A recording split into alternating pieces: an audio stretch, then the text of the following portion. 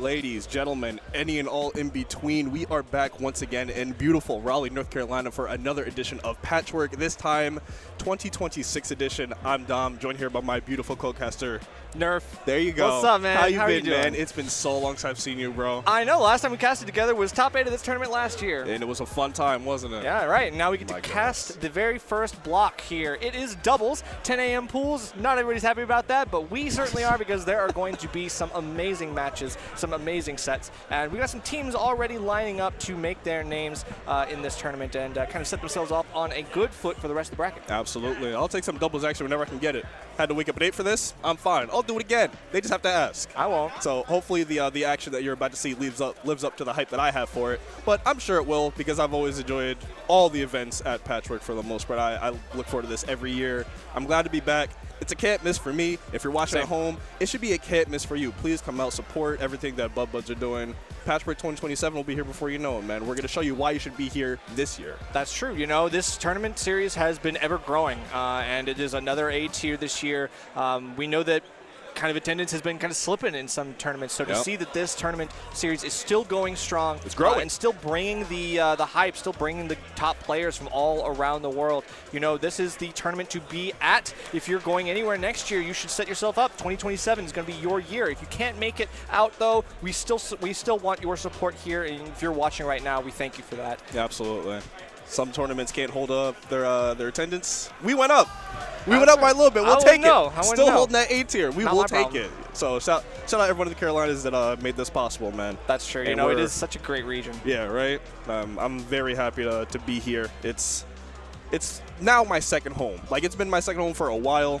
Like, you know, moving down from Tri-State all those years ago, it feels like. But coming down the Carolinas, man, it's really like nothing ever left. You know? Yeah, no, it makes sense. I mean, there's so much love that's been put into this scene by Mikey, by BuddWar, and of course his entire team. You know, BuddBuds has been a staple in the Carolinas, and they are the creators of Patchwork. They're the ones who make the wheels turn, as it were. But shout outs to production as well. Coming all the way from MDVA, we got Kyle KML running the stream on this side, and we want to show everybody some love. So let's see what we got first up. We got Rap, Myth, and Deli Boyd Festive.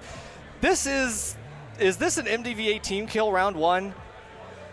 From what I recognize, it might be. You gotta be kidding me. All right, but it's okay.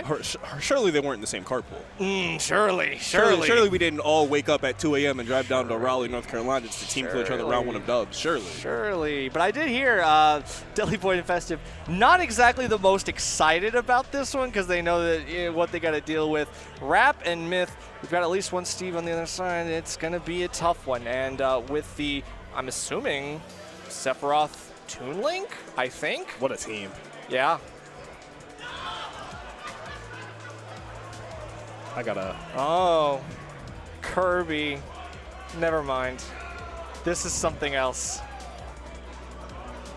Telling you to keep it on the low. Right. All right, so we've got Kirby, King DDD versus Lucas and Kazuya. This is a Kazuya Lucas. This is such a weird double setup. All right, we get right into it. We're not even going to get any sort of appetizer or anything. We're getting straight into the weird stuff. Yeah. On Smashville of all stages, too. Smashville. Yeah, it's about to go down. It's about to go down in a serious way. First double set of the event about to go down here.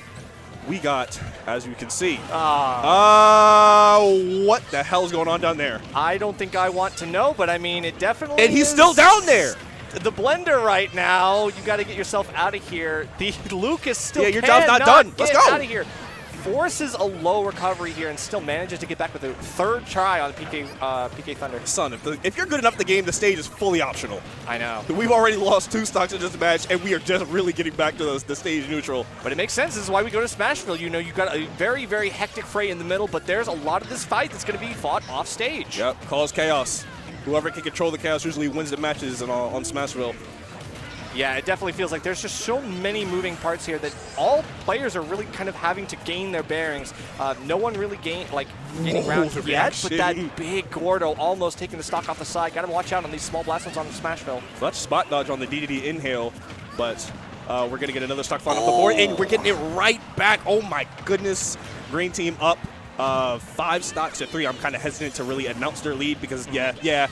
Just like that. Yeah, that's my bad, actually. I shouldn't have said anything. So we've got an even game now. I know. 3 stocks apiece for both sides. Man, what a weird game this has been so far. We're only like a minute and a half in, and we've seen so much stuff go down. Pretty much. Then, oh, my God, they got another stock. Yo, but this time, I mean, taking the revenge on the Kirby. I mean, you've got to kind of put him in the dirt. Make sure that if he wants to play this kind of cheese strat off stage, you're going to be able to do the same thing here. Actually just raw killed. Yep. But I was above the stage. I mean, remember, the bottom blast zone actually swallows you up sometimes. Yeah. Even like where you think you might Oh not my God, that was about to be so tough. And you're holding in so you don't get spiked off the stage like that. Yeah, some heads up thinking right there. Might take a little more damage. You're going to hold on to the stock. And now it is just up to the probably 1v2. You probably don't want to take the teammate stock right here just because we're in such a healthy lead. You don't want to risk anything weird happening. So you just got to take 2 stocks off of Lucas raw, straight up. Yeah, and this is a tough neutral for Kirby just because you have some really quick moves, but your arms are stubby, and the hitboxes from Lucas are going to be really easy to kind of like disjoint and outrange.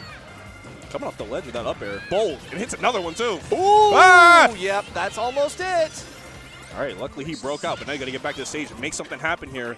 Basically, last hit here for Kirby, that light frame, you can't really take too much.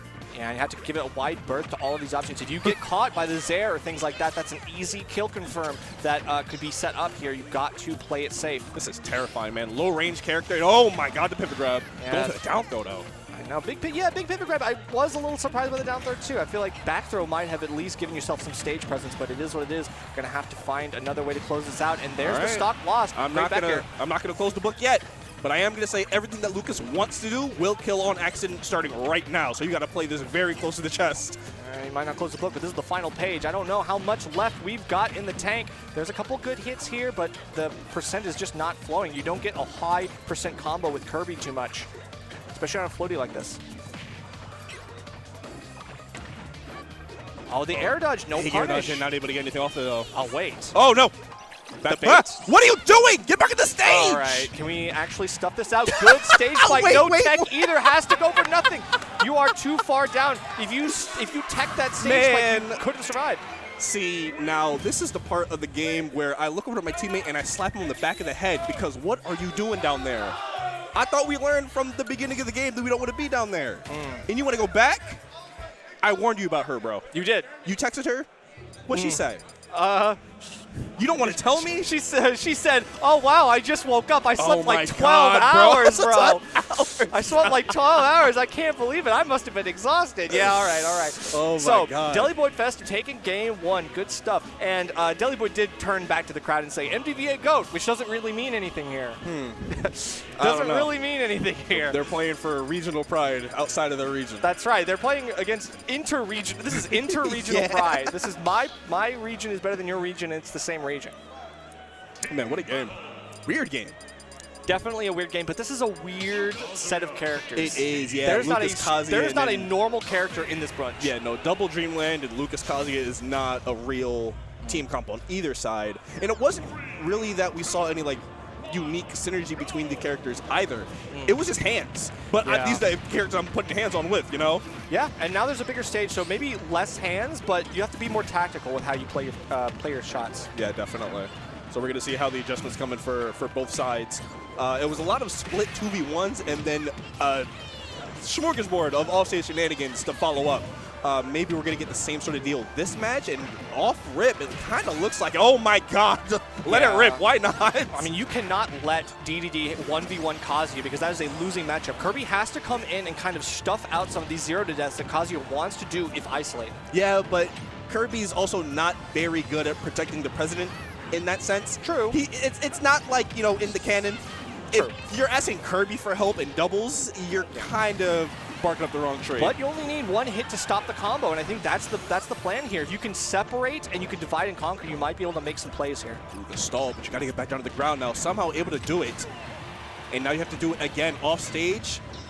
Both characters off stage now. Blue team could get a big advantage going in here. Big Kirby up smash. Yeah, like I like that you're covering point while DD kind of plays defense from behind, keeping Kazuya away. There's a couple good moments where we're seeing some synergy develop between these two teams. Oh, yeah. Good breakout right there. You don't want your teammate taking any sort of damage. I don't care if it's just a rapid jab. Just get off him. Green team has full stage dominance. Oh, goes for the up smash, looking for the iframes to kind of muscle your way through some of these ledge options, but it won't work. They have to keep that in the back pocket, though. Yeah. Because that will work at some point. You have all these Eventually. iframes on this green team right here. Yeah. Something's going to break through. But if it's predictable, there's no chance. But we still got to find something here. We get the forward throw stuffed out by Kirby following up. Now, Kirby's always able to run up and at least get one quick frame hit. Still going to die here, and now it's a 1v2 in this situation while Kirby gets back. All right, we get a bit of damage on DDD, but a little bit more would have been preferred, but they'll take it. They're still in the lead. They've got, I was going to say a healthy-ish stock because it's Kazuya, but Right. the nature doubles. Oh, my God, that true comboed and killed. Double back air.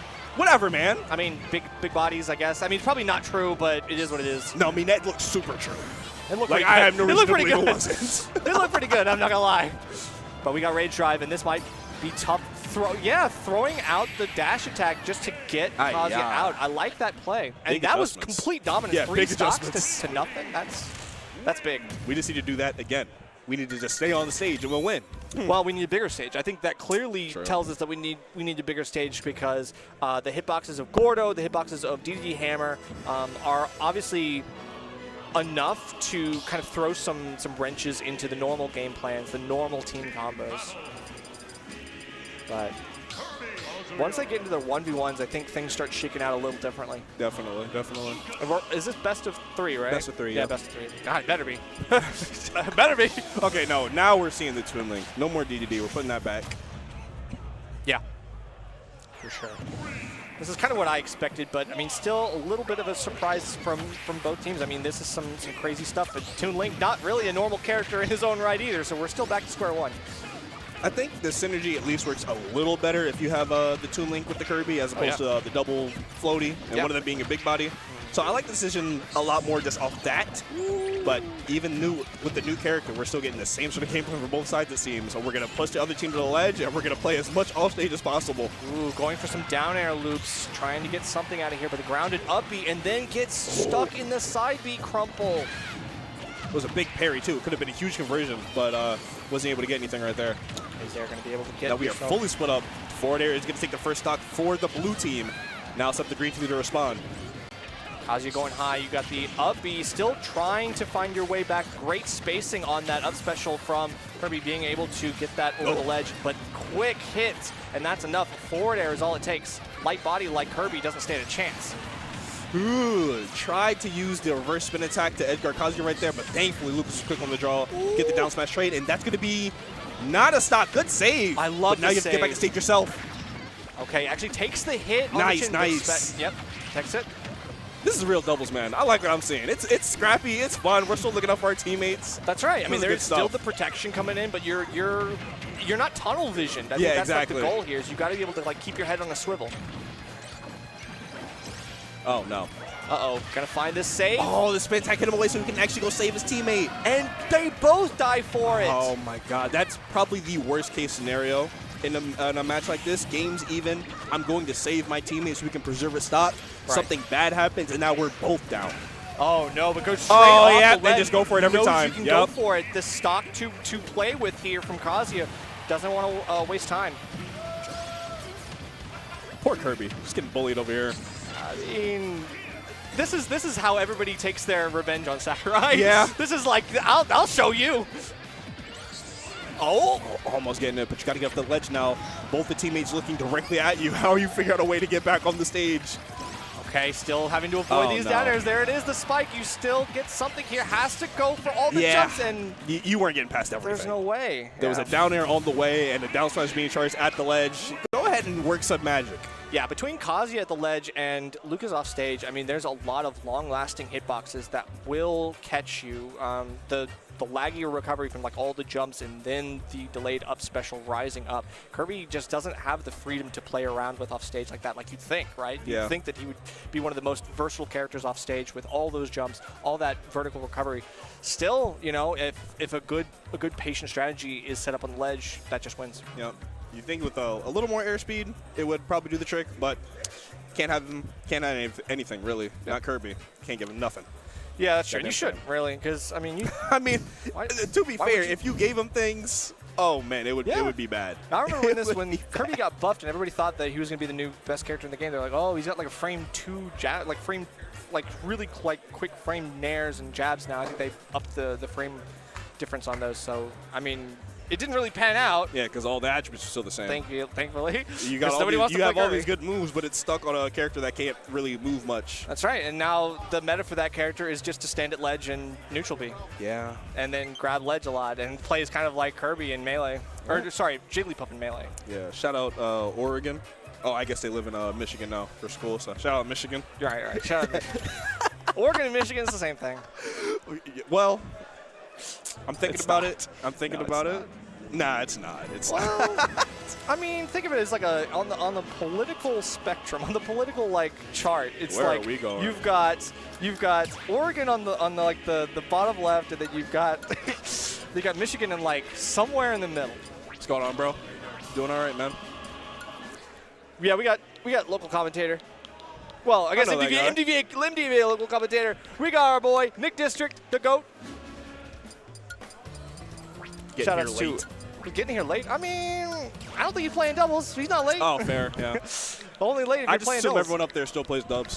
So I was like, why are you here and Well, not we are. with your teammate? I will say, we do have a few hardcore doubles fanatics. I mean, obviously, Alternus and Matador are teaming for this tournament. Okay. They're both really, really good, fervent doubles fanatics. I definitely think that they are slated to do well, even though they're technically seeded to lose their first round. We'll see how that goes. We'll see how that goes. But I definitely think... Oh, here we go. Well, there you go. They're right here. Matador Alternus versus Everdark, Zenite, and Storch. What a name. That's... Yeah. What a pairing. What a pairing. But Matador Alternus, it will probably be Wario Pit. Or I could see...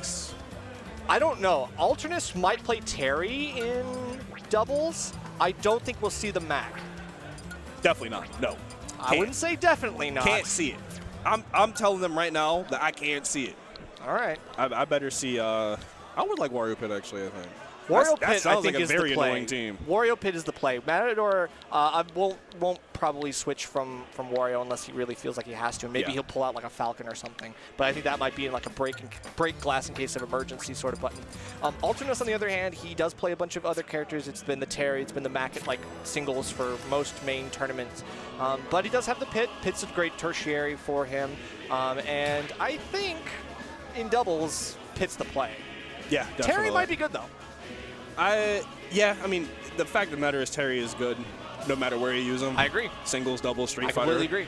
It don't matter. I think he's a great character. Yeah, I think if they go with the Terry here, it won't be a bad decision at all.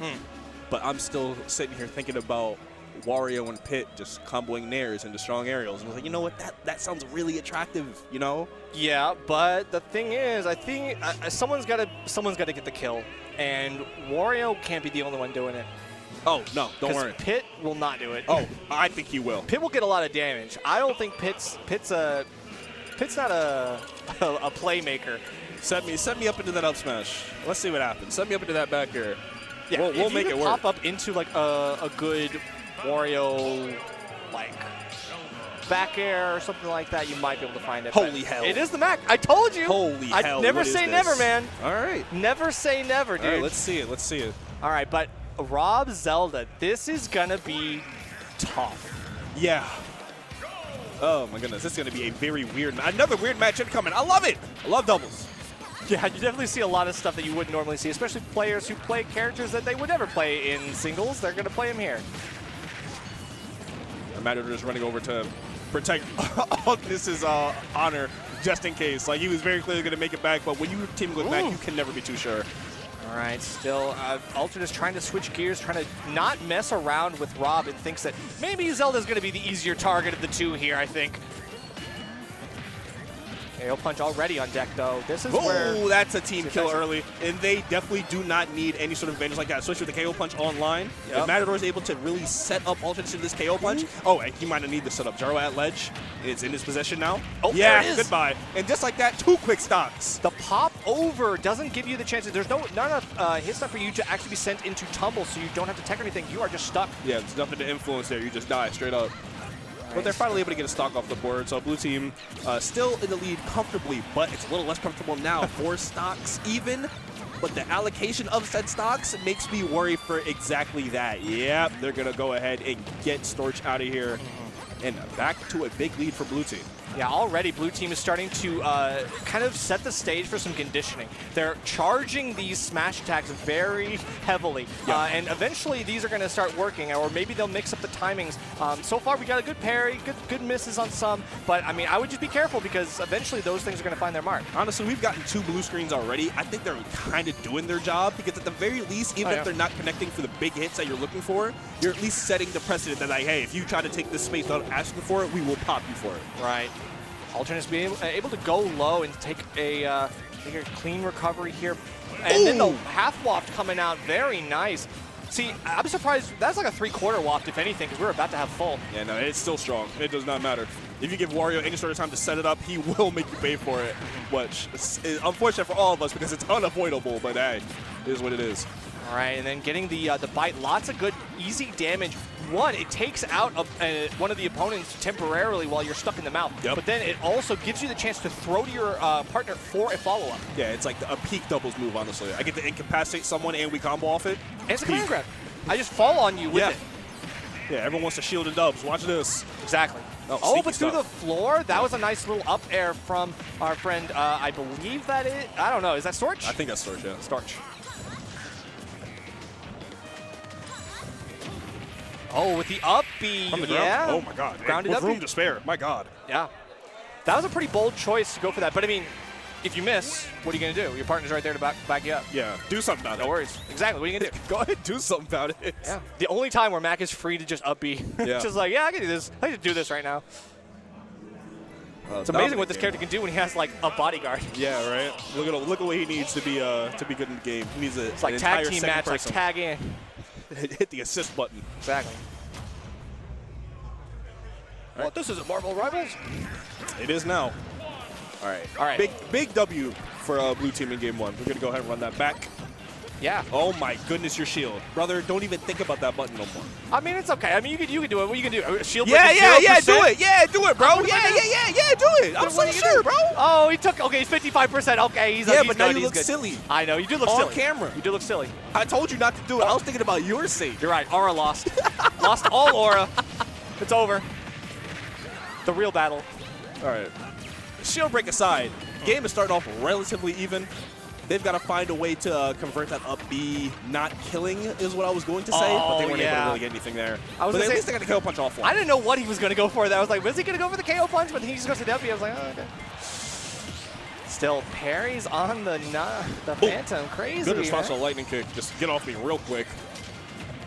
Someone looking for a big hit right here, getting the first stock off the board. And they're finally going to get a red team with their first lead of the set. Big lightning kick coming out. And they get another one right there with the Rob Up Smash. Yo, if they can make some damage happen on these stocks right here, it's going to look real good for them going forward. For sure. This is a pretty smothering play style. I mean, Matt had been showing really good game sense, just like flashing the shield and some of these like quick hits. Oh, shielding out a laser instantly and then going right back into the fray. But this time they did not let him get the chance to survive. All right, not going to be able to get the up tilt into the up B. So we're not going to get the stocks off just yet. Armoring through the Rob laser. I don't even care about this thing for real. Yeah. This means nothing to me, man. I wouldn't either. Oh, beautiful conversion. Fair to back air from Zelda. Really nice stuff. Good catch. All right, and up being back to center stage. Yo, they are the tank right now. And as I say it, well, it's like every time. Yeah, going for the up B a little bit crazy. I think you might have been a little bit too transparent there. And obviously great ground speed on Max, so there's nowhere you can hide on the ground from this guy. Ooh, double. But he gets... There you go, back air is going to get the stock off for the blue team. All right, now we are looking at even stocks, but the percents tell a very different story. Yeah. If Alternus is able to get back on stage, that KO punch still online, something big happens potentially. But they're going to find a way to get there. Yeah, but getting sent into tumble is going to take that away. You got to be very careful. You got to play super patiently, parries the laser, then runs in with the shield. Oh, it whiffs the KO punch. I thought for sure that was going to connect off the up tilt, and they definitely thought it was as well. Yeah. Good slip counter, though. That looked still like alive. A crazy, like, muscle memory air dodge out there from storage. If this air dodge goes through, cool. If not, hey, We're getting killed anyway. It don't even matter. To avoid all these projectiles when you're off stage, it's really tough, especially for Mac. So almost a double KO right there. 146 and the bike, no! Doesn't even matter. We still got the double KO anyway. Bike off stage, covering Mac's recovery. Not really anywhere he can go to avoid that. He doesn't have that sort of liberty. So good thinking from the red team, and now they're going to hopefully run this one down to a victory with 3 stocks remaining to Matador's 1. Here's the problem, though. Matador is a great doubles player, and he knows how to 1v2 pretty decently. You have some good all-encompassing hitboxes like Nair that allow you to separate the opponents when they try to double team you. It's all about misdirection. If I can keep these guys guessing, potentially force some team damage, maybe a team kill ideally, there's a shot. Because once we get down to those single stock scenarios, that waft is about to be online. That's right. Matador could play the long game and find a couple wafts here, but no chance. Got him. Caught him mid-bike, too. You saw the bike exploding in that kill screen animation. Great snipe there with Din's Fire. And red team able to pull out game 2. Very nice. That's actually very good. From like the outset of that game, it looked like they had a different game plan, and it definitely worked for them. So, but they're gonna have to readjust potentially again because they kind of kicked our ass game 1. We adjusted game 2. What do you think they're gonna do game 3? Go to Hollow Bastion. Yeah. I think Hollow Bastion's a great play, and then we probably want a bigger stage. Well, that was PS2. I think we want like a central platform with low ceilings. Something that you can probably kill a little bit easier off of like Mac up B, maybe Wario up air, stuff like that. And yeah, I mean, just generally better centered, better team fights. I think Mata and Alternus were getting kind of separated a lot, and they weren't able to find those kind of like wombo combos. So maybe doing a little bit more of that. All right, let's see if you're... No. Okay. Battlefield. Oh, this is regular Battlefield. Oh, shit. The top on. Yeah, no convertible just yet. Yeah, right. All right, but either way, that does help a lot. Kills on the top. We're shielding. We're looking at Little Mac, and we're hitting the shield button. We learned nothing from the last game. But hey, we won the last game, so who cares, We did win the last game, so it's like it was a rough start, but we still pulled it out. Hey, you never know. All right. Thankfully, with this this platform layout, it will give Alternus more places to hide, and it'll give Matador more places to really run to. Thank goodness. I thought something terrifying was about to happen. Yeah, you can get your up air strings a lot better on this stage. You can follow up with your nairs. There's a lot more vertical combo potential for this one, but is that really what you need against this team? I feel like against Rob and Zelda, I feel like they have options to get away from the vertical combo. Rob can just go wherever he wants. It might just be about the defense. Like, because I was saying, they're going to have more places to hide, both of them. Right. Right. So, like, they can maneuver a little better around the Rob shenanigans. You don't have to worry about as much about the Phantom or any of the Zelda's projectile nonsense if we could just escape to a platform, right? All right. So it makes sense to me, but they're going to have to show us how well they want it to work. Oh, good chase for that down smash. 50% already on Zelda, man. I can tell that this is what Matador is going for. He's letting Alternus cook, and he's literally just going to be like, I'm going to keep Rob away from you. If honestly, you focus Zelda, I take care of Rob. That's one of my favorite gameplays, man. The Junkyard Dog strategy. That's right. I'm going to keep him on a leash. Get him. Sick him. Get him. Attack. I'll take care of everything else. You just go get him. That's right. Still long-lasting up air. Going to catch you in that air dodge. No safety here. Grab that ledge. And the rotor arm. Not enough to get the stock either just yet. Okay, that's crazy. You got the insurance for that? Matador, I mean... Trust me, his premiums must be through the roof because he's crashing that every 10 seconds. $450 a month, bro? Every 10 seconds, he's crashing that. Oh, good response off of that command guard right there. Immediately running over, punishing it with an up air. Get that stock off the table. What? Oh, man, yeah, okay. Oh, sends the wrong way, thankfully. So, big waft conversion, doesn't get the KO. Red team still in a very good spot right here. They just have to hold on to these stocks for as long as possible, but they're both off stage right here. Matador definitely going to make something happen. Alternus looking like the sentry at the ledge, trying to get that stock off. Yeah, I mean, you just got to keep swinging a little bit. I mean, Zelda playing a little bit more of an aerial-based game, going to make it harder, especially with those quick lightning kicks. But Alternus not perturbed, not going to get stuffed out. But the gyro is just making it so hard for him to play his game. Oh, goodness. Let's take note that Mac is already at 75, though. Even if he gets his KO punch at a relatively, quick pace, like right about now, yeah, how much does it really matter, though? Well, against the 0% if we Rob, hit him not much. at all, yeah, and now it's gone. And now gone, you just have Mac at 107. It's, oh my goodness, it's looking dire for MDVA boys right now. This is where Matador needs to play the defensive game. You got to come in and Smash is going to do it, and if we have to take the stock, we kind of don't have any recourse there. If we can get the stock off of Storch right here, it could work. Okay. And Aldridge just cannot play anything against Rob. I feel like the smothering has been so effective against him. Might be time to put the dogs back on the leash. On the leash, rather. Because the strategy has not worked so far, or not to the effect that they've wanted it to. We are now looking at a virtually even affair. One damage stock on both sides, one fresh stock on both sides. Comes down to the better team. Big lightning kick at center stage. Matador trying to land on the left side. Goes for a bit of like a drag down with the up air. Not too bad, but Mata going low with the bike, jumps off and still manages to fall in fast with that nair. Oh, interruption with the chomp. KO punch back online is going to whiff yet again. Greedy. Huge conversion. We could have changed the tide to this game, but now we are back to playing normal Smash Brothers. Inches away from dying to the Zelda forward smash. Little bit of a pucker there, but you got to calm it down. Mata flashing gold. You know what's up. Waft on deck. Everyone hold on to your hats. It's about to get dire. Ultimate's off the stage. 164 on Matador. I'm not closing the book. Game plan I'm not is going to do here. it. Set up the bike and try to connect both. Oh my God, but they were looking for it. They knew what was up. The heads up thinking to wait that split second for running in because you knew the hitbox was going to extend on the bike. Yeah. Super smart thinking from the red team, man. They're able to close it out with the up air, get the huge 2-1 set victory. A little bit predictable there, perhaps, with the expected extensions off of the bike. Yeah, Matador obviously loves going bit for that, but that's what you do in those 2v1 situations. You know that if you can extend enough to hit one of the opponents, you might extend enough to hit both of them as well. Exactly, because that's ultimately what we're going for. If we can get this to hit you, and the teammate runs in to protect them, and then they die, all right, cool, the game's over. We won. It worked. Matt hits what impresses me is, again, the reset right there.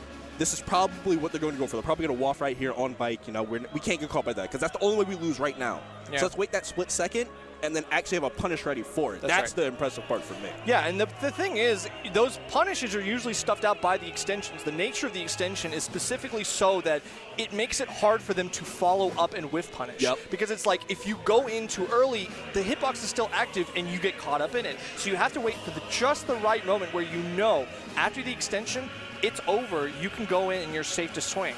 Otherwise, it's a risk. Sounds good. We want to keep the lights on here, and we want to keep this event running for all of you out there. So let's run a little bit of ads so you know who's behind the people making this event happen. Bud War's buddies, obviously Bud War, the man, the myth, the legend himself, the head TO behind Patchwork. You can find all of his ventures and all of his dealings on BuddBuds Esports on Twitter, BuddBuds Esports on YouTube, and BuddBuds on TikTok. Obviously, you can follow him for giveaways, skits, events, and other Raleigh-based esports news. Keep an eye out for some of that merch. I'm sure there's going to be a lot more coming in the wake of Patchwork 2026. And they've also got the local at Bad Machines over in Cary, North Carolina. If you're in the area, this is about 10 minutes from where this local is going to be. So it's as it implies, it is very local. It's going to be Wednesdays, 6:30. Start GG link you see right there. Go ahead, hit up that BBL. Sign up now. Yeah, you don't got to go all the way to South America to get your BBLs anymore. You can go straight to North Carolina. Yeah, Dr. Miami has no idea what to do about that, man. That's right. And we got Starlight Singularity, another regional local. We got quarterly regionals at Raven Force Games here in Sanford, North Carolina. That is happening on July 11th of this year. So make sure you go to start.gg/Raven if you want to see what's going on down at Raven Forge and try to support more North Carolina locals, because we all know locals are the lifeblood of this community, and we need more. If you lose them, you're not sure if you're going to get them back. So support them while you have them. That's facts. Even if you're not here. I'm talking to all of you when I say that. Support your locals. They're very important, man. They're very important, bro. I know. Never know what you got until you got it, until it's gone, man. Yeah. It's tough life. Yeah, it is what it is. But, you know, there's always someone willing to carry the torch. We got the up-and-comers, the young guns, the people who are taking the reins from the old dogs, the old guard, to bring a new breath into the community and try to reinvigorate some of the players in the scene, trying to get as many people out, trying to make those connections, continue to keep those connections that you've already made. Yeah, that's what it's all about. That's the beautiful part about the scene growing the way it has in the past couple of years, is that right when it looked like we were about to lose a lot of the people that were responsible for really like holding everything up, they were just gifted like 5 helpers apiece. It's like, hey, you know, I want to do this because, you know, That's right. y'all have supported me in my time here. I want to continue to do that. So we're not short on helping hands at all, but we got to make sure that we're supporting the projects when they come up. That's true, you know, and you gotta make sure that everybody who's involved, you know, you gotta give them their flowers while they're there. You gotta make sure that they feel appreciated. Appreciated, yep. Because we do appreciate them, even if a lot of it goes unsung, undersaid, you know. But if it weren't for them, you know, we wouldn't be able to run bigger tournaments like this. You know, that's the whole idea, is that there's momentum in the scene. And as long as you keep that momentum, things continue to happen. You see the viewership go up, and you see the attendance numbers go up, and that's what we're looking for. You know, we're looking for more opportunities. You know, a good third space is hard to come by these days. Absolutely, man. Oh my God, they're making everything cost money now. I mean, they always cost money. They're just making it cost more money now. Yeah, but more money. For no reason. They're making it cost an uncomfortable amount of money. That's right. That third space used to be $5 plus bracket. No, now I gotta like walk in, you know, spend $30 on a cover charge, and I'm like, but I'm drinking. What do you mean a cover charge? I'm. What do you mean? Can I get the cover charge anyway, bro? Cover charge for what? Can I just get the cover charge anyway, bro? No, legitimately, I haven't paid a cover charge since I was under 21, so don't worry about that. Hoping to keep that streak going. I would like to keep that streak going. I want to go to that. I want to go to that club. Beautiful Crow was at last night. Where was want he to know going? what club he found in the middle of Raleigh on a Friday night. Well, he did say it was a $30 cover charge, so I don't know. Okay. I don't know. Well, that's the catch. That's the reason I said that, because I was like, well, you know, maybe I could go out. No, I don't think I want to. I don't want to no more. I'd rather spend $30 on anything else. Yep. Food, drink, whatever. But anyway, we got more MDVA boys coming back up on the sticks, and this one is certainly going to be a banger. We got Bacon and No Tag coming up. This is the Dr. Mario team. Sometimes we might see Samus. Oh, yeah. They have 3 variants of that team now, I forget. Yep. Because No Tag is he got super comfortable with the Samus, I'll say 2024, 2025. So now we're in 2026. That Samus just comes out whenever he needs it. I mean, it's a great secondary that's become almost a co-main. You know, we've always seen No Tag as like the Mario guy, but I mean, it's a good thing to have another like a range character, projectile character, and especially one that's heavily punish based like Samus. I think they really work well with each other's strengths. However, is Mario and his doctoral equivalent? Yeah, his persona. That's right. His peak envisioning of himself. That's you right. know, this is who I want to be in 10 years. This is the mind's eye. Yep. But this is like the second wrinkle that they have to their team comp. It could be the Mario Doc, it could be Double Doc, or it could just be the Doc Samus. Yep. So they're just gonna go with the PhD and the blue collar worker, pretty much in tandem. Exactly right. You see a merging of the blue collar and the white collar together. It's beautiful. I love America. This is. I'm not even gonna. This is class coalition right here. This is truly a class divide coalition. Yeah, and on the other side we got another Kirby, man. What is going on? What's in the water? That man didn't go to medical school. I don't even think he can read, bro. Where'd you find that little thingy on your head? He just took a CD and stuck it to his head. Dog, look at my doctor. I'm going to jail. He glued a CD to a headband. No, but seriously, why is there another Kirby? I'm usually good for like 1 Kirby per event. I've already seen 2. I'm down with it. I love seeing Kirby whenever I can see it, but man, it's crazy. But they already got some stock off the board. Bacon is going to respond, but I think Red Team is going to be able to respond in time. Good save from No Tag, but will it matter? No, it will. Because Nice. Air dodge, the American air dodge actually saving you this time. Bacon having just enough time to go low and then get the up special. Not a lot of range, but it's enough. Pirate dash attack coming in super clutch, getting that kill, I believe, 108. So we've got some pretty even stuff so far. No, 4 stocks to both sides, relatively even percents. And we're seeing good game plans come up from both sides. It's very defined what both sides want to do when they get on offense. Yeah, a few juggles here and there. I mean, some good combos off the platform extensions, but still we're not finding the stock just yet. We got to get a little bit more percent. And now Pyro's on the table, which means, those stocks might just be on notice. All right, we're good. I think. No, I think we're bad, guys. We're good. No.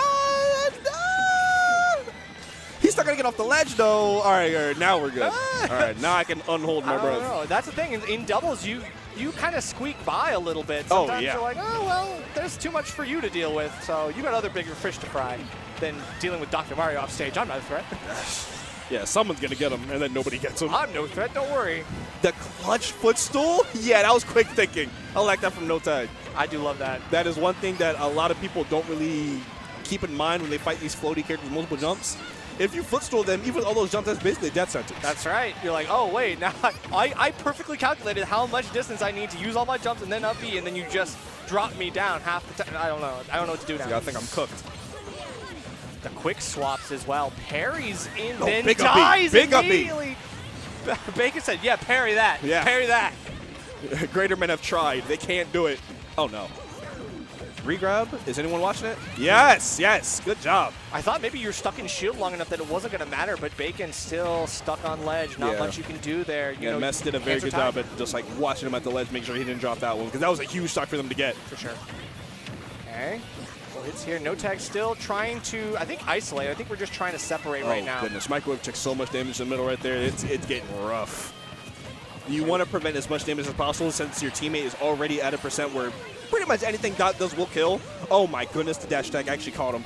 And I'm wondering, like, what's the setup with the flood? I'm waiting for that to kind of come to fruition. I want to see if there's, like, Bacon with a forward air, like, right behind or something like that. Ooh, that late neutral air just barely whiffing on Mess. Bacon looking for the KO right here on someone, anyone. Up smash is connected for No Tag, and that's going to be the stock off Microwave. And now Kirby going to pull up the 2v1. Okay, goes for the down special, trying to get something here. Ledge grab, roll, and then bounces into the pinball machine. Ah! I'm cooked. Bacon. Oh, no. Bacon, are you okay, man? Oh, no. I've seen this before. No, it's okay. Okay, God bless. It's okay, it's okay. God bless. Had a second there where I had to look at the percent and be like, is No Tag in danger here? No, we're good. That was a straight up back air. It clanked, or clashed, but hey, whatever. Another moment where I got to look at my teammate and just hit him on the back of the head. Yeah, I know. Bacon like kind of like, you got this, right? I didn't mean to do that. You got this, right? I missed up. My bad. I might have messed that one up. That's okay. Still managing to eke out the win and taking game one. No Tag and Bacon. Let's see if Microwave and Mess have got what it takes to make the necessary adjustments. I don't think I saw anything glaring out of that game one either. Is that Beastly? Probably. They got rivals here, bro. You're a rivals player now. Oh, I know. One of the best. I'd love to see it because, I mean, we were talking about Dr. Mario. Just kidding. Beastly has a sick Dr. Mario. Oh, he does he? Yeah, he does. I'm not even surprised, bro. He's one of them randoms fiends. No, he does. He's got a sick Dr. Mario. All right, sticking with the same old song and dance. We're going to see a switch from No Tag. Nope. Nah, I don't think there's any reason to switch. No Tag, no switch. Their game plan worked almost flawlessly that game. It just came down to almost. Bacon's controller slipping out his hand. Yeah. I'm forgetting how to play the game for a second. Yeah, their team synergy has always been real good. That's been like their strong suit. 100%. And their game plan against this team works out very well because if they want to ever make use of Pyra on the red team, they kind of have to go down to their mobility. Yeah. You know? Yeah. So dumb it down. I think they would rather just play this and do the exact same thing and then like force Microwave to be Mithra as much as possible. Yeah, and I think so far that's kind of what you want. You want the early combos anyway, so you're already going to be like forcing out Bacon. I think that's going to be like use Mithra to just completely overwhelm him and try to get him out of the situation as fast as possible. Once you do that, maybe No Tag is a man, a mortal. With the extension off the platform, I thought maybe we were going to see something nasty. Oh, maybe. Maybe next time. Got him. Yes, quick thinking with the down smash, covers both sides, sends outward instead of upward, fully capitalizing on that opportunity right there. So Mess is able to get the first stock off for the red team, and Michael is able to respond in kind. So now they have a 2-stock lead right here, but they are fragile. For sure. Not a whole lot of playing going to be happening on these stocks for much longer. Yeah, I mean, Bacon just cannot get anything more than like a down throw, more than a single hit. And then has to pull back and do some like hill stuff, but he still is getting in No Tag's way now. Microwave trying to find a spot to land where he doesn't land directly on an up smash. Like, you can just see the calculations he's doing in his head, make sure he holds on to the stock for as long as possible. I know. I mean, if your job is to stock tank, you know, that's #1 priority right now. Oh, but what a mix-up from Bacon. You thought I was going to recover. Yeah, it made it look like he was also going to try to cover the side B, so kind of dissuaded Microwave off of it, and then immediately dropped down to him with the Cyclone. Okay, gets a couple hits here, and I mean, now Bacon just has to play keep away from Pyra. There we go, Kirby getting max damage on that down throw. Oh no, raw Cyclone straight up. Oh, and the punish. That's good stuff. That's very good. Yeah, this is tough. No Tag still at 74%. Red team is looking pretty good. Yeah, they're in a great spot right here. They just have to make sure to capitalize here. But you are always one Mario conversion away from losing everything you worked for, so you just got to be very careful here. Right, the double trouble back throw into back air from Dr. Mario. That's a heavy hit. Now they're having to alternate, take turns just grabbing the ledge and trying to figure out who's going to be able to try to make it through the gauntlet on this ledge. I've seen neither of them. I've seen 2 Kirby down smash kills in one day. In the same game? Yeah, this is crazy. I almost never see that. But mix-ups are good. Man, all right, he's good. He's good. And he's covering his teammate. He's real good.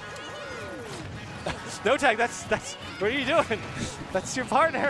That's your team. They're like right on top of each other. I'm like, what are you guys trying to do here? Yeah, sometimes the synergy is a little too good, you know? Let's clump up. We have the exact same idea. I have an idea. Let's clump up so they can hit both of us.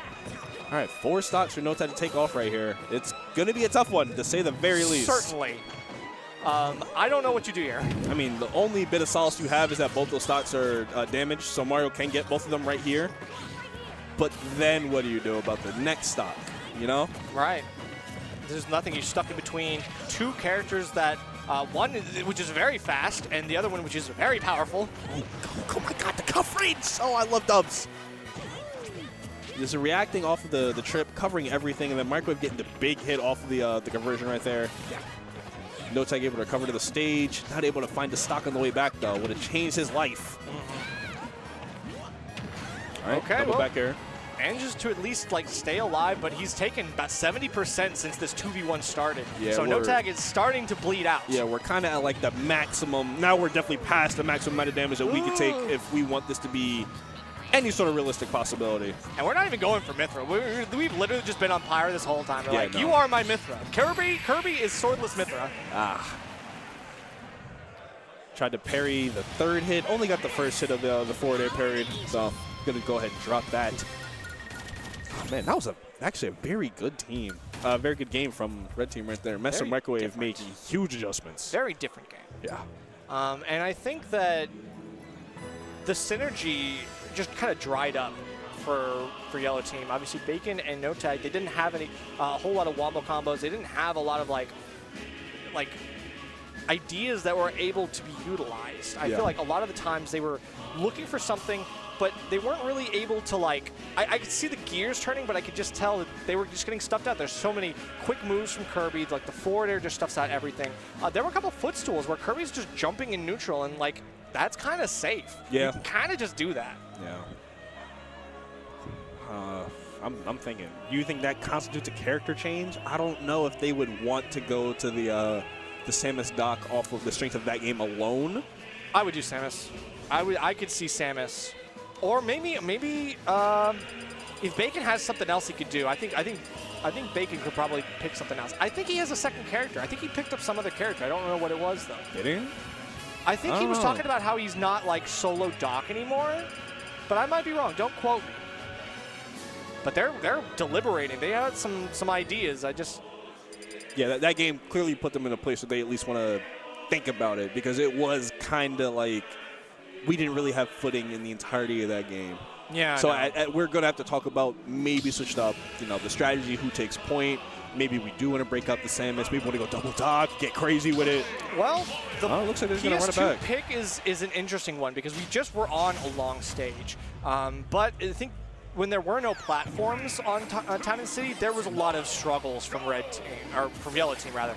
They were really finding it difficult to like land and figure out like where my conversion's going. So now that they have some static platforms, I feel like that might give them a few more options. Yeah. We're going to see what happens here on the PS2. And right off the rip, Bacon just going out there and doing big damage to everyone. And maybe Bacon can kind of set himself up as like the bait. If you're saying like, okay, they really hard focused me last game, maybe say we can capitalize off of that. We can say like, sure, I'll set myself up for some like, oh no, I'm in big trouble situations. But then NoTag comes in and saves the day. Yeah, if they can get big damage or a kill off of those situations, then they can kind of turn them into an even. Good recovery right there. The Cyclone's going to get mess off of Bacon. But they're not able to capitalize off the final color right there. So everyone's going to get back to the stage relatively safe. Oh, big up smash. Okay, and now we're not really able to set anything up because Bacon was still trying to land. Big opportunity right there, just off the table now. You get those grabs and dubs, you got to make something work. Yeah, I mean, there's definitely a lot of like double strats where you go for like the up smash and then immediately shield because you know that something's going to be like coming right for you at that point. But so far, it's been keeping yellow team alive a little, but we are losing the first stock. We're not too far behind, but I mean, we're losing ground. Yeah, definitely losing ground. And after the game that they just had, I'm positive they don't want to lose any more ground. So they're probably chomping at the bit to get these stocks off. If Microwave and Mess are careful, they can use it to their advantage. Up smash, charge, somehow fighting their way through it. It's just getting the kill. Like, they got the damage. They just got to find the right reads. Big pair on the up smash right there. And now yellow team just kind of trying to find a way to get that stock off. Finally going to get one. Can they get two right here? Both following the Mess to the ledge right here. And even though they do get that stock, Microwave's going to make him pay for it a tiny bit. And they're going to get the max conversion off the Angel platform. Oh, NoTag trying to like put some damage onto Microwave in revenge, but only gets 3% off the ledge and has to immediately go back and be like, okay, I don't want to get I don't want to be here next either. I don't want to be that me. That's not me. We lose one stock in that situation, that's fine. We lose two, the game is basically over. Yeah, it's not worth it. All right, still a couple up tilts. Oh my god, big up air killing at 105. Yo, what is going on? Red team is in full control. Yellow team has to go into damage control if they want to have a chance to remain in this game and possibly take the set back. The damage on NoTag starting up as well. Bacon now down to the wire, looking like you might be near kill percent in just a little bit. And then a lot of shields and manages to get a grab here. Meanwhile, NoTag still forcing out some damage. Big conversion, okay. There it is, yeah, kills at the top. I mean, this is something you can get from PS2, a little bit lower ceilings. Right now they're both just kind of maneuvering around Kirby. They don't want to give him any free opportunity to sneak in the KO move. Especially Bacon, already sitting at 81. You don't think that's kill percent, but in doubles with these characters on screen, you do not know what can happen. Yeah, the down air off stage killed him at like 60 or something earlier. Yeah, I was afraid that was going to happen. Yeah. As soon as I saw that whole sequence unfold, I knew that somehow Bacon was going to be on the receiving end of all of it. Mess throws out a forward smash, try to get NoTag. It doesn't get him, but he gets his teammate. Same result achieved. Yeah. Don't ask me to show my work. I can't do it. Yeah, that's right. I don't know. This is tough. I mean, this is 2v1 a lot more doable than the last one for sure, but if you can get Kirby out of here, you might have a chance. But Microwave only being at, whoa, okay, no longer at 6%. It's a little better in my mind now, already at 40. We're at the, what? Up smash. The back hit killed him? Let's go, Kirby. Kirby kind of crazy sometimes. My goat got it. Oh my, that should never get up. He was kind of, you could see he was kind of inside the hitbox a little bit, but yeah, man. right there, that little spot up on the top of his hat. He's got the big hat. Yeah, it is a big hat. Yeah, straight through the Lincoln hat. There it is. But you know, good stuff to Microwave and Mess taking out one of the arguably tougher teams to deal with in this tournament. I don't know if that was seeded to slate out like it did, but it certainly did. In my mind, they played like it was predicted to happen. So that's all that matters to me. Yeah, lost game one, but then immediately came back. Incredible game two. Yeah, 4 stock and then a pretty solid 2 stock right after. Yeah, it was like light work, but that's going to just send NoTag and Bacon back to the drawing board, figure out what to do in loser's side to keep themselves alive. But it's doubles. Main event still right around the corner. Yep. And there's still plenty of time for them to come back as well. That doubles bracket, and once you get into lowers, it's like Yeah, let's honestly, whatever. Let's throw everything at the board and see what happens. Yeah, you know, honestly. and they're bound to find a winning strategy there just because they've teamed together for It's so a long. wild one for sure. I mean, this is a tournament that I think is very strong for doubles. North Carolina and MDVA are both big doubles proponents. Yep. So there's a lot of like really strong teams. There's a lot of really strong players that do enter in teams, whether it's static or not. But I'm excited to see what happens for the rest of the doubles bracket. Obviously, this has just started. This tournament has just started, and we're already seeing lots of people kind of filling out the venue, hitting up those setups so that they can practice a little bit. There's already some singles players who are starting to make their way out, and it looks like the rival setups are also beginning to see a lot of play as well. All right, so now that they've won that, they go on and play Just Blue and Brujo for top 8. Microwave and Mestu? Yeah, Nice. fun stuff. Fun stuff. So one more, and then they're in top 8. Nice. Yes, sir. Sounds good. All right, so if this webpage isn't trolling me, we should be getting Louis Money and Lol Yoshi up next. My God.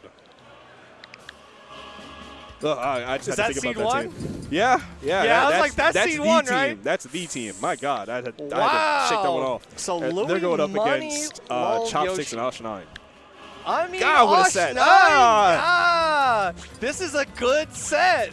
I like that we had very different reactions to what we just heard. This is a great, that's the thing. Osh 9 is a really, really, really good Mii Brawler player who's also really good in doubles. Oh, yeah, and I've he's teaming with the seen Mii Brawler.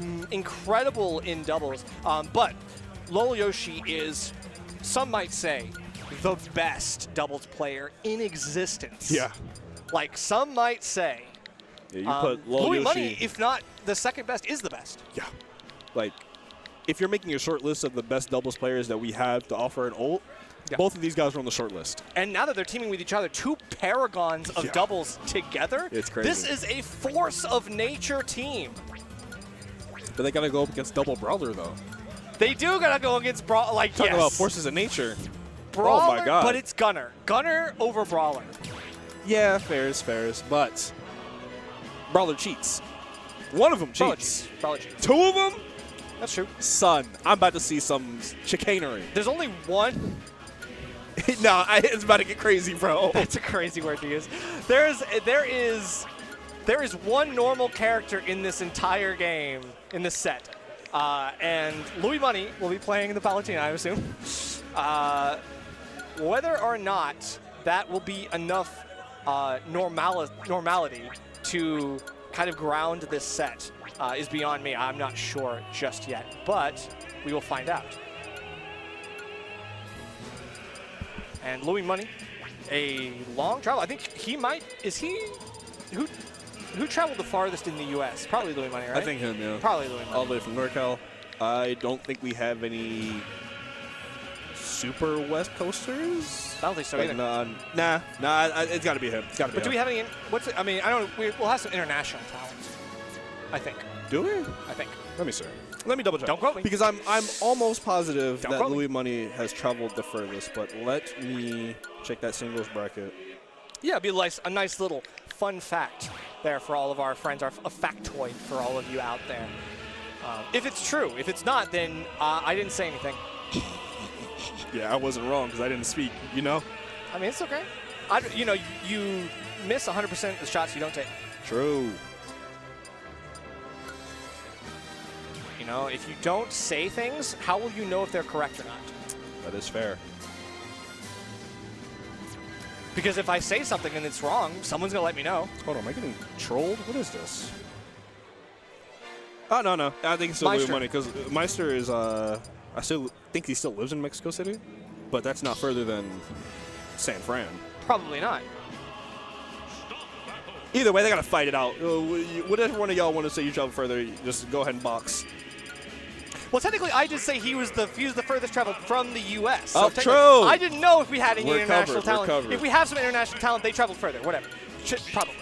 But me, Gunner. Yeah, Gunner Brawler, or Gunner Palutena against Double Brawler. And it's an interesting setup because we all know the Mii Gunner. One of the most devastating things for the Mii Gunner in this setup, in doubles particularly, is the stealth bomber. Yep. Throwing that out, you see the flash, you're probably already dead. and it goes like full stage. So you better hope that you are not in a horizontal vector from that player, or else you will just randomly explode. You'll spontaneously combust and die. Yeah. It's like they say, if you can see the laser on the scope, it's already too late. The same sort of deal here. If you can see or hear the stealth bomber on the way, it's probably heading towards you, and you should probably get down. Yep. So hopefully they're able to keep track of it in this set, Chopsticks and Osh 9, because if they can, oh my god. If they spend too much time trying to fight Louis Money and Lol Yoshi's lining something up, oh my god. I know. All right, either way, Louis Money's starting to find up some of these textbook combos. Great setup here on the ledge, but no matter what, we've got Chopsticks still managing to get himself back in. All right, already split up onto the different sides of the stage. Louis Money going to go over, try to put some more pressure onto Chopsticks, make Lol Yoshi's job a little easier. Right now, yeah. Actually, they've actually done a pretty decent job getting that damage onto. Dang. Well, that's unfortunate. Spot dash down smash happens to everyone. Yeah. I mean, the Hurricane Punch neutral B has been really good at like keeping your opponent kind of steady, and if you're able to catch both of the opponents, it's really good. However, it is very punishable. Very, yes.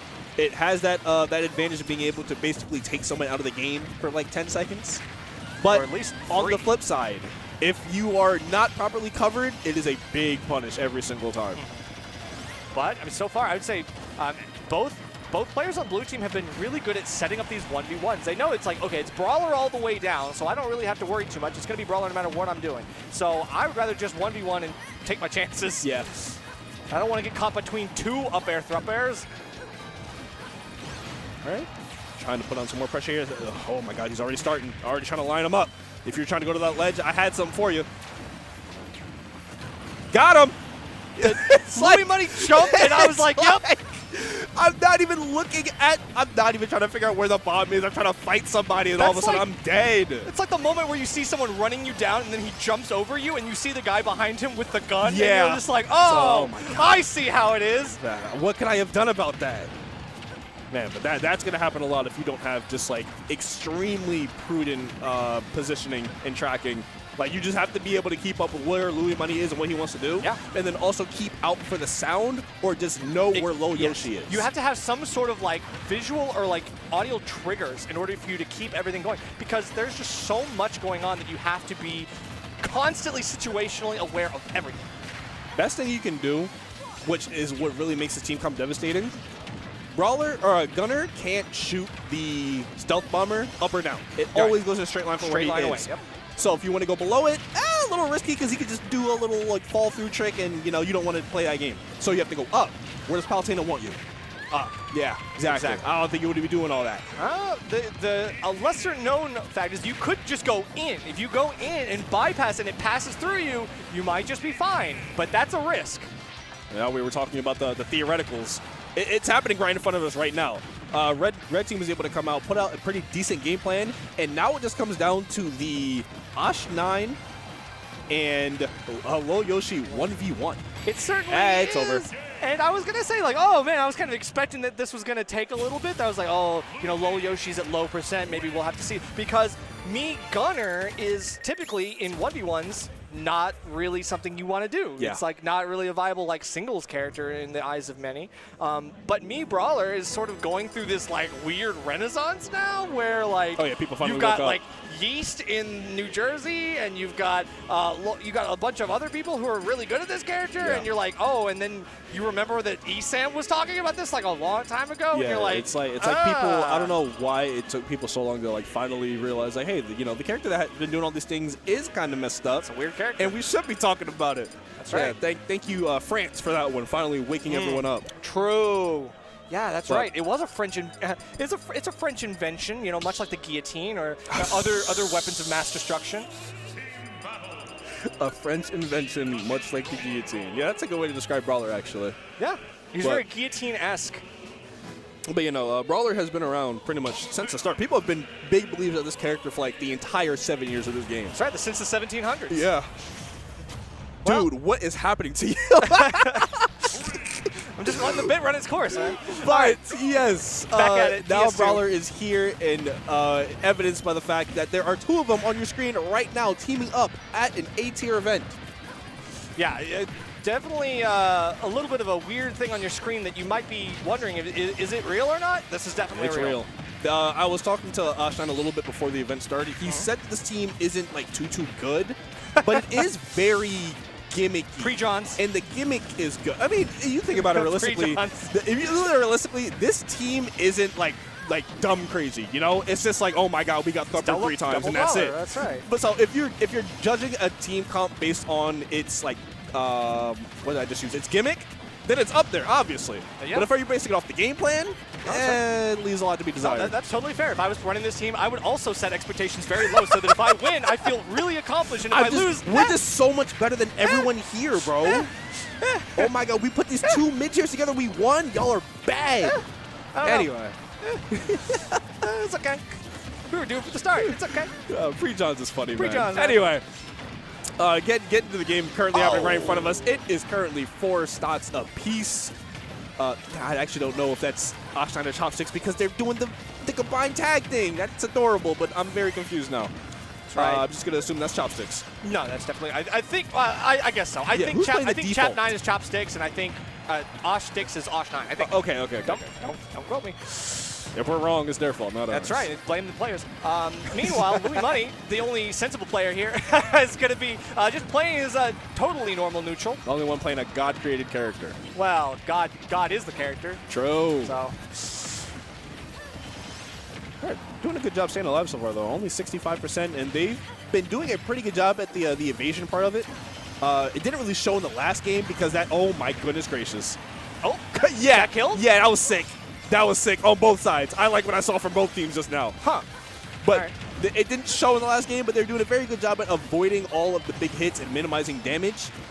If they're able to continue doing that and Loyush is just able to line up these shots while the red team is being pestered constantly. Yeah, constantly. Stuck on ledge. Cannot play the game. Like, literally, let them play the game. Oh, Thumper isn't going to kill just yet, but this one is going to do it. Stray conversion is going to get red team on the board in a big way, but just like that, it is over. Yeah, on the board. Louis Money is healthy. Low Yoshi still has bullets in the chamber. You got to go ahead and figure something out, man. Yeah, quick stuff, quick stuff. Yeah, beam a light, get Kratos instantly. I don't know. I feel like that was a game that could have gone a little bit differently if a couple things had not played out the way they did. Yeah, obviously that game was very close to being, honestly, a 2v1 in the other direction. I get what you're saying. Like the 5-minute mark where red team is just stuck on ledge for 45 seconds, and you see them like one gets off and then gets forced off, and then the other one gets off and then forced off, and they're both like leapfrogging on this ledge while they're trying desperately to like roll in, and Louis Money's like, no, no, no, get back. Like that kind of thing. If it hadn't gone out, if they had been able to kind of reset and maybe take a little bit of stage control, I think on a longer stage like PS2, they might have had a little bit more freedom. You know, the setups of the platforms would allow them to get some more of those like thropper options, allow them to get more of those kill confirms, do stuff like that. But yeah, but that just comes down to the strength of the team, man, because that's one of the things that they're both very good at. They just trap you at the ledge and they make you pay for all of it, man. That's right.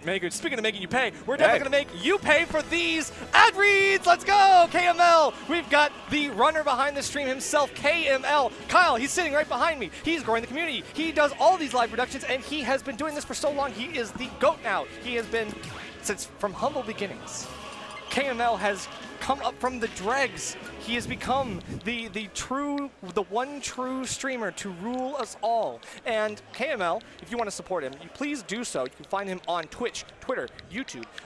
You can find him on KML tournaments at gmail.com if you want to work with him, and you should, because he is one of the best in the business. And if there is any production that you need done on the East Coast, he is the man to go to. You appreciate one, Kyle? You can be honest. You can say it. Yeah, okay. I just had to make sure. On your screen, you got the MDVA Ultimate Summit, man. I love when the regions come together. They're able to put out a production right on their own. It's going to be hosted by the man that is currently running this stream you're watching right now. KML is going to be presenting that, along with all the lovely sponsors at the bottom. First ever MDVA Smash Ultimate Summit coming up on July 11th and 12th. 24 players from across the region.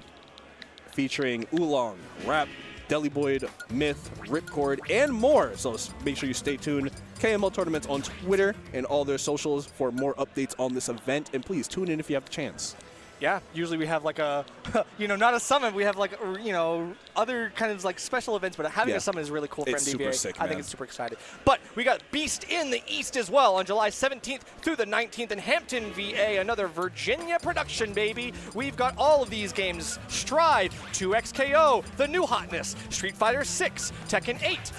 Is there Marvel Rivals? No, clearly not. That's an inferior game. What about the other one, Tokon? I don't know. Where's Tokon? Anyway, maybe you petition, you can actually get them to add that to the list. Go to start.gg/byte9 and go to @thebytegaming, I'm assuming on Twitter, if you want to find more information about that. And make sure you sign up now because it's coming up in just a month.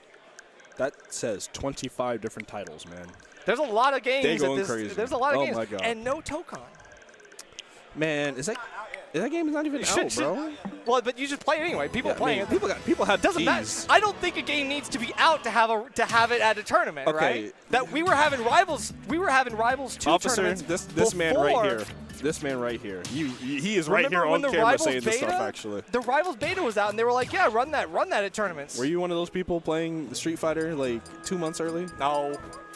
You weren't cracking the game? No, that wasn't you. No, I don't. Because that sounds like you right now. No, nope. No crack for me. Just making sure. No crack for me. Crack for me, guys. Crack for me, man. I'm good. No crack for me. I'm good. But we are definitely excited to see what happens the rest of this tournament. I don't know. We have so many other players that like kind of don't get to go show their stuff very often. Yeah. You know, especially with the lack of tournaments in regions these days. Yeah. You know, we relish an opportunity to go and engage the community again, to show our stuff, and to compete again. Yeah, because we're definitely at that point now where it's like, do I want to save my energy for this theoretical next game, or do I want to go back out one last time? I feel like every region's sort of in that spot now. But for those that are still coming out and growing themselves, competing, just trying to get ready for that next step, there's stuff for you still. Yeah, there's going to be stuff for you. Certainly. Oh, Me Brawler again. I hear Me Aren't you Brawler so again. excited? Oh, it's Yeast. Oh, now that changes everything? Well, I mean, this is a Me Brawler I recognize. I just talked about Yeast. I don't think you tracked it. I was just talking about Yeast. All right, so there you go. You went, oh, another Me Brawler. Oh, it's Yeast. At least, I mean, hey, at least I know what I'm going to get. Yeah, but at least I know what I'm going to get. That is very true. Here, you know what's up. But we've got Cam Steele and Peabnut. We all know the GOATs themselves. This is a Carolina's team right here. Yep, North and South teaming up to fight the evil. That is came and watched Me Brawler. Yeah, that's definitely the evil. You got Ploopy and you got Yeast on the other side, bro. Oh, yeah. Oh, man, it's going to be a tough one. Big So we're going to see what Red Team has in store. We're just going to go ahead, just the elephant in the room right now off the rip. Cam Steele has a lot of work on his plate. He is playing Fox and Dubs, and there's a game to watch, and then Me Brawler on the other side. Brother, I'm not saying the whole set rests on your shoulders, those fine shoulders of yours, but you've got a lot of work to do. Yeah, Cam, I respect your bravery, man. You got some balls going on this one. That is the bravest man in the Carolinas, That is bravery at its finest. I hope that your bravery shall be rewarded in the fires of Valhalla or something like that. I don't know. We'll have to see if this is going to be worth it, because Fox very quick can set up a lot of like team combos, but that's kind of where the buck stops. Like if you're not getting those like up smashes to kill, then you're kind of reliant on your teammate. Yep. Oh, man. I'm still just watching Fox. I'm really just like tracking him the entire time now, because you kind of know what everyone else wants to do and how they're going to maneuver around the stage. But Fox McCloud in doubles is just so tough to work with, man. Like he provides a lot of good things to a team, which makes him enticing to pick. But oh my goodness, yeah, like that, yeah, don't touch my shield, yeah, don't hit my teammate, and then that happens. So yeah, you pretty much got all of Fox in that 5-second clip right there. Pretty much, but that does mean that Red Team sets himself up with a gentle lead. Just got to see if Peabnut can do a little bit more stock tanking and probably get some longevity here that will help the team last longer. One thing Peab is really good at is his evasion. Like he's just very good at dancing around people. So this stock should still have a good bit more life on it. And if you can get a conversion, and oh my God, they really converted that stock in the time that it took Peeb to dive on his first stock. Right, and you talked about it, you know, even with all of this, like, great dodge potential and like the evasion that Peabnut is so good at, a lot of times that only really works in singles where you have a one-track mind and you're allowed to have a one-track mind. Here, there's so much going on, you might not be able to dodge forever. They almost pulled off the evil. Trademark. Yeah, there it is. That's the evil. That's the evil. If they're able to get a conversion from the Game & Watch up air into the Thrupper, that's the evil. That's the and they're going to be combo. going for that pretty much every single timeout. So it's your job on the red team to stop that from happening, but much easier said than done, man. Yeah, I mean, maybe not just stop that happening. Dude. Don't let them think that it's okay. Like, you've got to show them that this is egregious. Oh, man, they're going to get the stock on Peep right there. Cam, unfortunate timing on the stock take. Now you got to go ahead and take 4 of them things. Peabnut went from having 2 stocks to nothing in like the span of a minute. Yeah, that's why you have to be very careful about how you press that that A and B. Sometimes you want that stock, but sometimes you just got to leave it where it lies, man, because that if you're not able to come back in time, that 2v1 sometimes is not worth the effort. Well, there might be a character in Fox that could do a little bit of a 2v1 for a time. We'll have to see how well this plays out, but for 4 stocks, this is a tough one. Gets one. Give me that. Not going to get and out. I'm taking that. I like it. Okay. Oh, wow. That's 2. That's 2, but I'm already at 118. Cam Steele going kind of crazy. This is you've already won. Oh wait, that was. Yo, he's the GOAT. Teched the untechable. The simple fact that he's able to tech the untechable means he deserves that game. What an incredible turn of events. That was fire. Despite going, like, that was an uphill battle. Yeah. The fact that you got 1 stock was great. The fact that you got 2 stocks was incredible. Incredible. Outstanding stuff. Incredible. Game 2, surely going to be an interesting one. We're going to have to see how it plays out, though, because Poopy and Yeast were looking damn good in that first game. Yeah, like, they really didn't let up at any point. Very strong team. Very strong team. Yep. Obviously, Peabnut was looking really good in the first half of that game. I don't really know where it all went wrong for him. It's not really that he did anything and things went wrong. Right. It was just kind of the power of Yeast and Poopy. Yeah. You know, they got that quick conversion right after they got a kill on Cam. And then from there, it was like, oh, wait a minute, this was manageable literally 20 seconds ago. And now the game's virtually over. I mean, this is a team that has both insane damage potential in a short period of time, but also has multiple kill options that can capitalize. The fact that they have access to both of those things is what makes this team so good. Like, they can pop off 50 in a 2v1 like nothing, but they can also kill you at 50 off a straight conversion. Not a whole lot of teams are able to offer both. Look how quickly Red Team is being bullied. Like, you saw how easy it was for Poopy to keep Peabnut off stage for 45 seconds while we put Cam Steele through the blender, and he dies at 84! And they've taken a combined 10%. Combined 10% up until that back air from Peeb. Yep. Like, it's literally their set to lose at this point. Oh my God. Yeah, this is definitely one of those nightmare combos you don't want to have to deal with, especially here on Hollow Bastion, where Thruppers will kill you super early.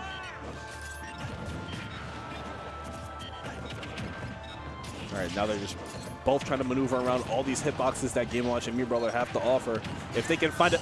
Wow! What? The 2-for-1 deal set up by Ploopy. Yeah, that's Yeast mode. They've been talking about it.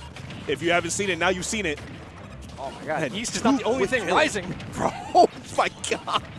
2 quick kills to essentially wrap this game up, bro. We're looking at 6 stocks to 3, bro. Yeah. Cam already down to his last. And we're not even at red % on the green team yet. Yeah, I don't want to say pack it up. I don't want to say it. I will. Pack it up. Pack it up. Put it in the mail. It's gone. All right, either way, Peabnut having to flash shield. Very defensive play from Red Team. They know that their lives are on the line right now. Oh, and if that straight up air didn't accidentally hit Yeast on the way up, that was going to be another stock for the green team as well. Like, they are on their way to a clean 6-stock victory right here. All we're doing is playing for our pride at this point.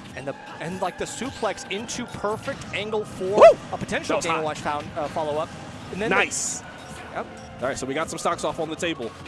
Yeah, finally we got something here, but it took a Fox up smash to happen. Oh, good recovery from Cam, getting around that down smash somehow. And now you got to get off the ledge. MeBrother's looking right at you. A bit overzealous with the back air, trying to get his teammate out of a precarious situation. Ends up hitting his teammate. And now You've got one more stock apiece. Peeb already at 109, man. Yeah, Peeb looking for anything that will help his partner. He cannot play defense for Cam. Got him! I know you saw the shine spike. Oh, no. Oh, and there it is. Goodbye. That's the evil. Capital T, capital E, trademark. The evil. Yeah, that was a hell of a set, man. 70%, man. Yeah, these are some Man. insanely early kills, especially on, I mean, even on Fox. Not much to say. I mean, Peabnut, obviously a very incredible player, and Cam Steele, no slouch himself. Yeah, but he still has they it. just got But damn. slapped. Sometimes as good as you are, you just sit down and that happens. Like, God. You just can't do anything about it sometimes, man. Yeah, you definitely can't do anything about it, except for watch some ads, I guess. Yeah, let's see what we got, Let's bro. get a palate cleanser Yeah, to get please. some Just of get that that out. as far from me as possible, man. Season, helping run production here at Patchwork. We got graphics and event production this season. We've got the GOATs. You can find them at season_prod on Twitter or at Linktree. /season7. Obviously, an incredible, prolific production manager, and allowing you to have all of the best graphics, all of the best images, the best animations, whatever it is that you need for your event to help spice up everything and to give the people a valuable show. Contact Season for all of your needs. And we've also got Breach 2026 hosted in Columbia, Missouri. All right, the Mid-Missouri Let's go, FGC Mizzou. major that's been floating about. First time for everything, man. We got top players from all over the Midwest: Minnesota, Wisconsin, Missouri, Arkansas, Kansas, Ohio, Illinois, and more. They got Smash Ultimate, they got Guilty Gear Strive, they got Rivals 2, and they got NASB 2. It's alive. People playing it. And there's proof. They're playing it here at Breach, July 18th. Make your way over to Columbia, Missouri if you're interested in anything right there. Carpool incentives, you get $5 per player brought per state line crossed. Son, we can start driving today. Okay. I mean, It'll be free by the time we get there. If I start driving today, it will be time when I get there. Yes. And it'll be free by the time we get there. Speaking of roots, we want to bury our roots here in Richmond, Virginia. We all got January 27th. You got a long time to prepare for this one. Trust me. And make sure if you want to have your local events become part of Roots, which is an Atlantic Melee League, you can help them. They have 15 flagship events, and it is, you might know, from the tag from Rap Monster sponsor. Yep. But they do much, much more, and they've helped with Patchwork, and they will help with other things too. In Richmond, Virginia, the finale event occurs, and you'll be able to find that at the link there. So, but also go to star.gg/patchwork if you want to see more about what they're doing here for our tournament and to help Patchwork run smoothly. That's cool stuff, man. I like that. All right. Well, we just got the call. That means this block is pretty much over, but there is more doubles around the corner. I'm sure there's another block set up ready for everybody else, and you've got some more doubles coming around the pipeline. So. Oh, yeah, because we're getting in the top 8 now. So the conclusion of this doubles bracket is on the way, so please don't go anywhere. Well, actually, let me fix that. Please go somewhere, get some snacks, go grab a friend, bring them back here, tell them the Patchwork 2026 is live and ready. We're getting right down to it. Day 1 today, day 2 tomorrow. If you like some doubles, you're about to see the best of it coming up. So please, don't go anywhere. I've been Dom. This has been Nerf. Again, man, shake my hand. It's been a pleasure working with you. It always is. We're going to take a little short break. We're going to swap out casters, and we're going to get right back to this hot doubles action that we got here, live from Patchwork 2026. Please stay tuned.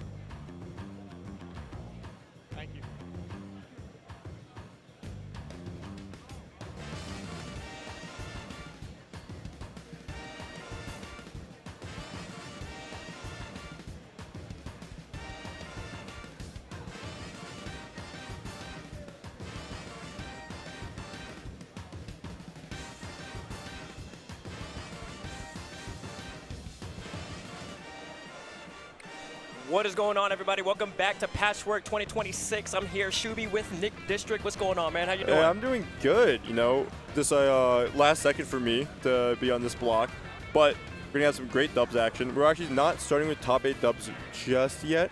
We're doing the last qualifier set. I'm not gonna lie, it was pretty last minute for me as well. I thought I was gonna be commentating singles, but here I am with doubles with you. So you know what? You can't knock a blessing. You know, like I'm glad that we were able to get on the block together. And the fact that we're able to commentate Wrath and Danny's set against Regalo. And Sin, look, that's another blessing on top of the, yeah, I'm happy to be here. Yeah, it's gonna be an interesting set as well. I mean, I know, of course, Wrath is like your boy. That's your guy. Hey, that's my guy, man. That's my sponsee, ABT3. Sonic as a character in dubs, really good. Definitely a really good character as a whole. I don't even think that has to be said. But Wrath has been one of those players in the last. Honestly, you know, I was saying this last year, but within the last 2 years, who has quickly shot up, right? Like, they've gone from, like, a known name, maybe someone we might see be, like, a top 32 at a Super Major type player. So they are a contender to win the Super Major player. Which is pretty big glow up to have, I would say, as a player. But we'll see how they can do with dubs today. We're teaming with Danny, Wolf extraordinaire, against two NC like hometown heroes here. Right. And then Sonic, Wolf, crazy dynamic duo against Lucas and Sheik. I don't know what's in store today, but I'm happy to see what's going to happen here. And we are getting started here. Battlefield is going to be the first stage that we're starting off this set with. And we are already just duking it out. Yeah, I'm kind of surprised we're seeing the Sheik come out from Sen. I like that's their main, but I feel like as a whole, Sen is, I mean, not Sen, Sheik is one of those characters who it struggles the most from the transition from a singles format to a dubs one. And like Sheik is a very combo-based character. They're very advantage heavy. Advantage does not fully exist like that in dubs. You don't do a lot of killing. That's dead, by the way. Oh, okay. Danny losing his first stock, but no, picking back up what you were saying about Sheik. Yeah, Sheik is very weak, for lack of better words. So you would think that you would want somebody that can pack a heavier punch when it comes to the doubles scene. But does Sin play any other characters other than Sheik? I think they tried Roy for a little bit, which I would think personally is a way better dubs character. But we have, I told you, we do see some players like play completely different characters that they play like in dubs compared to singles because of just how different, different changing. Ooh, that's not dead just yet. Just due to differences in like play styles. But we can just see right now, Sen at 144, definitely keeping their distance. But that's a big like struggle is that they don't have like the resources to be like an efficient like threat that makes them like that makes you have to go to them. They don't have like a traditional like charge shot projectile or one that can cross across stage. It's one that goes maybe halfway through and its needle just do like 6 damage, right? Right, exactly. So yeah, I feel like Wrath and Regalo, they're doing a pretty good job keeping these percentages up, keeping this first stock, and they're just gonna keep their distance. And then if they have to go in, they will. But eventually, especially a character like Sonic, if you get frustrated at the fact that they're just being so campy, that's going to be their downfall because they're that's a stock. Gonna be, yeah, that's a stock right there. Exactly. Danny! Danny, you got to relax, all right? Even though Wrath still has 3 stocks, but Danny. We've seen how fast maybe a small interaction can literally change the game. Like, oh, you accidentally killed your teammate and they were at 50, right? Right. Off a miss hit. It happened. Dubs is like that with team attack is off. This is not your online dubs format. Okay, yeah, Danny going over there to help out Wrath just a little bit while Sin was trying to recover on the right side. Dan, there's a lot going on the left side here. Okay, nice grab from Wrath, the down throw, and then the bear from Danny. Okay. Not getting the sweet spot though, but still gonna apply the damage and keep Regalo in the corner. We're just seeing Regalo try to play against safe range where they can be like the killer, also not putting themselves in such a dangerous position. I mean, 125, Lucas is not light, but he can also pack a punch with that. Yeah, exactly. That was a really nice kill from Regalo there, and I really love how they're able to just keep these 2 stocks here apiece. Regalo, Sin, they're holding their ground right now. So Wrath and Danny, you're going to have to think about something here. And especially as I'm saying it mid-breath, there is a forward air kill from Wrath. We are now 3 stocks apiece on both of these teams. Just look at this damage being built up real quick. Keeping you at the ledge right now. How are you going to get off of it? Back throw? Oh. Okay. All right, now we are. Oh, Danny's shooting Regalo over to getting Raph double team there. Oh, okay, wait. How can he get punished? Danny wasn't ready to help out Rathman's situation. All right, nice. Oh, okay, we are 3 stocks, 2 piece here. Okay, nice forward throw from Sen. Not enough damage. Lucas down air, not particularly strong. It's a very, it's like it's more of just a combo drag you off stage type move, more so than a actual get you strong early kills. Because most of its kills come off the fact that it's recoveries. That characters don't have good recoveries, and that you can just keep, following them down. Right? It's not gonna kill you directly off the bottom. You're not gonna get a huge red screen like at 40% from the, from the middle of the air. Right. All right, now it's not looking too good for the green team here, and then I love that the down throw, mid down throw. We got the down smash from Danny. Sin is just have to fight this battle by himself. Oh, actually taking an early stock. This is, if you can find a way to take the stock right now from Danny.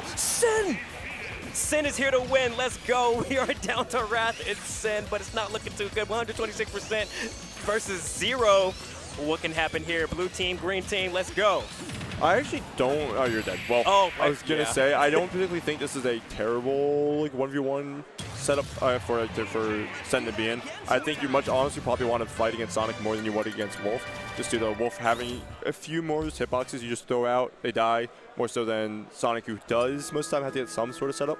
Unfortunately, he did get hit by the setup, right? Right. But you can also, you have different ways to slow down the pace. And we were seeing near the end really how teamwork really does matter, because we were seeing early stocks being netted with the down throw down smash. Sonic is invincible for that whole animation when he's like kind of rubbing his entire body on you, but he's throwing you into the ground. And Wolf down smash is that's a move that kills. Right. If you're not going to hit your teammate because he's invincible, Regalo is not. Like whatever player is in the throw, they're not invincible compared to the players actually throwing them. That's a big doubles thing to know. Exactly. It's giving me MK Leo, MK Big Boss vibes, Rob. Yeah, the Rob down throw. Yeah, exactly. The down throw, and then you can just get hit with the forward smash, and then that's a stock, and then that's just taking control of the doubles there, the doubles game there. But I feel like, yeah, for sure, it was going to be a very different game if Regalo was, or I'm sorry, if Sen was able to have just a little bit less percentage there. Yeah. Going into 1v1 with over 100%. 9 times out of 10, it's not going to work out for you.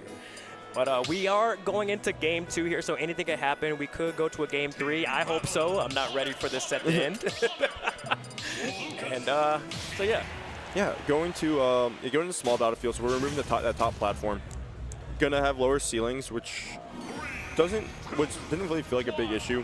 Like the ceiling height wasn't the big problem, in the last game. It's just that you weren't able to kill Wrath. And you're going to actually have to make Wrath a priority, I feel like, in this one. We've seen Danny kind of just dies hamster deaths right now. Yep. And I love how they were just able to keep Danny off the stage there. That was actually kind of close. That was kind of close, getting gimped there on the right side. But, yeah, no, you're right. Wrath is definitely going to be the target here. And there's the hamster death. Oh, wait, there it is. Yep. Danny loses the first stock 30 seconds into the game. And nice dodge there from Regalo. Yeah, and we are seeing Regalo kind of getting ready to honestly gimp Danny as much as he can. We saw that backer come out, expecting kind of honestly maybe from a throw or a chance for a player to get hit off the stage and get hit into that spike. Oh, this is going to be a nice little combo. You can't get the up air, though. Right. Oh, wow, what a bear from Wrath. Oh. Damn, there's a lot going on.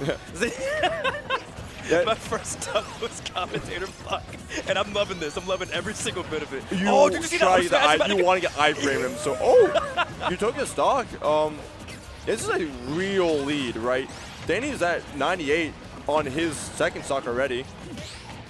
You both still have your third stock. Well, you did have your third stock. Right. There's that first stock intake from the green team. Kudos to Danny with that up smash. But yeah, Green Team is looking really good in this game too. I love the mid-set adaptation. If they keep playing their cards right, we actually might go to a game 3. Yeah, and Regala's playing a little bit more back right now. Actually, no, they're still scrapping, for being honest.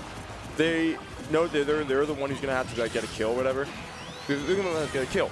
If you can keep your ground here and actually get just like using your bigger hitboxes. Right. Oh, that was nice. Okay, Regala. Oh, the down smash not gonna hit. Nice recovery from Wrath.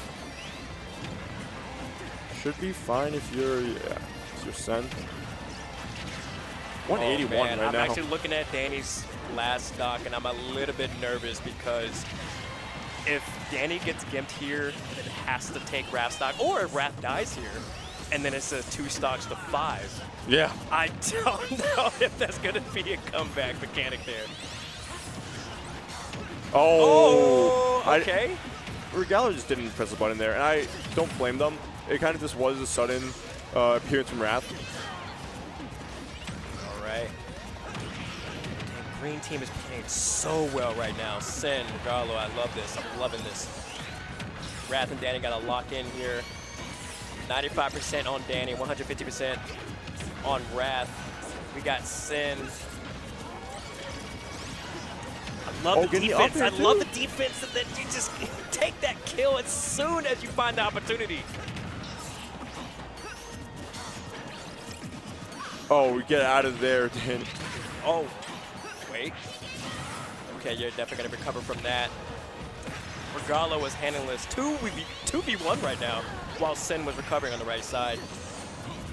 Yeah, and we are seeing a bit of actually a hitbox extension. A lot of these players are running in thinking that, hey, maybe I could punish this, and just for them to like, move being extended for a little bit too long and them jumping into it as well. Right. Oh, wow, okay, that was really nice. And Wrath is the 2v1.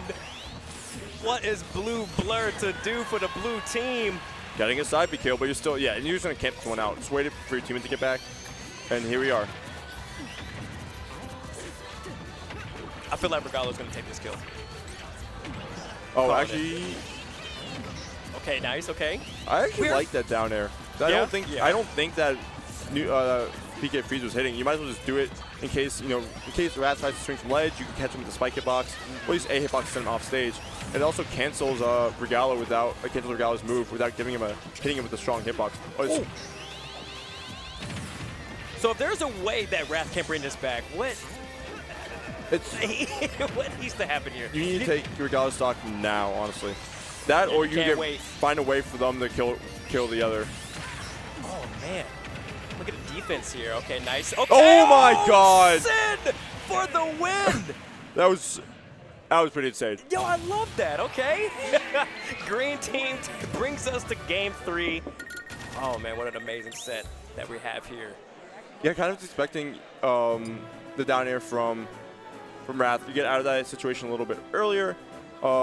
If you're Wrath, the idea is you get out of the situation a little bit earlier. You throw a hitbox out. Maybe if it's sour spot. I mean, if it was probably sour spot from that angle. But right. If they're DIing bad, they can somehow die because you're kind of pretty high up there in the blast zone. But the only at 26, so who knows? So if there even is a DI that can lead to a kill there. But Sen was just ready for that and upbeat in his face for it. Directly in his face, bringing us to a game 3. I'm not gonna lie, I got what I wanted. Yeah, you got your game 3. Right? Oh man. Don't forget, everybody, we are in top 8 right after this. Wrath, Danny, Regalo, Sen. What stage do you think we're gonna go to? I don't know if they definitely they already picked it. I didn't see what it was. Yeah, I was yapping, I did not. I wanted to think it's maybe a bigger stage. Because you're not really playing characters that like overwhelm heavily like that, like in smaller spaces. You're actually getting overwhelmed more. Wow. So if you can keep your distance well, like on a stage like Town and City, which has these three plat layout first, but then it becomes like a flat stage, that can work out really well for you because you're also hopefully means that if you're Danny, you're interacting less and less, and you're not losing your stock at hamster like percents, which we've seen him lose like his opening stock in both of those games, which really did set the pace for the rest of them. Exactly. I was actually thinking about that too. I was like, what change of pace does Danny need to bring to make sure that doesn't keep happening? Because that did really put blue team in a bad spot last game. And they were able to clutch it out first game, but hey, you cannot keep doing this if you're playing doubles. No. But to be honest, you can't be doing that. Yeah, it's not a reliable strategy there. Oh man, okay, yeah, the bigger stage here is really, to be honest, helping both teams out. Trying to figure out, trying to figure out when to go in, how to stay in, how to not collect so much damage. Okay, wait, speaking of damage, we got Danny on the left side. Okay, nice. Oh, Regalo loses the first stock. Don't know what just happened there. Regalo was not like close to dying, and then found themselves in the blast zone somehow. Yeah, was that a fair from Wrath, or? They just didn't know. Nothing hit him there. He just straight up died. I think what happened was potentially maybe a side B, trying to move, get close to the stage, but didn't B reverse it, so you get pushed back into. If you're in the air, ooh, that's gonna kill. But I don't know. I actually did not get full sights on him. I just know he died. Over that, Regalo died. Yeah, saying there was a lot going on that left side. It was really hard to pinpoint what happened to Regalo's first stock, but we did see what happened to Sin's first stock. That was a nice bear catch from Wrath, and then we are still coming in hot here. Green team.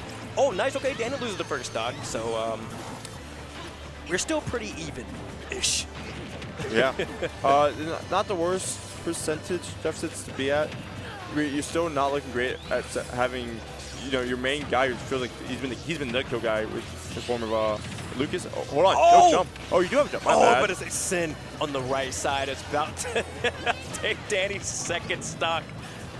Love to see it. But I love how Danny was able to get away from that scramble there and able to reset the stage. Trying to get in the bear there. Okay. Danny is coming in high with the dash attack. Sin. What do you got in store? The PK freeze. Oh, that actually left Lucas vulnerable for the Wrath Fair. Yeah, I respect it though. PK freeze, keeping your distance, throw out the projectiles whenever you can. Yeah, but look at this one's rough right now. Bear into bear. Trying to get something there. Okay. Yeah, green team, you're gonna lock in here. I have faith. We gotta bring this closer here. 111% on Sin. But Regalo being at the last stock after that unfortunate early stock. Oh no! Oh, it isn't. Take it. Could that be what happened? Oh, okay. There's the stock steal. We still have a chance at life. They were not ready for that PK fire to hit. That was just poor DI there. All right. Yeah. And you're at 5 stocks right now. This is just a rough. It's a rough position to be in, especially as Lucas. Yeah, you know what? Just take as many stocks as you can. Challenge. Anything can happen though. Yeah. And we are just seeing Wrath not interact. There's no reason to right now. Right. Keep your corner pressure on. If you try to get past the mid stage, just be there. I love trying to just land there with that dare just to keep him off you, but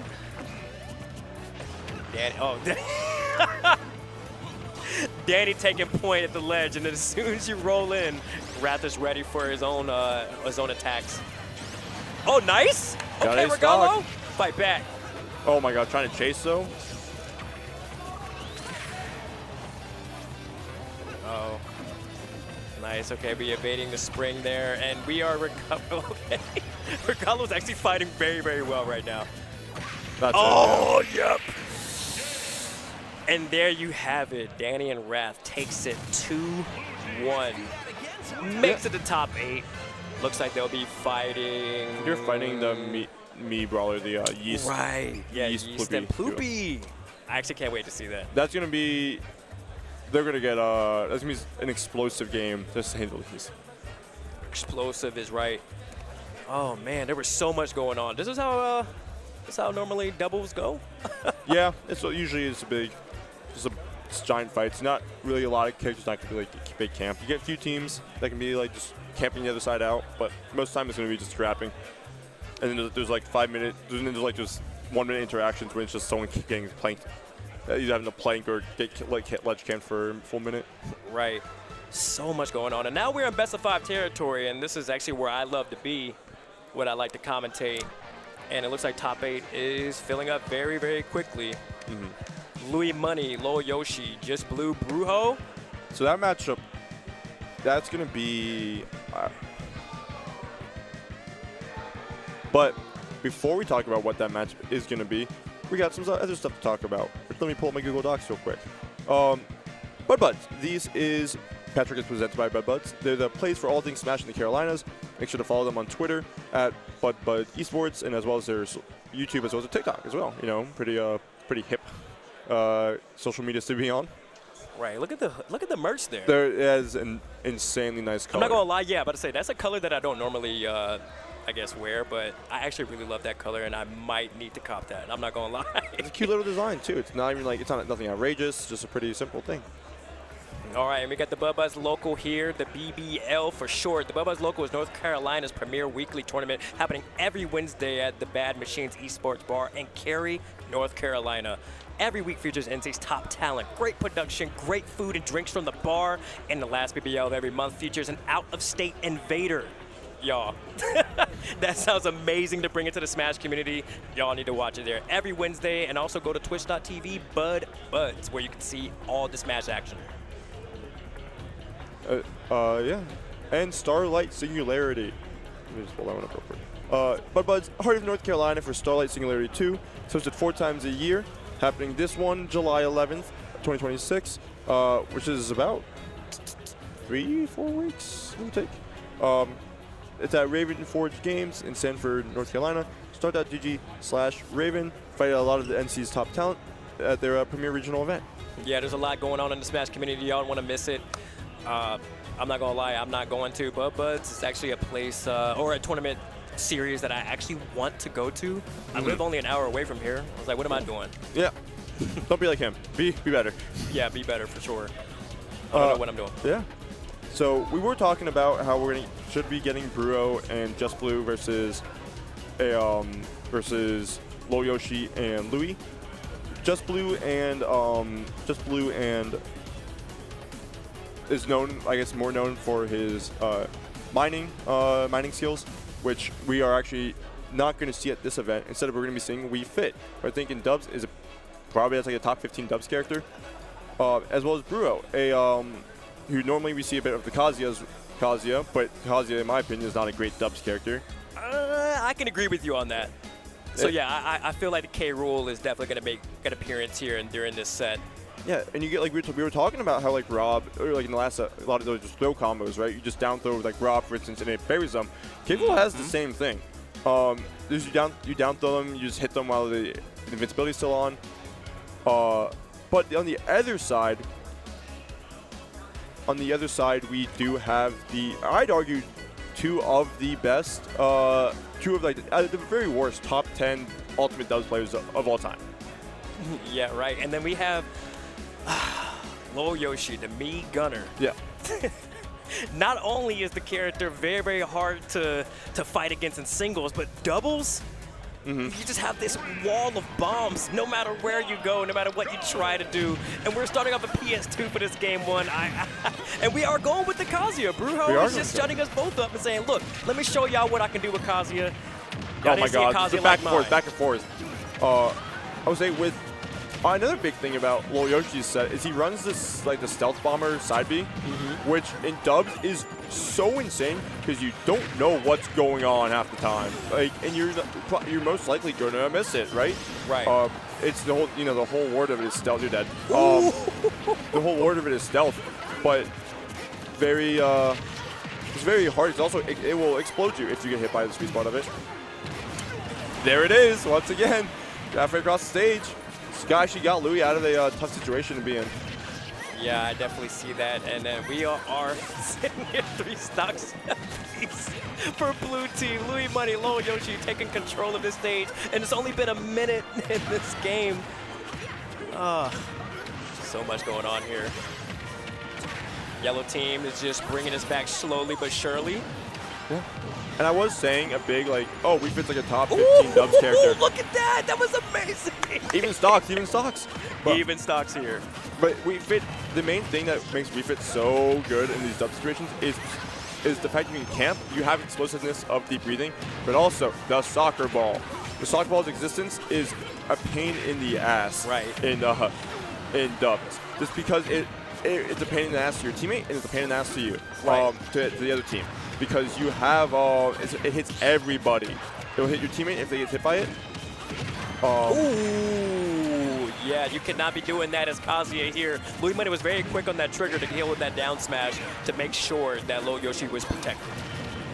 Great tech from Just Blue there. All right. Dang, you know what? I normally would say that it's still Kazuya on the stage. But, oh, There's wow, the what a side B snipe. once again. What a snipe. But all right, now. This is a significantly better situation than I felt like you were in the first stock. Yeah.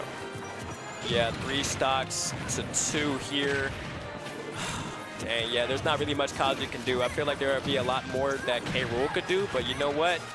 I respect the Kazuya pick, and I love that from Brujo, making sure that Louis Money is not landing, taking that second stock. Let's go. That's Whoa! the stock. Whoa! And now we're back. All right, can we just rewind back 10 seconds and just take away what I just said about Kazuya? Yeah. Yeah. Oh, no. Okay, there's a back throw. Yellow team is looking really good right now, but Louis Money is actually still, I'm not gonna lie, it's not over. We Yeah. got low percent on Louis Money, and I've seen him do some crazy things here. The 2v1, it's not a thing to him.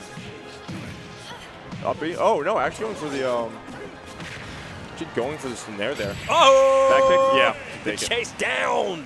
A big thing, also, we were talking about like a lot of these build combos, is some characters just, what makes these like also throws is the fact that a lot of characters have hitboxes on their throws. You normally don't see it because of how like, it doesn't matter in a 1v1 situation. Like with, for instance, getting hit by up throw, by Ryu up throw, not the actual throw itself, but the hitbox on like the hitbox on the throw is one of the strongest in the game. But you don't see that because you're not getting hit by that hitbox. You're getting hit by the actual throw.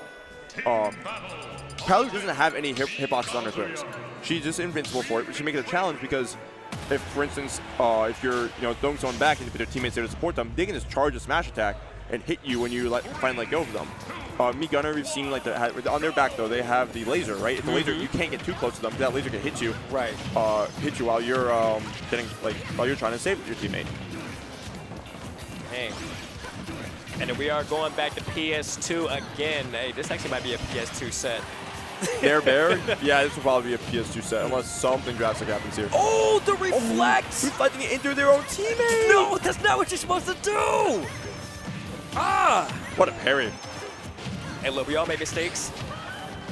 So, what matters is how you grow from those mistakes. We'll see what blue team can do after that unfortunate team kill like 30 seconds into the match. But look at that, 94% already on Lil Yoshi right now. This is a solid lead to have. Okay. I think I'm not going to lie, I really respect how Brujo is making the Kazuya work. And then we are just a little bit too far away from that down smash from hitting. Lil Yoshi was ready though. All right. Oh, we are just sniping left and right, I swear. Actually getting hit, that's a stock. Okay, Lil Yoshi is now going at it. He is pissed. So another thing I do want to note is that with Kazuya's like his command grab, not his command grab, but his his command grab. What a header catch! Where they're catching the invincibility. Yeah, is the fact that like the landing hitbox of like Rage Drive, it has a hitbox that explodes on like on contact. So if you have a teammate, if their teammate's in the way of it, they're going to take a lot of damage and they can interrupt combos. It can kill kill the other team in some situations. But we may see or may not see it, but it affects both the normal and the That does not matter. That move is plus 10 on shield. It is ridiculously safe. Oh man! Whoa! Bow! Let's go!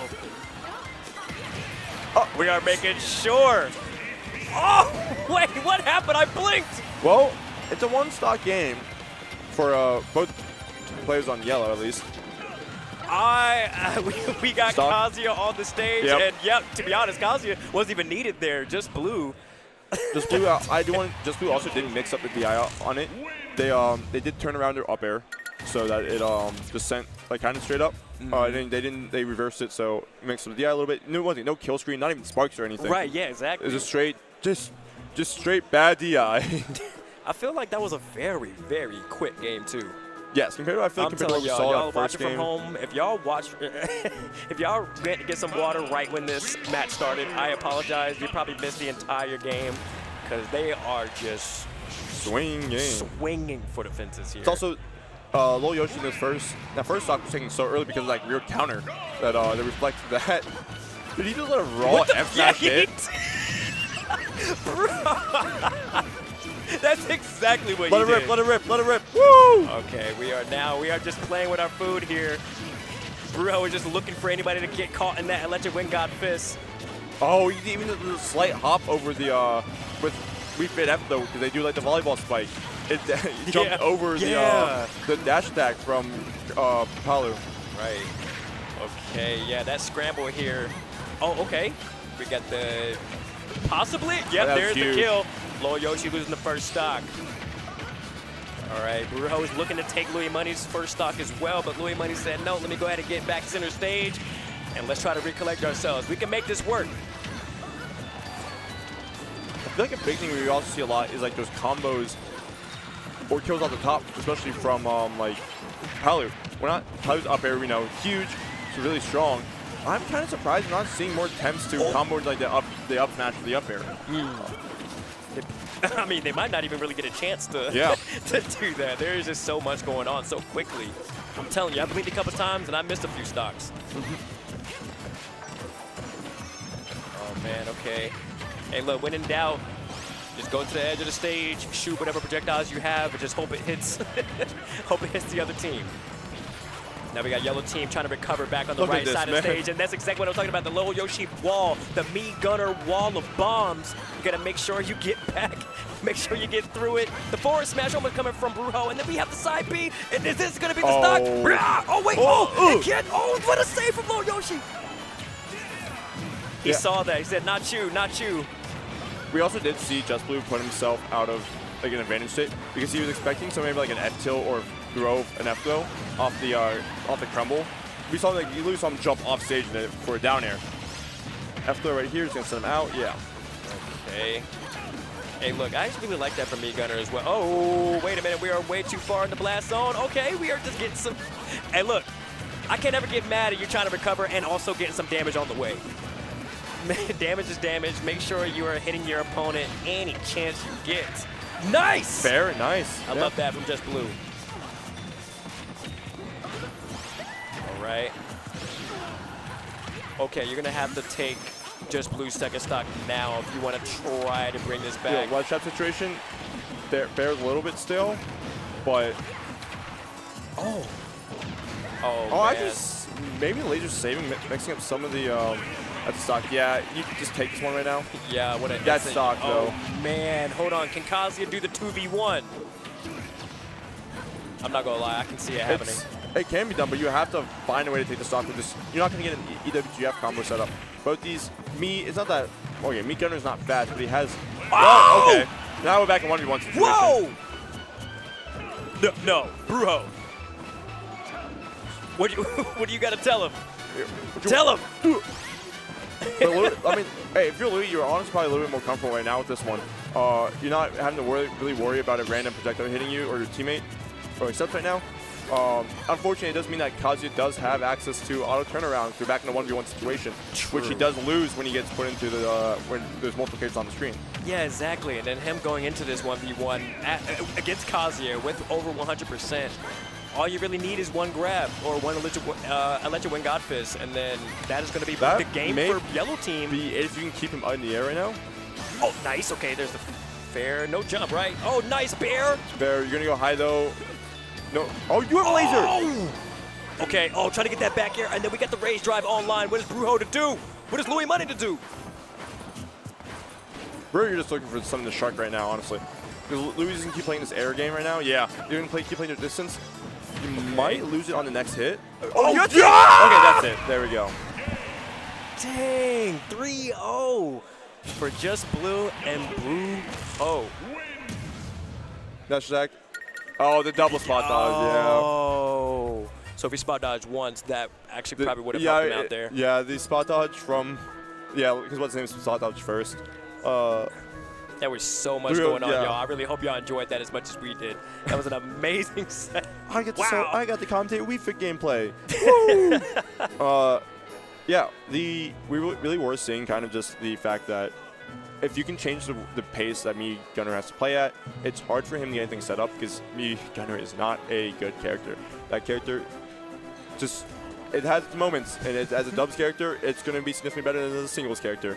But Palu is a character that I feel like requires a lot more just like back and forth with the teammate. And if you have a character player who's doing their own thing, it's kind of hard to get that going. We did also see the fact that they're playing Kazuya, and Kazuya kind of exploded people. But it felt most like the Just Blue, like the explosiveness of Wii Fit's deep breathing, was the ultimate game changer there. It became very easy for you. Like, we saw a lot of random kills getting netted, or at least situations where the damage kept racking up really fast. Because not only were you getting like random combo by Kazuya, bam, here's a Wii Fit who just did 40% off in nair up air, right? Right. Dang. All right, and it looks like we are getting to the next set in winter semifinals. We got Danny Wrath, and then we have Yeast versus Loopy. Yeah. Oh man, it's not going to be as explosive as the last set, but it's still going to be a great one. Cannot wait to see what Danny and Wrath has in store against Game & Watch and another Mii. Yeah, this time in the form of Mii Brawler. So, one of those combos that's really broken in theory, but you actually have to execute it. Which, once again, I'm going to say the execution for it, not particularly hard. It's literally Game & Watch has to juggle his opponents, which he does as a normal character, and just have the Mii Brawler ready to up B at like the 30-40% range. Because if you're high enough, you're going to just explode them. Exactly. Oh, look at this beautiful venue.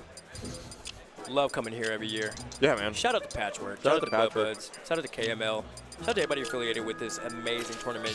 Thank you to NC State for having us here. Yes, shout out to NC State. It's a fun event. I'm here every year as well. NC State, there's a lot of red going on right now in the cam. Love to see it. Wolfpack. But I'm sorry, go ahead. I was saying, great event every year. A lot of the areas really like kind of nice garden vibe. You were like 5 minutes from downtown Raleigh, which, although if you're going today, probably not the best time to go because they're doing the hurricane celebration down there, which we learned very fast. Which does not please me because I'm not a Hurricanes fan. I'm actually, I dare say, a Hurricanes hater. I'm not gonna lie. When we first got here, Pearl said something about that. It was half the car ride was me screaming, "I hate the Carolina Hurricanes!" But big Caps fan, so unfortunately, I did have to pick a lesser evil in the finals, and it became the Hurricanes winning. Was unfortunately the future I did need to see instead of the other team. Oh, so there's one situation we're seeing up there. There's the down throw up B, and if you can get it right there, that's legitimately just a up B for Mii Brawler there. That will be a stock. Take it. Yeah, exactly. That's one thing you got to really watch out for, and Yeast is really good with it. Oh, there is the down smash. Oh no, the down throw into the down smash. I love that setup. It seems so simple, but it's just so nice. I love that. I love that. Keep it going. If it ain't broke, don't fix it. There it is. There it is. Up B. Like, if you take that stock relatively early, or it's kind of unavoidable sometimes. We're required to not play the game, which is kind of hard. Oh, that's going to take it. Yeah, going to catch out the, going to call out the high recovery there. Nice. Okay. I feel like, not only do I feel like this is going to be another PS2 set, but I feel like this is going to go down to the wire. Final game of the set. Maybe, I don't know, because I'm personally like really much not a big fan of this stage against these two characters, specifically against Mii Brawler. But as in this matchup, it doesn't feel like you have the space necessary that you need to get around a lot of this Mii stuff. And of course, this is also that's the F smash. Yep. Ooh. Wrath with the power kill there. Okay, yeah, nice. Get some damage as well as the recovery. Oh, the fair is gonna hit the side B. Danny was trying to throw out, but even there, right side, Danny's gonna take away another stock there. And wait, hold on, another? Yep. Oh, okay. Didn't even need the up B that time. All right. Oh, can't be doing that. Oh, if you could have gotten. Oh wait, here we go. You're fine. Oh, yeah, there was a nice save from Danny. Jeez, I swear, he looks for these. Yep. Nice up smash from Ploopy. But look at this also. Yeast is down by so much right now. This is actually not a great situation to be in. But you can see that up. That should have been an uppy. That should have been an uppy. Uh-oh. Maybe panic. Okay, There's the hitbox once again. One of those hitbox moments. Wrath tried to come in and punish him and put that falling hitbox on the side B there. Yeah, I'm not gonna lie. I would be looking into that a lot more now that you mentioned it today. Yeah. Low combos are really big. Like, that's why like a lot of those characters. You see knocked away and knocked Poopy away, but also with the little animation the license characters do. Like we talked about the Wii Fit in the last set, how he was able to avoid avoid a dash attack from Palu. This one we just saw it. That's dead, by the way. Wrath's stocks are gone.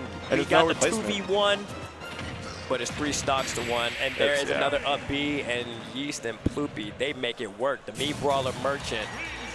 Yeah, I'm telling you, sometimes it's just pay the cost to be the boss. And right now, Me Brawler Merchant and Ploopy are doing an amazing job, taking that game 1 at a pretty dominated fashion. So the ceiling height doesn't particularly matter in the dub situation like this. You're most of the time going to be sent into a situation where you're just gonna someone didn't disconnect from the switch. Oh, this always happens every tournament. Oh my god.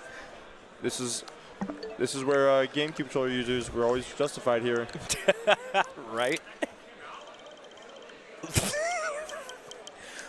Well, y'all, Just gonna disconnect the controllers for a quick second. hey, look, it's all good. It's all good. Sometimes we make mistakes. With this one, the main thing I was saying, I don't think the ceiling height for this is going to be as big of a deal. Like, you're not necessarily thinking of, oh, we're going to go to Town City because of the higher ceiling, or we're going to go to Smash because of the higher ceiling. It's not one of those situations. You're going to go to a whatever stage, kind of just prevents you from getting like those grab situations where you're there, because you're going to be getting hit by up air as Game & Watch. That's just how the character works.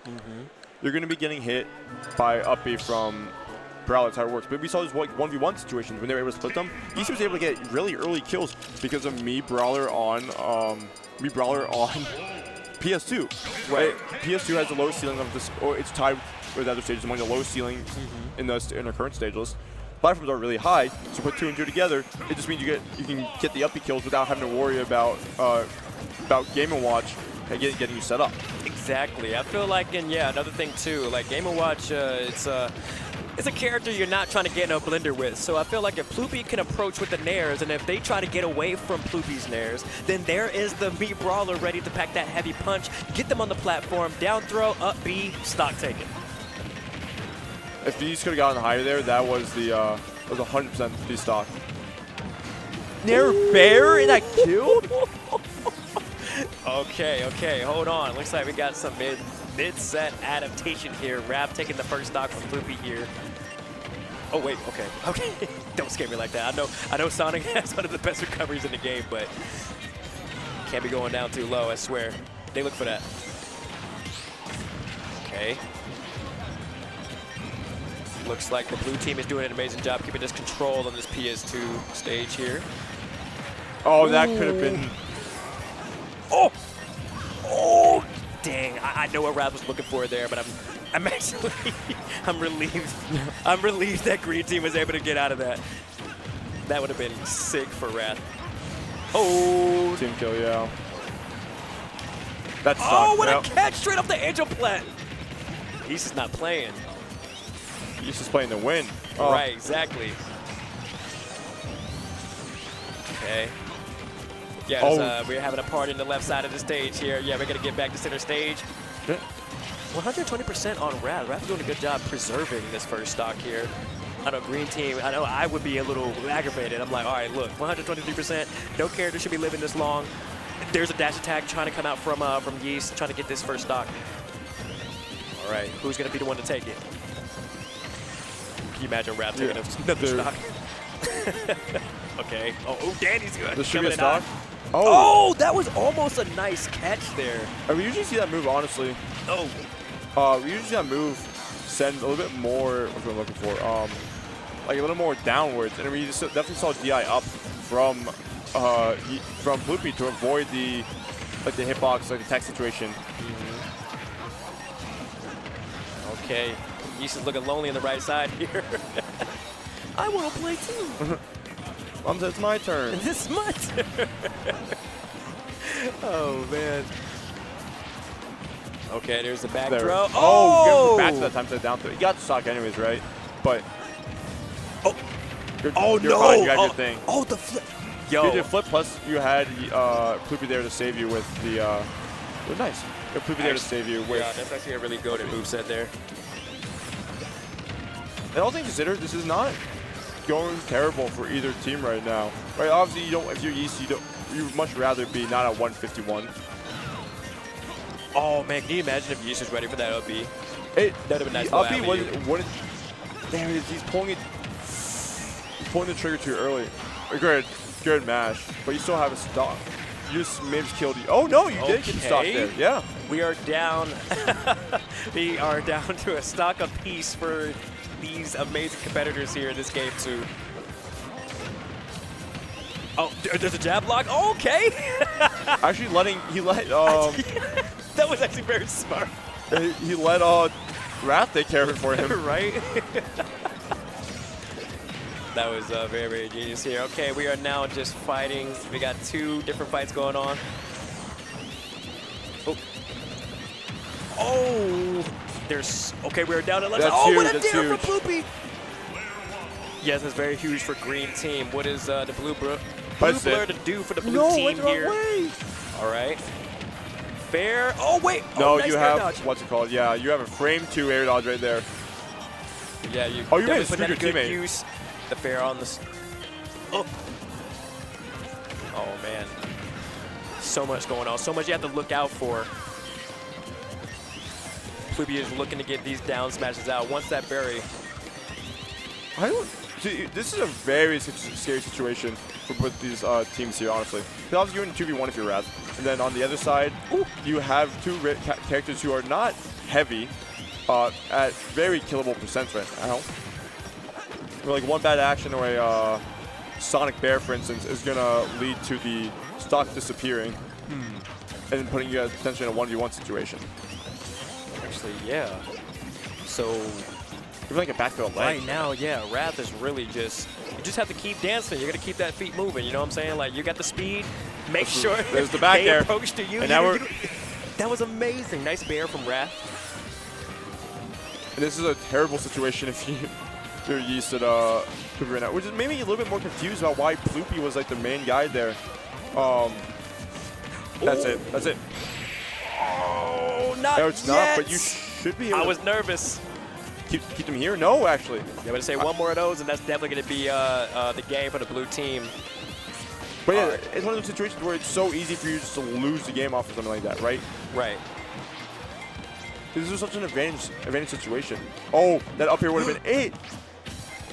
I know Yeast is looking for it. He wants Wrath FMP knows so it too. much. Yeah.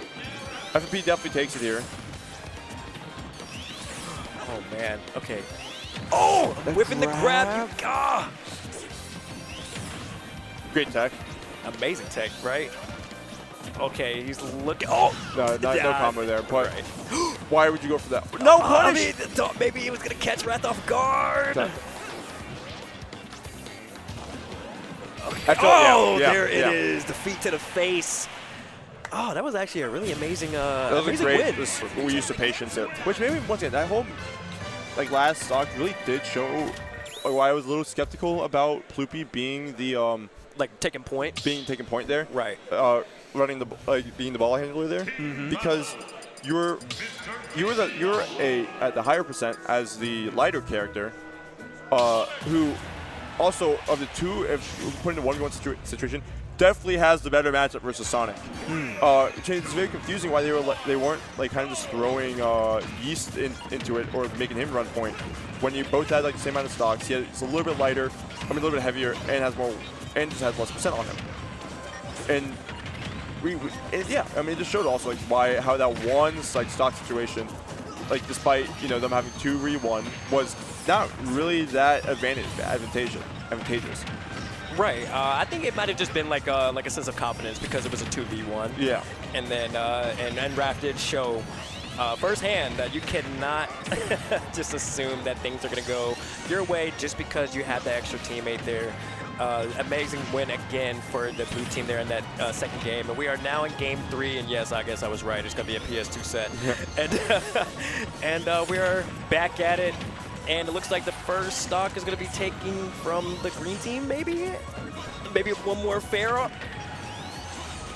We're doing something here. Yeast is at 124%. Oh, Getting it, actually, though. I was wrong. Oh, he wait. fast fell past the ledge, trying to avoid the down smash. No. But you did get two stocks there, so.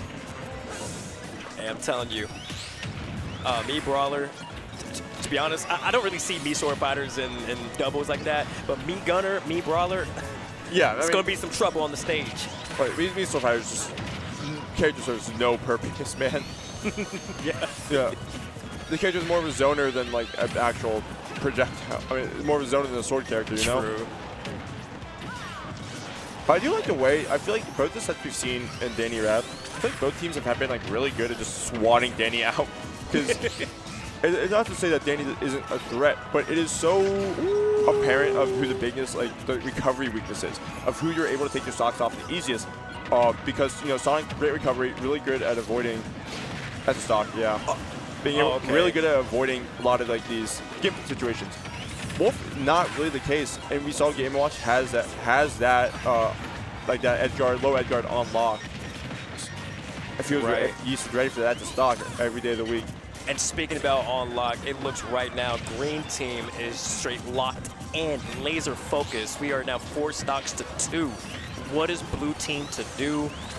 I have no idea, but you know what? They are fighting hard here. And nice back. Okay, attempt to a back throw. Yeah. I think he wanted to wait for flip. I don't know. I have to imagine Sonic back throw does have a hitbox on it when he does like a giant flip backwards, which might be like a small landing one. Right. But I have to imagine he's waiting for Floopy to like down air there so that he could get it. But it never came, so it never came out in time. Okay. This should be a stock. Yep, that is a stock, and then we are down again 2v1. The green team is just straight dominating this game 3. Yeah, this one's gonna be uphill challenge. We are, yeah.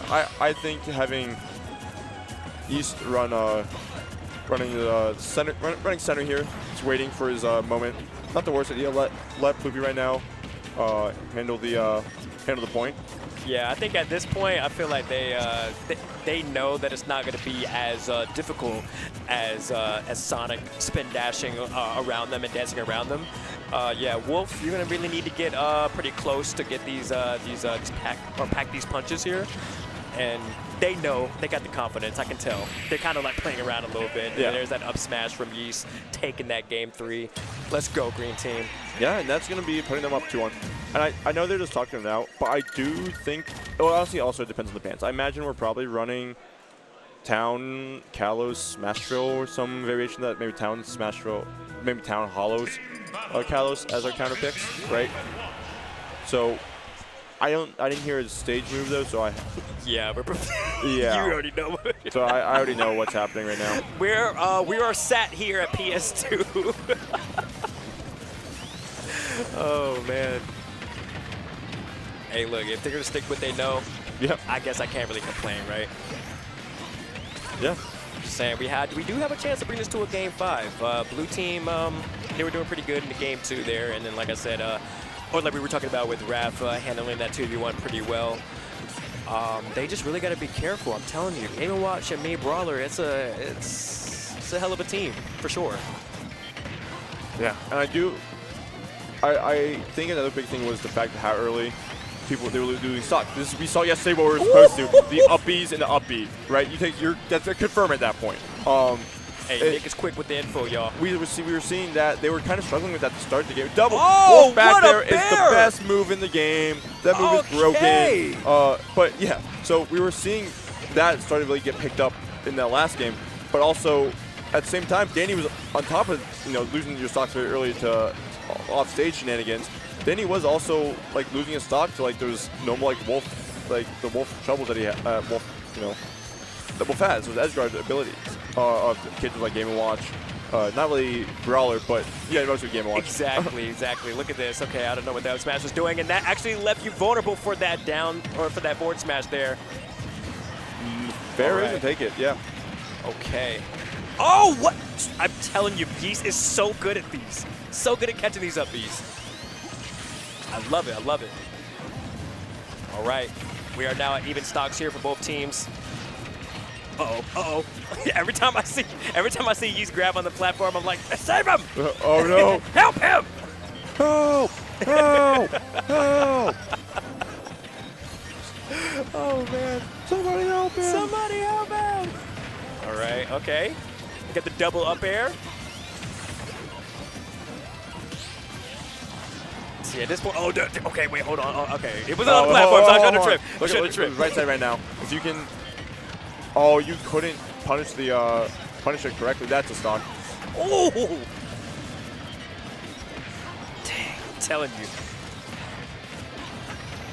Okay. Oh, that's great though. 'Cause What we're a not- beautiful alley-oop. All things considered, not the worst situation to be in. If Danny can find a way to keep like his distance right now and not die at this percent, because you're not. If you die right now, most likely it's not going to be a hamster death. It's just going to be a normal Smash game. You're at 1-1. You can just die to anything right now. Mm-hmm. Yeah, at this point, I would just stay center stage, but of course, don't just leave your partner to handle the 2v1 on the left side of the stage. But I would try to be more grounded center stage, try to stay off, or just try to stay on stage as much as you can. But then again, you died at the center stage there with that up smash from Yeast. Dang, I don't even know what to say there. I was not expecting that.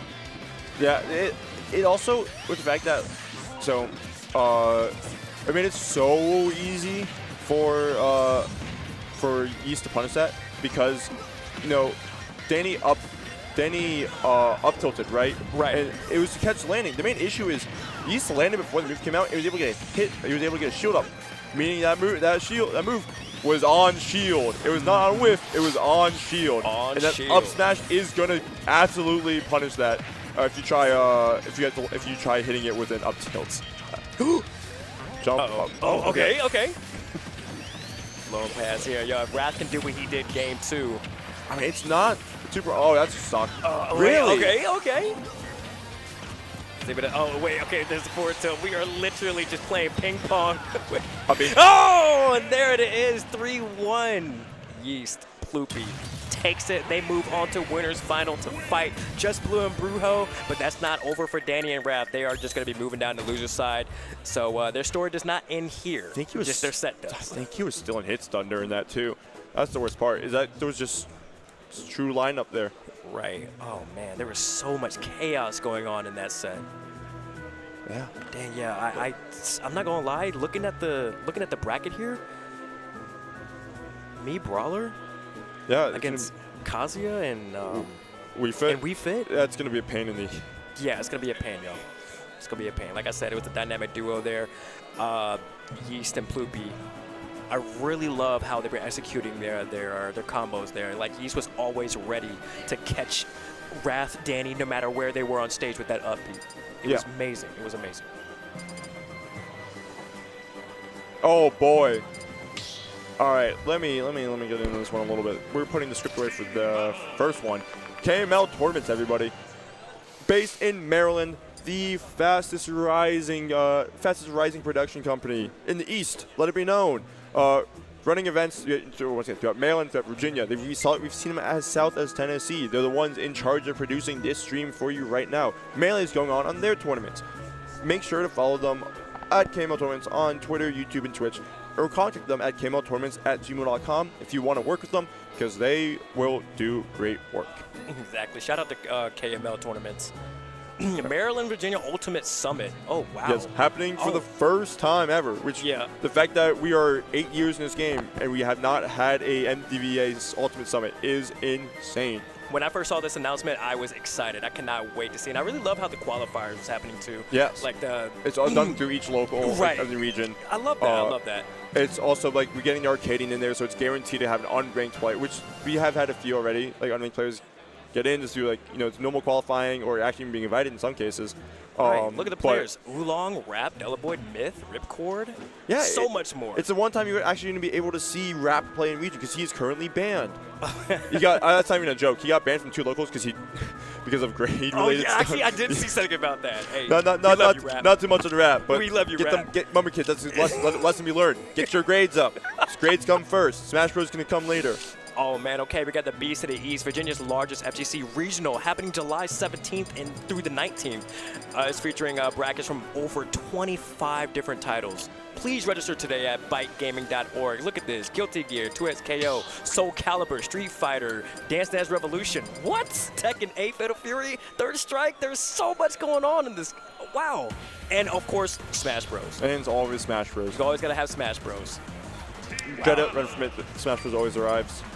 No, Exactly. Lucas. Speaking of Smash Bros, though. Yeah, let's see. Are we getting quarters right now, or are we getting like losers quarters? Or are we getting? Actually, looks Yeah, looks like they we'll already be grabbing. Wait, Myth and Rap? No, we are getting winners finals. Though. Okay. Oh, okay. All right, y'all. Look, we are in for a treat. We got Just Blue and Brujo versus Yeast and Bloopy. So, like we were just talking about, we have no idea what's in store here. We got the Kazuya, we got the Wii Fit, we got the Mii Brawler, we got the Game & Watch. Oh man, there's gonna be so much movement, so much bull. So much bull. So much bull. Yeah. This we're gonna see a lot of we're definitely not gonna see the K roll. At least we shouldn't. If we see the K roll here, I would be just in shock that this is the match they set the OK roll in. I feel like Brujo is gonna need to lose at least 2 games in the set before the big golden belly comes out. Okay, I actually don't mind this one. Oh wait. I don't know if they're gonna actually commit to this one, but Whoa, wait am I looking if we at? if they run this one, okay, no, we're gonna actually see. What? Yeah, so this isn't a character we've seen Brujo play, more of a regional mainstay. I think Ike is also one of the characters who is heavily benefited in dubs, because you don't have to worry about getting your setup. You just have to have your teammate throw them upwards. Okay, so what do you think? Sorry if this is an obvious question, but yeah. What do you think was what about Game & Watch and Mii Brawler scared them away from using the Kazuya? I think it's the fact that it's a lot easier to edgeguard Kazuya as Game & Watch than it is as like Gunner or Palio. And I think that's actually a big thing here. And the fact that you're so much more comboable with Game & Watch, your windows get hit by down throws, stuff where it's like up B shenanigans increases heavily. But also, Ike is one of those characters that does really well into Game & Watch. Ike is a great dubs character. I think that most definitely better than Kazuya and dubs. You get access to your options kind of increase a bit more because of that great stuff. Oh, not even taking it. The higher ceiling of Battlefield gonna save them right there. Oh, right. Actually, okay, that's actually a really good observation there with Brujo's pick for Ike. I'm not even gonna lie, I'm not complaining. I love seeing Ike on stage. I swear, Ike was actually my main in Brawl. I love seeing Ike do his thing and fighting for his friends here. And even though, actually no, it's pretty even. All you need to do is take use stock here, and then we're gonna be at an even game. Yeah, if you can find a way to take like an early Pluki stock out, that's gonna be huge. Whoa! I thought it was gonna be a tech situation. That's a stock. Oh!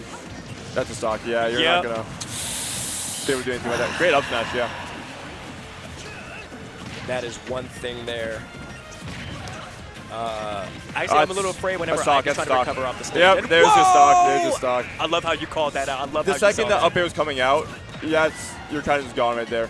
Especially because I'm like 90% sure that Brawler up B is frame 3.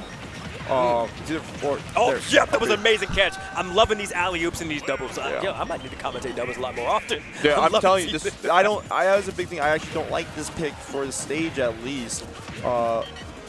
True, exactly. There's going to be, I mean, if you can't make it so there are 0 platforms on the stage, one of the stages you really want to avoid when Mii Brawler's on the stage is, is in the game, is Battlefield. I actually don't agree with that. Really? I think specifically this duo, because I think the main thing that Brawler on Battlefield isn't really do as well as you would think, especially because it's a lot easier to camp underneath the platforms. And it's like, oh, but the top platform, there's really no way in a 1v1 you should be ending up on that top platform unless you're just DIing terrible or something. Or it's like unless it's like a true checkmate situation, which Brawler does not force those that often. Right. I see that top plat, and I'm just like, look. It's scary, but I think that makes it. I think it's the fact that it's also that you have the top plat on top of having like so many platform access against like against the Game & Watch in particular, makes those up air kills going to open up a lot earlier. Also, you have a jump, you do. Nice. Okay, that was a nice recovery there from Brujo.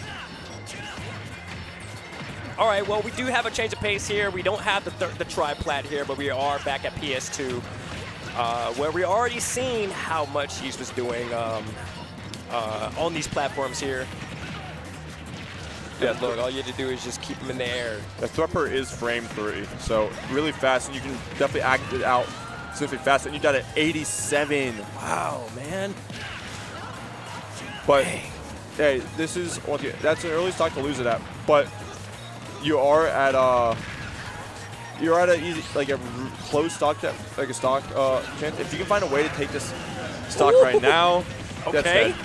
Yep, I'm telling. Oh, what a catch from Brujo, though. But that's like the big thing. Is I don't like that stage because I feel like I don't like these like dual platform layouts. Like I keep saying I don't like to say like any stage of platforms. That's true. If you do think about bands, but I think on this stage in particular, with how low that those platforms are, it makes those situations so much easier for Yeast to like get his combo hit in. He read it up smash. He read it up smash. Oh, he was ready for that. Okay, we get the berry there. And what a up smash! Yes, Nice! He did that. Okay. Oh, and he's dead. Oh, he's not. Okay. I was a little afraid for that. I was like, look. Or he was only at 34 before the hit, but I was really close even for that percent. All right. But look at this. We're at even percent. We're at even stocks now. Yeah, this is nice. I love. Okay, we're swinging here. Hey, look. Brujo. Oh no! Don't get grabbed here. Oh, I thought an up air was coming there. Wait. Oh, okay. We're going fair into fair. Good dash attack. Nice. And it's gonna Okay. take it. Yeah. Stop. Oh! Yep. And here we go. Now it's just a 1-1 situation. I mean, look how much better they're doing without the tri-plat. Yeah. Okay. Wait. Oh. But part of it is also though is that we saw some early stocks being taken. Right. So on both sides, you know, it's a lot easier for both these characters to land when you don't have the top platform. And this is, I was gonna say, this is when you run Wii Fit point, but I don't. Oh, no, just hitting him out of it. But I think, yeah, you probably can still run Ike as the point. He's also, I would say, he's the most pessimistic brawler. Like this is like a stats, objective stats, not, or maybe stats is whatever. But according to stats, he's the most pessimistic brawler in the with Wii Fit. He's like the only one who thinks Wii Fit's like hard losing. Oh no! Oh no! You're dead. You're dead. Oh yeah! Oh! Hey, look, taking the teammate with you. Hey, but look, if it gets the job done, it gets the job done. We are now in Game 3, 1-1. Blue team, green team, duking it out. Let's go. Yeah. Loving this set. Let's see. Oh, We're going man. back to PS2, which, sure, I imagine we saw a Battlefield ban after the first game. Let's see. Okay. We are now here at PS2 yet again. All right, let's see what's in store here. They adapted pretty well Yeah, this and game to. header. Yep. Okay. Oh, okay. Yeah, that whole Wii Fit setup is just all based on if you can win like the 25, 25, 25, 25. Drag him. It's basically, yeah, because it's that down throw header. Or that down throw header is like a very like real thing, but it's if you tech it correctly, you're not going to get hit by it. But the main issue is like there's like 3 options for like which way to tech it, you know. Ooh, that was actually a really nice kill there from Ploopy. Yeah. And I did say in the first, like the start why I think we saw the Ike switch instead of the Kazuya. And we see that that Ike can still very easily be edge guarded. At least that's known, right? It's a bit easier to hit a giant sword than to try to catch a Game & Watch as Kazuya, right? Like you're gonna be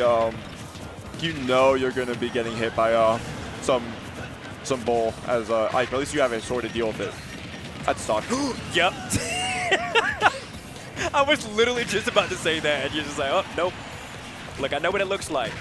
Yeast is ready for them, I'm telling you, all throughout the top 8. Okay. Yeah, and this is a significantly worse situation. Look at that. That was their first stock they took. Was that stock on Ploopy? I'm not sure.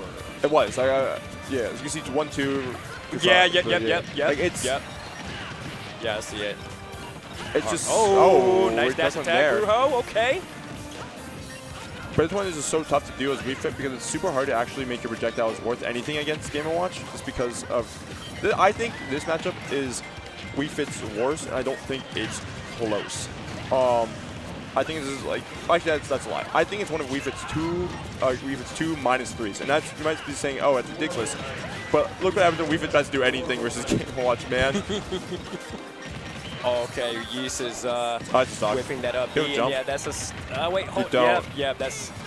Oh, no! I know they were probably trying to get like a nair or something to like Yeah, send trying him to save upwards, him, right? but that was that's a bad matchup. Yeah, that was actually very, very terrible there. We really were seeing a true like actual matchup like moment there. That's rough. I guess going back to PS2 might be the only option because you do need the open space. But that platform is once again but the platform. Whoa, okay, wait, what is Brujo doing here? This is another character he also plays. And I think he falls under the same idea of if you can get them up in the air, which Wii Fit does have really good nair up air combos, you can either continue a ladder or you can finish it off with up B. Okay. You know what? I respect it. You know what I'm saying? Like, Ike wasn't doing bad. Yes. We can agree to that. But Look, it just if you want to go ahead and adapt to something else to see if you can do better, I am all for it. It is the final game. It is the final game for Blue Team, though. Oh, I'm sorry, not Blue Team. No, actually. It could be the Oh, final. I'm looking at the. I see. But yeah, it's the final game for Green Team's game point. So and then we are already. Brujo's first stock is gone. No. Yep, can't do that there. Wii Fit up smash, baby. With deep breathing, that is the third. Oh, the ball wasn't back. Oh, man. Fair? Oh, nice. Okay. Oh, man. I said it. Blue Team is fighting back right now. Oh, nice No, up air. that up air is so. But there is, once again, send him up in the air, and that up B can finish it off as Meta Knight. Right. And we really are seeing when Wii Fit plays their best positioning when they can bleed like this deep shooter. You know, you don't have to play. You don't have to be the aggressor. You can be 3D type player right now. Your goal is to just play for the dead. Let them be the aggressor. Let them come to you. Yep. Okay.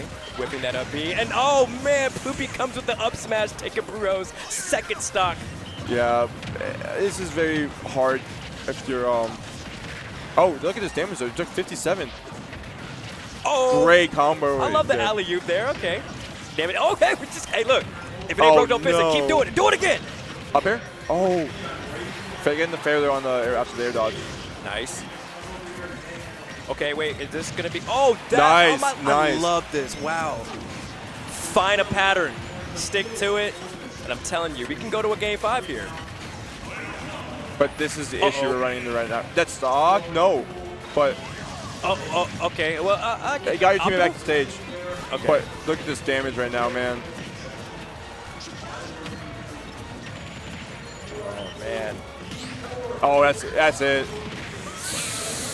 Oh no. This is hard. Brujo with the Meta Knight 2v1. Oh my god. Oh wow, that was actually really nice. Lose one uppy out of shield, that sends him upwards. Hey look, just try to take a stock. Okay. Oh, you're alive though. Nice. All right, Brujo. What's the move? Yep, you're put. Oh, okay, no, nice. because there's a very little amount of actual lag there. There's so much smash attacks being thrown out. Careful. Wait. Bear? Can you punish him for that? That's dead. Oh, that's dead. Nice. Okay, wait, hold on. What you got? If you can find a way to take the stock off Poopy right now. I was just about to say that. That grab in range sucks. The shield pressure. That actually. Don't get. Oh, Okay, that's grab. run up. Yeah, There, that. Okay. I was gonna say you can also tell that Poopy and Yeast have not played that much because that should have honestly just been a run up smash from Yeast when they were in the grab. Right. Oh man. Yeah. There's that up smash there. I'm telling you, there was so much up smashing from Ploopy, the up B from Yeast. God, Green Team is really doing an amazing job. And then we are going to grand finals for. Nick, can you get Just Blue to come back here? So I didn't seem to tell Just Blue one thing before. Needed some coaching real quick. Oh, okay. Dubs coaching for Just Blue. Okay. Cool. But yeah, we really were just seeing though the early stocks did matter quite a bit because even if they were, we were seeing the struggles with, like, when they were kind of struggling.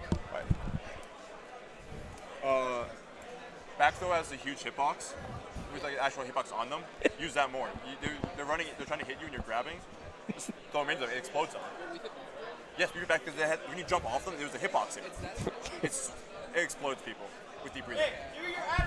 All right, but we have ad. Sorry, too busy doing coaching, making money in different ways. Coaching, y'all. This is what we do. But Coaching. Multi-talented man.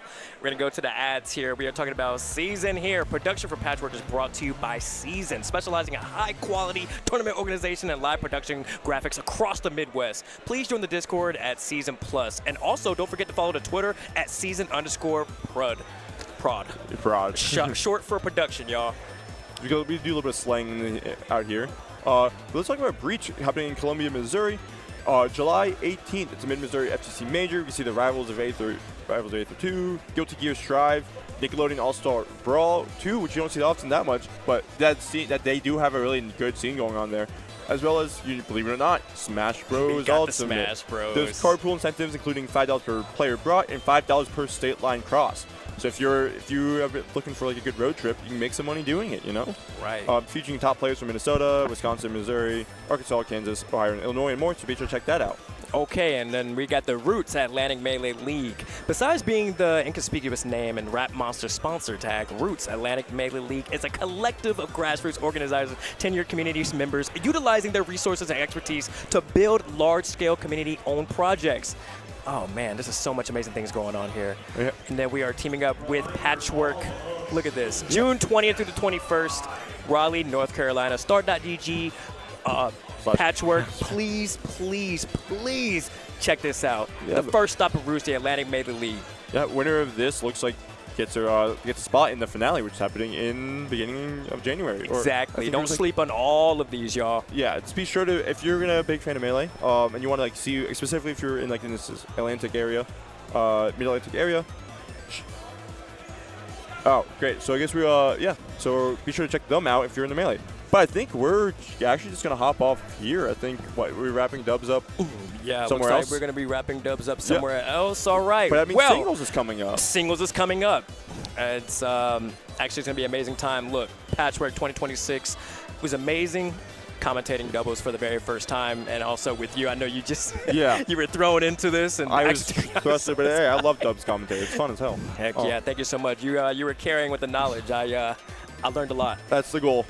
All right, we're gonna go get some singles here for Patchwork. Thank you so much for being here. We'll see you later. Don't go anywhere.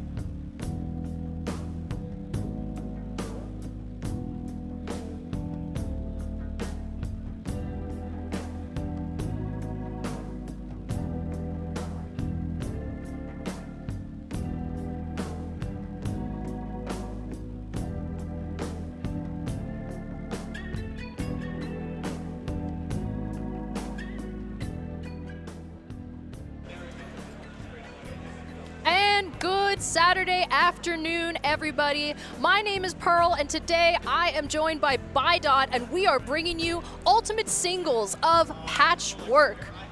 Yes, we are. One of my favorite events of the year. Genuinely, all the homies come out to this one. A lot more good players coming out this year than in years past as well. It's always been a pretty stacked event, but this year we have Light here, Kola making an appearance, Peabnut defending champion, looking to take it home once again. It's a really stacked tournament. It's been really fun so far. Ready to get into some singles action. Yeah, we are honestly so ready. I was just watching Dubs is wrapping up at the moment, so we've been getting a little bit of a taste of what's to come. But in just a moment, we're going to be having our first set of ultimate singles coming up to bat. And as BuddBuds was just saying, we have a whole lot of out-of-region talent coming out to represent and to just really show us what they're capable of doing. So I am quite thrilled to see what we have this tournament.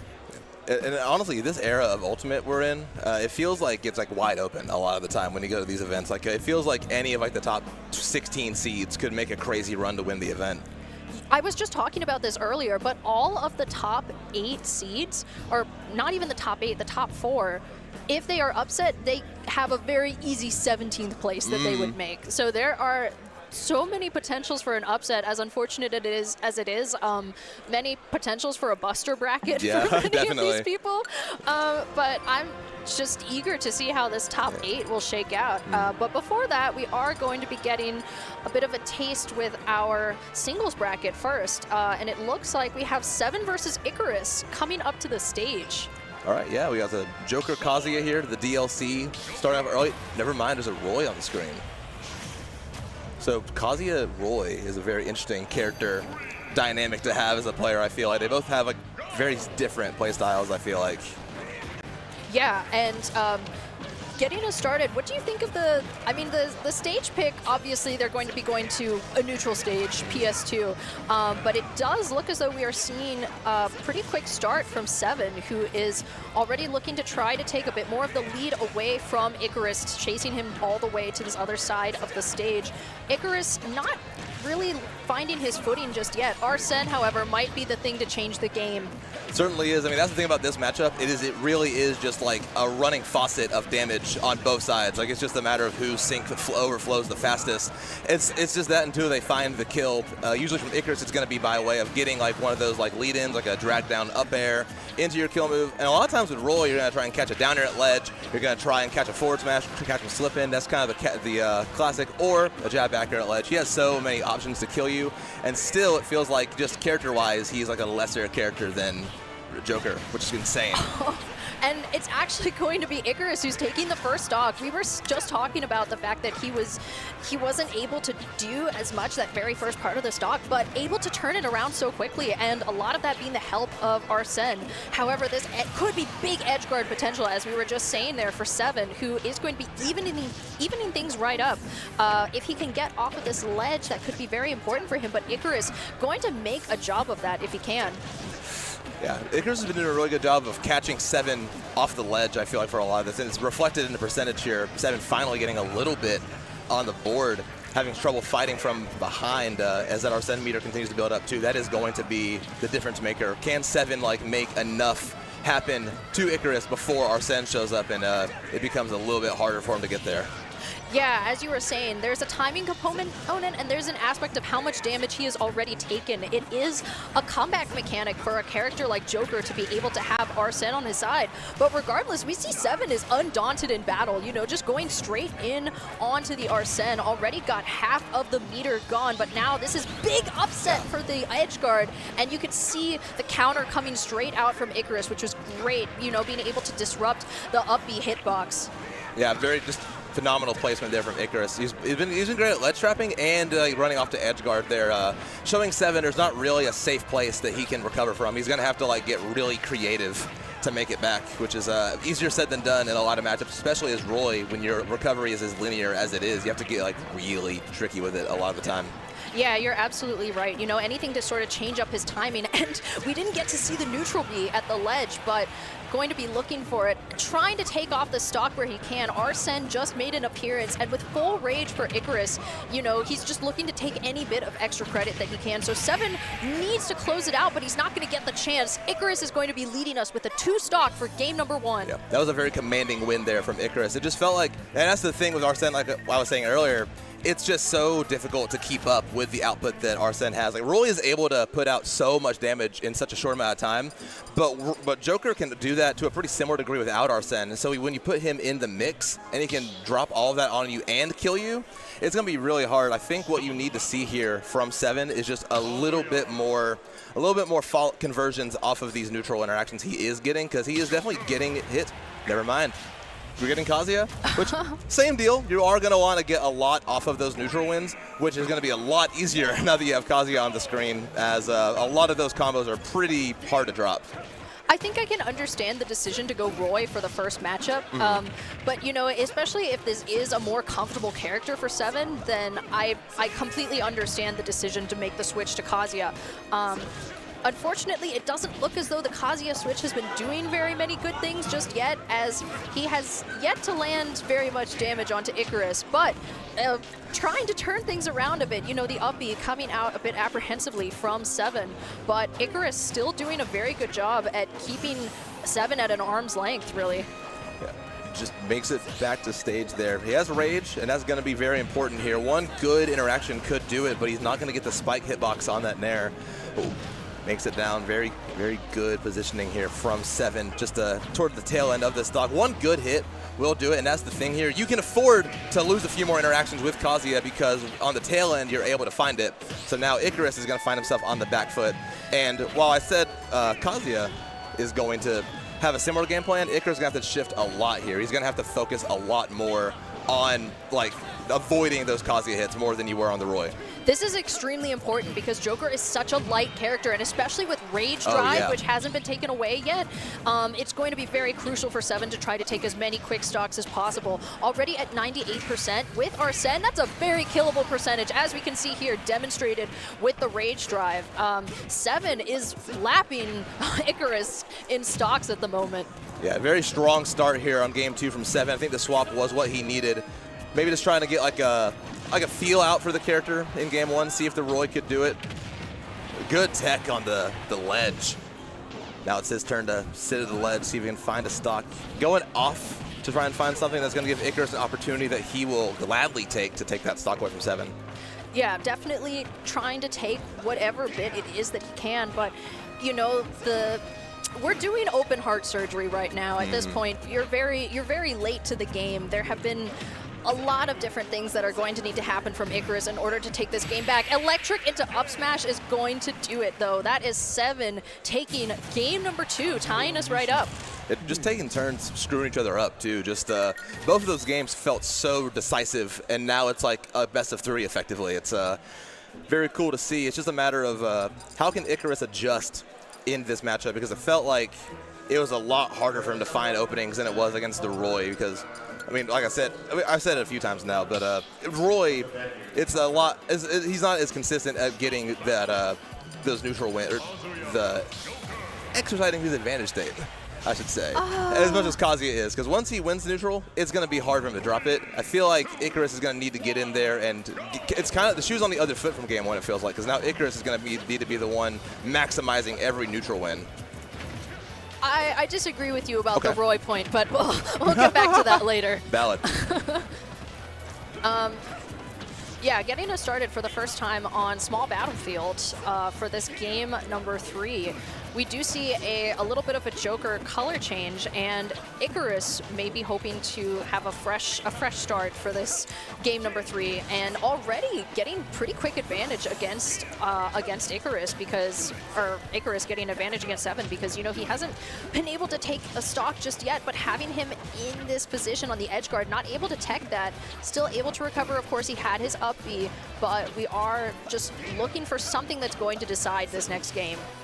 Oh, Icarus is moving so fast. Like, even though 7 has Rage Drive, it feels like he hasn't been able to find anything this stock. And I like the stage pick as well, giving 7 less room to run around, so it becomes a little bit easier for Icarus to find these openings, as we've seen so far. And now Rage Drive is off the table. This should be a stock. There it is. Icarus finds himself back on top once again.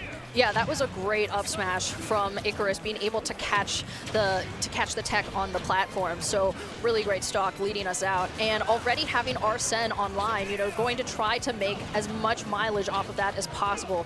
We can see 7 having Rage Drive gone is such an important factor too, because Icarus has the comeback tool, and now 7 doesn't. He doesn't have a really quick kill option, and he's going to go so far off stage for that stock.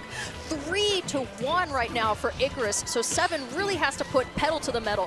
What an impressive adjustment we've seen from Icarus this game. That was a beautiful way to close out that stock. Has to find his way back, and already halfway to finding Arsene. Obviously not anymore, losing that stock, but you still have a full stock lead against a fresh Kazuya stock, nowhere near getting Rage Drive as of right now. So you have plenty of time to adjust here. Gets a little bit here on that platform. 7 just trying to catch his breath, find a way in to make game 2 happen again.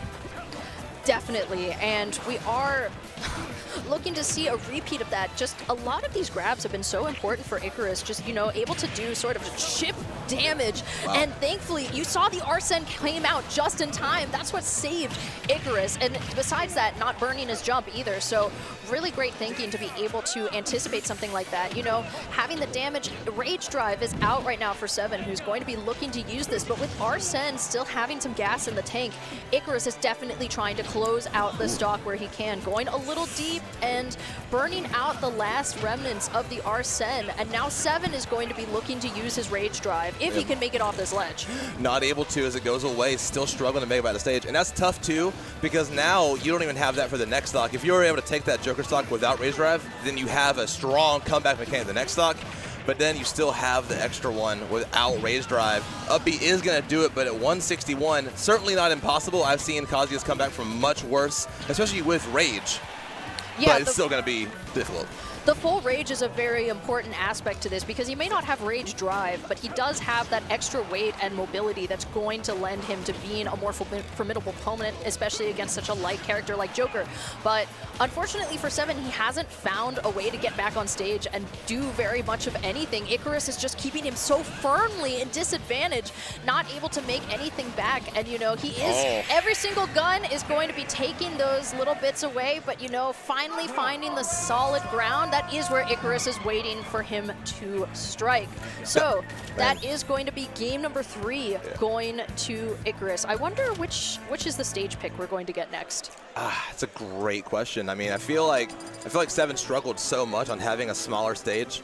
It looks like we're going Hollow Bastion, which makes sense. A little bit more space to run around, less platforms for Joker to escape to as well. So I think this is going to be a good pick on the side of 7. Yeah, it's gonna be tricky to adjust. I think having that space is really important. It's gonna be a matter of, can you force a stage that isn't small battlefield in the next game, because then if you don't have the space to run around in game 5 after having to play on the back foot for this game, it's gonna be a little bit harder, but we'll see how it plays out. We have to win this one to get there first if you're 7. Yeah, so BuddBuds, what do you think of the stage pick for Hollow Bastion? A little bit larger, definitely benefits Kazuya more than Joker in this case. Allows him what he needed that last game. He can kind of hang out, run away a little bit more. He doesn't have to be as like antsy to find those openings like he was that last game, whereas now he can just kind of wait for Icarus to come to him if he wants to, which Icarus has been doing a really good job doing so far, finding that stock immediately. Arsene not even in the same zip code yet. You're absolutely right, but what was in the zip code was the Rage Drive, and able to eliminate that immediately. We are not going to be getting the Arsene out of the picture just yet, but 7 is definitely looking for it. That air dodge straight away from Icarus, knowing that he wants to hold on to this for as long as possible. Just get that extra credit up. Electric not going to be connecting, but the Arsene is gone, and now you can see Icarus just kind of sparingly approaching, not trying to cede too much ground. Yeah, 7 just a little off the mark with these hits. Almost had the stock twice now. 3rd time's a charm. That up B will take it. Only taking a little bit of damage there as well, so that should be doable for 7. This is not terrible yet, but Icarus able to apply damage so fast on 7. This is going to be very interesting to see how it continues in this next stock. Yeah, you can see, unfortunately for Seven, he's not able to get a whole lot of his strings. You know, he can get like 1 or 2 hits in, which is very important on a light character like Joker, but nothing that he's able to like really use to seal out a damage. Just like electric into up B or like a couple of hits and maybe like off stage.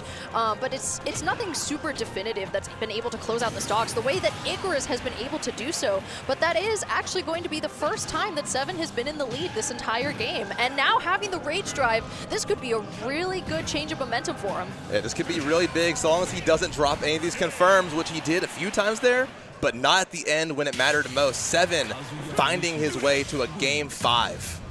And I think that stage pick was so important by Extremely. Dot. It really changed the entire momentum. It gave him so much more space to be able to find those confirms that we were just talking about. And it was such a good change of pace for Seven, who is now looking to take it over Icarus in this game number 5. I mean, we've seen, it really has just happened every game. They've like taken turns just like having a very commanding lead over the other. This character's going to stay the same. Did not see the stage. Looks like going back to small. So we are going to have the issue of space again for Seven. But we'll have to see if those adjustments he made, if he's able to kind of emulate that this game. I think so long as the execution is clean when Seven wins neutral, it should be pretty doable. It just matters how it is going to be. Who can get the most out of these bites is the biggest idea here. I think that's a... Oh, wow. We didn't see it there yet, but it looks as though Seven is trying to recreate it. Wow. And there it is. No more Arsene online, not even having Rage Drive. No real Rage to speak of either, but such an important stock for Seven, especially going back to small battlefield, the stage which he previously lost on. Such a great change and adaptation. And that's something that he's cleaned up a lot as the set's gone on. I mean, we're going to see it right here. He's going to find us confirmed. She's not going to take the stock quite yet. But that's one thing, even when he drops the kill, he's able to like collect himself and find the hit that leads into the kill eventually. And that's the important part about this character. Should do it. Yeah, there we go. And wow, 94%. 3 stocks to 1 final stock on Icarus. We are seeing a completely different Seven in this game than what we saw previously. He has woken up. Icarus now looking to take the stock, going too far, but he truly bit off way more than he could chew. That's going to be Seven winning in a way that he probably didn't expect, but still definitely determined the matchup outcome. You know, just with that very last moment that we saw. But the absolute, like the ability of Seven to just be able to switch gears so quickly, as you were saying, Dot, it was really what sealed him the win. You know, any sort of dropped opportunity was not a failure. It was, okay, let me pivot. It was anything that he could still find. And, you know, Icarus had him beat pretty severely in the first couple of games too. So it was incredibly impressive that Seven was able to turn it around to a game 5. Yeah, phenomenal catch. And those last 2 games as well, games 4 and 5. What a performance from Seven. He just put so much pressure. It's almost as though Icarus just the only thing he could do was like try and run away and like find like collect himself. But as you saw, it went too low. I mean, sometimes that happens, honestly. I feel like your opponents put so much pressure on you, like, and you forget like a very core mechanic of the game sometimes. But not the way you want to go out. Thankfully, double elim, so hopefully we'll see a little bit more of him this bracket. But good stuff to Seven, holding on to continue forward. Yeah. Oh my goodness. And it wasn't that we saw. So typically what defines a lot of Kazuya gameplay is that he's a very oppressive character. Yes. And that's not exactly what we saw. We still saw like he could make, like, making a mountain out of a molehill was really what he was able to do, especially against, as we said earlier, like a lighter character like Joker. You know, you can take little bits to chip away at him, and like there's not very much you have to do as a character with the kill power of Kazuya in order to kill Joker.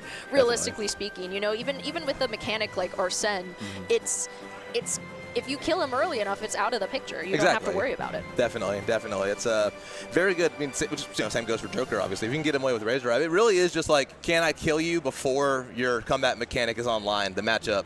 And Seven was able to do it a lot more consistently than Icarus was able to. So it's just what you need to do.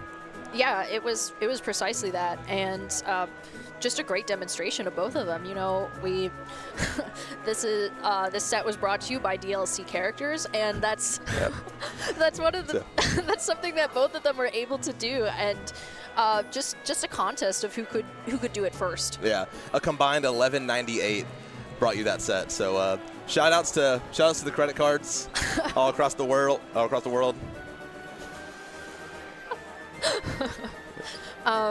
But you know, there is more Smash Brothers to be played, so yes, we are just going to be waiting for the next set to come up to stream. I imagine we're going to see them very shortly. Oh, sure, certainly. Yeah, no one's in the chairs quite yet, but probably doesn't matter. It's probably just a Smash player diff of like getting them where they need to be. Yeah. That's I think being a TO is like such a thankless job. Being a stream runner specifically is such a thankless job of like tracking people down. I've been stage manager, I've been TO, I've been pool captain. Mm-hmm. It's a lot of like people will check in and then they'll be all the way in a different building by the time they're playing. Especially it's confusing because when it's somebody who's there for their first tournament, I'm like, I can understand it, especially when it's ultimate players. But when it's somebody from Melee, and I'm like, you've been doing this for 15 years, so long, so long. Like you're in winners. Like why do you think you could just go across and like go eat across the street and that's fine. The tenure of like the competitive scene for your video game is like old enough to drink alcohol, and you are like you're at the Chick-fil-A down the road before your set. That's what's been so cool about being commissary manager is so far, at least, I want to knock on wood just in case, everyone has been where they need to be. My job has been really easy here, which is tight. So it's a shout out to all the commentators that know to be around the desk. I mean, for the most part, this is an issue that I see with people when they're playing rather than definitely, commentating. I mean, it's especially on stream, I feel like. Yeah. You have to go through the mountain of people over in the pool to find the person you need. Especially early pools too, where it's like if it's not like a top player, it's like the two local guys. If you're like a pool captain not from here, you don't know what some of these players look like. So like, uh-oh. And we get a look at the crowd. Speaking of, so this is the sort of thing that you have when you're searching for that one player. You don't know what any of them look like. They're all unfamiliar, and you're just shouting out this name that you probably don't know how to pronounce. Yeah, exactly. Let's be honest. Your TO tells you, hey, go find Y Delirious in this line of people. Like, just pick one out. Which one is Y Delirious? Yeah, I've been playing with it. I've been seeing him around for like 5 years. I think it's red shirt right there. The hair's grown a lot more since the last time I saw him, but I'm stuck. I'm on the mic. I can't pull him out. I can't help. Yeah. Also, if you want to watch more Ultimate, you can pull it up to BuddBuds 2. That's where our Ultimate Quad stream is happening. There is a whole lot more Ultimate. You can also tune into the KML stream to watch what's happening on Melee, which sounds like a really exciting doubles finish. Oh my goodness. Something crazy definitely happened, yeah. This is why I put Jorge on the microphone for like the end of the event. It is just he adds so much, I feel like. It is such an auto placement for me. He is just so passionate of the game. Whatever happened over there, I missed, unfortunately, but I know it was crazy. Something just happened in Melee doubles. A few things happened at Patchwork today, which is cool. And we missed it because we were commentating Ultimate. Yeah, and the pool captain missed it too because he was trying to find a Y Delirious in the crowd of people in the pool. That's so funny. But definitely tune into Melee happening later today. There's going to be singles. There's also Rivals of Aether happening. Yes. Rivals of Aether 2 if you want to watch that as well. So got a few games here. Got lots of different streams that you can watch if you're just looking to satiate your appetite for more video games to watch. Open up TV. Open up Twitch on your PlayStation. Pull up the multi-stream on your computer. Just like have the World Cup on somewhere, any event on right now. If you have a screen in your house, just throw it up.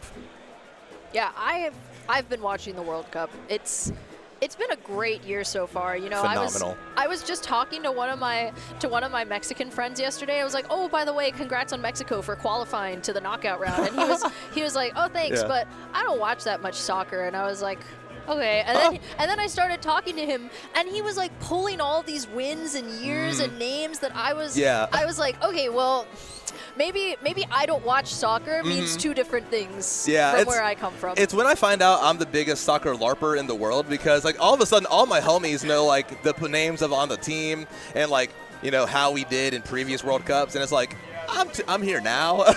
But it's crazy. Like it's like sleeper agents get activated. My friend Todd, who like I've never pictured as like a big sports guy, he was talking about like not the Premier League, but it's a team that like got relegated down to like whatever the leagues below, and he's like been a fan of them for like 10 years. Ooh. And I was like, that's crazy. You know that, Todd? That's insane. I think that's where a lot of the World Cup players come from, because they play in these. Of course. They play in these overseas leagues, and then they go to they go to represent their countries for the World Cup. It's very cool. So, being a pro soccer player, the amount of travel you get to do, it's so sick. But let's pivot back to Smash Ultimate now that we have some players to stream. We've got Avery versus Philly. So Avery, knowing one of the ranked players in Georgia currently, specifically Atlanta-based Brawler. We've got Philly also with the Yoshi representing. So can't wait to see this set happening next. Philly, a local hero, I believe, as well, repping NC. Avery from Georgia, number 14, I want to say, on the most recent ranking. Yeah, I believe. According to, that's what Smash's app told me before I wrote it down. Okay, so great. Yeah. If I'm wrong, chat, just go to the App Store, type in Super Major, and I want you to leave a review. Well, I know for a fact that Avery is ranked in Georgia. So Yeah, absolutely, yeah. That's what we need to know for this next set. Also, I believe, I'm not sure how she finished out, but I think at least top 3 at the pre-local yesterday. Winners finals was Osh9 and Avery, so a brawler ditto. Oh, interesting. Yeah, I've met them a few times at some different events just around the region. I don't believe I'm acquainted with Philly, but looking forward to see exactly what I expect it to be. A rather explosive set. Yes. As someone who commentates Fusion a lot, this is a matchup that I see pretty frequently. Yeah, we don't have a lot of brawlers in Birmingham anymore. We used to have a lot, and my roommate plays Yoshi, so this used to be a very common thing that happened just around my house. There's been an influx of brawlers recently to specifically to the tri-state area. I mean, with Apple Reviewer coming back, and then with Yeast already being pretty established in the area, it feels like there's a lot, even when there's only a couple. And then of course the Yoshi representing. This can be a very explosive set. Both of these characters have the potential to kill you very early. I mean, with Yoshi, it's like up tilt up air versus with Avery's character, Brawler, you know, you definitely want to look for those thruppers, like the down throw thrupper. Yep. I will say, Avery, very good friends with Jank Trees in Georgia, so a lot of Yoshi experience on her end here. Obviously, Philly, very good player. I mean, they're very similarly seated.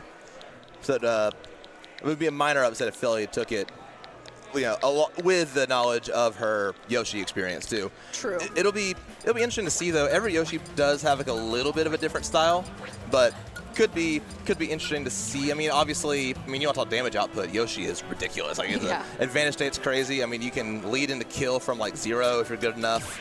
But I mean, it's gonna be a matter of, can Avery like get an up tilt thrupper? That is an interaction that, as much as I was talking about, I've seen a lot. I don't fully understand the double jump armor mechanic there. So for down tilt thrupper, you don't necessarily need to use a double jump in order to use it. It's not like a. I meant Yoshi's armor. Oh, Yoshi's armor. Yeah. Oh, okay. Like, does Philly get a get out of jail free card here? It's something that I should know because I've seen this matchup a handful of times. So, in the ways that I've seen it executed, Yoshi falls to it like everyone else. See, fair. You know what? It's probably just because it's true and you can't jump in time. Yeah, and also the problem with the down throw thrupper is it's always done from an upper platform, and at that point you're so close to the blast zone already you don't want to use double jump. Totally.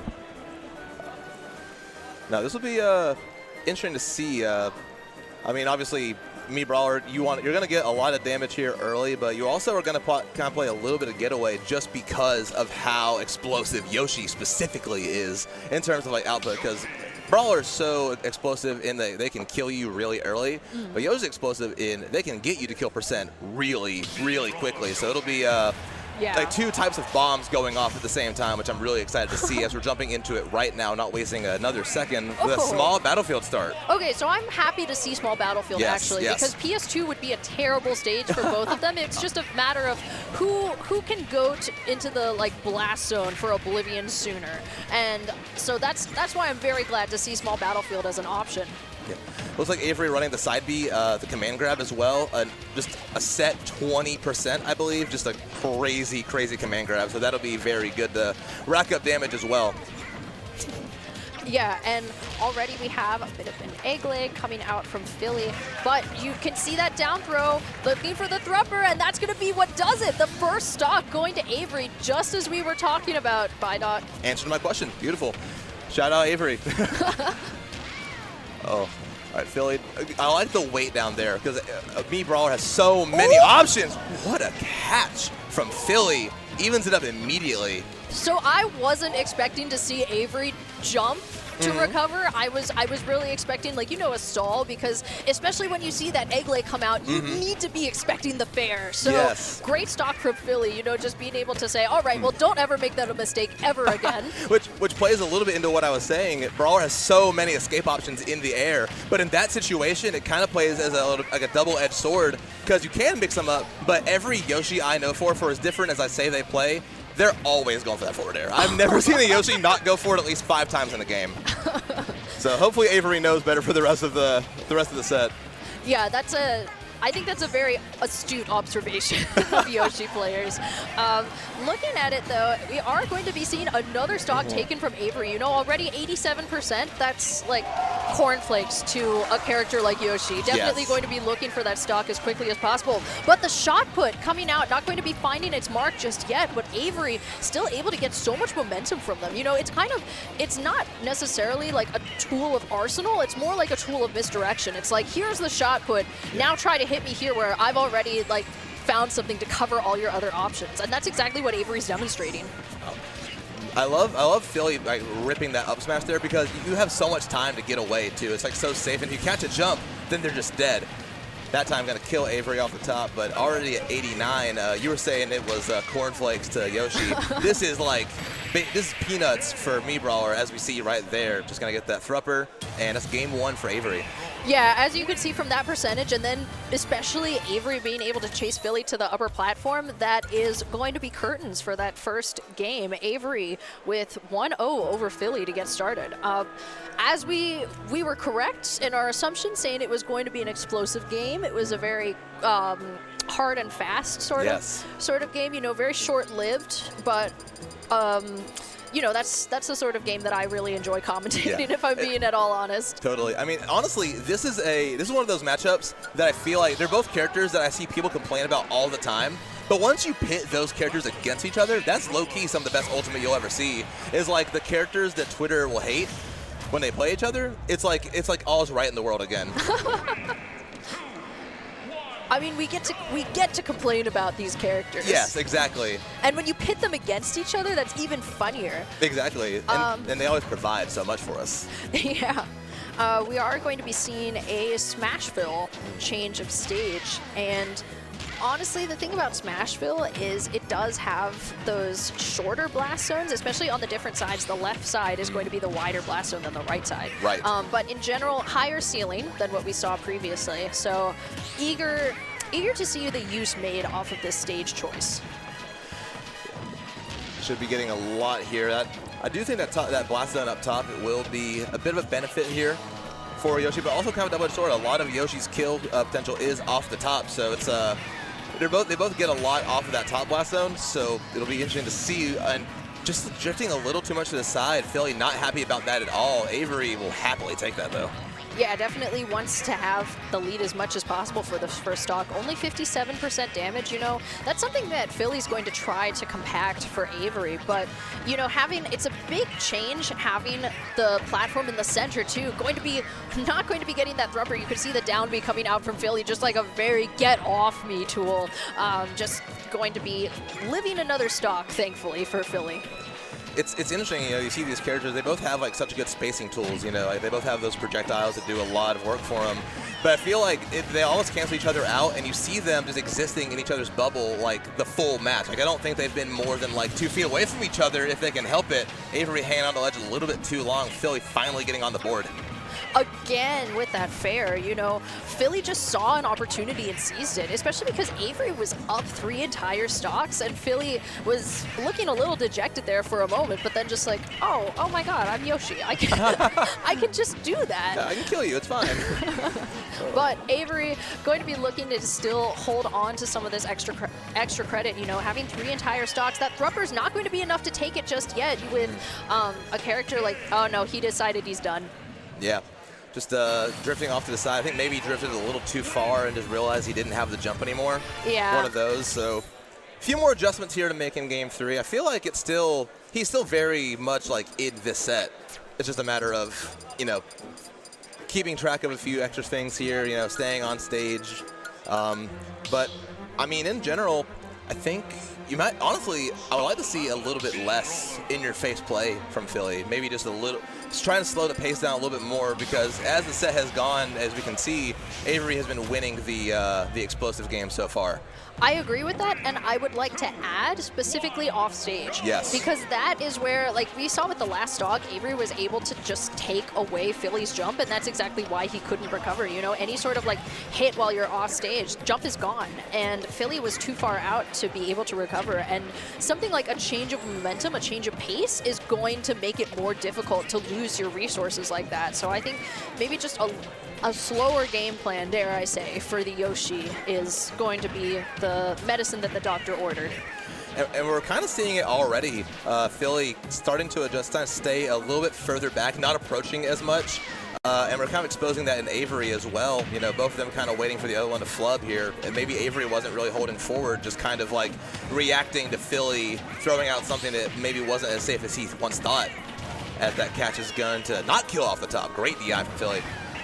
Yeah, the second time, unfortunately, is going to be what does it. There's only a couple of, you only get a couple of times that you can get hit by Thrumper before it definitely kills you. But looking for that side B once again, Avery not going to be able to take another stock, but you know, just slowly but surely chipping away that damage. That shield was looking very sparse there from Philly with the shot puts.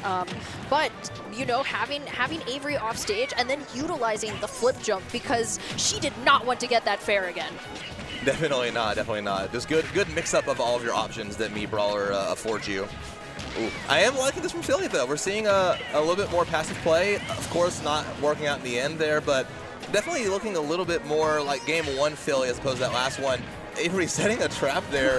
That was really good knowledge, or that matchup experience coming into play there, knowing that you can avoid that down B and then punish for it. Very, very clean from Avery. It's something that a character like Yoshi loves to use in order to try to put shield pressure on you, break your shield, especially with their especially like being able to have that down B. But Avery not going to be taking Philly all the way to oblivion just yet, but looking for it for a second time. Philly, I noticed, is oh wow, 2 dares back to back, but Avery's not going to get the stock. Misplaced. I believe that was a misinput. That was supposed to be an up B. And then you could see the jump there, just as I was saying, before he could get hit by the up B. And now we can see Avery not going to be able to take the stock, but Philly has been finding a lot of these timings and placements. I just wonder if it's too little too late. It's possible. Oh, Philly grabbed and then I think misinputted a taunt. That or he was just really feeling himself for a minute. Wow, great air dodge. That definitely would have been the stock, but catches the roll. Avery, that's the thing I love about watching Avery. She is just so willing to rip these kill options like just throughout the set. If you miss once, it doesn't mean it's a bad option. It low-key just means that like it's probably going to hit the next time because they're not going to expect you to just do the same thing again. Yeah, that was a great finishing up smash from Avery, being able to close out what was a very strong 3-0. You can just see in the replay all of these different stocks that were taken from Avery, you know, just being able to eliminate so many of the different options from Philly, whom I can tell watching him play is very used to being the most explosive character on screen. Yeah. He's like, I am faster, I can rush you down, I can kill you sooner. And unfortunately, when you're playing against a select number of the cats, that is not always the case for Yoshi. Yeah, he can handle a lot of heat for sure, but me Brawl are one of those that just applies a little bit more than you can handle. I liked what I was seeing in that last game though, slowing the pace down a little bit. Problem is, me Brawler can slow the pace down a lot too. I mean, we saw toward the end there, whenever Avery realized Philly wasn't approaching, she stopped approaching too. We saw a lot of moments of them just kind of staring at each other on the screen, which is always fun to see. We saw more use. Yes. Yeah, we have a very fun set. That was a few things we get to reflect on, but we have to reflect on some bills we have to pay for running this event, because events are not cheap. And so we have a lot of people to thank. Of course, BuddBuds, people throwing on the event, Mikey and Evan, killer TOs, killers, event runners in general, production. I mean, they're phenomenal. I don't have anything bad to say about these guys. They are the place to be for all things Smash in the Carolinas. All their socials on the screen. Please check them out. These are some really cool hoodies as well. I just want to add, this is my first introduction to BuddBuds and Budwar's Buddies. You know, they are going to be having a new local, the BuddBuds local, short BBL for short, and it is going to be North Carolina based. As we can see here, the BuddBuds local with this lovely graphic design in Cary, North Carolina, hosted at Bad Machines Esports. So that is a nice little video game arcade bar. It is a great place to visit Wednesdays at 6:30, and be sure to sign up at startgg/BBL. Yeah, if you're in the Carolina area and you don't go to BBL, you're tossing. Genuinely, I think. Starlight Singularity. Yes, so hosted 4 times a year, sort of a regional level event, happens a couple times a year in Sanford, North Carolina. Believe probably a couple games ran there, at the very least, Ultimate for sure. Feel free to sign up. The next one's going to be July 11th, so a few weeks away. If you're in the area, or even kind of around the area, bigger regional level events, you should be traveling for those, I feel like. Yeah, it's something that you want to make it out to, especially because it's a regional. It's something that you want to be able to, you know, show some pride for your area, Totally. and especially for people who are Carolinas based, or even if you're Southern Virginia, going to Sanford, you know, that's not a terrible hike. You know, just get some buddies, come on out, and I'm MDVA, and I'm always someone who's encouraging people in our region to get out more, because there are so many events just outside your doorstep. That, Yeah, you know? and I mean, regions around like the main area that's hosting it have so many hidden bosses, like people that just like don't go to a whole lot, and the regional happens. You really want to like push that person to go sign up. It's a little bit of a longer drive, and maybe that's part of the reason they don't go to things. But I think events like that, especially again, I talked about it a little bit earlier. I'm gonna just glaze again. BuddBuds are running it. It's gonna be a good event. I've never had an event that I've attended these guys have run that has not been killer. So. Biggest vouch I can offer. I think some of my favorite TOs in the scene. Yeah, it's just a wonderful thing that you're able to have such local-based TOs and production teams that genuinely care so much about their scene, that they're able to run this caliber of events. That, you know, you can.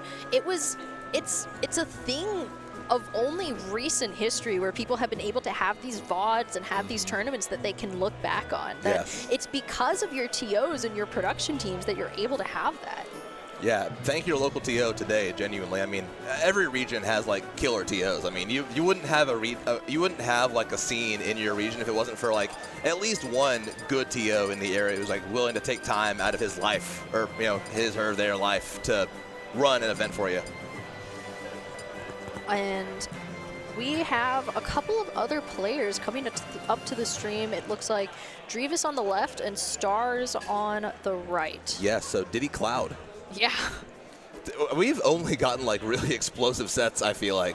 All right, so Drevis, North Carolina based. So we Yes. have somebody who is defending his home turf today versus Stars, who is genuinely a mix of like either Florida or Pennsylvania, specifically Philly. So see him out a lot. I've seen him at Pittsburgh events too, which is really far for a Philly person to go to. But getting us up to the screen, you know, I'm really glad that they've got Invader versus versus local hero. I mean, that's the most beautiful thing about this. I think the North Carolina scene is like something so special. The way they cheer for their boy, it's so fun. We're going to see that come into effect here. I think the cheering really does help. We're seeing a really strong start from Drevis immediately. Star is able to swing back a little bit, get out of the blender, start one up of his own. Yeah, that was a very quick lead from Drevis. Already having the limit online, though, this could be big for Stars if he's able to utilize it. Trying to go for the Blade Beam, not able to get it with the limit. However, this Rocket Barrel boost for Drevis going to be big in order to help him recover to the center of the stage. The banana now in Star's hand, not going to be able to get anything off of it just yet, but looking for this edge guard. Man. That's not going to be the stock, but going out for the fair. What a great stock from Drevis. And this is going to be one of those that's like that really exploits Cloud's kind of like limited mobility off stage. Like not a lot of great recovery tools if you don't have your limit meter like fully filled. So that is going to be something that Drevis will take full advantage of every time that he's able to. Because Diddy Kong, I mean, it's like spin a wheel and you'll probably find a way to take a stock off stage. That's a very good way to put it. And speaking of limit, we have that on, but the cross slash isn't going to be able to do anything just yet for Stars. You know, just being able to go for this Rocket Barrel boost on stage, it is going to be that next stock gone, but already 97% of extra credit. That's nothing to sneeze at for Drevis. No, definitely not at all. It's a solid start, but Drevis has been continuing this pressure. Up air, not going to kill. Ooh, hang out the platform, finds his way back down. Up smash, still not going to kill. Great DI there from Stars, still holding onto the stock. He's so eager to rip limit. Wow. I know the crowd loved that. I hope the mic picked that up. It's a great reaction. The catch of the Rocket Barrel boost, just being able to have the banana in hand, still going, the Rocket Barrel boost placement still being enough to take Star's stock. And I have genuinely never seen a Diddy Kong stock win in that manner. Stars finding himself on the back foot, maybe looking for his options once again. Getting the cross slash with the limit online, this could be big for him if he's able to take the stock quickly. Monkey flip, we haven't seen a whole lot of use of it just yet from Drevis, but now off stage, I think he's a little more concerned to use it with the limit, but now with it being gone, Drevis has a lot more flexibility to just come in at random. You could see the monkey flip being employed once again. Yep. That's such a strong tool too. It's so hard to like avoid because it's just you can select whatever they're not doing. It feels like it's so difficult. That is one thing I've noticed. Say for that last limit, I feel like Stars has been very eager to pop these limit moves. Finally going to get a up smash to even the stock count. Still a little bit more work here as limit is coming online. This would be your opportunity to get a good limit attack here, but Drevis has been doing such a good job of avoiding it. It's going to be really difficult. Time's running out, but just perfect placement on the forward air. He catches it. And it was 0 for 3 into that last one, but find the one that matters to take the game. Man, oh man, the finishing touch from Stars is going to be what takes it from an entire game of being on his back foot, being caught in a corner. Drevis catching him at every turn. It was the finishing touch to seal it out. So what a stock that was from Stars. I have to say, Drevis was so dominant that the first 3 minutes of that game. Yeah. Drevis had Stars on a leash, pardon that, just leading him exactly where he wanted to be. But I think that the reason that he was able to get this finishing touch is because Stars has been learning from his previous mistakes and from anything else that Drevis was able to get. We could see it in the way that he was shielding the Rocket Barrel boost, that he was shielding different things. He was looking, he knew what Drevis was looking for. I think he showed a little bit too much of his hand game number 1. So I wonder how we're going to see this adaptation and seeing it on PS2 as well. Yeah. I think the adaptation of Stars waiting a little bit longer to burn some of these limit attacks is what paid off there in the end, because it felt like he was just ripping it as soon as it was online. Now just taking his time to get them, and it's been paying off, it seems like. Oh, not going to find it just yet. Back air would have done it. Just pops the up air a little misplaced. Forward smash across the stage, not going to do it quite yet. Stars in an awkward spot, has to air dodge off stage, trying to mix up his recovery, but Drevis, all the movement that Diddy Kong affords you, it is going to be enough to get that stock. Yeah, that was really unfortunate there for Stars, but at the same time, it was at the benefit of Drevis because he was able to limit his options so efficiently. Now having Stars off stage once again, he's not going to be able to make anything off of it. But looking for this stock, already at 122%, you know, Stars just has to get off of this ledge to be able to do it, but this monkey flip proving to be so efficient for Drevis, the way that he's able to utilize it, and it is not going to be enough to be the stock just yet. Popping up high with the limit in order to get back to stage before Drevis as well, reestablishing his stage placement. He is definitely looking to seal out this kill as quickly as possible. With 79%, he needs to do it. He definitely does, holding on to this stock, and he's in a perfect position too. He just needs to find it there, pops the wrong way, finds himself in really scary spots, forced to roll out there, but Stars, that was a smart rollout though, because he had to wait. We waited for Stars to be locked in that last hit of limit, otherwise probably could have canceled, maybe got there in time to get something else on him. Finally able to take the stock regardless though, but he's already a really high percent, finds the limit cross slash. Does a lot of damage early. That's a good time to use it as well, just to really add on damage or erase a deficit. Yeah, that was such a big thing from Stars, being able to change the momentum. You know, he's lost that stock, but he hasn't gotten a whole lot of damage since. And now Drevis looking to take it away from him. You know, having the banana in hand, so important, especially when he knows that Stars doesn't have a limit.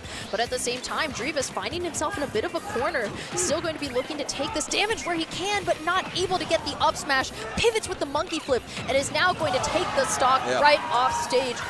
Great advantage state from Drevis. That was great placement of the banana too, throwing off stage so Stars couldn't jump, so it just forced him to get hit by the forward air. That was really, really smart there from Drevis. Able to take it, Stars certainly not out of it here. I mean, we saw how that last game ended. I mean, this is honestly even less of like a deficit than he was that first game. So it's certainly doable. The way Drevis has been playing, it has been a show here, but as we saw that last game, all Stars needs is that one stock, and Drevis jumps at the worst possible time, gives Stars a little bit more time to charge that limit, and if he can live a little bit longer, that's going to be really scary for Drevis. That was really scary for Stars just now, especially being caught with the monkey flip. It's just anything that Drevis can do to keep him in the corner, he's going to continue to do because he wants him off stage. He wants him at his most vulnerable. However, Stars definitely looking to stay alive as long as possible. Another monkey flip, and it's already looking like Drevis has been holding on to this advantage state. The limit cross slash going to be burned, but it's not enough to be close to taking the stock just yet. Coming straight off stage, the rocket barrel boost is going to secure Drevis's position once again. F throw, not going to be enough to keep Stars off stage, but going to be looking for it once again. Oh, wow, the knowledge! The up smash straight out of the cross slash. Stars has been ripping those earlier, and what we've been seeing previously from Drevis is either the roll away or the shield. Yes. At this possible moment when it mattered, he knew exactly what to do. He was able to roll the slightest bit away, held the shield. The second it was over, he had the up smash ready. So what a great game from Drevis. Just immaculate timing on that as well. I mean, all of these games have been really down to the wire, I feel like. Drevis able to handle that last scramble there. See how it translates into a game 3, not wasting any time getting into it either. These players are just ready to go at it again. We are, it looks as though they are looking for blood, going to be bringing us back to Pokemon Stadium 2. And Stars already got the banana in hand, not going to be enough to take the stock, but I love that he was able to trip up Drevis before going for the cross slash, you know, just trying to keep on to this advantage, and maybe the banana could be an advantageous tool for him to use as well. It's entirely possible. I feel like I've talked to a lot of Diddy Kong players, and like the rule of thumb they always say, which it could be like you can't DI out of PK Fire angle from them, but they always tell me that it's better to just throw banana away if you get it, because the Diddy Kong knows how to use it better than you do. But player by player, obviously, Stars might know a thing or two here, but Drevis, I mean, showing he's able to shield it, pop right out of there. Stars not really knowing what to do if the banana hits the shield, and Drevis taking full advantage of that. So it might be something that he could adjust, just trying to treat the banana as an obstacle that he needs to get away as opposed to a tool that he can use. Having limit nearly fully charged, we are still going to be looking for it. And, you know, going to be able to get it the second he goes off stage is really important for Stars, being able to have those timings on lock. Not going to be getting the limit cross slash, and it is going to be punished by Drevis with the up smash. he actually had the right idea that time. He continued to use the banana to trip him up, and he actually got the trip. He just popped it a little too early, and then Drevis was able to run in there and get the kill. The up smash, I think, would have been too slow. Stars could have been able to shield it, but the down tilt comes out fast enough and leads into it. Just great awareness of what your character can do, just coming out from Drevis. Yeah, this is absolutely the sort of stuff that we want to see, and a perfect spacing as well. The air dodge in to avoid the limit blade beam rather, from Stars. So great stuff from Drevis, who is now trying to hold down the fort at neutral. You know, retreating to the center of the Pokeball, wanting to have as much stage control as possible. That up B is going to pop him straight to the upper platform. Stars now looking for a potential edge guard and not going to venture too far off, of course, in order to challenge Drevis in what is more his domain. But with the limit online, and especially being pressured here by Drevis, this is a very important thing for Stars to know and have in his back pocket. Stars looking for something here that could possibly lead into one of these limited attacks. You were running out of time to pop it, and now it's totally gone. Forced to sit in that shield. A dead heap between these players. Stars finally finding something to get Drevis off stage. Both swinging is a total scramble situation. No one has taken the stock quite yet. Not able to connect that F smash, but now Drevis having a bit of positioning at the ledge. You know, you can see him looking for these F tilts, like anything that he knows will catch Stars off stage the second that he tries to recover. That Nair from Stars as he's successfully able to charge limit, as the second that he gets hit by the rocket barrel boost. And what a perfect parry, still able to get the stock. You know, didn't even need the limit to take it. What a crazy interaction. Just good awareness from Stars, catching Drevis, re-grabbing the ledge there. That was just a crazy back and forth from both players. Both of them were just ready to kill you immediately, and there's nothing you can do if your Stars there. Great catch from Drevis to stop the bleeding early here as we are in a last stock in a very important Game 3. No limit, no way that he was able to jump in order to make it back. Just took his up B straight from him. So what a great stock from Drevis. However, it looks as though Stars is looking to hold on to this stock as long as possible. You know, trying to put all of this extra damage onto Drevis, who has him at this side of the stage. Oh my God! So dangerous for him. That is exactly what he wanted. It is going to be Drevis leading us into game number 4. We talk about the awareness a lot. He was just right where he needed to be there, just hanging out at the ledge. Knows that Stars likes to kind of run off stage every once in a while, and he's like, okay, I'm Diddy Kong, you can't auto snap to ledge, eat this down there, boom. And like that's 2 stocks that Stars lost like relatively early for the way this set has been going. Just a great clutch there at the end from Drevis. It looked like Stars had it in the bag. Kind of reverse what we saw in Game 1 where Stars had the clutch, and now we're going into Game 4, Drevis on match point. This is a very important game for them. As we can see, running it back to PS2, going to be looking for it with that F tilt. Not you can see, I love that Stars has changed his pace. You know, he will rip the cross slash, but it's only a couple of times that he'll do it. He's just making sure to catch Drevis at exactly the right moment. If he doesn't, then he doesn't want to get stuck in the extra end lag. I'm seeing a lot of good adjustment on Stars as far as positioning goes. Trying to catch Drevis' movement here because Drevis has been really like abusing Diddy Kong's movement. Wow! What a catch there. Just read the air dodge in. Stars is in Drevis' head. He saw how that last game ended. Does not affect him at all. He knows what's on the line here. He wants to go to Game 5. He wants to move forward in the winner's side of this bracket. That was such a great catch, you know. Oh no! The banana to interrupt the up B. Wow, what a catch from Drevis. Barely missing the ledge. It's so unfortunate. And it's just so, for as good as that first stock was, they lost in such a silly way. And it's we're even on stocks against Stars. Once again, such a strong mental that he's able to just keep his composure. Has Drevis on the ropes on this stock. Drevis trying to fight back here. Now wait just a minute, because Stars has limit online. The second that he's in a corner, he has something that he's able to use to back himself right out of it. No, still going to be going so deep for that down air, straight through the stage. That is Drevis' stock gone, and now playing on his last leg. That's right, Stars fighting ferociously for that Game 5 appearance here. Drevis has a little bit of a hill to climb here.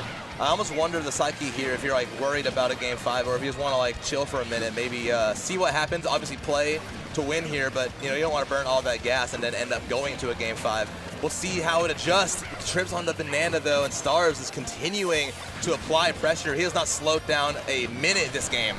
The banana at ledge was such a smart tool from Stars because it forces Drevis to air dodge straight in. You're not rolling through that. You're not jumping through that. So what a great catch from Stars because now he is keeping Drevis at every position that he can, just limiting and walling out every single one of his options. This is a great change of pace from Stars. Drevis, however, still going to be looking to take any sort of ground that he can. It's just not happening, though.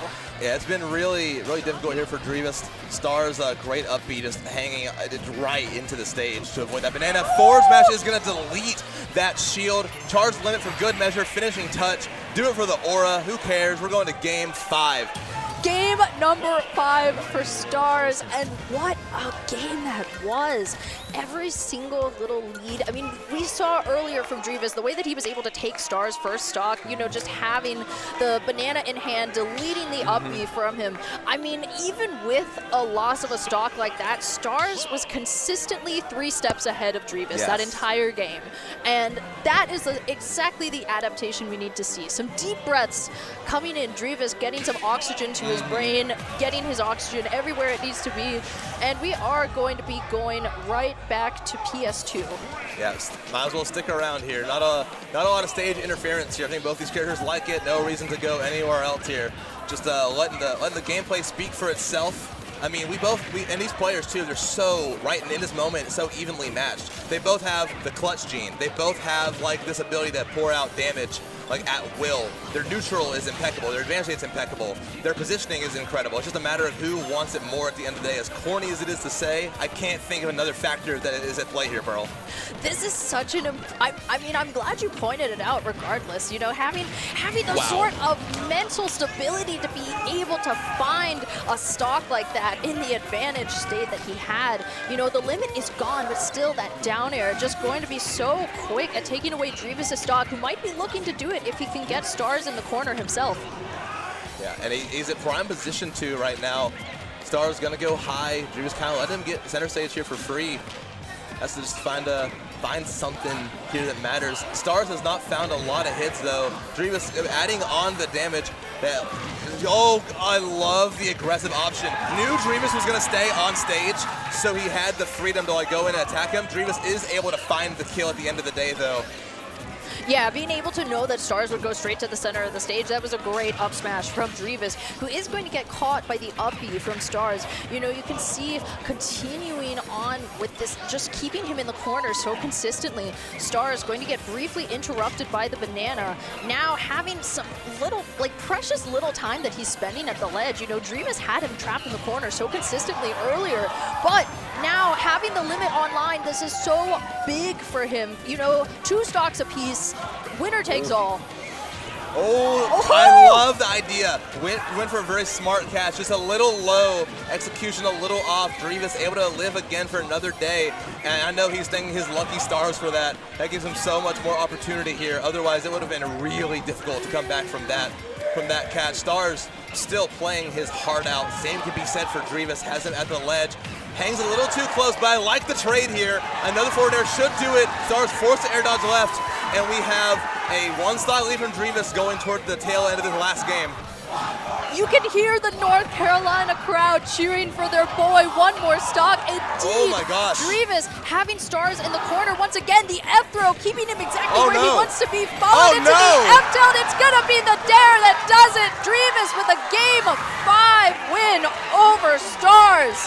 1 more stock and 1 more stock it was. Drevis just felt every single option he employed was the right one. He caught him at the ledge. Taking the hit from up B, knowing Cloud can't snap, but knowing it won't send you far away enough so you can F-tilt and push him further away to run off down air there at the very end. Played phenomenally by Drevis at the end of that set. My gosh. What a set it was to watch. I felt on the edge of my seat that entire time. The way that we were able to see each of the players make the necessary adaptations. I think we saw the timing of the cross slash specifically from Stars. The way that we were able to see Drevis was getting outpaced so much in game number 5, especially game number 4, game number 5, the fact that he was able to say, okay, well, if Stars can slow down his momentum, I can do exactly the same. And knowing that as Diddy Kong, he won almost every plausible scenario in which Star was off stage. That was exactly what he needed to do. He was well aware of his win condition, and then the ability to further execute it. Yeah. So excellent from Drevis. Just impeccable awareness throughout the entire set. I cannot. Wow, everything that both those players did, truthfully, was like, it felt so right. It's just at the end of the day, Dreams was able to catch everything at the ledge. I think that was the difference maker. And I know Star is just kicking himself, not able to get that finishing touch. It would have been such a different story going into the tail end. It would have been like that's like the butterfly effect that like changes the total, like not even necessarily the outcome, but just the way the last like minute or two of that game would play out. Just a crazy, crazy moment of that game 5, but. What a set. What a set. I'm still catching my breath from that set. I wasn't even playing, but we were able to see some, I mean, as we mentioned, some excellent adaptation. Having that knowledge of the importance of your timings as well. And then we did, I mean, as you said, like the banana is best thrown away when it's in the hands of someone who is not a Diddy Kong player. But then the fact that Stars was still able to get a couple of very important stocks off of using the banana against Drevis. However, Drevis going to be moving on to winner's side, continuing his run today at Patchwork. So I'm quite eager to see the next contenders that we have. I am as well. I see some bodies on the stage, and I see some very exciting players on the stage as well. That is Dr. Curb sitting behind us. That's number 1 in Ohio, Falco player. TO extraordinaire, commentator extraordinaire, social media extraordinaire. The man does it all. Really phenomenal player. And I did not recognize who was sitting next to him, but I'm just stalling by saying all the good things I can about Scott. I'll admit I can't see very well through the curtains, so I wouldn't have been able to point either of them out. But yeah, you're right. As number 1 in Ohio, I'm so used to it being either Doorstop or Geist as like the 2 main ones that I'm used to hearing. I think that they're just a little less active. Yes. But yeah, you know, this is Dr. Curb being first, and who is that? Is Microwave. Oh, Microwave. Yes. So this is Carolina's native. Yes, and this is somebody that I have had the privilege to commentate and watch him play a few times. This is an excellent Aegis. Yeah, one of my favorite sets I've ever been able to commentate was actually last Patchwork, Platinum 5.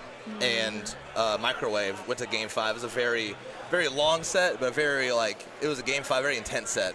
So I'm hoping for some similar fireworks to come out of this. I mean, a bit of a different flavor on the other end. Instead of Sephiroth, you're going to get a Falco on the side of Dr. Curb. But very kind of similar game plans. I feel like, obviously, Falco more combo heavy, but in neutral, both of them are going to do a similar thing. You know, Sephiroth kind of abusing the length of that sword, kind of poking you, keeping you away. Falco, it's going to be a lot of laser. You know, waiting for you to mess up so you can get that grab, get that up tilt, whatever it is to start the cutscene. Yeah, I think the very main difference between the 2 of the characters is Falco has excellent upward mobility. Oh, you know? yeah. He is the sort of character who wants to take you to the stratosphere, whereas someone like Aegis, you know, you have the pacing of Mithra, and then you have the kill potential of Pyra. You want to have that stage advantage. So someone like Microwave is going to want to stay grounded as much as possible. And something that I want to point out about both of these characters is that each of them have a very linear recovery that could be easily exploited by the other. Yeah, extremely, extremely linear. It's possible to see what gets called out, especially with Aegis. I feel like even characters that don't have a linear recovery are so exploitable by Pyra and Mithra, honestly. It is a very difficult character to make it back against, so we're going to have to see some creativity come out from Dr. Curb, repping the Cleveland State Vikings on his jersey. I'm not sure if Microwave's still in school, potentially formerly UNC Greensboro.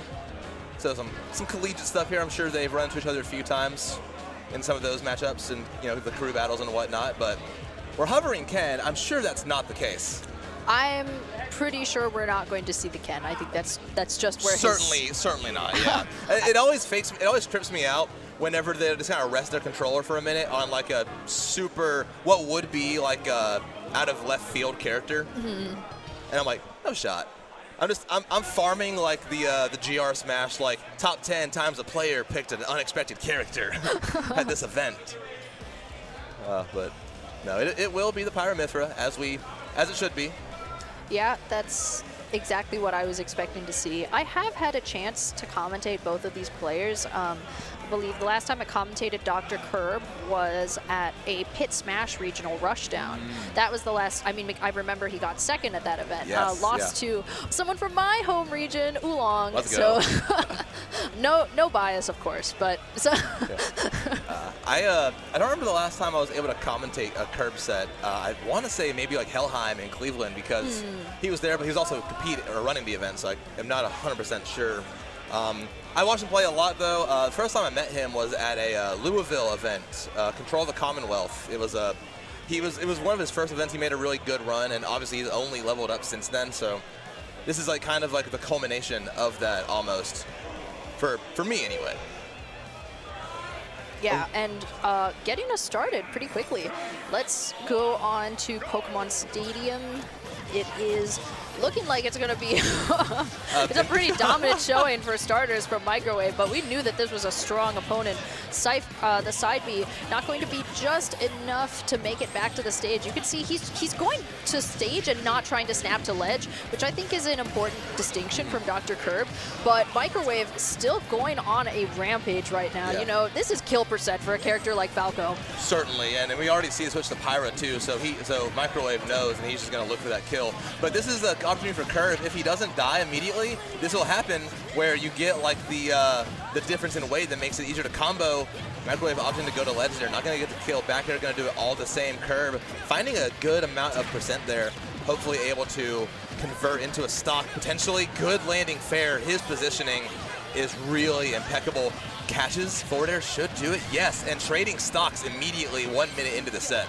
And this forward air is going to be so important for this matchup, especially while the two of them are off stage. We know that each of them has a super linear recovery, so the fair just pushes them out to the left and the right side of the blast zone, meaning that they're not going to be able to recover from that side. That fair is going to do some pretty serious damage if I can give my own set prediction. But speaking of damage, we do have Microwave having the advantage once again, near kill percent right now on Dr. Curb. You know, just having that up B is going to be what he does instead. I was expecting an up smash, but it is going to be the up air that does manage to close out that stock.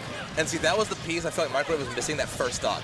Not getting the kill there, allowing Curb to like find as much damage as he did. That is no shot. That's a stock. Oh yeah, wow, nothing there. Forget what I was talking about. No matter what damage there, Curb was able to find the stock anyways. What a catch from Curb. Just like you were saying, that forward air is going to do some real work.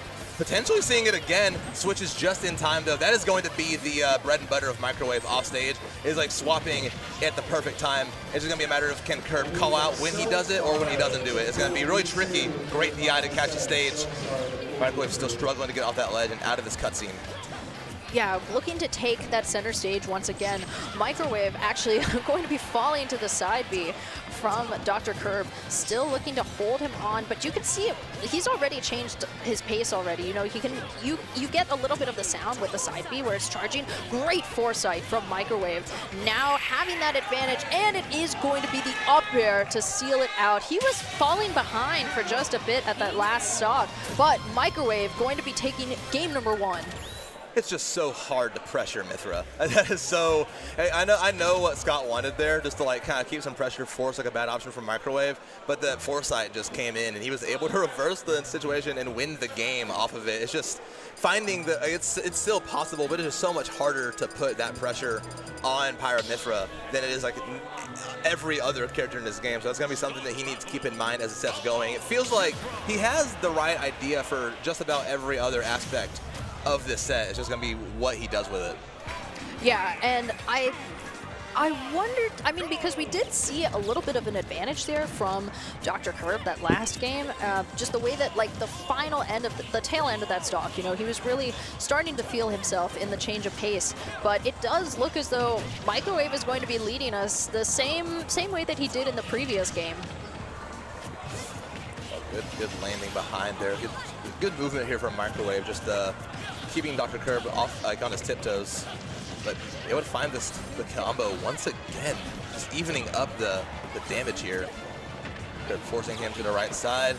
A little off the mark on that one, just short of that forward smash. Had the right idea, But again, such a hard character to catch when they're falling like that. So much is ambiguous with their timing to make it back to that ledge. Yeah, and you could see the change of pace of Mithra in order to find the snap to ledge, and it is actually going to be Curb to seal out that stock, as we were saying, just going way off stage in order to make sure that you don't get that sideways recovery. Hanging out on right around that ledge when Mithra's online, just so essential. I feel like this matchup again.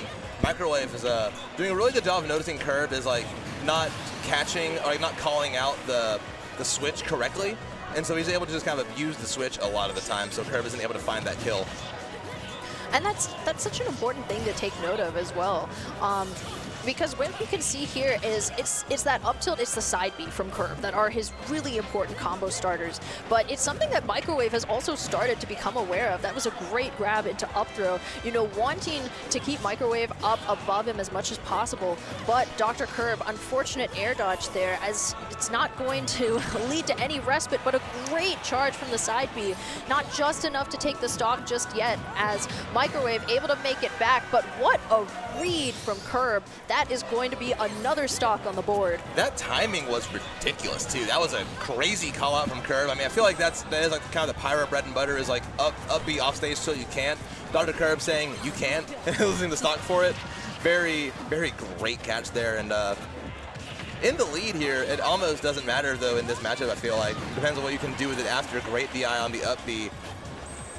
Yeah, not able to take the stock just yet, and definitely that's going to do it for sure. But at any sort of percentage like that, you want to take that damage away from Falco as quickly as you possibly can. Having the Mithra out, you know, having the speed to be able to contest a character like Falco is so important here for Microwave, who is now finding himself in a very important bit of disadvantage. You know, Curb just able to get these grabs, having him off stage, not able to give him an ounce of breathing room. Pyro going to make it back, and as you said earlier, that DI and interrupting the down smash too. What a big change of pace from Microwave. It's just so hard. It feels like once you have them like dead to rights with their options, they just pull out the right one. That should be it though. Very linear to make it back.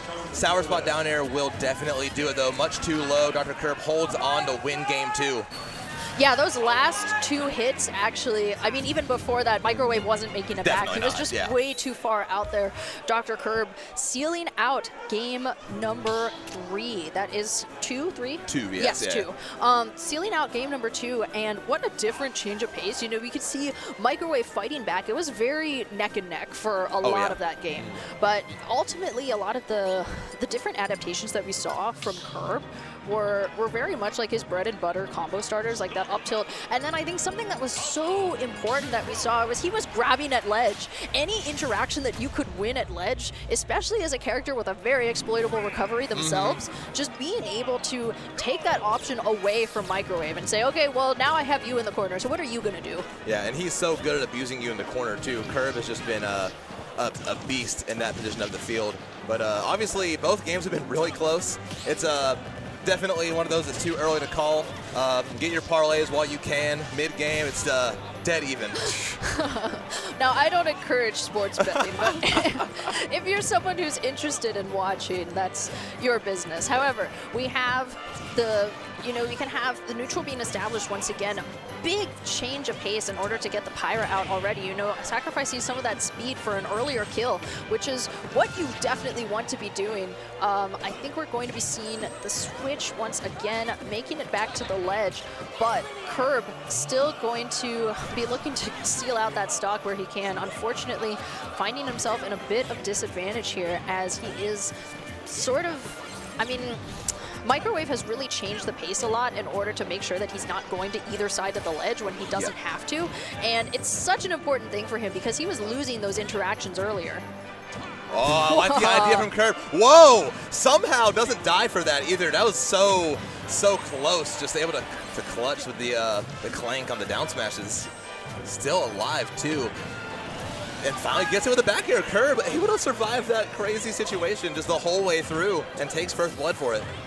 Yeah, finding the landing back air, that's actually not going to be enough for Microwave just yet. The side B not going to be catching Curb either, but that is the stock. Microwave taking one of his own and not allowing Curb to get any bit of extra credit either.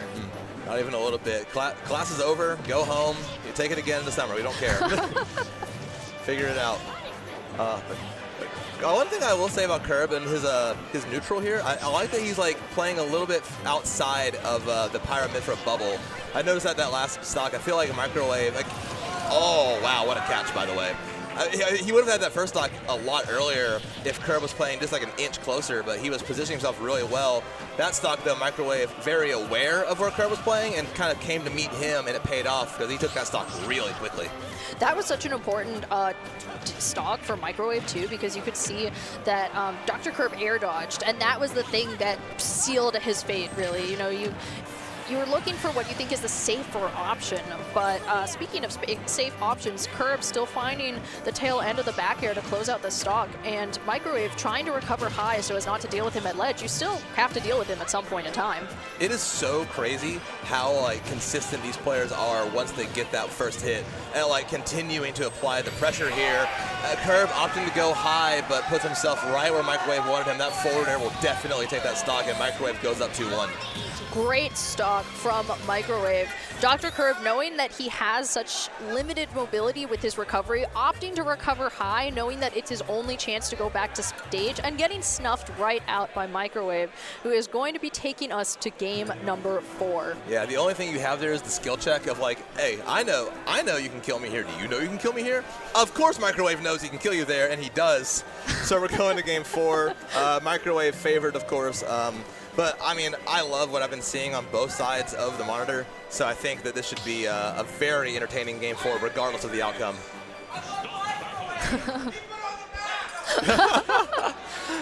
Can hear his buddies cheering him on. I know it's picking it up, too, because I'm hearing it in my headphones. That's so... And if you're at home watching this next year when Patchwork rolls around, you better be here. I'm so serious. The vibes of this event, just immaculate. Oh, beautiful. We were just informed by production that there is, in fact, a mic in front of the crowd so that we can hear all of the hype. So, you know, if you're at home and you're missing it, you are a bum for not coming to Patchwork. Absolutely. So, getting us started, we do see actually a pretty early lead from Curb. You know, going to be going for that up tilt fair in order to catch, as we said earlier, the fair so important at keeping someone on the wrong side of the stage. Microwave, however, going to be finding his way out of it and actually keeping Dr. Curb in the corner as well. Very, very solid here. A lot of pressure on that shield. Microwave not finding it a good opportunity to pop that foresight. Oh, commits early, but Curb misses the punish. Great mobility in the air where Microwave finally finds it with a back air. Curb playing really solid to start this game off. Wants that game 5. Really important stock there from Curb to land things out, but if he's not able to get any bit of extra credit, it won't make a whole lot of difference. Microwave just slowing things down a bit, ironically, as Pyra, but having Dr. Curb here to try to take things back. We do see the switch to Pyra, importantly, especially at this side of the ledge. You want to take that stock away from such a light character like Falco, who has that up tilt that he's been using so consistently. It's anything to keep Microwave in the air. Curb is doing such a good job of like putting himself where Microwave is going to be, and gets a stock for it too. He like didn't find the fair, but he found himself on stage just in time to like catch him with a down smash, and Microwave just could not handle the disadvantage. Curb up 3 stocks right now, finally losing that one in the fair. Yeah, losing that stock, taking a little bit of a breather, just a fresh breath of air, and like, you know what, I'm still up, I can do this. Having that attitude is so important at this side of bracket. Microwave, however, going to be leading out with some of these Mithra Nairs, just trying to keep Curb in disadvantage, knowing that he's at the side of the stage and still able to go for the grab. What an important move there from Curb, and something that has been serving him in this set thus far. I like the use of these landing hitboxes here from Microwave, trying to throw Curb, you know, show him, hey, you can't hang out there. Try to force him to go somewhere else. But I mean, it has really been back and forth, even this stock. Microwave not really getting a chance to take the upper leg. Even if he does take it, he's already going to be on, he's not even on the back foot anymore, almost. It's like, there's like a third foot that he's on that's even further back. But Curb puts himself in a good position once again. It feels like he just hasn't been able to keep up with like Curb's positioning. When Curb's an advantage, he is right where he needs to be to catch where you want to go. But now with Microwave finding himself in an advantage, switch to Pyro going to come out. Not going to catch with any aerial there though. You need to take the stock pretty quickly. Switch to Mithra. Honestly, I like the idea here because you're off stage. You got to make it back. Ooh. Oh, wow. And just like I said, that positioning, knew that was the only place Microwave could go as Pyra, and just falling all the way down with a fair. Mid-set handshake, by the way. Just Microwave recognizing, yo, that was cold. That was really cool. And we're going to go to Game 5 after a really good performance from Curb that last game. Microwave needs to make a few adjustments here. Game recognizes game, Yeah. and that offstage fair is one of the coolest things I think I've ever seen from Curb, especially as someone who hasn't had the chance to watch him quite enough. That was pretty sick. Microwave now, knowing that all of the pressure is on his back this game number 5 to take it back, especially when you are representing your home region at an event, you know, there is this high expectation that's been placed in front of you, but Dr. Curb as the person looking to take what he can, it is going to be an important thing to keep in mind for this next game. And something that I think Microwave really needs to find a way to contest is going to be the way that he lands. Because often he is landing on Curb, who is catching him with up tilt, catching him with up air, and it's not boding very well for Microwave. So I'm eager to see what sorts of adjustments are made on his end. Need to see what he can do here. It feels like it's just a matter of keeping up, maybe throwing off. Honestly, I feel like the best answer, as unhelpful as it is just to stay at a disadvantage. Avoid getting there as many times as you can. Just play your neutral, get to neutral as soon as possible. Curb is going to be where you are. Just find the options that he is throwing out and throw something that will stop it. Unfortunately, nothing you can do about that. Curb showing you don't even need to catch the recovery moves to kill you early. That down air is going to do it, and Curb looking poised to take the set. Yeah, unfortunately, a character like Mithra can lose her jump, lose her up B with just the tail end of the dare. So, thankfully, still going to be able to reset to neutral. But Dr. Curb at a very comfortable 43%, and already with a stock lead, this is a prime position for him to be able to continue some of this momentum. Yeah. Oh, and he's continuing it for sure. Well, I like this here. He saw that, like, even though he was around him, there was nothing he could have done to continue advantage. He just runs away, pops some laser Curb. Like, he knows his advantage is so good because he knows not to overextend. He knows when to hold him. He knows when to fold him. And quite literally, in that case, knew when to walk away, start shooting a little bit of laser to just add some more damage. Maybe force an approach from Microwave, who has found the approach and has found a lot of damage here as well. Trying to get this stock off from Dr. Curb, stop the bleeding a little bit. Oh, just off the mark with the up B. That definitely would have done it. That would have taken the stock for sure, BuddBuds. But already making the switch back to Pyra, but it is going to be the fair off stage that is going to seal it out for Dr. Curb. You know, when you're on a character that relies so heavily on up B to recover that you don't have any other sort of linear ways to make it back, it's very important for Curb to be able to just snip that character out in the bud. Yeah. Up air from Microwave, going to be taking that stock away from Curb, who is now going to be waiting on that Angel platform, just trying to take a few deep breaths before thinking, what am I going to do? Right. Knows that it is still losable, and that's honestly the most important thing here is like not having the thought of, oh, I can win this. You have to know how losable the set is at all points, especially in a game that is as wide open as Smash Ultimate. You really have to like focus up. As we're seeing right now, Microwave is on a tear, up air just in time to stop the train of Microwave. Not the second one though. It was coming a second time, and we are dead even in the tail end of Game 5. This is such an important adaptation that we're seeing because Microwave was getting caught by every single up tilt, and now at the moment it matters, we're seeing him find a way to turn it around and take the stock for himself. Dr. Curb on his last stock right now. The grab coming out from Microwave, trying to keep Curb in a corner as much as possible, taking it to oblivion instead. Not enough to take the stock either, but Curb looking for his tried and true up tilt. His fair is going to be what gets it. Successfully able to make it back with the up B, shielding the up tilt again, knowing what it is that Curb wants and keeping him in disadvantage on this ledge. It's such a dangerous position to be. Not enough for Microwave to take the stock, but the side B not able to connect either. What an air dodge from Curb. Microwave just off the mark on a few of these options that would have killed for sure. And here's what's happened, though. You've given Dr. Curb an inch. Can he find the mile? He catches the air dodge in, and all of a sudden, we're right back into the other thing. The win probability is going up and down like crazy. Catches the air dodge down. Not going to kill quite yet. Microwave trying to find the landing that's safe. Reverse the situation. Now Dr. Curb has to find the landing. Not going to be able to. The tip of that Microwave up air is going to close it out, and the hometown hero moves on winner's side, and he pops off. Well deserved, finding his crowd. There he is over there. What an ending to that set, Pearl. Oh my God. What a change of pace this game number 5. There were so many moments in which either one of them could have taken that set. I think the most important thing that we need to point out right now is the fact that Microwave stopped falling for the combo starters. There was no more side B, no more up tilts that were taking it from him. Anything that he could, he was the one keeping Dr. Curb in the air, using his gameplay against him, having him off stage. I'm so shocked that we didn't see a stock to someone off stage in that last game, but regardless, still having the mental fortitude to be able to say, like, you know what, I almost died a couple of times right there, I can still do this, it's still winnable. So great set to Microwave. Curb also playing out of his mind. Yeah, I'm happy you had a lot to say there, because I was speechless after that last game. That was just really, really great ultimate from both sides. Like the swing, everything was there. It was just beautiful, man. Speaking of beautiful, let's talk about this production. Everything has been really good so far. Overlay is great. The camera quality, player cam, the microphone, all possible through Kyle Mother effing Lynch. One of the greatest producers doing it today.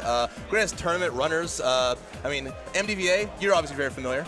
Yeah, I'm super familiar with MDVA. You know, I've had the privilege of being someone who lives in Maryland and who has gotten to work at so many KML sponsored events in the past. You know, having such a top tier production studio so close to home has been a privilege that I've not taken for granted. And KML tournaments just has so much to offer the world. Speaking of new things coming up, we have the Maryland-Virginia Ultimate Summit. It is going to be a summit-style bracket with staff crew battles, with player crew battles, with all of like the Swiss-style bracket as well that we're used to seeing from a summit tournament, featuring some of the very best invited players from within the region, both Maryland and Virginia. We have coming up to Maryland Summit, we have players such as Deli Boyd, we have players like Myth, we have players already coming like Seagull Joe, if you're familiar with some of the old heads. Classic. That's a name I haven't heard in a minute. Oh, man. We also have some of the premier talent from the event, having a lot of casters from MDVA. Some people you probably haven't seen for a bit. But it's just going to be such an awesome tournament. I can't wait for MDVA Summit. Speaking of Virginia events, Maryland, Virginia events, we got Beast in the East 9 coming up, Virginia's largest FGC regional. It's July 17th through the 19th. Handful of events happening that weekend. If you're in this area, even kind of surrounding this area, be in Hampton, Virginia for this event. We got Guilty Gear, 2XKO, SF6, Third Strike, Fatal Fury. We got Pump It Up. We have 2 dancing games here. Smash Ultimate's going to be there, so if you're watching this stream, you're invited too.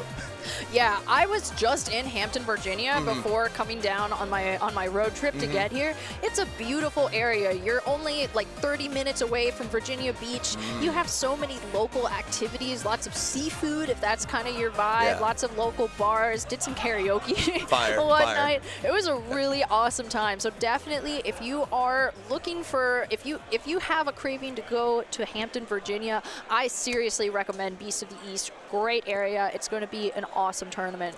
I think that's like the most important part of like a good regional is having the area around it be bumping with stuff. Raleigh has a lot of really cool stuff. It's like there's always like something really neat happening around town. Like there was like a Juneteenth parade yesterday, so everyone was like around like celebrating. It was really cool. A lot of cool things happening around the area. Obviously, Hampton, Virginia sounds wonderful. So if you've never been, it's time to go. Yeah, I mean, it's a great part of Southern Virginia. I mean, I think people who are not from a surrounding area of Virginia don't realize the sheer scale and geographical diversity of an area like Virginia. Hampton is more southern and to the coast of Virginia, because you've got the beach, you've got a lot of bays. I went to the beach while I was there. You know, it's jam packed with activities and all sorts of things that you can do in the area. So why not have a great video game tournament as well just sort of supplement the different activities that you can get from the area. So it's pretty great. You know, just today they were having a Stanley Cup parade for the Hurricanes. Now I'm not a hockey person. I don't think I'm a Hurricanes fan either. Not to be controversial on a North Carolina stream, but if that's your vibe too, then that's also something that we have happening today. Celebratory parade, always fun. Like, being in a major city when like their major sports team wins like a championship is always really cool to see. And speaking of championships, we are going to have the USA in the knockout bracket of the World Cup. The first time it has ever happened without the USA dropping a game. So very historical moment. And I'm personally like not saying this with any sort of like crazy glaze on or like nationalism or anything like that. Totally. This is not any of that. But this is just like the United States went from in just a few years from not even qualifying to the World Cup. I mean the men's team. Sorry, the women's. Not too much on the women's team.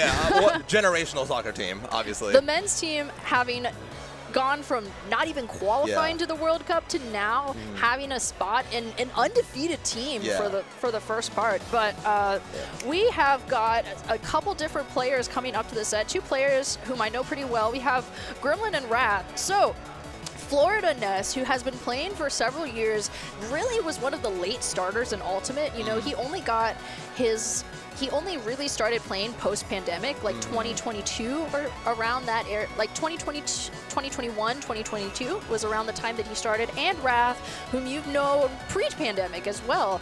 Wrath being the Sonic player who has really risen up in rankings in the most recent years.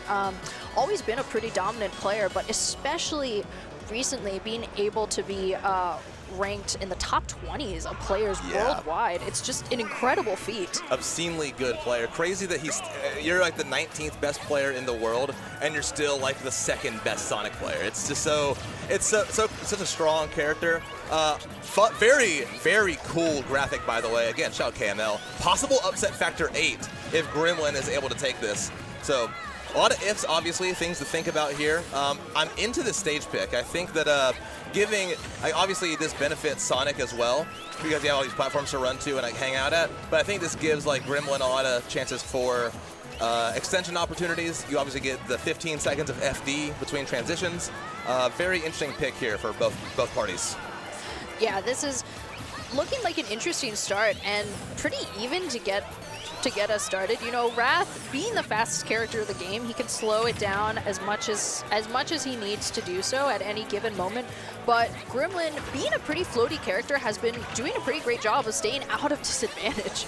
Not able to get the down smash from the yo-yo, but Wrath still going to be falling a little bit into that PK fire. Looking for the stock right now, as this is, again, a very floaty character.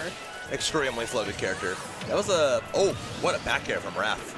And as the struggle here, I mean, Ness is very floaty, kind of hard to catch, but if any character is going to be able to do it, it's going to be Sonic and his mobility to just like basically all but teleport to your location like at will. This is another reason that I think that this was a pretty decent stage choice, is because it does give Gremlin a lot of room to recover. Having the platforms back on, you know, that's going to be an important factor in determining at what sort, like how safe it is for him to do certain things. But Gremlin doing a very good job of not approaching Wrath. Definitely doesn't want to get too involved with him if he can help it. But, you know, especially being able to approach with PK Fire, having anything like his Nair, having everything with a disjoint is so important for Gremlin. Extremely. Chasing off here to the right side. Gremlin taking advantage of that platform. A lot of opportunities for both these characters to mix up their recovery options. You can land on stage, land on platform, take the ledge. Just the world is your oyster as far as making it back to stage goes.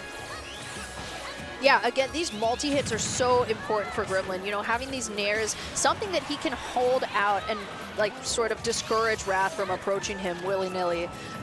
Again, Wrath just going to be not quite falling to the dash attack just yet, but 144%, especially as Sonic, you know, you are getting up there, finding the donkey kick at the ledge, and it's not enough to get the stock yet. PK Thunder going to be helping with the recovery, and actually finding that instead because Wrath had the back air that he was looking for, but Gremlin able to turn things around and take the stock. Yeah. That was a very good catch there from Gremlin, trying to find his way back now. Spring is going to interrupt it here. That is something you're going to have to watch out for. Ness, it's a weird recovery because it is linear, but it's also like very sketchy to go through. Sonic, though, with that spring, has something to kind of throw Gremlin off and is able to work and pay dividends as well, because not only did he lose that stock, now Gremlin is down a pretty solid bit on the last one.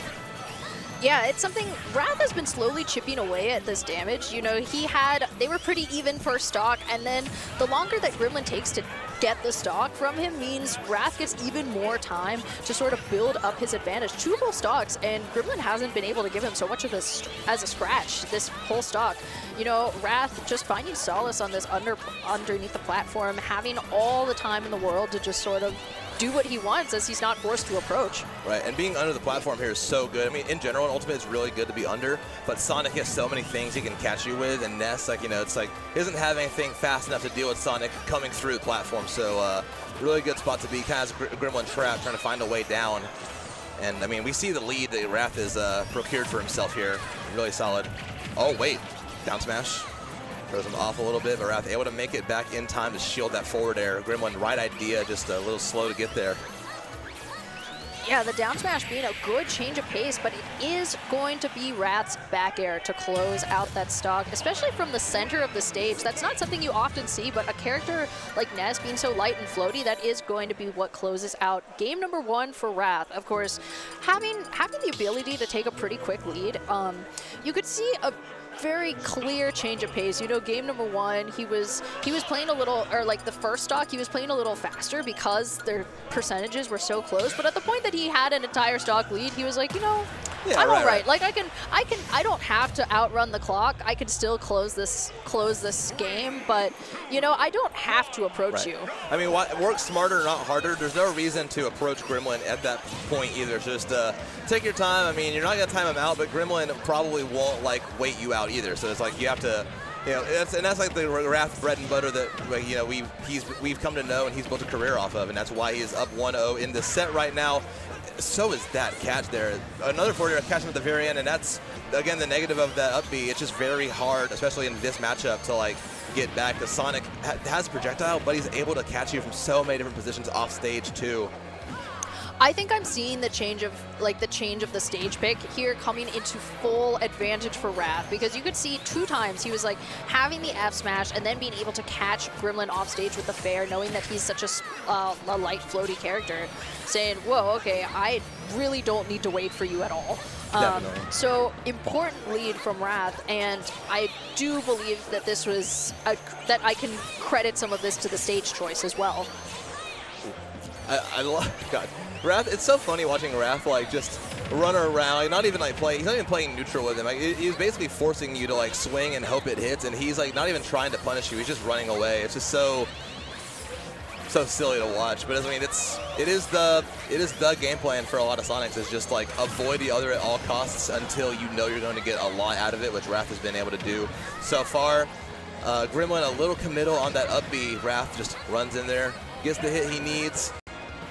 Gremlin able to make it back though. Back here, finally catches, just barely gonna get the kill, and what a solid lead from Wrath. Yeah, Ness being one of the few characters able to air dodge, like the floatiness in order to air dodge up to make it back, and then the second you think you've hit solid ground, Wrath ready and waiting with the back air. Gremlin not able to take a single stock just yet. You could see him looking for that down smash once again, and now having Wrath at the ledge isn't normally the boon that you think it is for most characters, especially when you are the floaty one versus Sonic. It is actually going to be the back throw to take that first stock for Gremlin. Still an entire stock deficit. Yeah, certainly not the boom you think it is, but that back throw, no matter what, is always the boom you think it is, and then some. Just a crazy move. I would argue that he low-key needs it, Ness. Having a kill throw, it definitely kind of rounds him out. He needs something, I feel like, in that position. But Wrath, I mean, we're gonna do what Wrath does best, just take his time to find the damage, find the hits here. Gremlin, I mean, it's not like a lot of other characters where if they find that one neutral interaction, they're going to kill you. Ness will take a handful typically to get the stock. I mean, you can, but has not been able to yet. And Wrath just so slippery, so good at evading everything and getting out of combos as well. So it's just going to be all the much harder for Gremlin to take it. Spin dash canceling out the PK Thunder, I think, is such a devious move. Wrath also being one of the few characters in the game who could legitimately outrun the PK Thunder is such an important thing for him. Gremlin, however, I've noticed that he's been employing a whole lot more of the PK Fires as well as his Nair to really stall out that to really help him with the spin dash. I think it's such an important tool that he has, especially since he's not a swordy. He doesn't have a disjoint like a hurt box away from his body. It's really important for him to have something that's a multi-hit for him to take that out. Definitely. Should keep Wrath at bay a little bit too. Just force the issue of like, okay, hey, I have this. You can't come too close to me. At the very least, keeps him alive for a little bit longer because once Wrath gets in, it is going to be a lot of damage in him staying away. But that PK Fire just ensures that he won't get the hit for a little bit longer. Nair not going to get the kill quite yet, but just pushing Gremlin closer and closer to a third game and a 2-0 deficit. Wrath, I love the patience from Wrath because he knows that he doesn't have to close out the set. You know, he can say, I am very comfortable to sort of like chip away at your damage until I find a finishing move. Gremlin ripping the PK Thunder out once again. The down smash at ledge actually going to be enough to take the stock. Wrath losing his jump, which was really important, especially since that spring jump is such a necessary tool in Wrath's kit. Now, however, looking to close out this stock, he's like, all right, we're even stocks. It's time to wrap things up. Certainly is. Gremlin finding the fair here, getting a decent bit of damage. This is what you need to see if you're a Gremlin fan in chat. Just a lot of hits here, but not going to find anything else out of it. And now we're back to the Wrath we know. Up B again, center stage. I mean, that's just that's barbecue chicken for Wrath. I mean, just jump up there, back air, get the stock. That's really free. You know, that's really unfortunate for Gremlin because he was counting so heavily on the PK Thunder being able to find its mark, and Wrath being like, okay, well, I'm way faster than PK Thunder. You know, really taking that out. And again, it's PK Thunder is great when you're recovering. It's also like a nice thing to have when the other person is recovering back to ledge, just to have something to chase them, especially as like an edge guarding tool. I don't like how Gremlin's been using it on stage, especially against such a fast character like Sonic. It's putting him in a really terrible disadvantage. Yeah, no, it's a rough position of popping it too. It's very committal. I mean, it's such a strong tool in his kit, just not in this matchup. And we've seen that the last two games. So that's the one adjustment for sure I'd like to see from Gremlin. Beyond that, I mean, it's just a really difficult matchup. Like, I don't know how you would keep up with Wrath. It really is just like kill him on the interaction, it feels like a lot of the time, which he has the opportunity to here. At the very least, has him on notice off stage. Able to find his way back though. Gremlin not able to find a kill or a hit that matters to close out the stock. Yeah, but that was a pretty nice string that we saw from Gremlin to get us started. You know, already trying to get a bit of the advantage. The down smash going to be finding its mark. Of course, not enough to take the stock from the center of the stage, but Wrath now finding himself trying to take the stock away from Gremlin, you know, once again, just sort of chipping away at its damage, not finding any kill moves, but on such a floaty character like Ness, there isn't really a whole lot that he would need to do at 95%.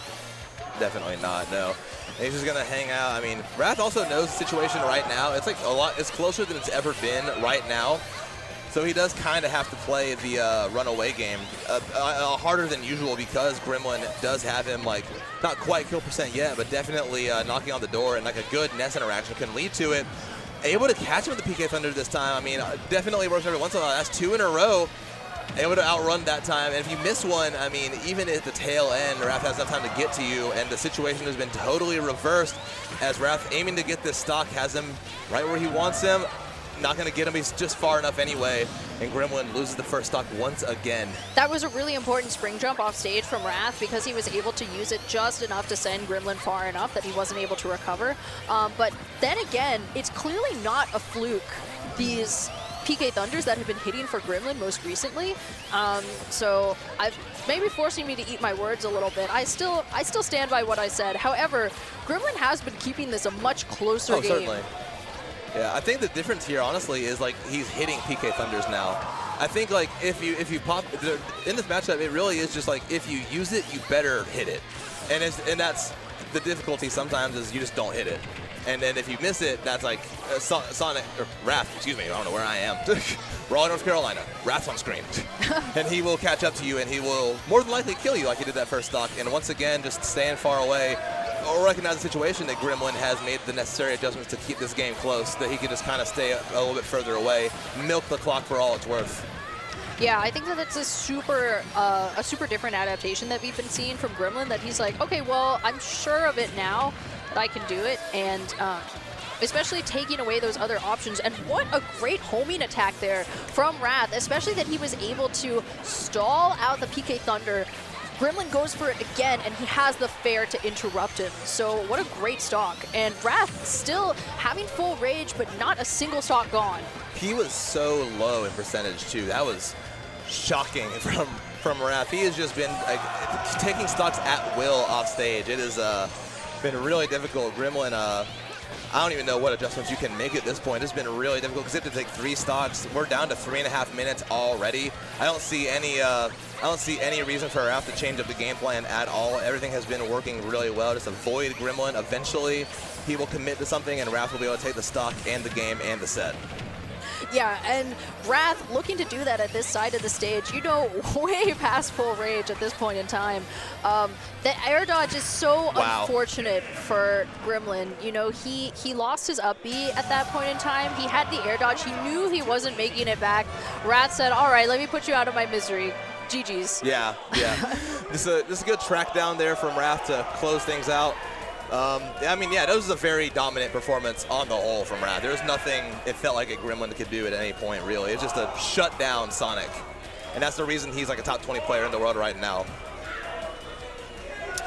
Yeah, I mean, that being said, it was still, what I liked about Gremlin's play was at no point did he try to encroach upon Wrath. There was, like he knows how that matchup goes. Of course. There was, at the same time, there wasn't a whole lot that we saw him being able to contest, especially off stage. That was where we saw a lot of stocks lost.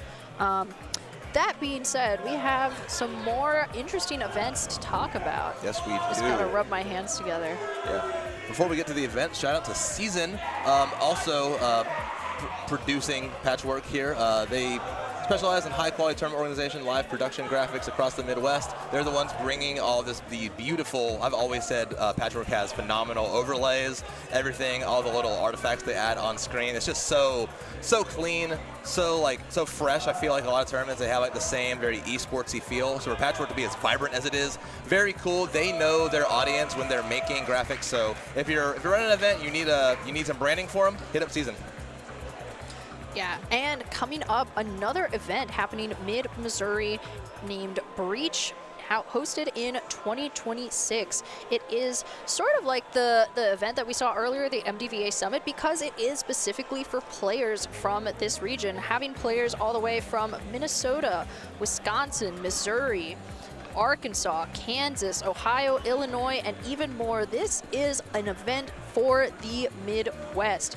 It's going to be an awesome thing. Look at all of these games: Smash Bros. Ultimate, All-Star Brawl, Guilty Gear Strive, Rivals of Aether 2, all of these games in one place with so many different people from the regions. There are going to be different carpool incentives coming up soon, player incentives for getting people to sign up. So make sure you check them online at startgg/breach2026. Everyone I talked to that went there last year had a great time, so I can vouch for that event on their behalf. I also want to talk about Roots, Atlantic Melee League. Roots, obviously, they sponsor Rap Monster. They support him, who has just had a crazy come up this year. They're also a collective of grassroots organizers who are coming together to try and put together a little circuit here for Melee, which is really exciting. This is the first flagship event of it, and honestly, I can't think of an event that deserves it more. I mean, Patchwork, it is the grassroots major of Smash Ultimate, and Melee growing even bigger this year than in years past. I think the name is really building up. There will be a finale event in Richmond, Virginia. So, I mean, they want to shine spotlights on scenes that really deserve it, too. So, I mean, it's a really great thing that's happening here. I think Melee is a community that has really needed something that has done it. So I think I am big on that. So support Roots, please. Yeah, and with that being said, my time with BuddBuds has come to a close. But if you have enjoyed our casting, be sure to check us out. You know where to find us. You can see BuddBuds Cast, Perla Princessa, and it has been an absolute pleasure being able to bring you this side of Ultimate Singles. BuddBuds, any parting words? Not a whole lot. I mean, you saw a lot of great Ultimate already. You got 3 more pools coming up here. Some great casters to bring it to you as well. So, I mean, stick around. There will be so much more Smash Brothers to be played. But until then, please stick around and we'll be back soon.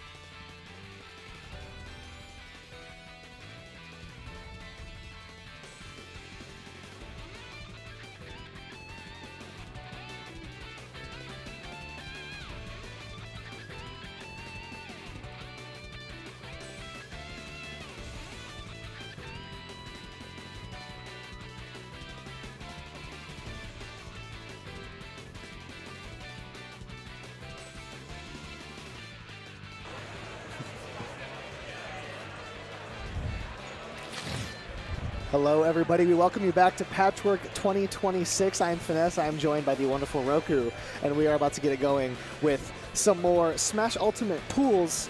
And it is our understanding that there's some pretty exciting players in this pool. Tell them about it, Roku. Oh, no. There are some very exciting players in this pool. We have Danny, up and coming, not up and coming at this point, but fantastic Wolf player who, by his words, has been reinventing himself and finding new ways new ways to play the game, new ways to secure these kills. And so I'm excited to see his kind of newer play style. And of course, we'd be remiss if we didn't talk about Kola. Yeah. Obviously, I'm from Georgia as well, and there's probably not much more of a more exciting player that you can watch in the modern day. So I'm excited to see them potentially up on the big stage. But we understand who we have coming up first is a Fox player.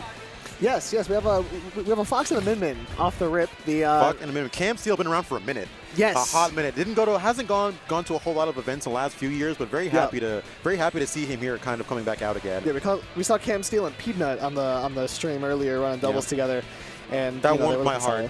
That warmed my heart. Yeah. Cam Steele around. Cam Steele, by the way, lovely head of hair on that man. Right? I gotta call it out. Game gotta recognize game on that one. Listen, bro. I already see the patches coming on my head. I'm like, I'm too young for this. I'm too young. I look at him. I get jealous. I get jealous. We can't have two balding casters on the roster. We just can't have that. Nerf's already up there. Exactly. Because we're gonna have the Fox versus the Sonic. One of the few matchups that the Sonics actually complain about sometimes is Fox. Being able to match that pace that Sonic actually plays at is something that almost no character can do. It's pretty much just Fox and Aegis. Yeah, and they kind of been talking about it, right? Fox and or Light and Sonics had that kind of rivalry-esque thing going for a while. They were playing each other very often, and especially Light was competing in that for a while. So this could be a solid one. Springy L kind of like sub-PR level in Michigan, the seeded favorite coming in here, but Cam Steele been around the block a time or two, is going to give Springy L a run for his money. Sometimes that extra experience can really help you as well, but right now it is looking like it's pretty much belt to booty for Cam right now. Because that dash check's going to be a little bit of an error, trying to keep this ledge trap going here, keeping him in this corner. But Springy's been holding his space very, very well. And as I say that, gets caught with that forward air, though. We're calling belt to booty in the first 20 seconds? Belt to booty. Man. It was looking bad in that beginning part. That's how you know it's a rough start. And hey, you're right. You might just be right. Springy L off to a very solid start. That fair, not going to connect off stage, but still doing very solid on the pressure is Cam Steele to put Springy L into the corner. And now we're kind of around those kill percentages. Sonics can fall pretty fast, so you got to be careful about where you place yourself right now if you're Springy L. You want to avoid those Fox early kill confirms, give yourself a late stock. Yeah, Cam's being super aggressive with some of those hard reads off those tech chases, but not quite finding it, but getting the Nair actually on the charge up. So before the invincibility came out, there comes the Nair up smash, securing that super early. And you know what? He caught me. I was wrong. It is no longer belt to booty. Cam is actually taking the lead, and this will be a huge game one for him as well, especially considering how big the seed disparity is for sure. And that's a very early, perfect example of what you were talking about. That Fox can kind of match the pace of. I looked away. What happened? That was a Sonic. That was a Sonic level neutral B. Sonic level neutral B. Unfortunately. No. That's straight to the blast zone, a super early lead, and a lesser known thing about Fox is his ability to hold down leads very, very well. Right? Because he can run away pretty much just as well as Sonic can, right? The difference is he blows you up off of one hit. Because if Fox decides that he wants to play a more distant game and wants to control the pace of play, he can absolutely do that. Sonic's speed be damned. Fox can really control the pace of the game, especially if he has that lead. So now up kind of a half a stock. Springy L not going to let him keep it for too long. Wait a minute. One little edge guard here could spell the difference, but Cam coming up aggressively, and coming up aggressively again is going to be dash attack probably to the Nair, narrowly getting out of it, but keeping this advantage state going. I like that up tilt to kind of keep it going a little longer. Not really extending off of it, but not letting Cam Steele land either. But now way off stage, Springy going to try to tie up the stock count here. The F smash at ledge, going for it every time, hasn't found it just yet. As you should, honestly, because it's a free kill if you get it, right? Yeah. That's so fast, there's no reason not to. Sonic's makes that funny sound, come on. Okay, that's a back air, and honestly, 50%, that's not bad considering the full stock deficit that was there before, but those up airs are coming through, trying to go for the landing up air. That pressure is so much, that shield looking so low. It's so hard to get off the platform when you're up there versus the Fox specifically, but Springy fighting back a little bit here. 35% is nothing to sneeze at, especially when you have the Fox in the corner. He did homing attack, landing up air one grab. Springy L showing us something new. 0% combos on the ready, 61%. Really quickly, F smashes at the ledge are scary. No up smash there. I thought that was going to be it, actually. I love the idea from Cam Steele. Springy L was ready with the up B, but that Firefox was threatening. Now both players kind of decided to slow it down. I think they're kind of realizing the weight of what's going on, slowing things down a bit. Yeah, Cam's sort of playing back. He's definitely looking for the snare, right? The nair up smash is a tried and true confirm. It is super safe. He's trying to position himself forward as well. But we actually see Springy kind of holding on to the side of the stage here, which would honestly prevent that nair up smash from coming out. Wouldn't have the space to actually confirm. So good positional awareness coming in from Springy for sure. Oh, that was dangerous. Oh! Side beam to the up air not connecting. Springy's going to put on some more pressure, but yeah, just this distance. I like Springy stay in the corner because we saw Springy earlier lose a stock because he was spinning too close to the center of the stage, and Cam Steele just ran up and nared him. So we've seen Springy kind of make that stage positioning adjustment. That's a good on-the-fly adaptation from him. Sonic not the only one who can definitely jump scare you.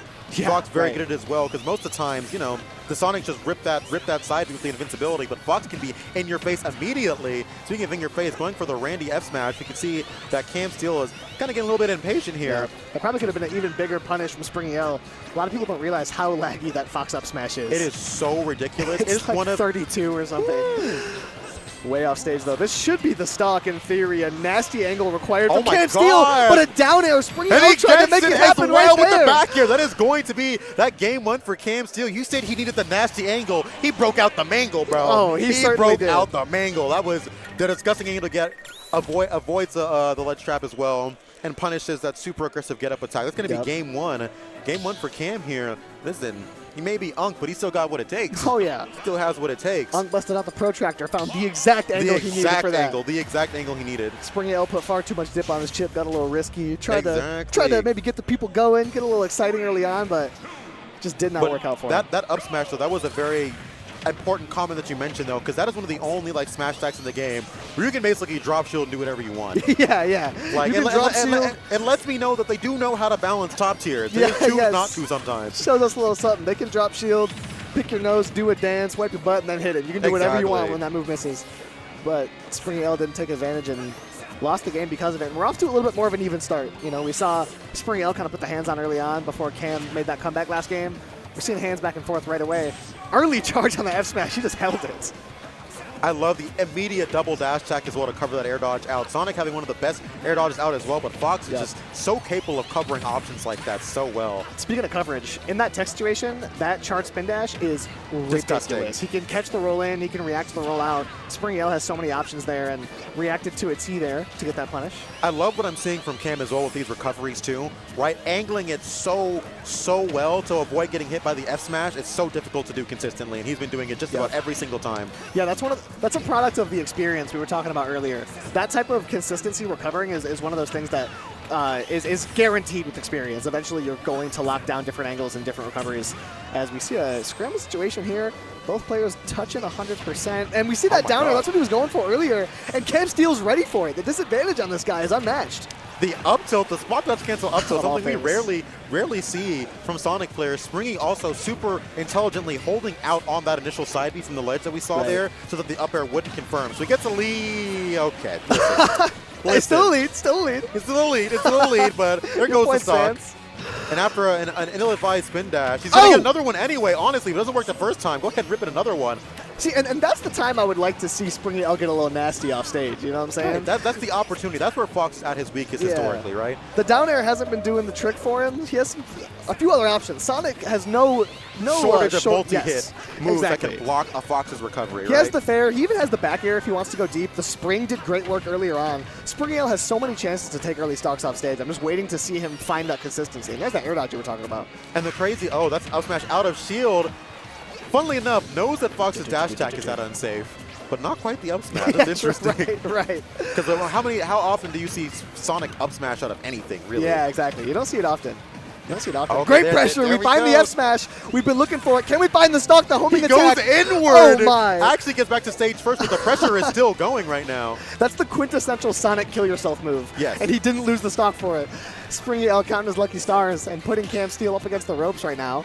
Run off back here, doesn't find the mark. I like the movement here for Cam Steele, finding the downer off the platform. Cam running him down right now as well, putting the pedal to the metal, almost getting that up smash with the drift back with the chin charge as well. Super helping out Springy to not take his stock taken right there.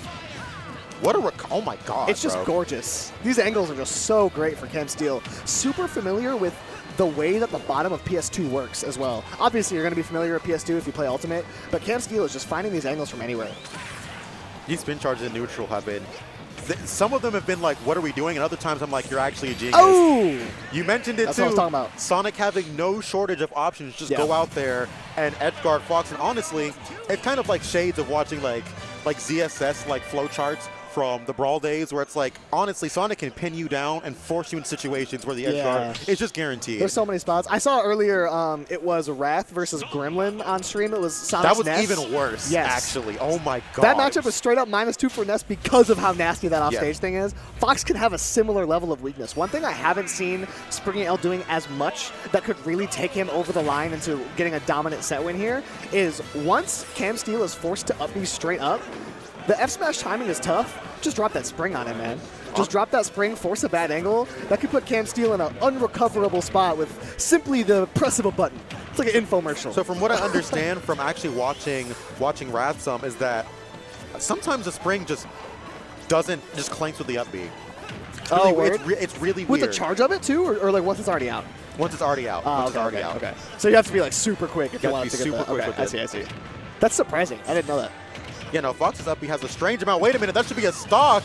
The drag down into the jab block into the up smash. That's going to be an early stock for Cam. And listen, this is how I know we have a set on our hands, right? So normally when you see a top-seeded player win a game as dominantly as Springy L won that last one, you're like, okay, it's probably going to be a sweep. But Cam's showing, listen, I have the ability to adapt in these longer sets. Yeah, I like what I'm seeing for Cam. Usually I feel like the lower seeded player needs to come out super strong. But we are at a seeding range right here where a lot of the typical laws don't necessarily apply. It's all when we're at 83 point. and 172, we're talking about player-to-player adaptations, we're talking about matchups, we're not really talking about the type of dominance that we can see from the higher seeds in even higher level matchups, you know what I'm saying? We're still agree. roughly in that like mid-high level. Using that spring to get out of that sticky situation again as well. And a very unique move from Sonic, if I'm not mistaken. That actual spring charge is like frame 2, and I think it might have some invincibility on startup as well. So it's a genuinely good escape option for a lot of untrue combos. Yeah. Just jump your way out of there, and Sonic's having so much mobility, you can kind of float down and get landings where a lot of other characters would struggle to. I like that late dash attack. No follow-up, but Cam Steele still putting on pressure. That's been the name of Cam Steele's game, is this pressure. We're not getting as many true strings and stuff like that, but I'm going to put you on the platform, and I'm going to make you second-guess every single movement you do. Because if you do one unsafe thing, I'm going to catch you for it. I'm there. And the thing is, Fox is that strings character. It's why he struggles versus characters, you know, like Game & Watch and like Kazuya and things like that. However, like, he can cover options like almost no character can in the game. Exactly. Right? Exactly. The option coverage on both these characters, Ridiculous. Getting that fair off the stage is going to be super early. Early stock there, trying to stop some of the bleeding, but 85%, we are getting into near up smash territory for sure. Yep. And we've seen comebacks in this set before, so I wouldn't count Springy out in terms of bringing this back, making some damage, rack up really quickly. But that homing attack hasn't been the move for Springy out. We're going to go off stage and lose positioning there, but Cam Steele doesn't find too much advantage out of it, just a couple of lasers. Yeah, he's trying to get him into that range, right? The Nair up smash is going to kill him now if he gets it. Man, having a laser to just like control the exact percentage and put you into kill confirm range is such a strong option. Especially in a character who is as evasive and fast as Fox is. Right. Yeah, because you can just disengage and, you know, I'm going to place you at my kill confirm window now. Good luck with that. No matter when or whether you want it. These neutral Bs, these homing attacks have been very, very dangerous. Once Cam starts catching on to that, I'm going to be a little bit worried for Springy future of this set because you just can't rely on just that for your approach option. Yeah, and they were working well earlier, but Cam Steele is definitely starting to get more comfortable evading it. Right, off the stage is what you're talking about. This is where the money needs to be made and narrowly missing it. I would have honestly preferred to see a fairer spring there, honestly. Yeah, and that's a spot where if you think Fox is about to F-tilt in that spot, you can get, or is about to side B rather, Sonic can get so consistent coverage off stage there. You can run off with a multi-hit fair, you can send a spring, and it's so safe. And Springy has found success doing that so far. We'll see what we have in the adaptation for the Firefox. That's not the option. That's not what you got to do. Disgusting Fox angle I've seen in my life, actually. Right up against the stage. No springs could have been had there. Yeah, that's the Cam Steele angle, man. That's the Kangle. Not the Kangle. I love that. That's the Kangle. I love that. I'm calling it the Kangle from now on. I think, if I'm not mistaken, I think the Kangle is also a type of dog. So he has that dog in him. But getting hit with the F smash, going to lose the stock. Springy L finally finds it. And we're tied up one stock apiece in a very pivotal Game 3 here. This Game 3, as you said, is pivotal, right? Because you don't want to be the one where it's just one game left, and that's going to be your winner's side life, right? Ooh. Back around to the platform could have been freaky there for Springy L. Stuck in platform, putting on pressure still is Cam Steele. The back air off to the other side, dash attack. It's going to get clanked, and we're resetting the neutral here. I love how varied Cam's pressure is, right? He is specifically using different moves at different cadences, all of which are safe on shield, but are messing up all of Springy's shield timings, especially on the platform. But off the platform, good lord, a scary position to be in. The mix-up! I love to see that from Cam Steele. Springy L thought he was going to side B, so he ran off stage with the forward air. Cam Steele drifted back and then up B'd and punished him for fairing. Here we go. Look at that rock, paper, scissors. Falling straight out of that up air is very interesting. Okay, we're back off the stage. Angled it up this time. Serious? Hold up. He was cooking. He was cooking. I'm losing it. Oh, that was man. so smart because he actually let Cam do that so many times over, recover at that exact angle, and didn't punish him. And this time he waits. He's like, no. I got you this time. Bop! Right on the toes. I'm just trying to think about what is Cam Steele's fair cover there?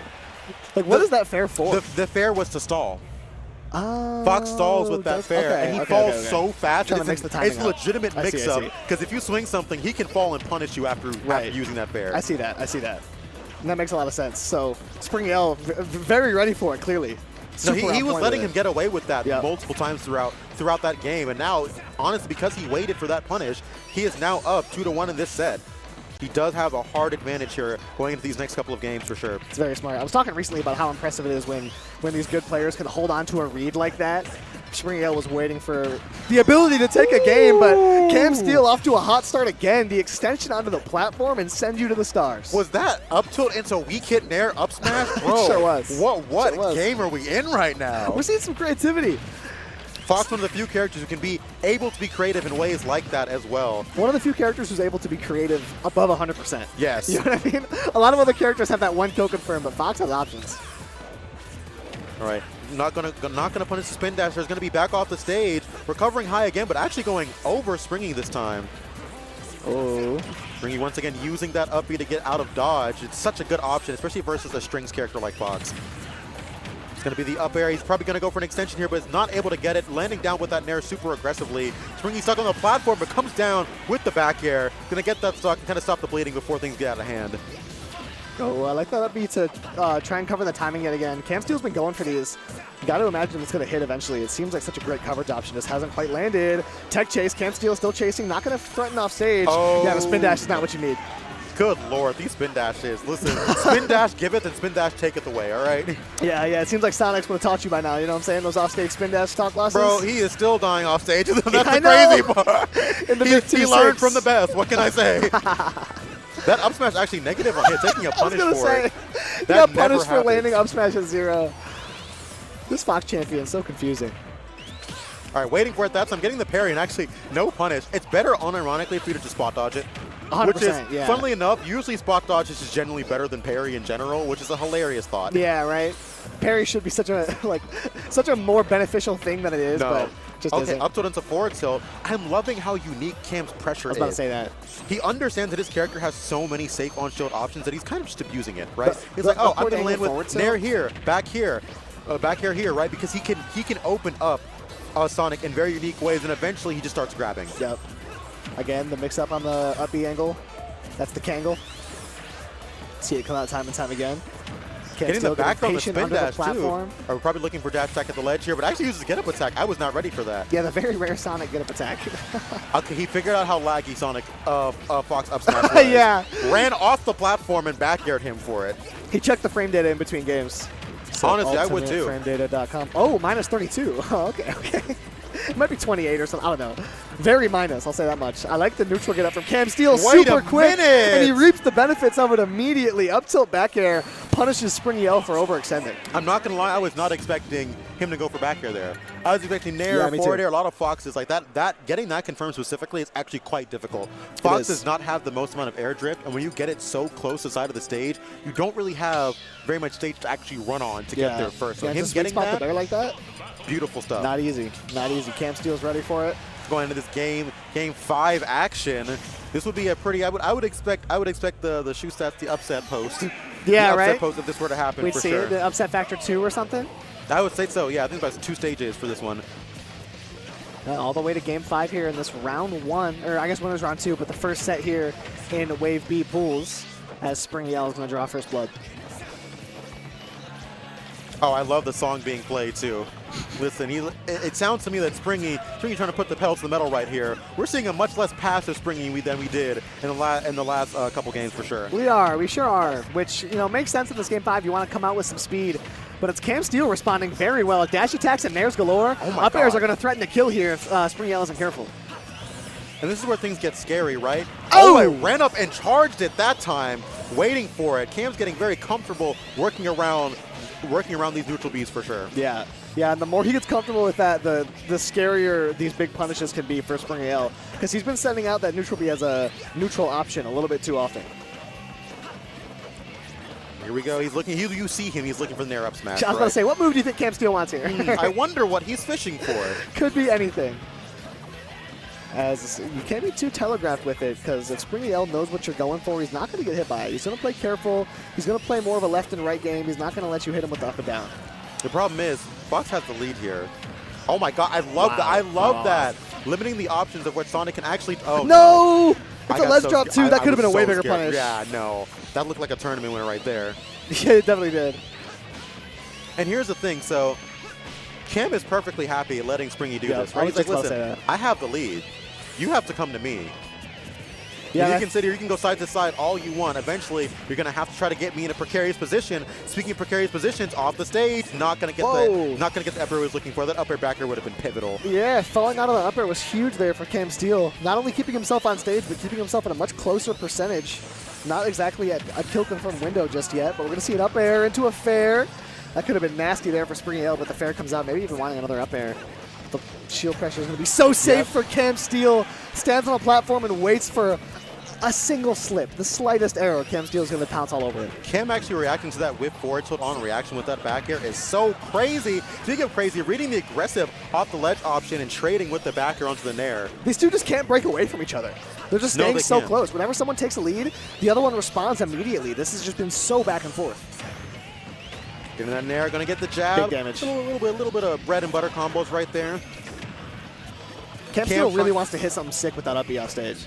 He does, and when it works, it works. But it's yes. So, like, the characters' ledge snaps in this game are so consistent that it can be so difficult to do.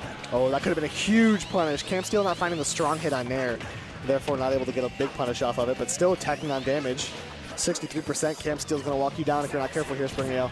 It's interesting how we're seeing kind of like a reversal of roles here. Because it seems to me that Cam is the one kind of holding back now, right? He is the one who's playing a lot more patiently, and Springy's the one who's kind of playing a lot more aggressively as we go into this game 5. Yeah, and I'd be doing the same thing if I was Cam. A lot of Sonic players can kind of fall into the Sonic's disciple, the Sonic's book of teachings, where they try to play at a distance. And when you have a lead and when you have Laser as Fox, you're fine with playing that game. Fox, one of the only characters who can do it. We are in their up smash territory, and Springy knows it, just sitting in the corner of the stage using the spin charge. 65% is not a safe spot for Cam Steele to be at either. It does just take that one neutral win. Listen, nair back air, nair forward air off the stage, that's all it spells. Both of them are in huge danger right now. You can tell by the way they're playing. Just Cam Steele being careful on that platform. Springy L just camped up under his. Eventually approaches with a back air. It's going to be a safe approach from Springy L. Very, very wise, very smart. We have 3 minutes on the clock, and only the first stock has been taken. Yeah. We've only seen about one hit get landed in these last maybe 45 seconds as players have slowed this game to a halt. I always say as the set goes on, players tend to play slower and things can really screech to a halt. And we've definitely seen that. There's the Firebird. It finally got it, Not going to quite get the kill. Firefox, rather. And it's going to be off the stage as well. Choosing to recover kind of high there. Try to take the center stage back super aggressively. And right there, that was important. That was the stall with the threat I was talking about. Because Springy would have been the perfect position to get that ledge trap had it not been for that forward air stall. Because Cam Steele's been eating some hedgehog knuckles for these side Bs. So he's got to be careful with the timing he sends them out. Very high percentages right now. Fox with, gotta say, far fewer kill options here than Sonic does. So you gotta be careful about where you place yourself. It's gotta be a back air, perhaps an up air, whiff punish with an up smash. Not a lot of options here for Cam Steele. So there's a very good chance we end up going to time in this game 5. Yeah, only 2 minutes on the clock with how these two are playing. Losing the Live and Learn playing in the background, they seem to be just having themselves a relaxed time. Yeah, you'd need a big string of some sorts. There it is again. It worked. He threw it out twice. Yeah, Cam Steele, I think just like finding the spots where it's going to work, finding the consistency on that, because he just landed 2 in a row with that Firefox. I'd love to see Cam Steele throw out one of those to end this game, but before that, Springy L is going to look to claw his way back in here. 11% only. He's just playing back right now. He also understands. I know he's looking at the clock as well, a player of this caliber. But like timing out is an actual win con right now. Yeah, very much is. And you can tell the players are thinking about it. Oh, second time. Second time. Yeah, a lot of the times you see players kind of like time out an accident where they're just like playing safe and happen to not hit each other a lot. These two guys are thinking about it. This is not the type of game where they're going to be surprised to see that 5 appear on screen as the announcer starts counting down. Not getting the barrel he's quite looking for, but it's into the combo anyway. 70% on Cam now, only a minute on the clock. Up a stock. You know the vibes right now. This is true. We can't be so sure about this game going to time because now with Cam Steele being encouraged to approach, we're going to see a lot more interaction. Up tilt not connecting. And yeah, it takes 2 to tango. When both of these players aren't running back, percents are going to rack up a lot faster than we saw earlier in the game. Fox also sometimes a monster with rage. The higher these percents gets on him, it can present a problem because Nair up smash will all of a sudden start killing at like 80. Sure can. And this is the Smash Ultimate, man. 40 seconds left, game 5, round 1. Or winners round 2, rather. This is really going down to the wire. Cam Steele playing super safe. 30 I seconds like on the the board, back air. all right. Off stage could be huge. No Firefox this time, although threatening it with the ledge hang. It's going to be a back throw off stage. Rough spot, forced to side B early. We get back to ledge. Oh my God! Reading the jump get up. Going to be Springy, taking over Cam and preventing that upset. What a fantastic read. In that position, he had been going for a lot more forward tilt, a lot more F smashes, but that time just reading that jump get up and getting that back air. Yeah, threw that at such a good height, too, where I think at that same timing, it probably also would have caught neutral get up. That's a nice option coverage back air there for Springy L. He's just kind of saying, if you do something around this time, if I get you within a few, maybe like a 10, 20 frame window, if I get your option, it's going to cover like half things you could do, you know what I'm saying? Smash Ultimate, very much a very big option coverage game in general, right? You're trying to always cover multiple options at once, and let's be real, reacting to stuff, so difficult in this game. Yeah. It is so difficult, and people are so scared of reversal, so Springy, very, very smart to use that back air in that position to cover both that neutral get up and that jump right there. And very good adaptations from him overall, understanding that he had to kind of sort of matching the pace that Cam was playing at until he was able to secure that lead and force him into making some of those mistakes. Yeah. That's very right. That's very right. It's exciting to see. This is a little bit off topic, but it's exciting to see the level of play that we get in winners round 2 of a tournament this late in a game's meta. Right. You know what I'm saying? He's been up for 8 years. Yeah, right? We're seeing like consistent kill confirms. We're seeing a game running the time. We're seeing good evasion. We're seeing solid movement. And a game 5 in round 2 of this tournament, you know? Yep. Like there's a lot of games, and even, you know, especially early in this game, that round 2, that's for washes. That's for the easy blowing by you don't have to be worried until round 3 or 4. You're fine. Yep. Not anymore. That's good. It feels like at this point, everybody is legitimate threat. Exactly. You can't sleep on almost any player because even if it's somebody who's not necessarily ranked or somebody who's known for placing very well, they might just be a character specialist that you might not be aware of. And there you go. That's an easy upset right there, too. Yeah, I think it was like 2 years ago when Springy L won the Michigan Arcadian without dropping a game. Ran through the entire thing, won it easily. And now he's winners round 2 playing a game 5 set super tight the whole way. There's killers everywhere. There's killers everywhere. That is wild. That's going to put Cam into that loser side of the bracket, where I'm sure he'll be able to do pretty well as well, but a very, very tight set, and probably more to come on the side of Springy as well, because I don't think it's going to get any easier. Yeah. That's the thing. Yeah, definitely Competition is super, super stiff here. Yeah, I'd be excited to see who he can run into. I know he's a player that can make a lot of upsets, and, you know, Sonic's in that winner bracket kind of wear people out, so I'd be curious to see. That man Sonics has infected my brain, by the way. Yes. It's so tough to say Sonic now. Nope. I always accidentally say Sonics. I associate them with almost the same character at this point. Yes, it's rough. It's rough. We got 2 new players stepping up to the batting cages right now. Going to be duking it out here. We're swinging for the fences. I'm curious to see who they're going to be playing as well. I like the tag. Rocking Bug already. Think that's a girlfriend shout out? Potentially. I see that a lot now. A whole lot more. Back in my day, a lot of Smash players just didn't have girlfriends. Yeah, back in my day, we were all chuds. I'll tell you that much. Exactly. It's like, girlfriends. No, I play the game. And it was like when you did. I always referred to like the Smasher with a trophy wife would like bring their girlfriend and just like not talk to anyone else the whole day. Yep, and just the like whole day. Hit the like forehead to forehead in the corner of the venue, not saying the damn thing to anybody.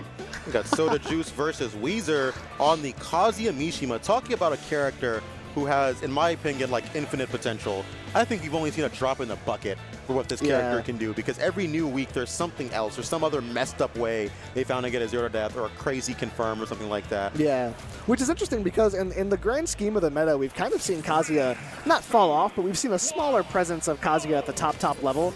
But when those Kazuyas find like higher and higher rates on their kill confirms and on their 0 to deaths, Kazuya becomes terrifying. Yeah. But I will say, against Snake, speaking of infinite potential, against Snake, Kazuya can struggle. I'm going to be honest, I think Snake is one of the most interesting characters in the game. I agree. And I know people don't enjoy fighting him, and I understand why. I think that Ultimate is... They were kind of evil for putting him in the game. Yeah, because how are you going to put a character in the game where his whole thing is not letting you jump in on his shield in a game that encourages you to exclusively jump in on people's shield? Right? Like, of course everyone's going to be frustrated because they can't play the game the way they've learned how to.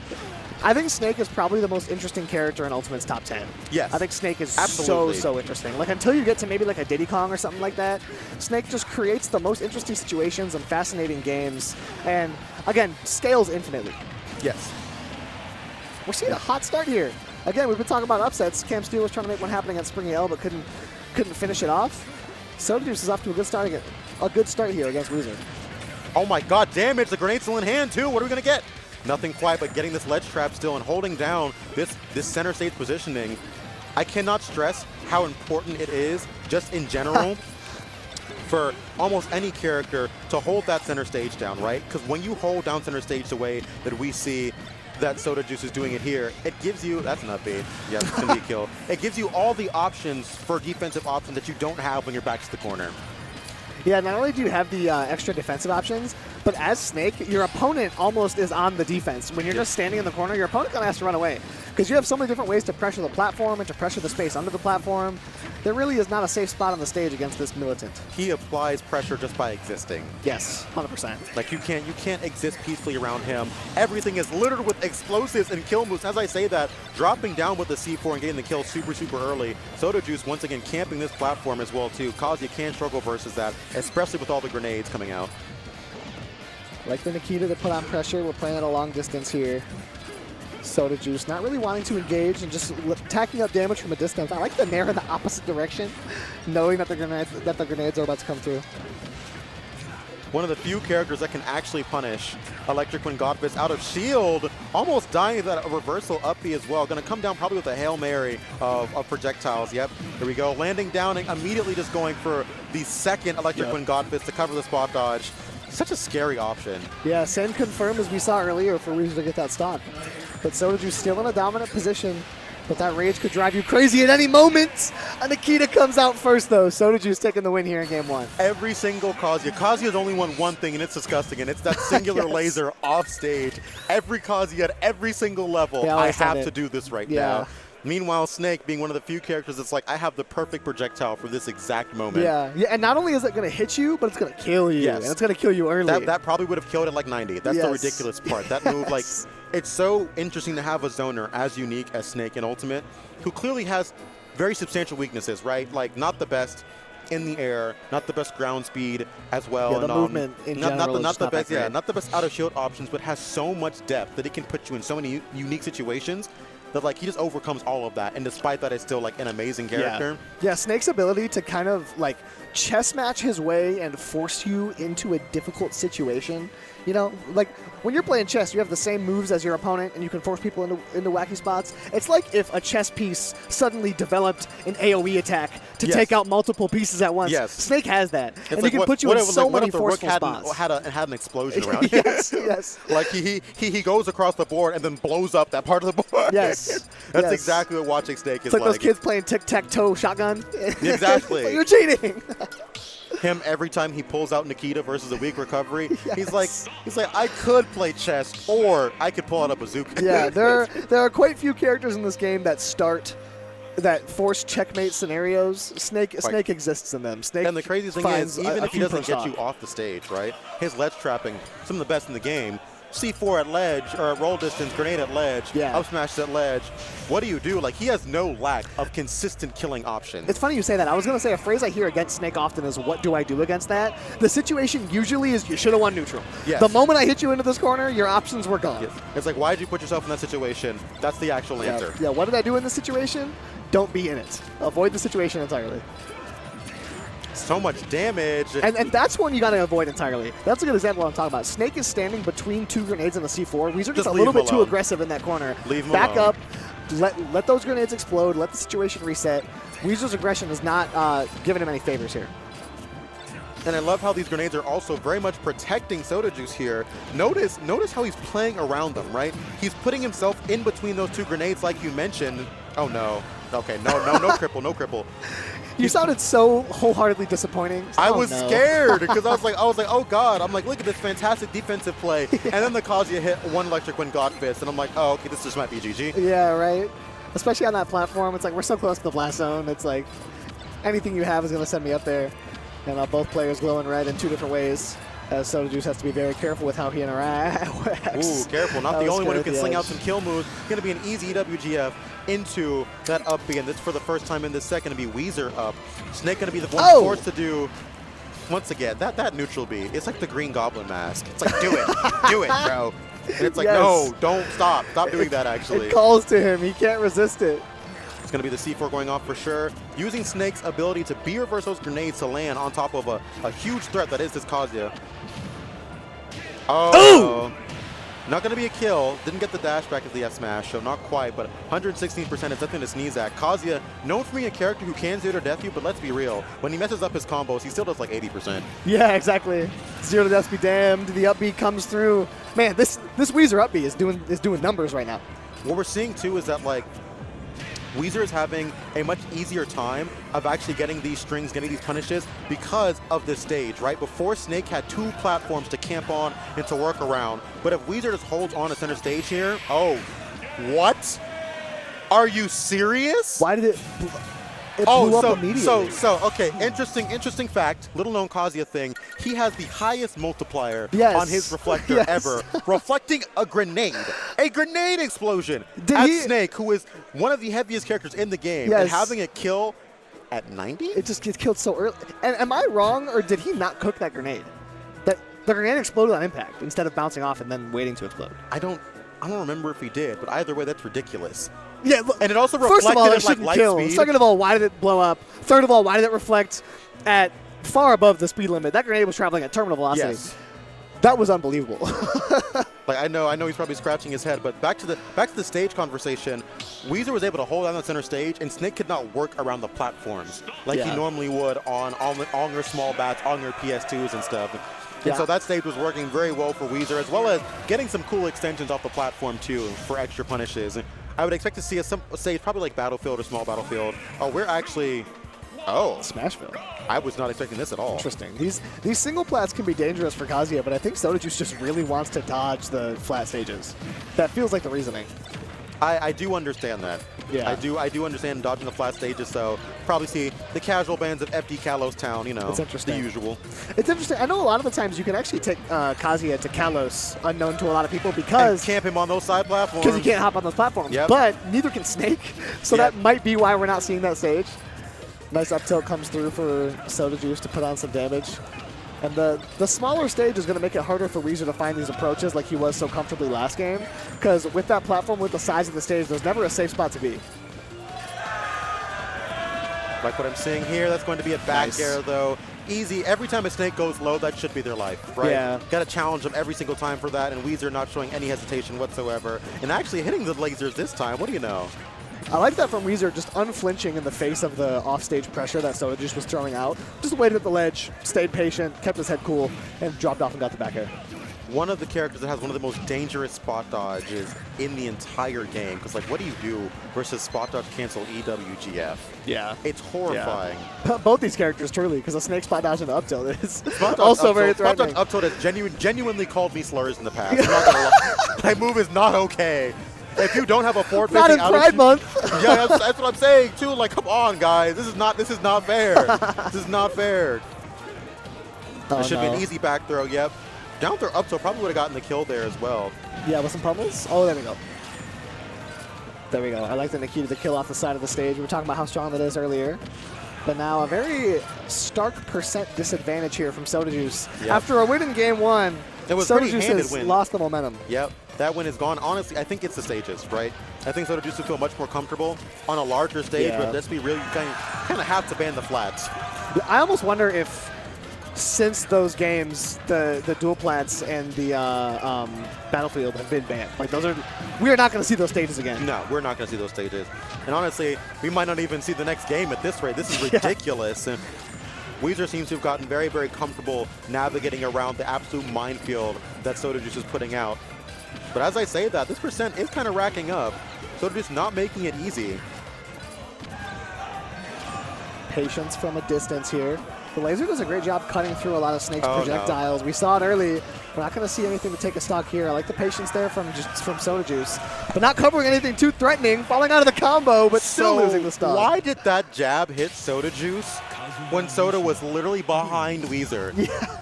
That jab hit, that was like was so the wacky. nipple hitbox. That makes no Yes. sense. It hit behind, then missed the second hit. Then Weezer just turned around and hit him with it.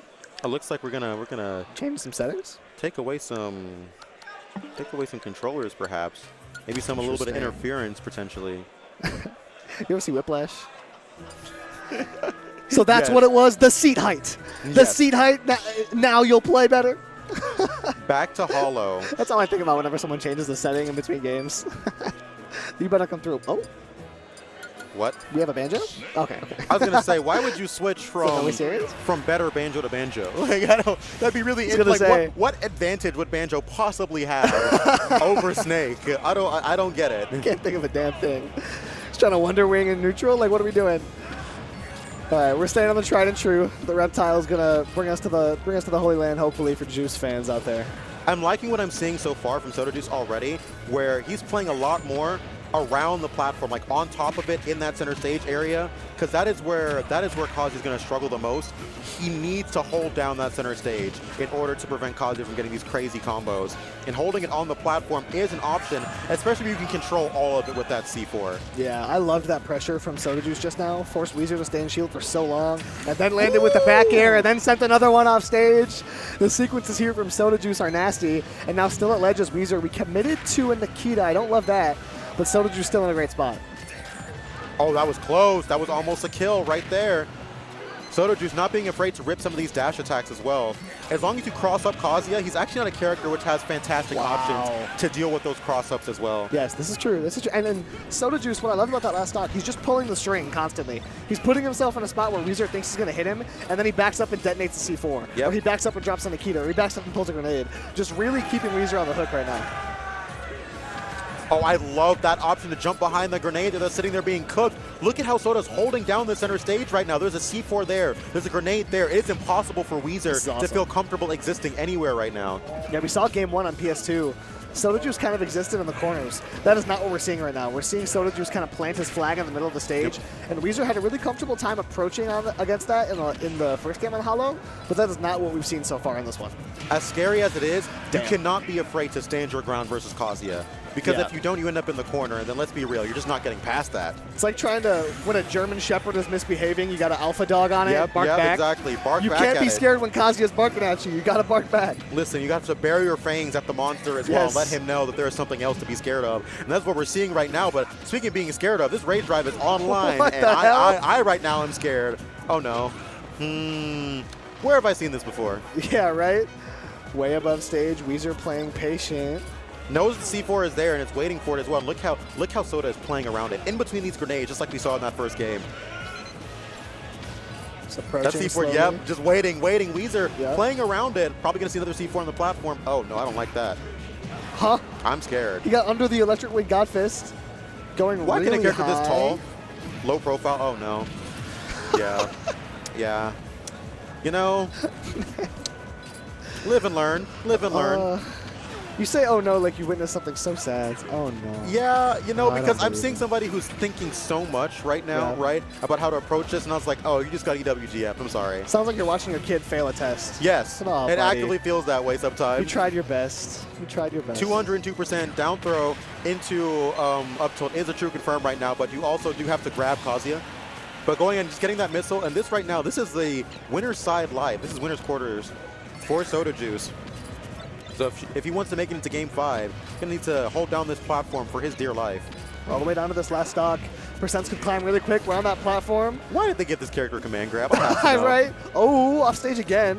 Able to jump back in the Oh, air now, no. just Soda Juice. Up smash doesn't land. That platform, also this one being a little bit lower, the platform on Hollow Bastion, Yeah. letting you tech a little bit earlier than you would on the other stages. So narrowly avoiding it would have definitely been a kill. Great awareness there for Soda Juice. Keenly aware of what you just mentioned. I love using the jab there to cover the spot dodge. Yeah. Okay, the forward tilt. Listen, this is where the money needs to be made. No way. We're at No 70. way. Be Okay. so for real. So it's like, game, don't lie to us like that. I like that dash attack. Do it again. One more time. Rinse and repeat. Off the ledge. We know what's about to happen. Damn, just immediately ripping the C4. Okay. Waits, finds the up tilt, No still kill? doesn't kill. Good God, this is horrifying. Roll in, roll in, roll in, roll in. Not quite. I don't believe he's still alive. Say it ain't so, Weezer. Under the stage right now, Yes, grenades say coming it through. ain't so. And this is a horrifying position to be. Oh God, you Oh. gotta be kidding me. Electric Wind Godfist up B again. Soda Juice. Just can't One believe in it. doubt. So sad. Electric when God fisted out. I mean, like, it was working. It was working because he doesn't even care about the grenade. You're invincible. Yes. That's the Yes. crazy part. So just let it rip and use it as like an anti-air option, and very unique because of where Snake plucks his grenade. A lot of people are like, I can never hit Snake when he's landing because he has a grenade. Just face your move, right? He plucks it, and it is on the top half of his body. And I love, yes, the replay here is perfect. Okay, y'all So hear that? watch. Plucks the grenade right here. Jumps up.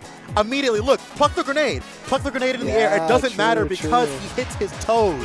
The grenade's not there. Yeah, and then you see how far he runs forward before he up-Bs Yep. to avoid the follow-up. To avoid the follow-up as well. So very good awareness to actually use EWGF as an anti-air in that situation. Yes. And you can hit Snake when he has a grenade in his head. You just have to space move correctly. Yes, you gotta be careful. I don't blame people for not doing so. However, Ultimate has not encouraged the player base at large to space their aerials correctly. Definitely not. Just Definitely with not. how safe a lot of them seem to Especially seem to against be. Snake with how scary it is. It's like, it's one of those things where at the highest of high level, you have to do it 95% of the Yes. time if you want to beat these snakes.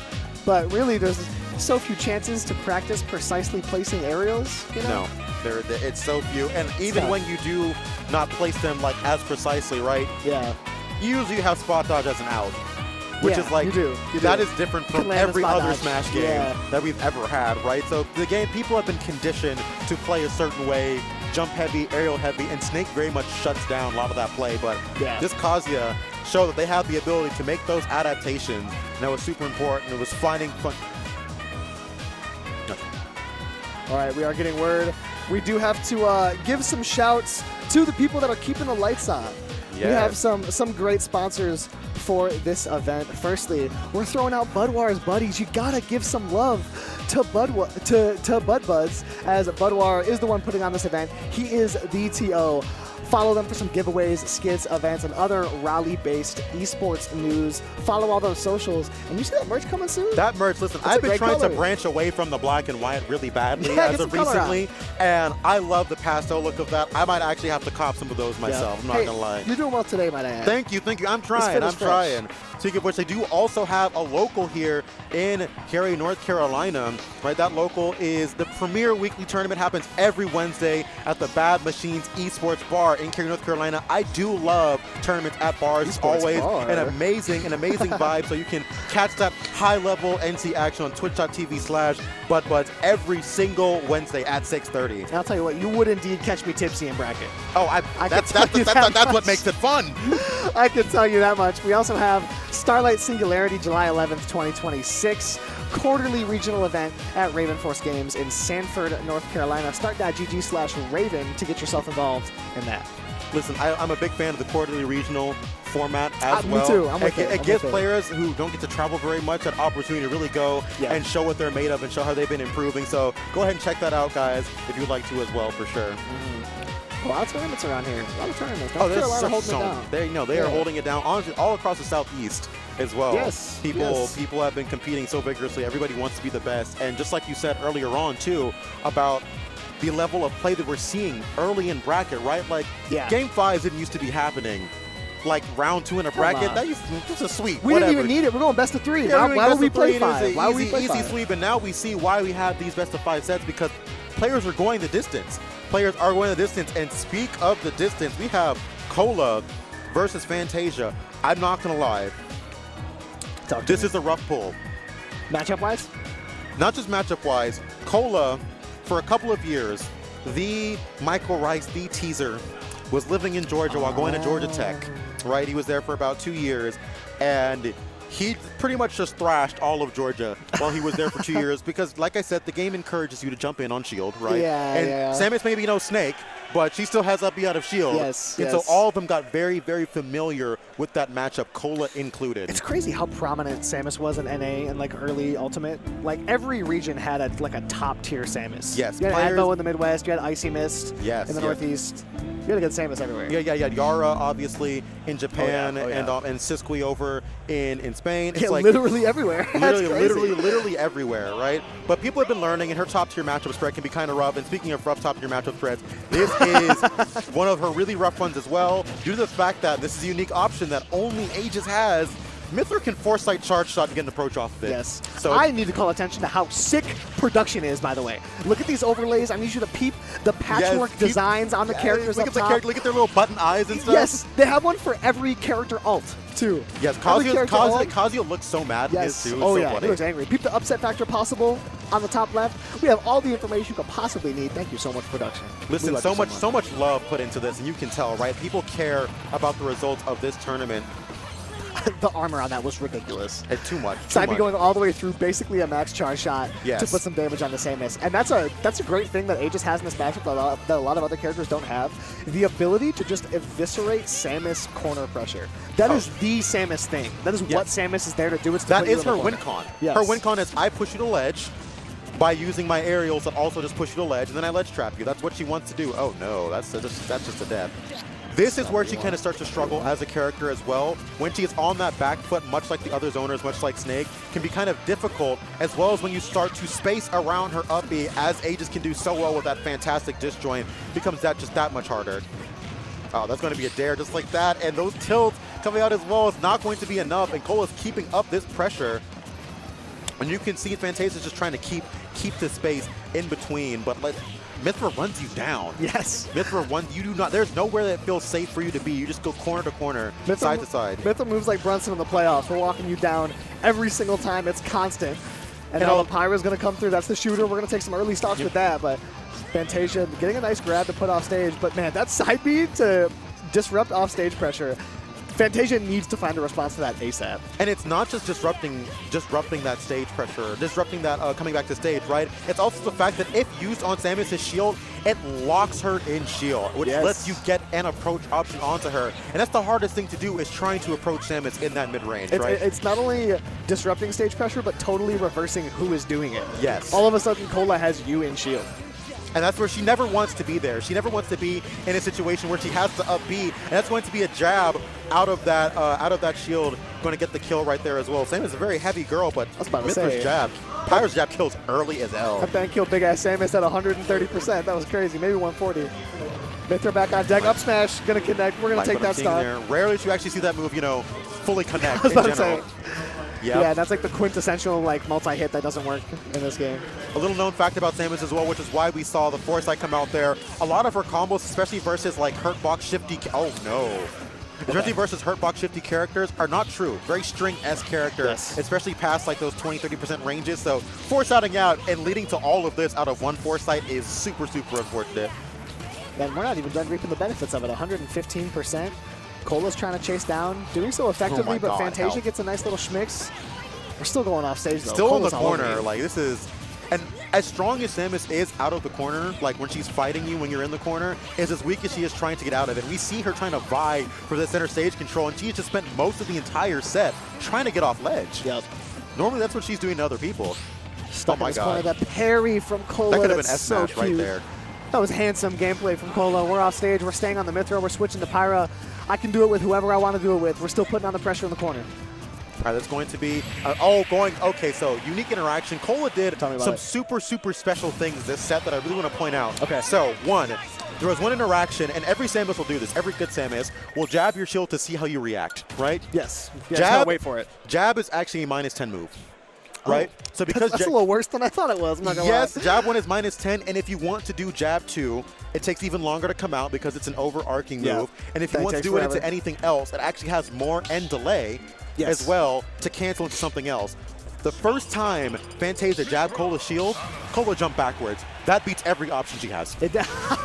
I am not even joking. Like, she can try to cancel it into a fair. She would not have the time to. Oh, that's so sad. Especially as a character with the movement like Aegis. Yeah, it's like we're out of here. We're gone. She gets out of dodge. Jumping back as a universal option beats so many things that Samus does, which is why it's so important that you hold on to stage control. Yeah, because you can eliminate almost all of her mix-ups by jumping backwards. Hey, they say dash back is the best option in the game. It is. Dash back, jump back, the best option in the game. It sure is. It sure is. Side B from really far. Man, Kola very comfortable with the distance at which he can do that. I'm liking the movement I'm seeing coming out from here from Fantasia right now because oh no. No way! Are you dead? Kola just detonated on Fantasia. What the hell?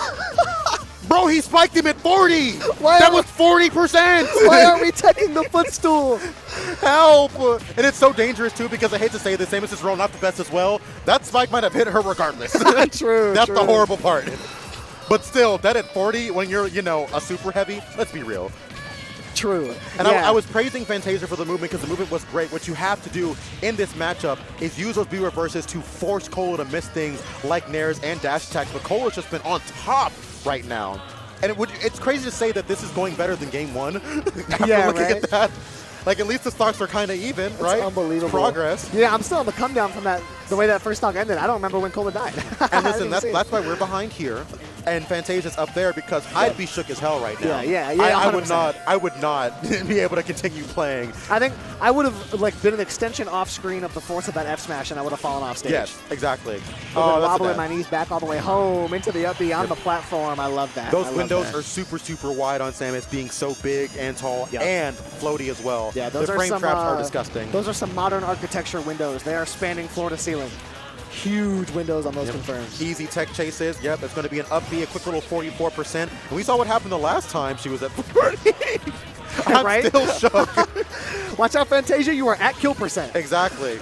Kola's just going to keep you in the corner. I love the way Kola has just walked him down. Tomahawk into a grab. There's no safe place for you, Fantasia. No, there is no safe place. Getting the charge shot cancel into the grab there, but just getting the offstage scenario, which hasn't even been leading to that much. Oh my god, reversing the situation and getting a grab on Samus in that situation is outrageous. Such good awareness coming in from Kola. These Tomahawks are killing me. The parry again, you cannot get up attack. Get up attack is off your controller for the rest of the game, Fantasia. Kola is parrying get up attack on react. I'm telling you, listen, he knows this matchup really well. Yeah. Because like when you think, there's like 2 different kinds of Samuses, right? There's the Samuses who are more just neutral, base Samus. I'm trying to play a fundamentals, like basic charge chart RPS Samus. Sure. And they're the ones who are really trying to stretch what you're capable of doing in her kit, right? So like using her movement, getting very creative with on-shield pressure. Kola, Teaser is much more in that first category, and Fantasia is also more in that first category. That level of Samus just does not work versus Kola, and it's very difficult to maintain at this level of play because people are just killing too early now. Yeah, because, we mentioned the rock, paper, scissors gun thing earlier. Yes. Aegis is very capable of pulling out a gun and an RPS against And here's Samus. the crazy part. Early game, that was Samus. Samus was the rock, paper, scissors gun person. Yes. But now the power levels are just so high that like you need to be doing more to be stretching out your advantages. Yeah. McQueen is fading hard on that Samus top tier argument. Still broken though. Don't get it twisted, chat. 100%, 100%. Still broken. Let's think about this game. Just everybody broken. Like this is a game. People just the power level of this game is just very, very high. But don't get me wrong. She will gatekeep all of you mid tiers. Don't be fooled. Yes. Yes. Speaking of gatekeeping, Kola has not been letting Fantasia breathe once again in this corner, which is where he's just been spending basically his entire set.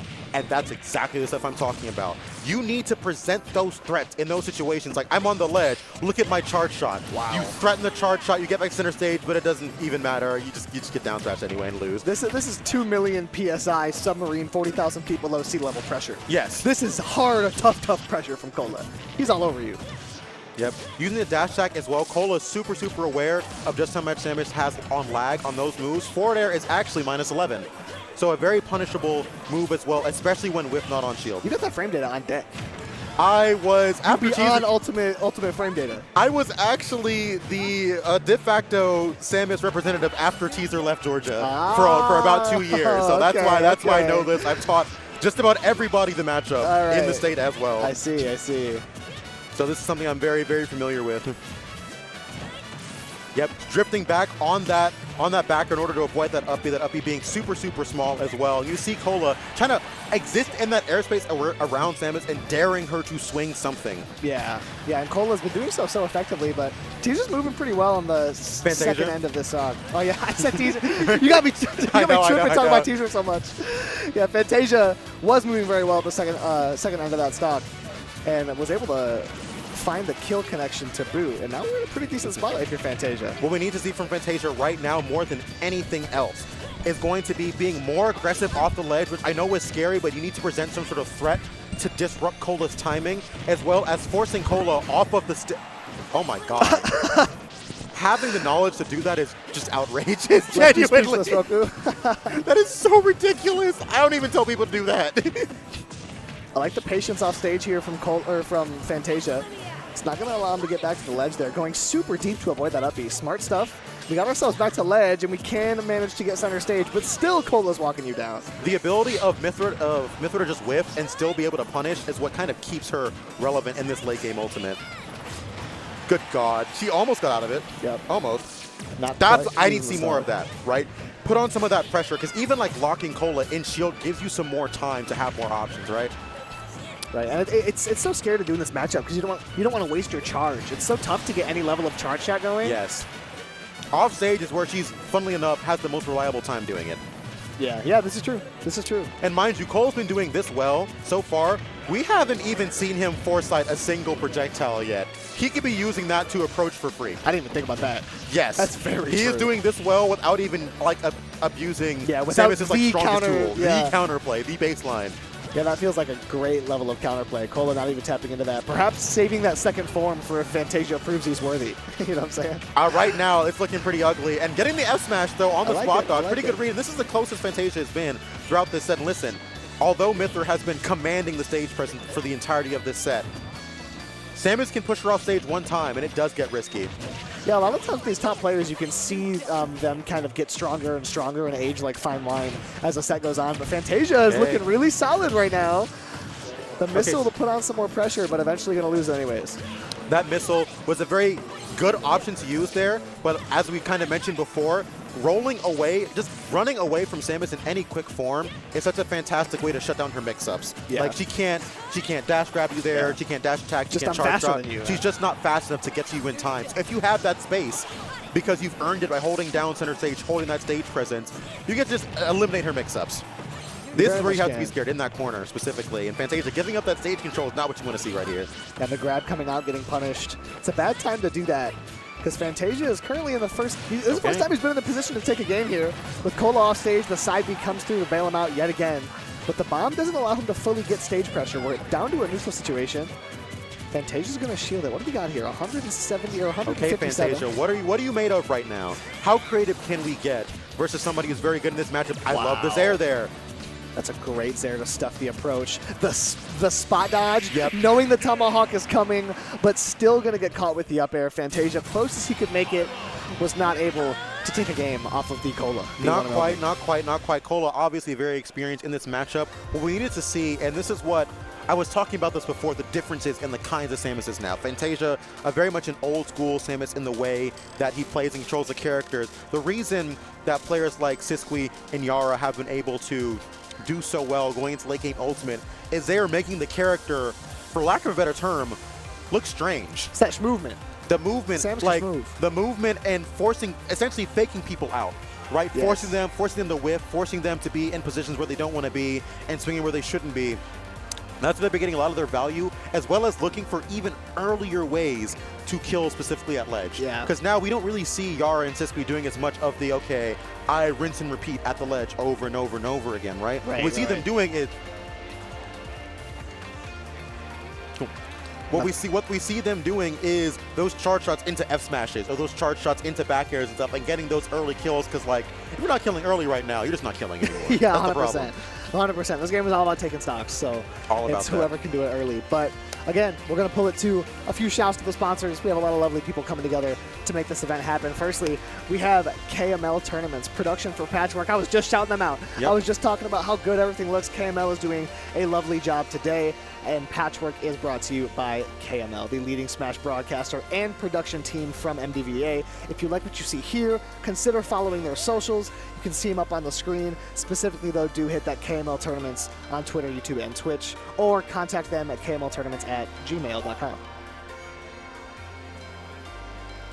We also have to talk about the Maryland, Virginia Ultimate Summit happening between July 11th and 12th. This is the very first MDVA Smash Ultimate Summit, 11 to 12, also presented by KML Tournaments. Once again, 24 players from across the entire region will come together for the first of its time, region-wide event for MDVA. We have Oolong, Rap, Deli Boyd, Myth, Ripcord, so many more players, so stay tuned on the KML Tournaments on all socials for updates on the MDVA Smash Ultimate Summit. It's definitely going to be a banger of a tournament to watch for sure.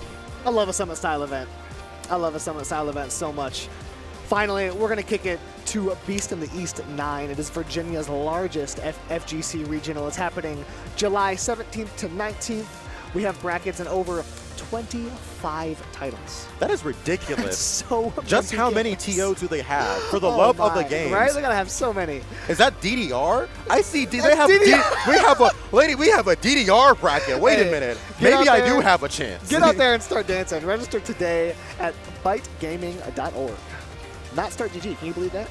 That is so 25. That's more brackets that were being held in at like MomoCon. Yeah, 25 is crazy. Like I've never heard of a tournament having 25. Listen, I love grassroots esports so much because it lets you do things like that, right? Yeah. Because how, in what other world would you be running 25 brackets and actually get people to come for them for an event, other than if it wasn't for TOs and productions such as KML, right, who put their heart and soul into these events and not seeing necessarily that much return, but doing it because they love the people, they love the community, and they love these games, right? Yeah, it's such a beautiful thing to see. Beast in the East said, when I was in high school, my teacher told me I would never host 24 games at one tournament. And I said I could do 25. Exactly. I could do one better. I'll show that one teacher.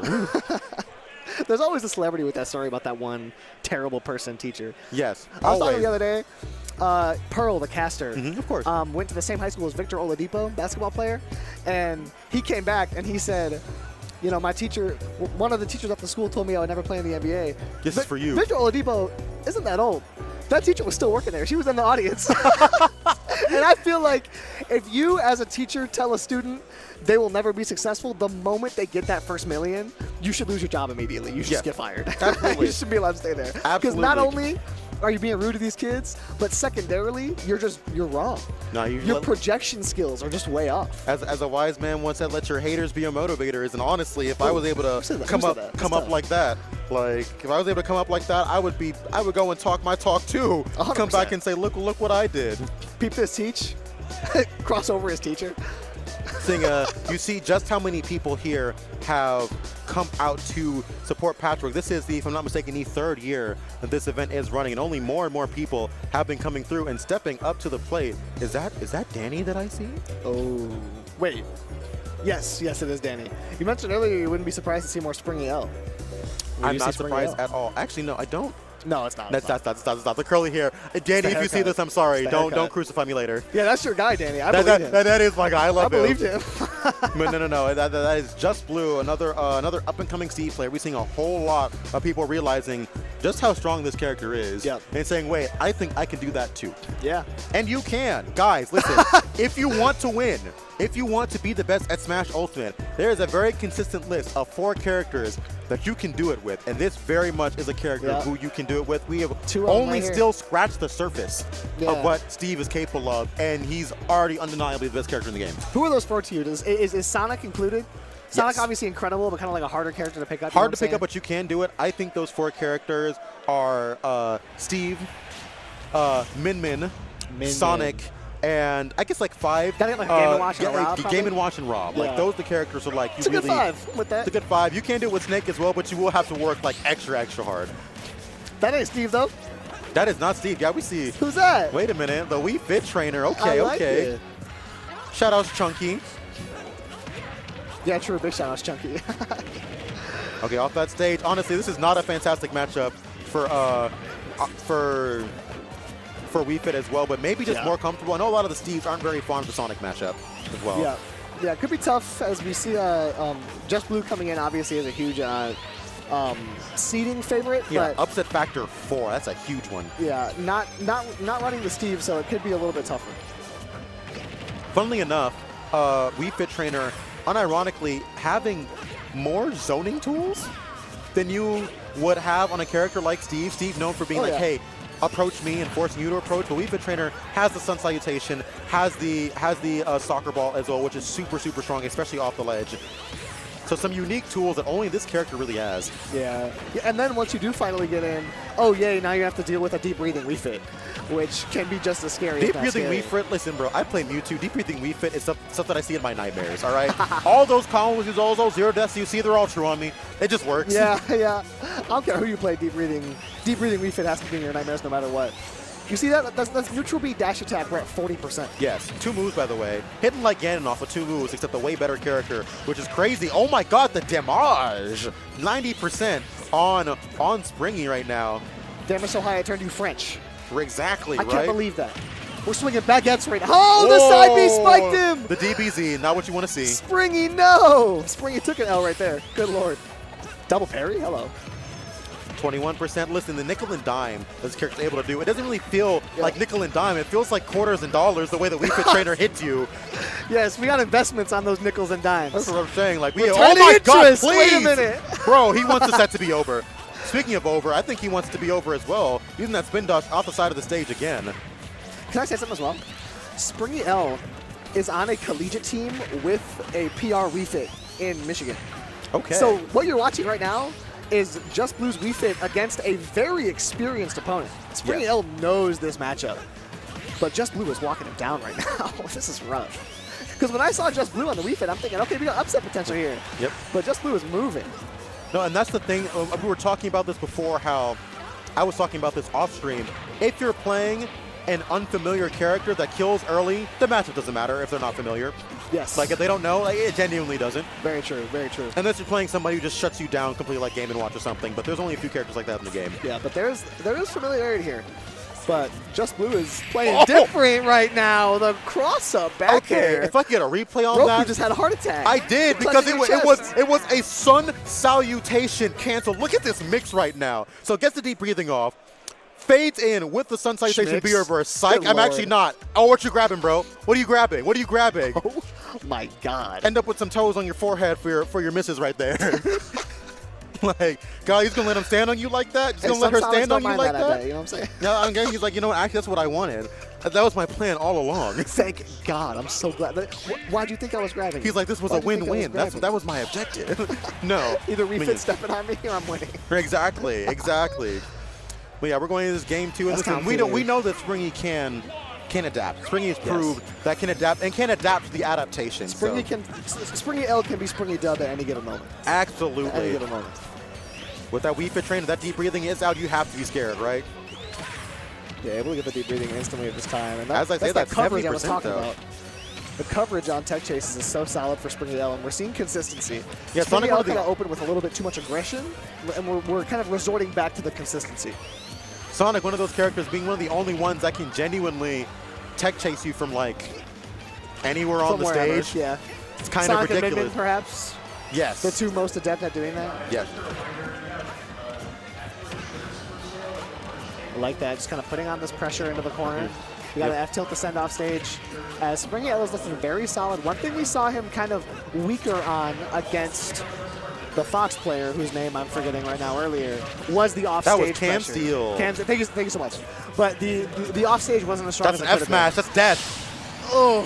So by the way, he was up like 65. Like I don't, you cannot mess around on Wii Fit Trainer. Shield, please! Oh my God, he's still going. He did 74. He hit him like 3 times, guys. Come on. Is he gonna kill him? Okay, the soccer ball almost went again. You have got to be kidding me! Salutations, baby! Just Blue takes it. 0 to death, perhaps. Bro, she's literally flexing on you. Stop! No, dude. Oh my God. We fit can flex on. Please. Hit that double buy. Relax. If he air dodged there, I'm sorry. My commentary block would have to be over. I'm leaving. I am going home. I am driving back 6 hours to Atlanta. Come all the way out of here. Down smash as well. Springy L is losing it Bro, right now. He what started so happened? strong, yes. What happened? He had such a firm lead. He looked so comfortable. And all of a sudden, he gets 3-stocked? The pressure, Bro, dude. And he it also wasn't even the had toes spike. this time. It was the knees. Oh, man. We're getting head, shoulders, knees, and toes in this set. Bro, not him singing the nursery song on you. Come on now. That's unreal. Fight back. Fight back. Man, Springy L can't believe it, too. Bro, He's sitting there so like, experienced in this matchup. listen, and that's the problem. Sometimes that So good pop experience at can helmet hold was you mad as back. Because when people start being weird and playing differently. Because I'll tell you something I know for sure. The Wii Fit he has practice against is not running in like this. No. The Wii Fit he has practice camping. against is not hitting those 0 to deaths. He's not hitting the strings. And even when he whips the 0 to death, he follows it up and still does like 80. It's like watching baby Kazuya right now. Yes. This is ridiculous. I am Yeah, so this is glad a more normal people do area. not play this character because the things I have seen today have convinced me that like I don't ever want to fight this character more often. Actually, He just missed the spin dash and bounced over the neutral B anyways. that's really funny. That is hilarious. All right, Springy, we've seen what you're capable of, right? We know that you can make those adaptations, but how well do you do when your back is truly against the wall? Because last time it was you who had that very confident lead in that set, but this time you were very much on that back foot. Yeah, only way through is out right now for Springy. Or only way out is through, rather, as he has to face Just Blue head on, right? He's trying to play slow, but Just Blue is forcing his way in. No. You have to make Just Blue worried. You can't just let him run in on you. And Sonic has those scrapping tools, but a lot of people just aren't really used to using them because it's just not usually required. Yes, exactly. So A you lot of get- you Sonic have- players don't have to get used to the boxing options that he has. Because he can. He can. He No, can't get that mind you, CQC going. that up air is -2 on shield, right? He has options to. Oh no. Wow. All right, so he Stomp on found a your dare dome. somehow there. Listen, I'm not gonna lie, Just Blue. You got a fan in me now, bro. Yes. This is one of the Yes. toughest Wii Fits I have ever seen in my life. We want to talk about Raw. Gonna go off the side there. Honestly, this is pretty much the closest it's been the entire set, which is crazy to say. Yes. Honestly. Yes. With how well Just Blue has been playing, history will be kind to Just Blue's Wii Fit. He will be remembered. Deep breathing coming out. Springy L is, remaining steady, not totally tossed by Oh the my pressure God. so far. He was looking for an air dodge there so bad for that back air.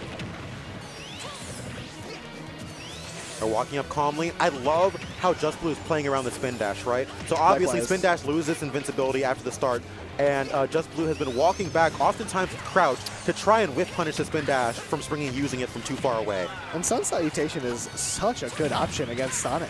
Forces the approach. Yes. Those spinning options are just not working. It's covering that whole ground in front of him. It's catching you in the charge. It's just been such a good option. Uh-oh. Here goes that deep breathing. Okay, aggressively striking back with the bear before he's actually able to use it. Are we going to see the first lead for the first time in this set? Okay, Springy L. We sure are. A new lease on life right here, but 156%. Nothing to sneeze at. Springy L perhaps finding some comfort with Just Blue's playstyle and then killing himself? No, he's back. Okay. That's going to be a forward throw. I don't know if it'll be quite a stock yet. It's going to be the next one with deep breathing will be. Yeah, against a very light Sonic, we're going to see that. Okay, take that stock up pretty air, quickly we were here. talking about that before. Not killing. Yep, dash attack just barely not finding the mark.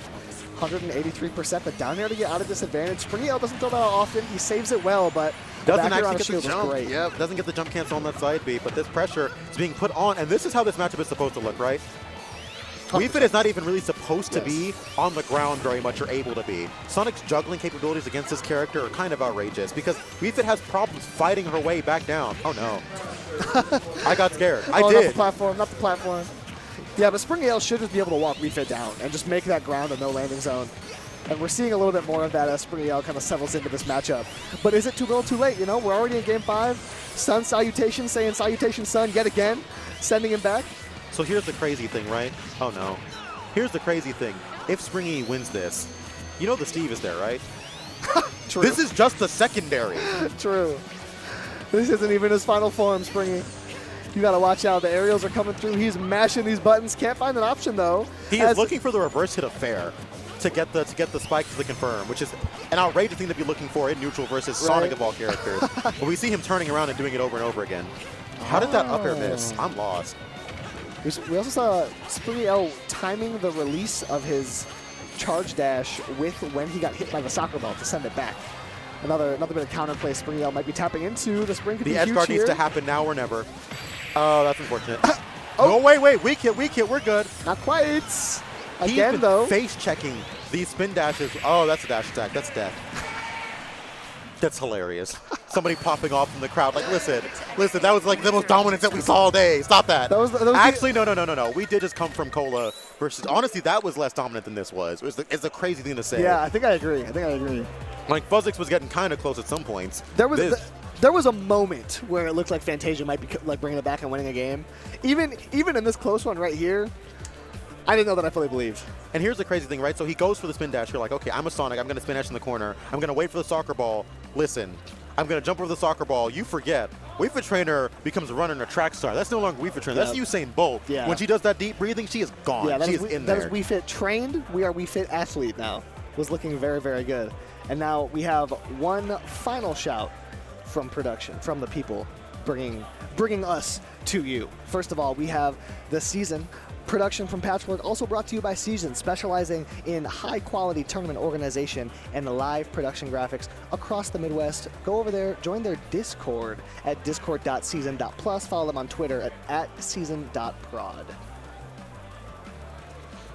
And of course, we also have Breach 2026, which will be in Columbia, Missouri. We have top players from all across the Midwest. Actually, we got Arkansas, Kansas, Ohio. Gonna have Ultimate, Guilty Gear, Rivals 2, and NASB 2 for some of you who are still on that game as well. There are carpool incentives, including $5 per player brought and $5 per state line cross. So go ahead and cross some of those state lines. Got vendors, a redemption ladder, and so much more. That is going to be July 18th in Columbia, in Missouri. Start.gg/Breach26. Go ahead and head out there and see what you're made of, guys. I like $5 per state line cross. Per state line, right? I'm starting in Maine. I'm driving through every state. I'm hitting every border. Cross country. Make it a road trip. Hey, and lastly, we have Roots Atlantic Melee League. Besides being in the inconspicuous name in Rap Monster's tag, Roots Atlantic Melee League is a collective of grassroots organizers and tenured community members utilizing their resources and expertise to build large-scale community-owned projects. Starting with the first flagship event, Patchwork, we are right here, right now. Roots will be running a competitive league with partnered events all across the Atlantic coast, building up to the finale at Richmond, Virginia. But beyond major tournaments, they do a lot of other great stuff. They are the first stop. Go get yourself signed up to their future events on start.gg/patchwork. Learn more at attendroots on all socials. It is beautiful what we're able to do when we come together as a community, even with no support, and what we're able to make as well. And speaking of amazing, these sets today have been absolutely fantastic, and it's been a very, very entertaining time. With that said, that is going to be all the sets we have for you guys today. It's going to be Roku signing off Finesse. It has been an amazing time. It's been a great amazing time with you. You guys can catch me on Twitter at The Lost Avatar, and I'll obviously be at Supernova and stuff as well, so feel free to come and talk to me as well there. And that's going to be Roku out, and it's been a pleasure casting with you, bro. Likewise. Feels like Finesse on Twitter. Check me out. Thank you so much for tuning in. But we are far from done. We got a lot more pools action coming up, so please stay tuned. Roku out.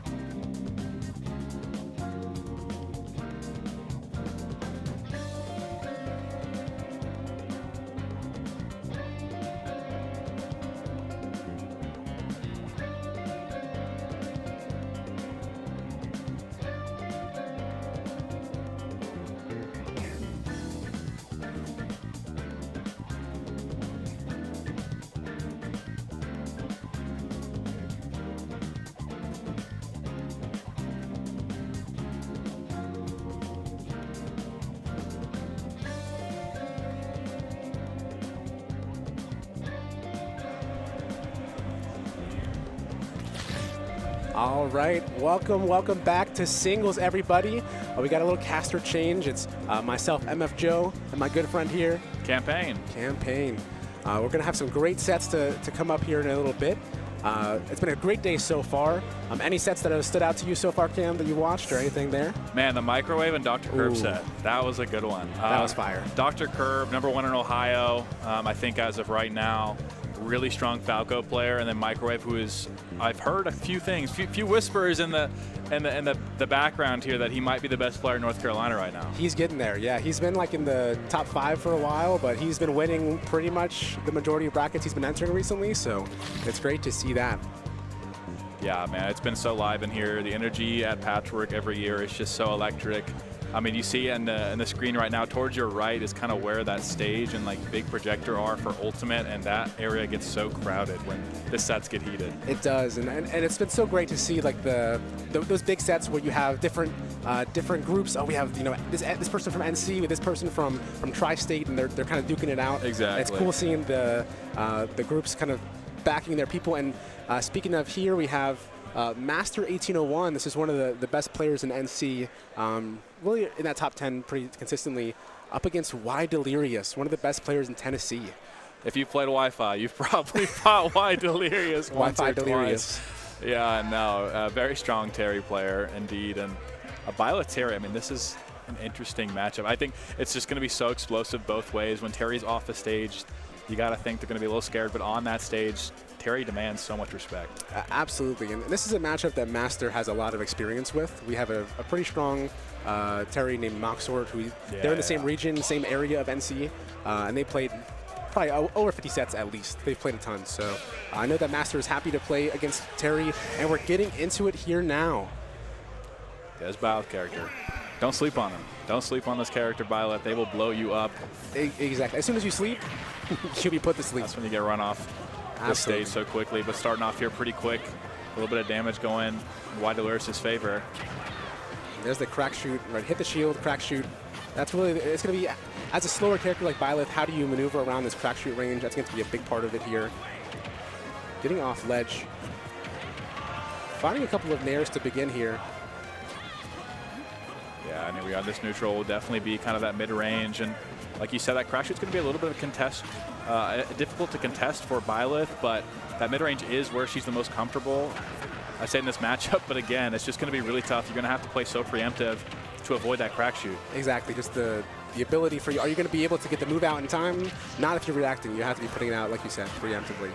But here's the just missing. I wonder if that was the iframes of the up B there potentially, but yeah, definitely just missing it. Yeah, you really got to be clinical off the stage, like I think you're alluding to there. And it's really effective, that reverse up B on characters like Terry. He does not snap the ledge like at all. So like being able to get that off is going to be so crucial in this set. Finding those stocks off the stage is going to be everything here for Master. Absolutely. And we have getting off stage again, really just choosing to reset the ledge. Not really wanting to deal with any kind of buttons off stage. And the go meter is online. Always an X factor here. And it goes for it immediately. No confirm. That's so unfortunate. I actually really like to punish the down tilt there because the character can get that up air off it, but going to get rising tackle for your troubles there. Really wish he would have probably converted off that, but the back air going to seal the deal nonetheless. Able to find, just find the raw back air neutral. That move is just a delete button in of itself. It wasn't even the strong hit either, but easily killing. Yeah, definitely a bread and butter kill option when cornering your opponent as Byleth. Going to see that very often in this set, I'm sure. Yeah, nice little spacing there, tech chasing the forward air. We'll see if we see any more of the up Bs from Terry, kind of to mix up after hitting the shield on the platform. You're so used to characters just kind of hitting you once. Terry's going to hit you and then maybe cancel it into that up B, which we will see more of here. Yeah, one of the only characters in the game who has technically like safe aerials rising on shield. Like it's just a little bit of a mix-up. You have to always consider adding to that mental stack. Something you got to consider. But honestly, like I'd like to see more up B out of shield from Master. There's a lot of unsafe buttons coming out on shield, but we haven't seen it just yet. Yeah, hopefully that's something that he will implement. It's curious to see what kind of value off stage that Y Delirious will be able to get in this matchup. That up B from Byleth, just you can recover from so far away and safely, but there are ways to contest it. Oh, but getting caught on the platform, down tilting and dying for it, that up smash from Byleth is an incredible move as well. Scoop will kill so early, and we're going to see more of that, I'm sure, as well. It covers almost all the platform. Even on PS2, the platform's so small, so it works out that Power Dunk going to take that stock, and we're down to even here. And honestly, Joe, this has been like a really scrappy matchup. I did not think it would play out like this. I expected a little bit more patience, I think, from the Byleth side, but it's just been straight scrap. Like Yeah, the whole just way. trying to find those hits, trying to find those pokes, being preemptive like you called out earlier, and we're going to see more of that.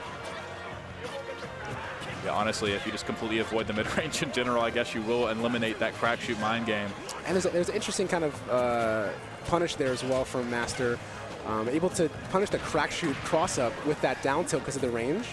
So if you're on that, and just dying to the, oh man, flash. That's the way you die. That's the one way you die there. That's what happened there. Oh my God, just a random. I think he just ran off the platform, up air, down air. I mean, you don't see that too often from Terry's, but Wide Delirious definitely one of the more creative ones in terms of strings from what I've seen in the past, and definitely getting creative there, finding a stock where most Terry's just wouldn't.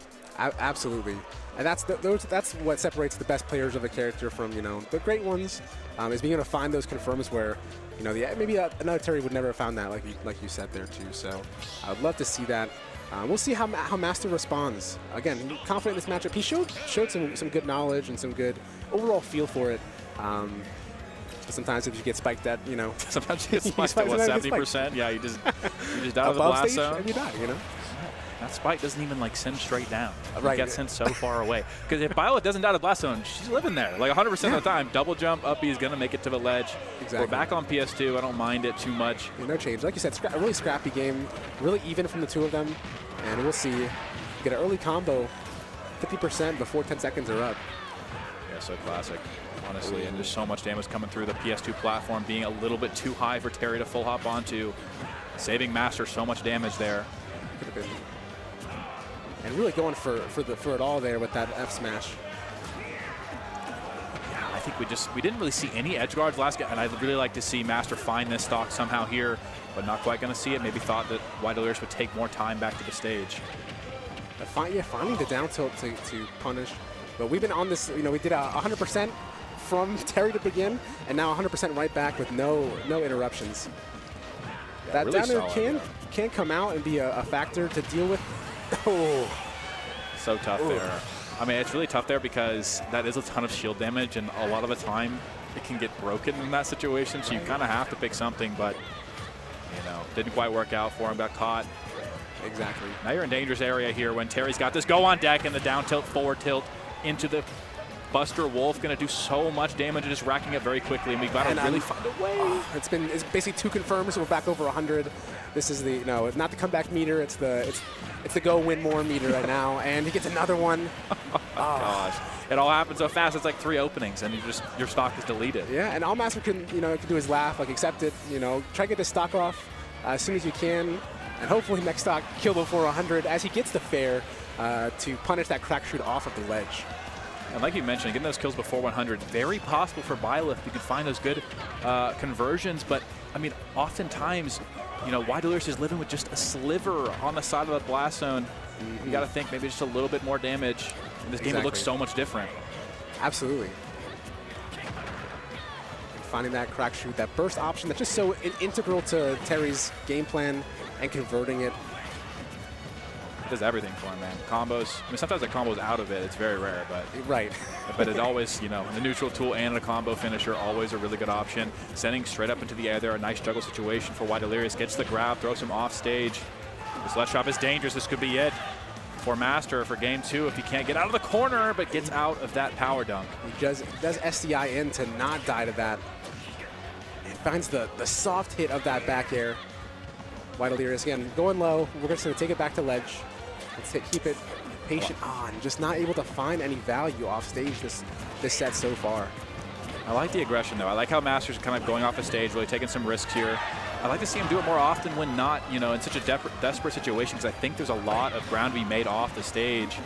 And that is a big part of Master's gameplay as a player overall. He makes big comebacks with that kill power of Byleth, and we're going to see if he can do it here. And Off to a good start. not even close to out of the question here. and it has so much damage. The jab is probably it. You just get punished there. Unfortunate. There really was the feeling that could be a big comeback for Master there, but it gets snuffed out early, and it's up 2-0 for Wide Delirious. Yeah, no, Byleth's Rage is no joke, and that up tilt and up, that little juggle starter, and that weird spot where you can't really double jump to escape, but you don't want to land empty either. Like, it looked really dangerous, but Wide Delirious finding his way down, punishing that jab on shield.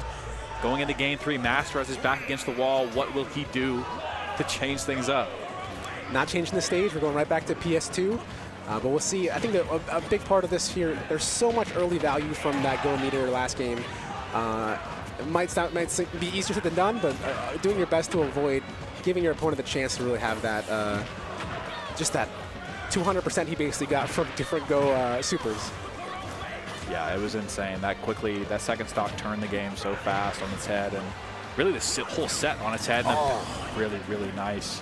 Edge guard, you don't really see Terry go out there that deep very often, but recognizing no jump, no real way to get back without being just at that horizontal angle. Yeah, that power wave off stage is a really, really strong hitbox, and but the snipe! Right back with them, double neutral special edge guards back to back. Not something you'd really think would happen in this matchup, but these two, again, they're scrapping, man. That last game was a little bit out of hand, but it came back in game 2, we're right back to it. Yeah, that's definitely been just back and forth, and a lot of it's back and forth for like 100%, and then it's a kill, and then we're back here again. Is that the double jump? Oh, doesn't quite get it. See, all these positions where you think the Wide Delirious is gonna end up in a bad spot, he just barely makes it back. The back air or whatever hitbox that Master throws out, not quite there. No way. He caught the double jump probably in that down air. Yeah, couldn't jump and get it. Oh my goodness. You just very rarely see Byleth die in a situation where where they're below stage. Usually you see that be. But yeah, but I think PS2 also, there's no wall to grab.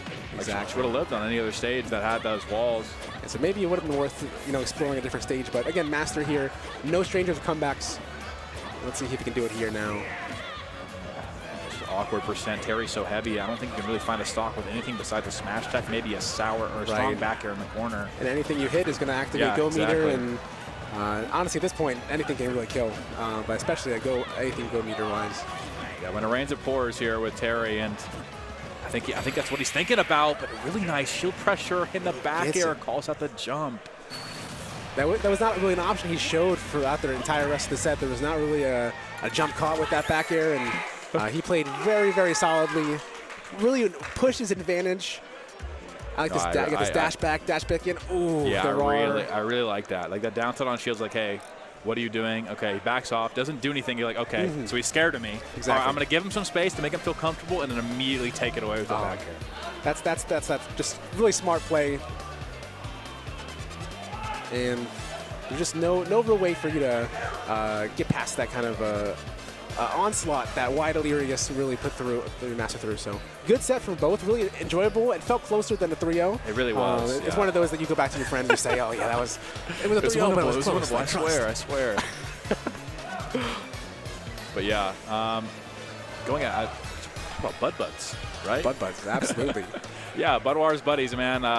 Always support the BuddBuds. That's the organization's putting on all these patchworks over the years, all the locals here in NC. And they have so many things going on. I mean, we have merch coming soon. Beautiful. Got BuddBuds, one of the true grassroots organizations here in NC, putting on so many events for us. One such example as well is the BuddBuds local as well. We have every Wednesday here in Cary, NC at Bad Machines Esports Bar. Features some of the best talent in NC. Features great production. It's always a pleasure to be watching them. I watch that honestly every week personally when I'm not there.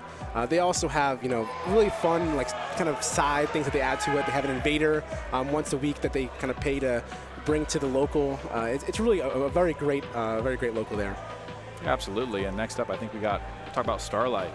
Starlight Singularity coming up in July, just a few weeks away. I mean, that's coming up so fast. It's crazy how fast it's gone by. But every quarter that's hosted here in North Carolina.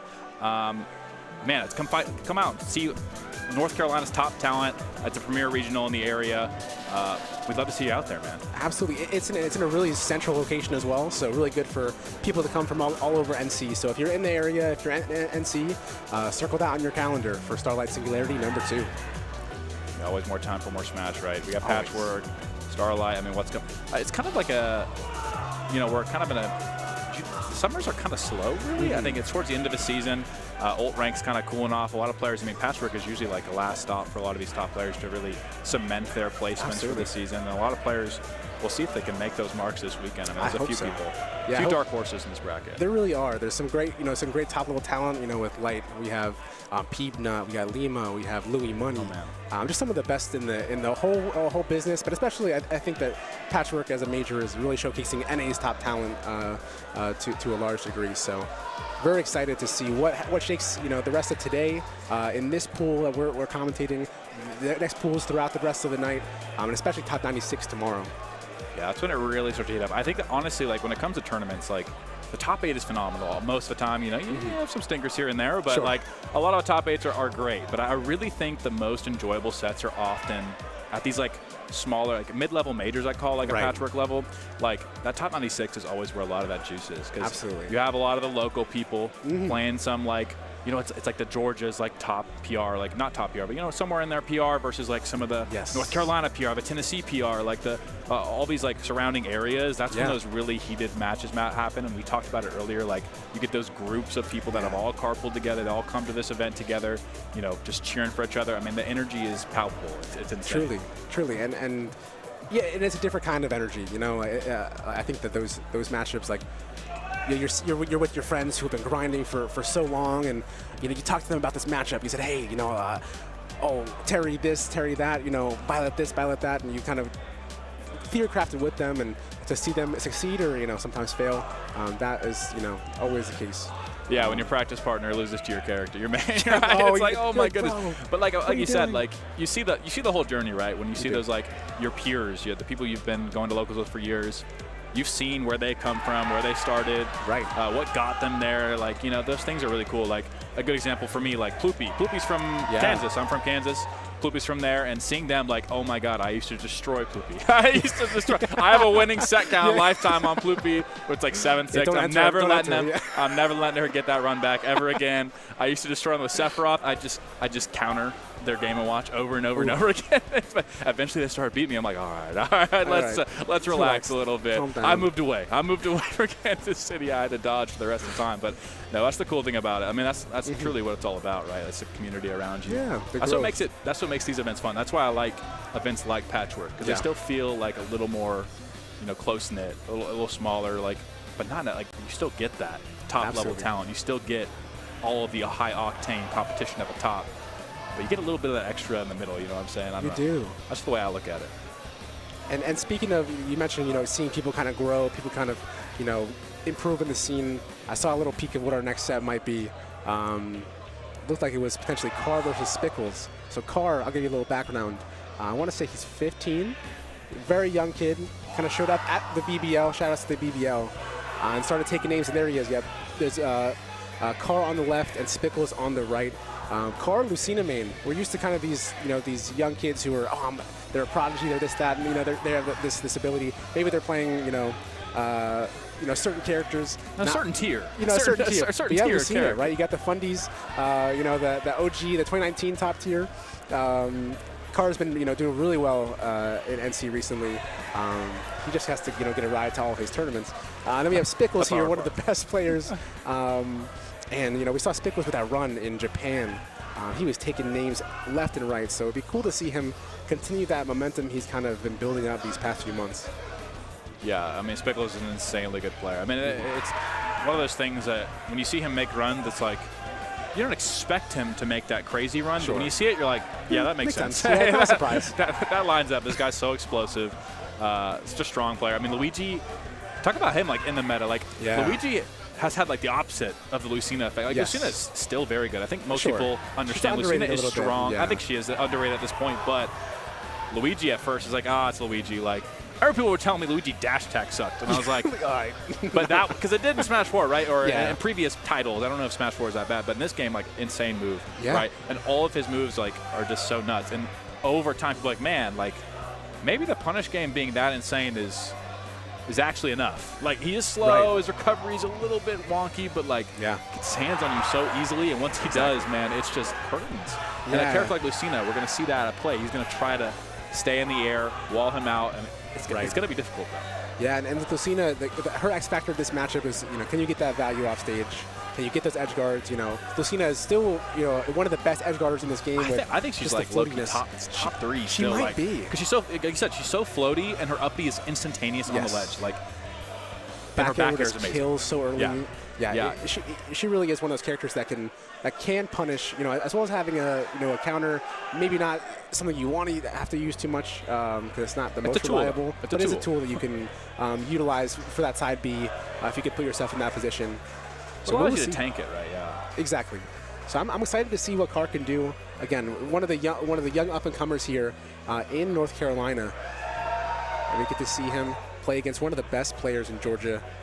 Really one of the best players probably in NA at this point. For sure. Definitely like a top 100 player. I mean, he might be top 50. He might top be. 50. Yeah, seeing him as the 22nd seed, today, I'm like, a little low. There's a lot of talent here. It's got to be stacked. It's got to be stacked if he's up there. I mean, yeah, for sure. And we're going to see it right here. We're starting on PS2, as we always do. No surprise there. Early up B, trying to get that combo breaker there for Lucina. But finding this, oh my gosh. Just insane, and that's not off like a normal. Oh, he might be dead. Oh, that's all it takes, and man, you get Luigi. the taunt from the young Carr. You just got to expect that from the youngins. They throw the taunts out with reckless abandon. With a down throw down special, not quite going to take the stock from Carr, living just a bit longer, still at 120%. A lot of dangerous moves from Luigi, and I was expecting a jab block there. Yeah, they were not able to find the kill, but wow, great DI. I thought that was dead for sure. Yeah, but we saw it immediately, right? It's like players like Spickles, they don't need to get the grab to do a billion damage in the combo. Any of their starters, they understand how to get into that situation that nets them so much damage. It doesn't have to. They have so many starters, right? A lot of these Luigis are starting 0 to deaths off Rising Fair now, right? It's just a mastery of the hit stun, the percentages that these things work. Rage, all these things come into account. Yeah, the last couple of years have just been so fortuitous for Luigi, able to find so much value in all these different aspects of the game. But Carr trying to find this value off stage, see if he can position himself. I like that going low for the up B, just missing it just a little bit. But that's going to put Luigi in a tech situation. Of course, Spickle's probably going to hit those techs most of the time. But it would be nice to see if he can make something happen. It's very close, though. Yeah. I'm surprised the up special missed, and I like the opportunity. And here we are again in a similar situation, went for the same thing, and the counter's never going to work on the up special. No, not quite. It's just so fast. Yeah, it has to be really used for that side B. Special onto the stage, pretty aggressive here from Spickles. Bit of an odd start to this set, honestly. It's kind of like a weird way it's being played. A lot of offstage. Oh my goodness, the down smash. Off the top with the down smash like that. Not what I was expecting that stock to end with. And now we have low percent Lucina. Let's see if Carr's able to find a kill here. Really, there's lots of ways to kill Luigi at this percent with Lucina. Ironically, a lot of ways that Lucina could die too. Yeah, exactly. Yeah, we're at the low percent. Here goes the Rising Fair. Like I said, a little too much rage for the. Oh, finds the down floor there. It's just so much damage. It's just so difficult. I feel like Lucina can wall you out pretty well, but she kind of has to take a few risks to do so. Exactly. She doesn't have those super non-committal buttons. And the down throw back air are going to take that almost not Matt's quite, rage actually. Almost killed from like not far into stage. Man, I really believed. I was like, oh, I guess he's dead. I wasn't sure. Not good enough. And all it's going to take, I mean, a lot of things will also take Luigi stock here, and you got to find it pretty quick here if your car. The up throw going to do it. Never kill sparks there. Right. Never kill screens though. The up throws. I don't know what it is. Here's the chance. Oh, but it is winnable. Oh, my it definitely is. I like the wave dash there, the wave land, but we do find that up smash. Not a bad showing from Kola. Had the early fortune to get that. Not quite SD, but you're dying to that stage spike in a sense, or that tech.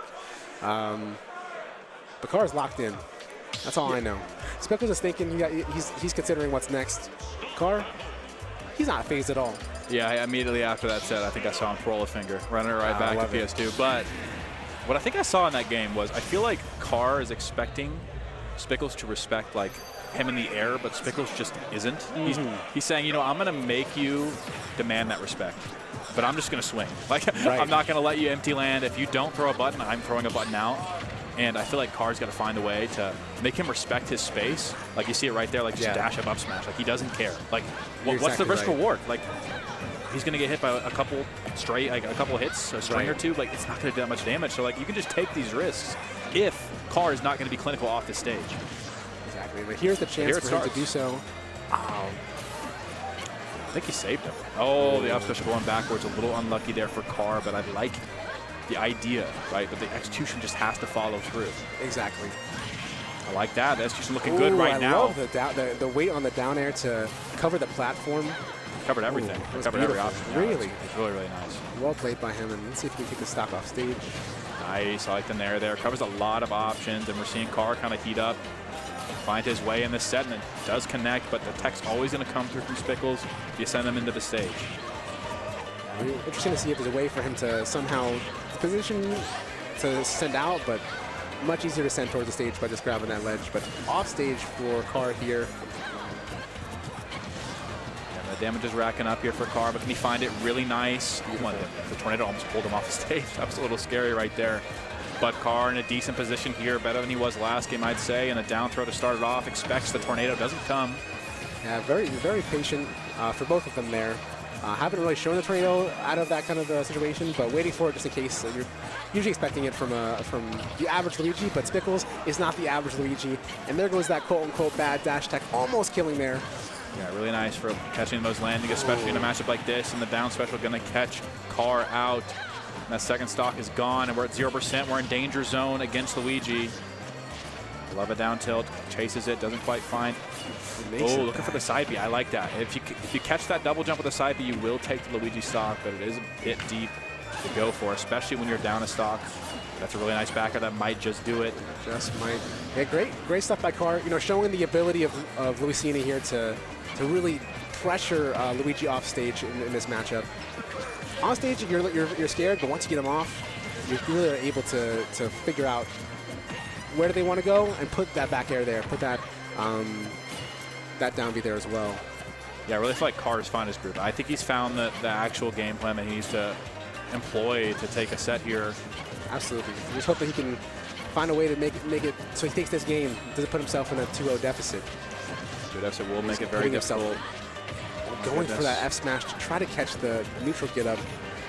I like that idea there, actually, going for a little bit of a read there on a panic option from Spickles, but again, Spickles has always shown that he's willing to press the button if you hesitate at all, because why not? I mean, Luigi's got such good buttons for that, and a back throw going to do almost a bit of damage, but not quite going to take the stock. And a lot of rage here. Lucina can push Luigi off stage so easily at this point. Oh, almost just missing. Just a chance so tense here. It's definitely winnable here for. Oh, that was almost enough to do it, but couldn't get the up smash off. But he forward smash. Not killing. Pre-patch, it would have done it. Oh. She got patched like 6 years ago, though, in the forward air. And Carr takes game 2. Now, see, you could see it immediately. Like, the way that Carr is playing that game, I mean, an immediate adjustment, and I really like to see that. For such a young player, you don't really expect that. A lot of the time, those young players, like, they play their game the way they play it, and the only adjustment they have is, like, the speed or how aggressive they play. But, I mean, I really like the way that Carr changed the way he was playing the entire advantage state. When he would get a hit, it completely shifted. He played way more patiently, but he didn't give up those free, quick, unreactable, like, recoveries that Luigi can go for. Exactly. He's trying stuff. He really is, and you see him, we do see a stage switch here as well, so I think this will be our first one of this set, not on PS2. So that'll be exciting to get a change of scenery, and we'll see if that's good, something that will help out here with Spickles having that shorter stage, that smaller stage. Will that allow him to, find these grabs a little bit easier at low percents? But we haven't really seen any of the zero deaths. We've seen a lot of the high damage combos, fair into up air into up air into up air and so on and so forth. But we haven't really seen anything actually leading into, a true zero to death or anything. Yeah, we haven't seen an up special. We haven't seen an up special sweet spot, have we? No, we've not. So, not quite. We'll see what happens here for Spickles and if he's able to find a bit more of that on this smaller stage. Yeah, I think small battlefield's a good option for Luigi here. He likes to play under those platforms with the fair and the zair. Really nice for walling out. It's ironic, but he's actually really good at walling characters out, even characters with range like Lucina. We're seeing a bit of damage come out and gets coined. It's happened to so many of us over the years. Oh, almost gets the grab there off his air. That would have been so much damage. I do really like these uppies that Car's kind of putting out preemptively, recognizing that a button will be pressed. That's the reaction in the sense to what you were saying earlier. Does he kill here? Almost. That's this character. I mean, I've just never seen that. Just barely doesn't make it back. You got to think maybe he was body blocked there, but maybe. Like just that reverse up there into down B. Like I've never seen that conversion, like ever. And we're taking so much damage. Expects to roll in, but doesn't quite get it. I like the option coverage from Spickles. Probably gets that a lot of the time. Absolutely, and this has just been a tough game 3 so far.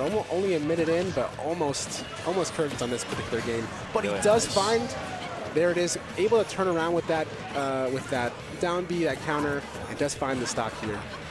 Let's see what Clark can do. Down throw, up B, not quite going to connect. I like the conversion. That's actually probably as good as it gets in terms of that situation. Right, and here we go, a back air. Here we go, it's playable. And there we go. Wow. I didn't even realize he didn't have a jump. Out of nowhere. I actually thought he had a jump still. But he didn't even have a jump. There was no chance. Yes, smash. Little bit of DI was just off. That was such an interesting game because it was, it ended up being last stock in the end. We had, 2 stocks taken within the first minute for Spickles, and then 2 stocks taken in about 20 seconds for Carr. Just if that game went a little bit differently for Carr at the beginning, you might have seen something else. But to your point earlier, truly we are seeing that, absent those kind of the early deaths that Carr had, really finding the way to get him off stage. He's prioritized, okay, I get this drop down forward air into the F smash, and I'm able to convert into a kill off of it. That's just really been the X factor for him in these games, even though he wasn't able to take that game 3. Yeah, no, for sure. I mean, those 2 self-destructs are definitely not what you want to see. But other than that game wasn't too bad. Like you said, I mean, he took 2 stocks pretty early off the stage with the edge guards, and that's what we really need to be seeing in the matchup. That's really where Lucina finds the edge here. Because the traditional walling against a character like Luigi is very difficult to do without absurd amounts of range. Exactly. I think an interesting thing we're seeing here is these uppies kind of in between the, hitting the shield or in between the Zaire as well. I haven't seen too much of it go, but I think it's a really creative option to try to deal with that oppressive option that Zaire does kind of provide for Luigi. Yeah, that Zaire is just so strong, isn't it? Like, it's just so safe, and the up special. Oh, no. Forward smash. Let's go. Why not? Keep it simple. Keep it clean. Keep that up special fresh for the 0 to death that could be coming right off the stock here. Especially on a stage like Battlefield, that ceiling is very high. You need everything you can get. And here it comes. What are we going to see off the down throw? But doesn't get much. Surprising there. Yeah, it doesn't quite get the spike on the down air. Not going to find too much pay dirt, but still in a really nice position. And the up tilt off the Zaire. It's a weird looking confirm, but that's so much good positioning there. Carr's got to find his way here, or this one's going to get away from him again. Stopping before that end, and he actually wants the grab release. And you see why. He was going for that back air to see if he could just get the cheeky kill off of that grab release instead of going for an actual throw. Oh, unlucky. Had the read there on the down special, but doesn't quite have the punish. Yeah, I do like the grab release from Lucina. Doesn't really have a great forward throw, so a lot of the time they just opt for all the pummels. Unstale all your moves. I mean, not a bad deal there. Absolutely. And one thing I'm also noticing here is Spickles is kind of understanding a bit more of when Carr is going to go for a swing, and he's been finding a lot more value from the Tornado in the last 2 games in particular. So it's been interesting to see how he just understands a bit more about Carr's play style. But we do get the trade there with the Tornado. And this is definitely not an insurmountable odds for Carr here. Definitely playable, even stocks, a lot of rage. And great adaptation there. Earlier, he did the down throw at 0, got clipped by the Tornado, waits the second time, but does unfortunately get rolled past and dies for it.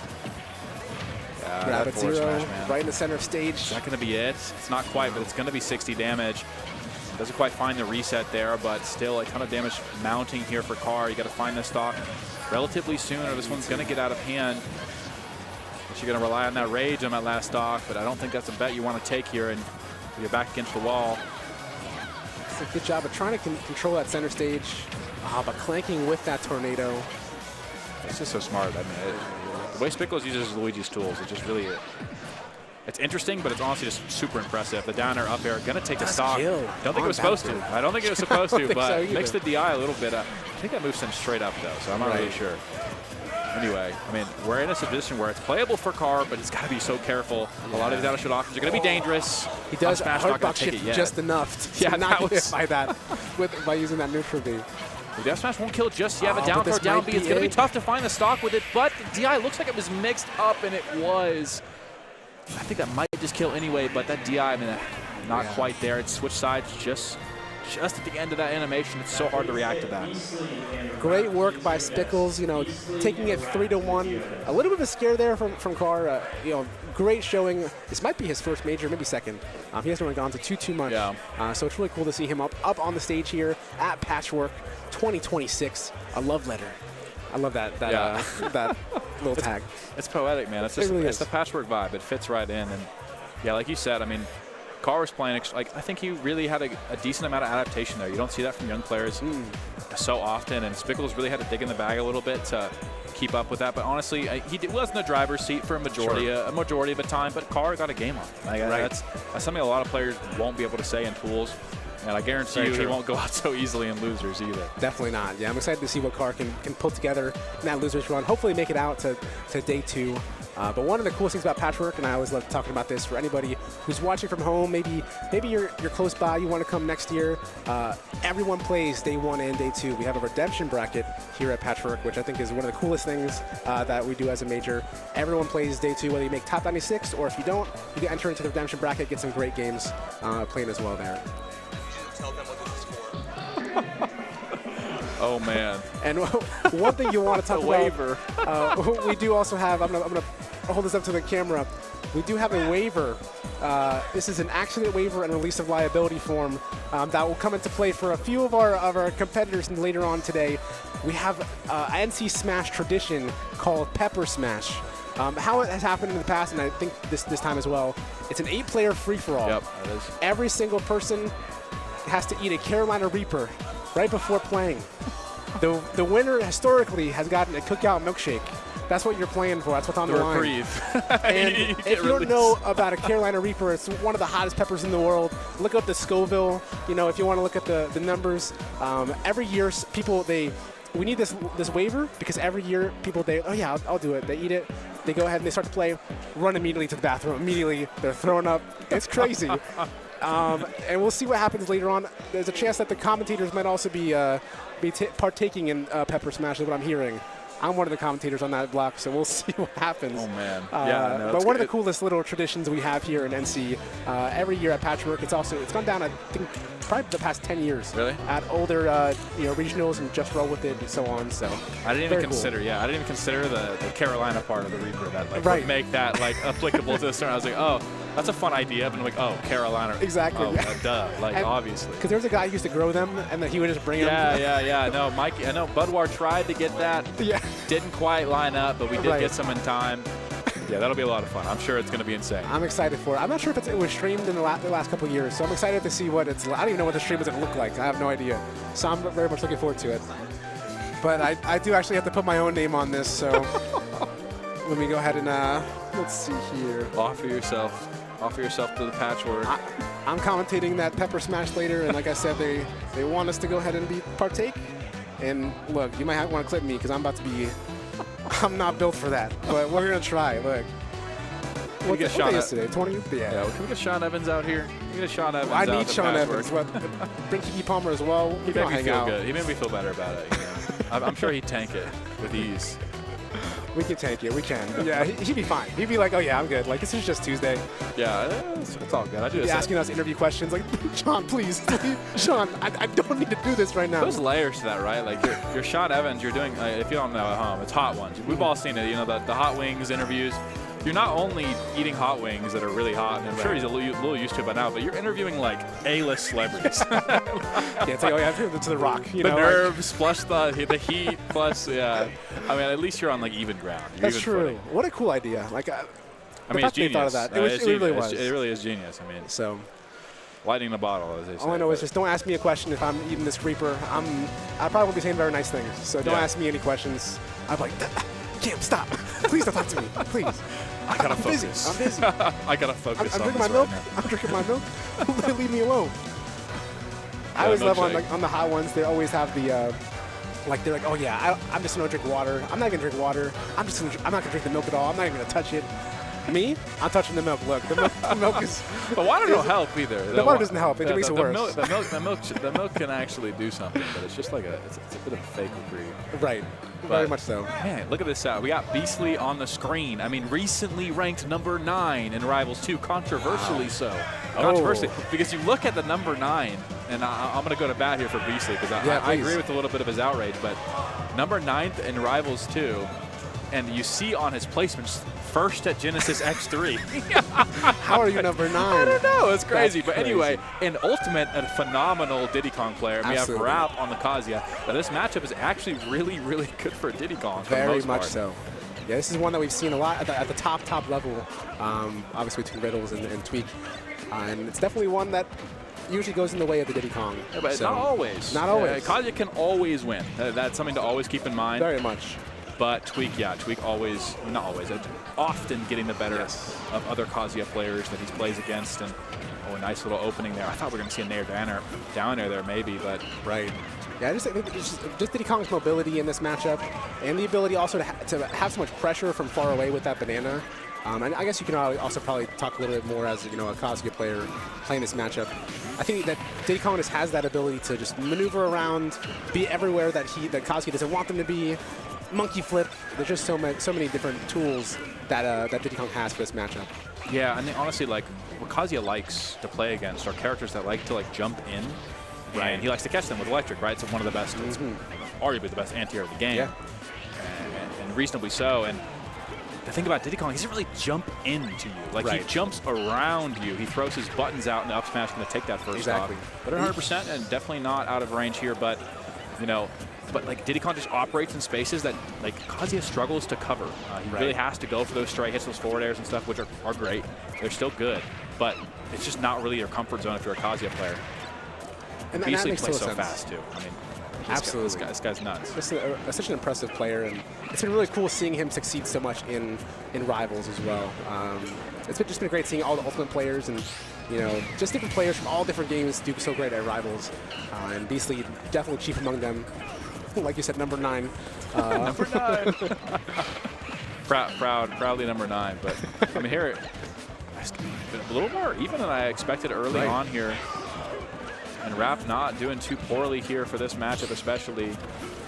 Definitely not.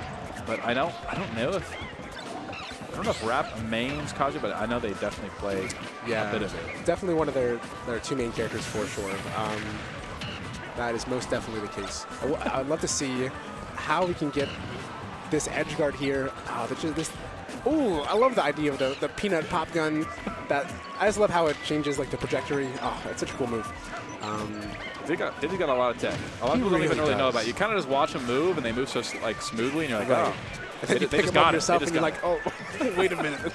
I can't do that, that's for sure. I'm really slow. I don't know what this is. He's got no airspeed? Like, what's going on? Yeah, they fly around. For some reason, I just can't do the pop gun cancel at all. I don't know what's happening. Yeah. Well, the thing about this, like, I feel like he's just getting a lot of openings off the ledge, Beastly, when he has the banana in hand. Rap's kind of giving up that free banana toss from the ledge, a free reversal. That's like the one thing you really need to be focused on, because they will do so much damage from it. It's such a good option. And it's a really good option. You need to be at that, at least at the roll distance usually, and you can't always be at that neutral get up distance because they're just going to throw out banana. And now you took 80, and now you're off stage, and we'll see what happens next. Yeah, we haven't seen too much edge guarding from Beastly, but this character definitely capable of doing so, especially with the Z-drop banana. Gonna obviously beat out that Kazuya up special, living the down B, but a pretty high percent here. Beastly on borrowed time. And that might be it. The grab, no. The up throw might have done it, but the forward throw definitely not going to. Now we do have Rage Drive active. Earlier that command grab, if Rage Drive was active, that was a very dead Diddy Kong, but not quite the same.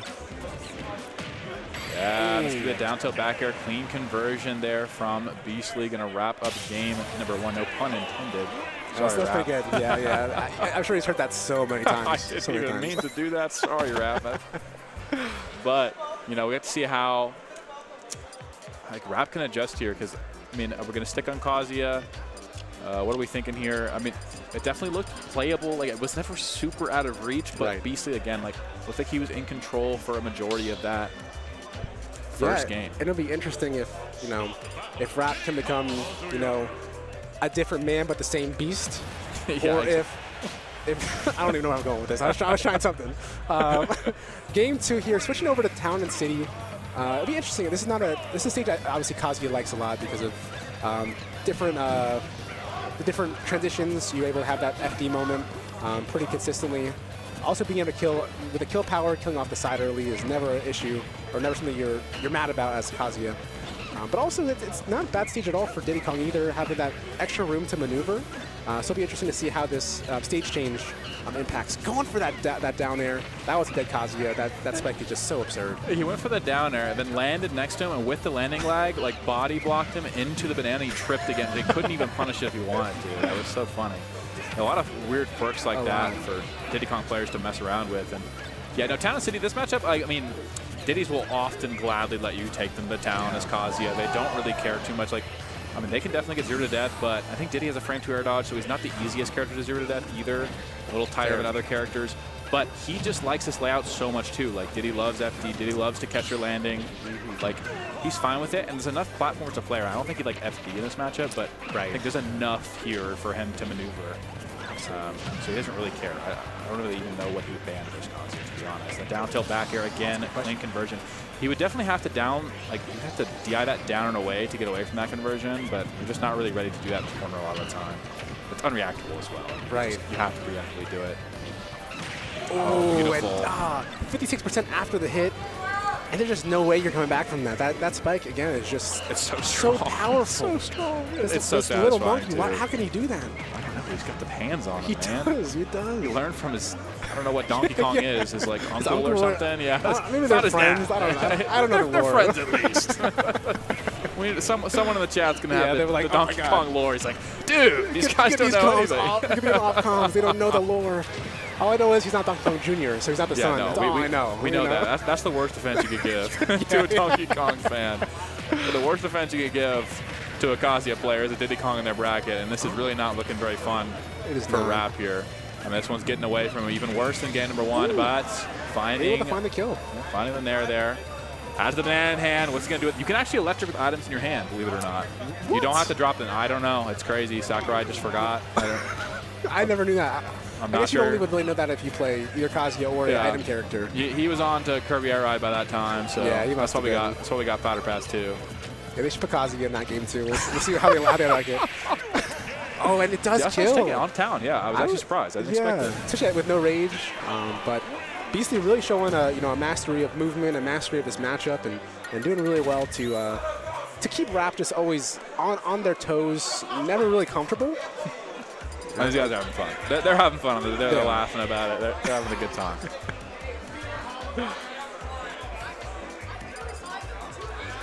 Yeah, no, I mean, I'm curious to see. Like, definitely wasn't a good stage. Like, I played that matchup on that stage so many times. Did you think, you know what?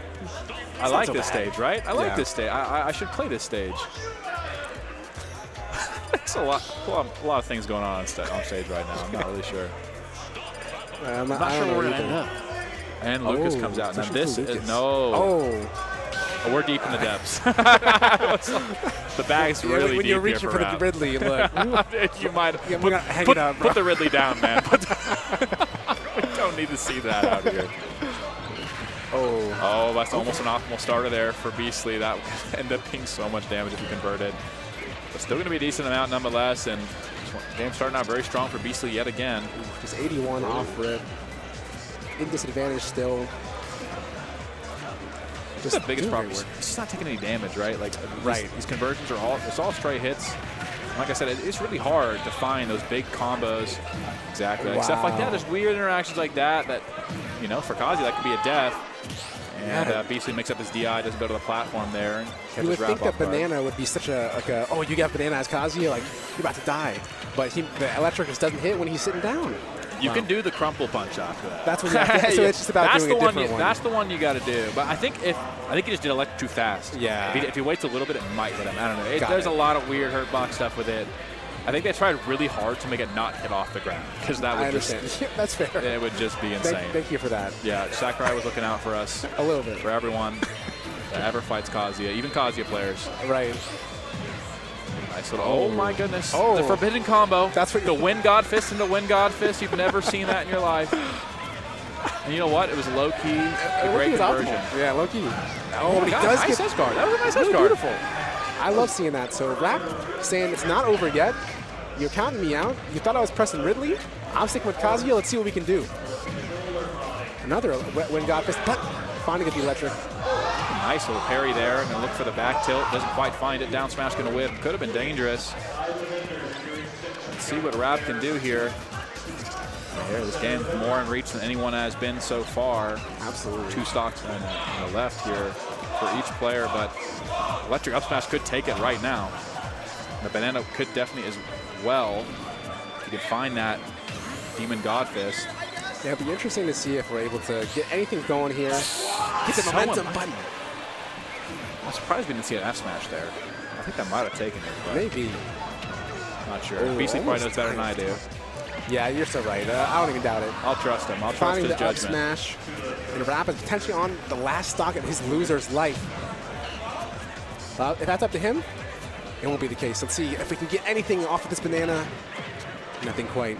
Down throw starter into the nair, a little extension, gets the side special grab in the corner, wishes him back against the wall here. It's just so, it feels like Diddy Kong could be everywhere all at once, and Kazuya is not able to have that level of speed that he needs to really react and cover everything and be everywhere he needs to be in return.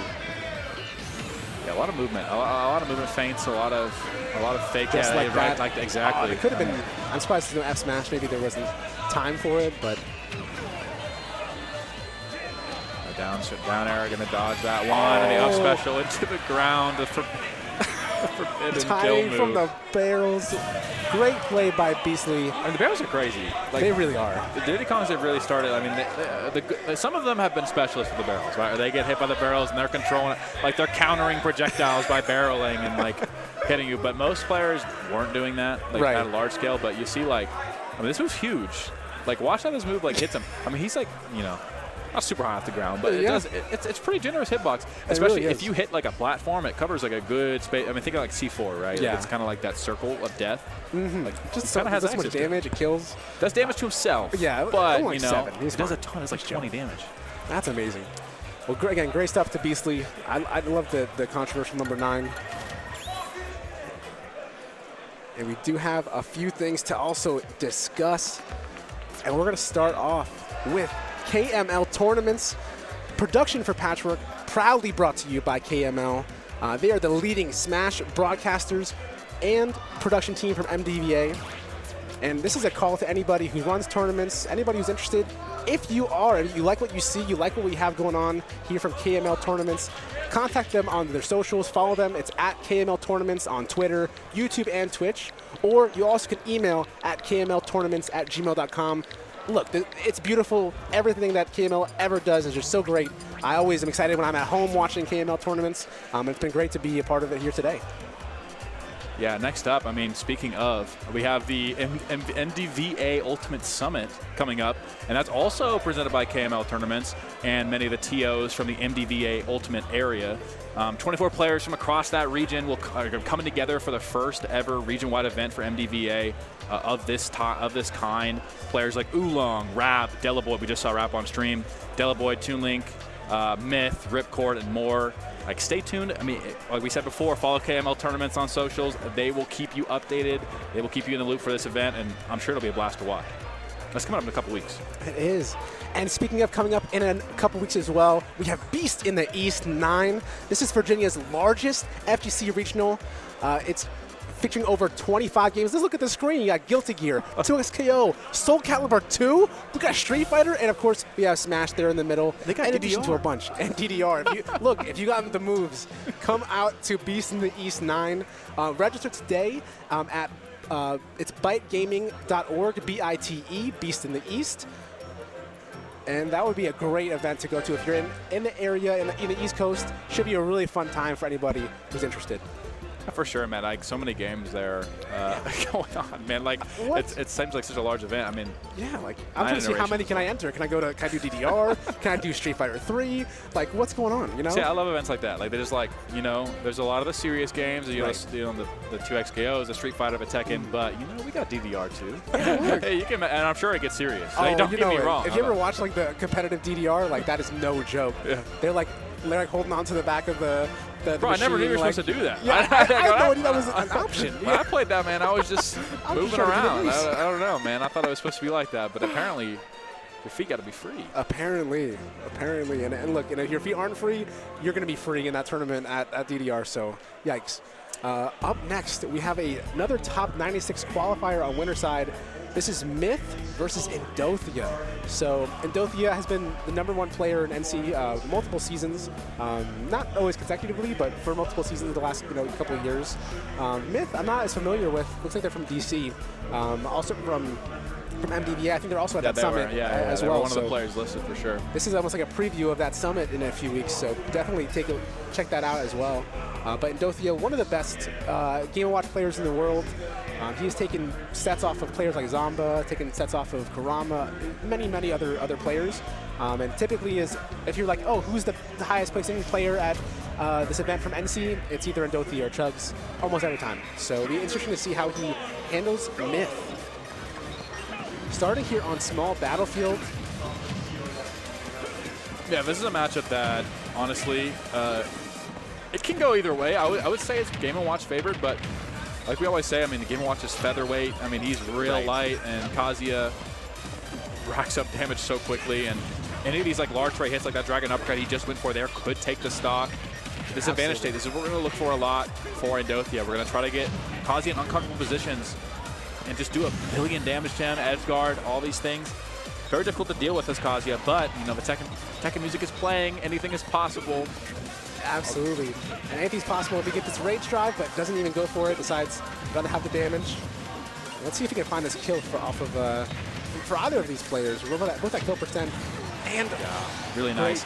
That double fair to punish that, nuke that get up attack. I think we saw something that's very indicative of how Endothea looks at this matchup. We saw those 2 jabs come out. Endothea having absolutely zero respect, just immediately up specials, knocks him away. Like that's kind of what sets a tone for like how Endothea is trying to play this matchup, trying to put out a bunch of hitboxes so he doesn't have to deal with anything that Kazuya is trying to set up. Absolutely. And Game Watch is one of the few characters that can actually do that and not just always explode for it. Yeah, and another thing I've noticed for how both of these players view this matchup is, after each stock that was taken, they both went to ledge. There's a little bit of flanking from Endothea, waiting for the invincibility to wear off, and then the same thing from Myth after they take a stock as well. Very interesting to see just go to the ledge. Really dangerous, that's that perfect percentage. Ooh. Yeah, you get that electric around 40 and these light characters, and it's just curtains. That was a beautiful conversion there from Myth. Exactly what you need to see if you're going to beat a character like Game & Watch with Kazuya. You've got to be clinical. Absolutely, and we'll see if Endothea can be clinical with this edge guard, but not quite. Not able to get anything there, but it feels like it's a matter of time. At this percent, you're going to find that kill eventually, but not if you're going to get hit by the rage drive up to 82 with the quickness, and you die. Ooh. That's what I'm talking about, man. This is exactly what he needs to execute on if he wants to win this matchup. I love to see the execution from the ledge. The little nair into the rage drive just builds so much damage. It's at least 50 damage there for free off a stray hit. And then a Dragon Uppercut, like I mentioned earlier, that's going to take that stock so early if Endothea is not careful. Oh, just that is, obviously Game & Watch are such a strong character, but their one, weakness, quote unquote, will be that light. They're just so light and able to die at any moment, it feels like.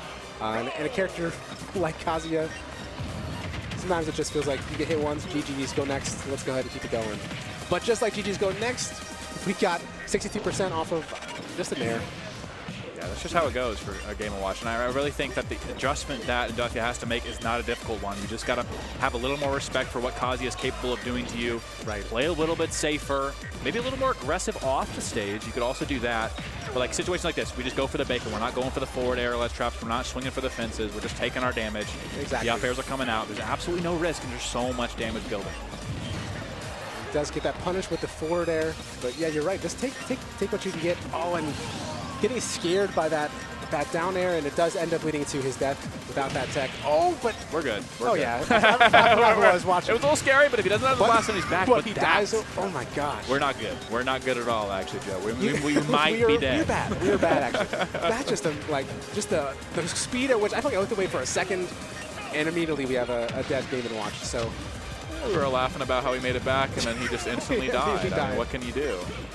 interesting thing I Dangerous noticed position. there as well was up airing after the first hit of fair. It looked like he got framed for up air from Kazuya.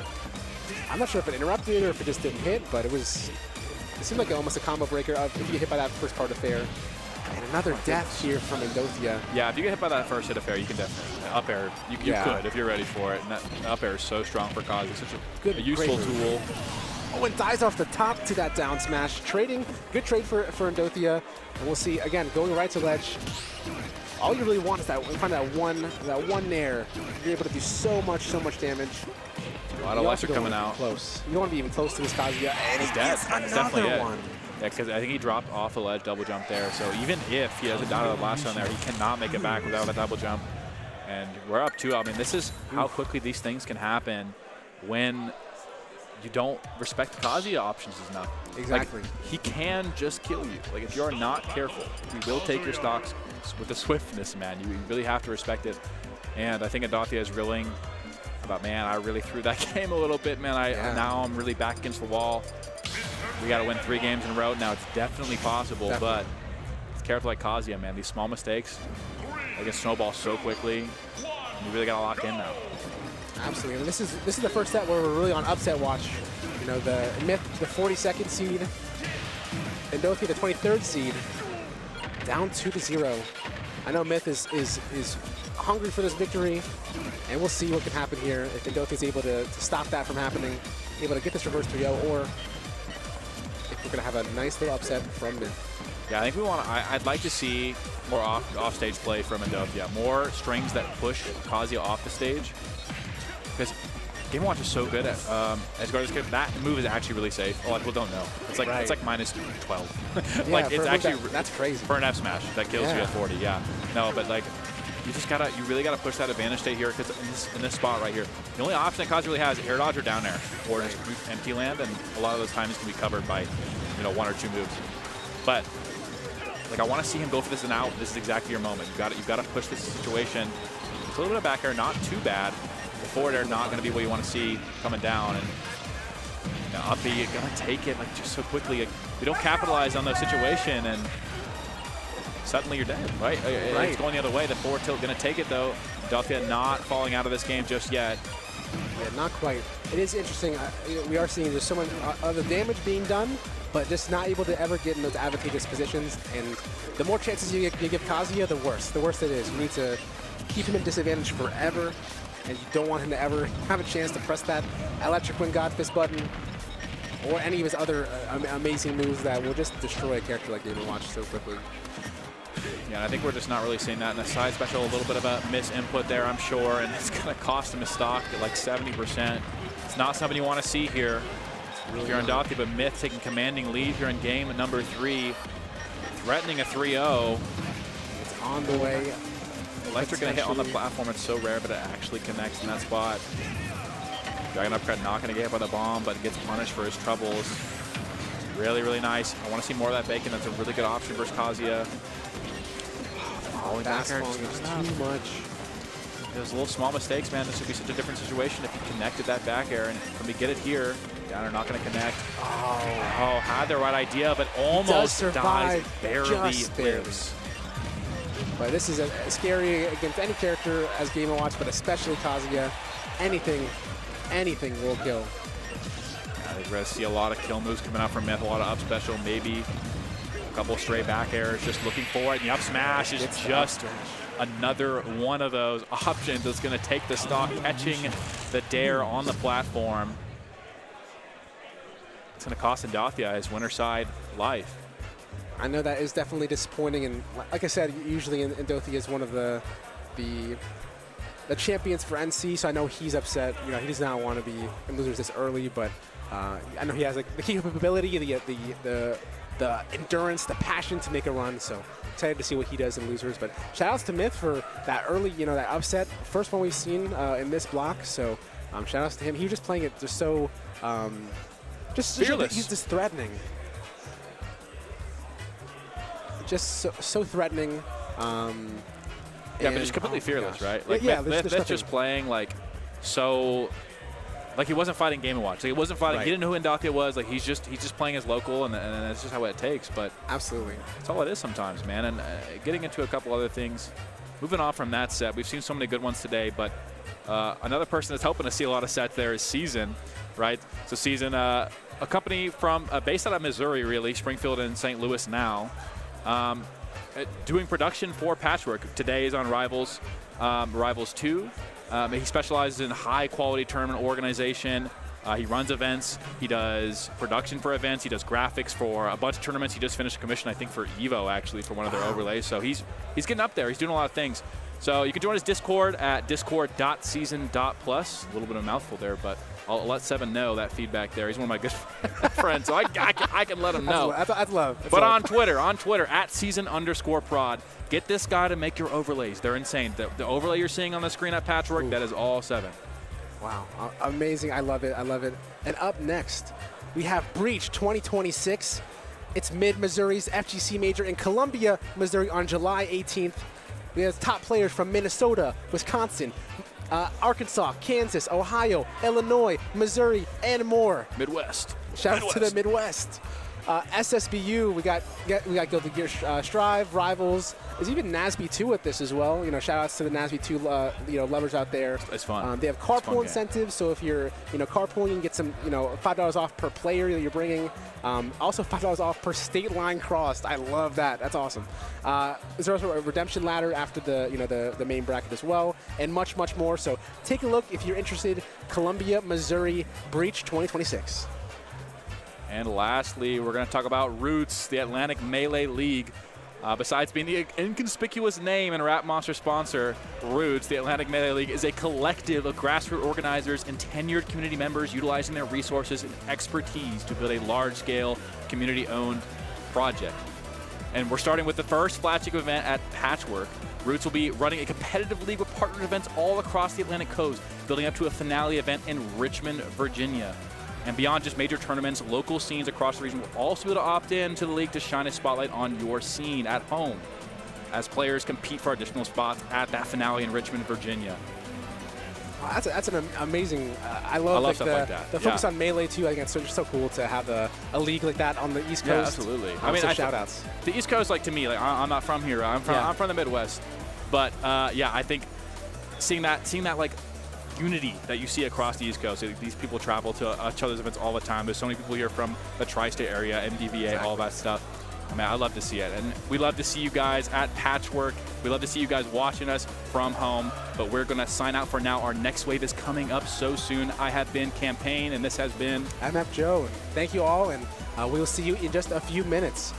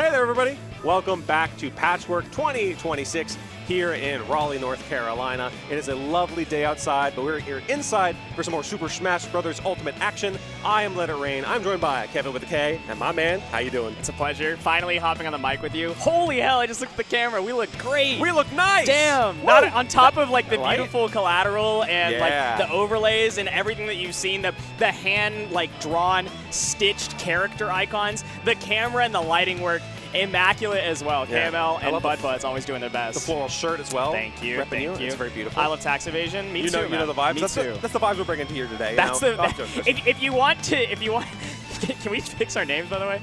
If you want to get the understanding of what this block is going to be like, what Wave E at Patchwork is going to be like, it's I love tax evasion. That is the theme. A little bit of tomfoolery here. It's for a you hashtag folks. I love tax evasion in the chat. That would be fantastic. Hey, tax at season, IRS. Tax season came and went, and I paid my dues. I'll tell you that That's much. true. That's true. I might love it, but we're legal. I like not being jailed, folks. Because hey, if I was, I couldn't come to events like this. And it's been a fantastic day so far. I get to cast a little bit on Rivals 2 earlier on the stream over there. Got to see some fun action there. I got to see some good upsets on the main stream here today for Ultimate. Oh my god! And it's just been so exciting. And we were looking at the player pool that we're going to be hearing on this block, and I'm already excited. Yeah, if you want to check out the bracket, I bet we can do an exclamation point bracket. But at the very least, you know how to reach start.gg. We got Patchwork and Wave E right now. We do have a couple of people that are not going to wind up being in the bracket, like Omega and Free K-Flock, but we still have a bunch of hitters in Wave E. We've got Anarchy. We still got, I think, Squid Plumber and Alternates, a lot of MDVA, like homie reps. That's what I'm excited for. Yeah, we've got Arc D in this one for Midwest representation, which I'm happy about. Nice. Of course, Georgia representation too, but the first thing that we've got coming up is King Quab versus Peabnut. Hey, old King Quab action. And also, I see the hero, so if that is actually the true hero player, I love hero for the chaos that the character brings to the table here.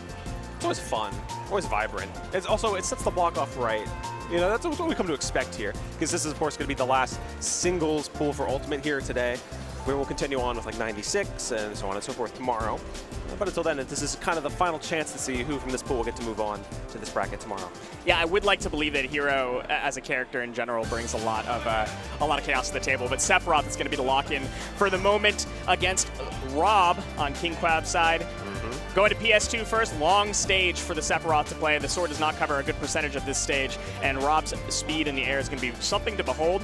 But Sephiroth can slowly space in and make some magic happen. It might just be a little button check at the moment. A little button check, a little bit of double checking themselves. I will say, of course, not Hero, but another Square Enix character coming to the table.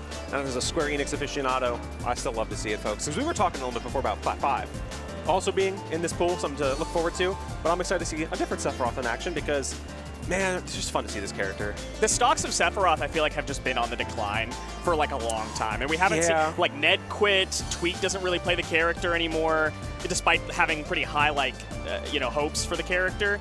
So it's nice to see some representation at a major level. I think it's because Sephiroth just ended up okay in a Fighters Pass 2 where everyone was otherwise very good. Maybe also Sora kind of being not as touted as such a leading character in the meta.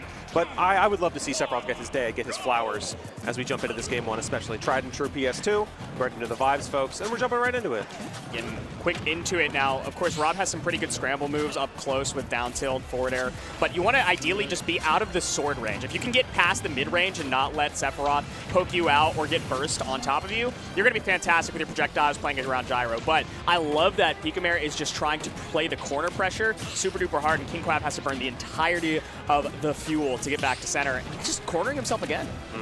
I'd like to see how the Sephiroth plays at those specific ranges because, of course, depending on the type of move Sephiroth pulls out, that scintilla will also come in handy because guess what? Every Rob loves to land with Nair. So if you can kind of maybe catch a pattern on King Quab, you can kind of make some magic happen. Yeah, the issue is like which side are you going to land on, right? Because Rob falling with Nair and potentially side switching means that Scintilla is going to lose a whole lot of value being a single-sided counter. That said, it really is just going to come down to this gyro play, and so far, not so good. But that's some good gyro play. Big edge guard opportunity. Nothing doing. Sephiroth is way too hard to edge guard, let's be honest here. He can kind of flank it away, and the one-wing Angel coming out on deck as well. Yeah, mixing up your recovery with normal up B or Octo Slash in terms of timing. Can be difficult. And of course you could stall if you actually spike the stage. A little bit harder on PS2, but guess what? First Blood stock, kind of a interesting way that happened. Yeah, not entirely certain about the response time on that one from Pika Mare. In any case, that shield's getting real low. You do have to do something out of it. The shield grab coming out into play. Deep edge guard here, nothing doing, but it does also take Sephiroth quite a bit to get back, which gives King Quab a chance to get some like stage position and set up corner pressure, but at the moment, just not able to find any sort of pressure. Not to mention the one wing is now off deck for Pika Mare, so not gonna have play there. And there you go, quick little up smash, unsafe shield action. Okay, I like the parry. King Quab actually has had a few parries this stock, or in this game rather. And hey, guess who's answering back in kind? It's Pika Mare. Keeping it tricky here at ledge, keeping the pressure on bit by bit. Nair is Sephiroth's fastest out of shield option, and I love that up air to secure that stock. Pika Mare, you're looking pretty clean. Yeah, beautiful jump read from Pika Mare to cleanly hold up a stock here. Oh, okay, no! well, the return in quick fashion. That was low percentage, and that's what you have to be worried about. We talked about the edge guarding capabilities that Rob brings to the table. Even on PS2, where it takes you a while to get your opponent off the corner and off the ledge, you can still capitalize with some good timing. Absolutely devilish. You got to be careful now because you've got this on deck. I'd be careful of something like a shield break coming through as well. That's kind of an easy setup for Sephiroth to go for that down smash, which is a shield breaker type move. And more positioning to get that self there. Sephiroths have to play so deliberate in their gameplay. They really have to. They can't just kind of throw up moves very easily. They have to be very methodical in their actions, which I think is very important, especially against a character like Rob, who can very easily steamroll you if you're not careful. Excellent corner pressure, prioritizing shield position, but slightly misspacing the grab gives King Quab a chance to get back to the center, and holding the entirety of center, they are definitely making dividends with that opening. Pika Mare having trouble getting back, finding an opening, finding a poke with the forward air, and now creating corner pressure. Oh, and only one opportunity is all you need. Off the ledge, the wrong option, sliced out by the back air. Exactly. A nice, strong starter for Pika Mare. I'm kind of surprised it sweet spotted because it looked like it was the end of the sword. Yeah, I was going to say earlier that, yeah, depending on the type of move, whether it's a slash or a stab, there's different sweet spots and sour spots on Sephiroth's sword. So, of course, if you stab, better at the point, obviously. If you're going for a slash, you want to aim for that middle zone on that sword.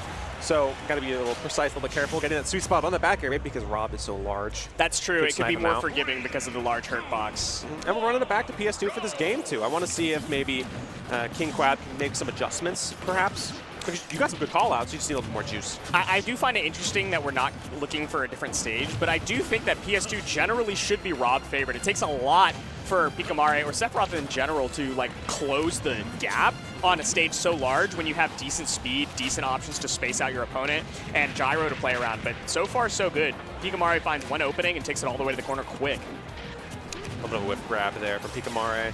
King Quab kind of stuck in the corner constantly, but not in too much danger yet. Just a little bit scary being off stage against this guy. Okay. Gyro the shield in, and you just slash out there. 2 for 2. King Quab's giving up the stage so quickly, and and we're out of. Are we already out of fuel? Look at the shake of the head from King Quab there too. Kind of understanding like, kind of an unforced error in a way if you really think about it. You need more time grounded to restore that energy level. I see that King Quab is feeling very like scared, playing really, really far back from the Sephiroth. And I know I said that you have to play out of the sword's range, but you have to play close enough that you're not just giving up all of the stage position to Pika Mare like this. You can't play mid-range. You have to either go full send with those lasers, with that gyro, or you got to get in really close. Because guess what? Rob has great boxing options.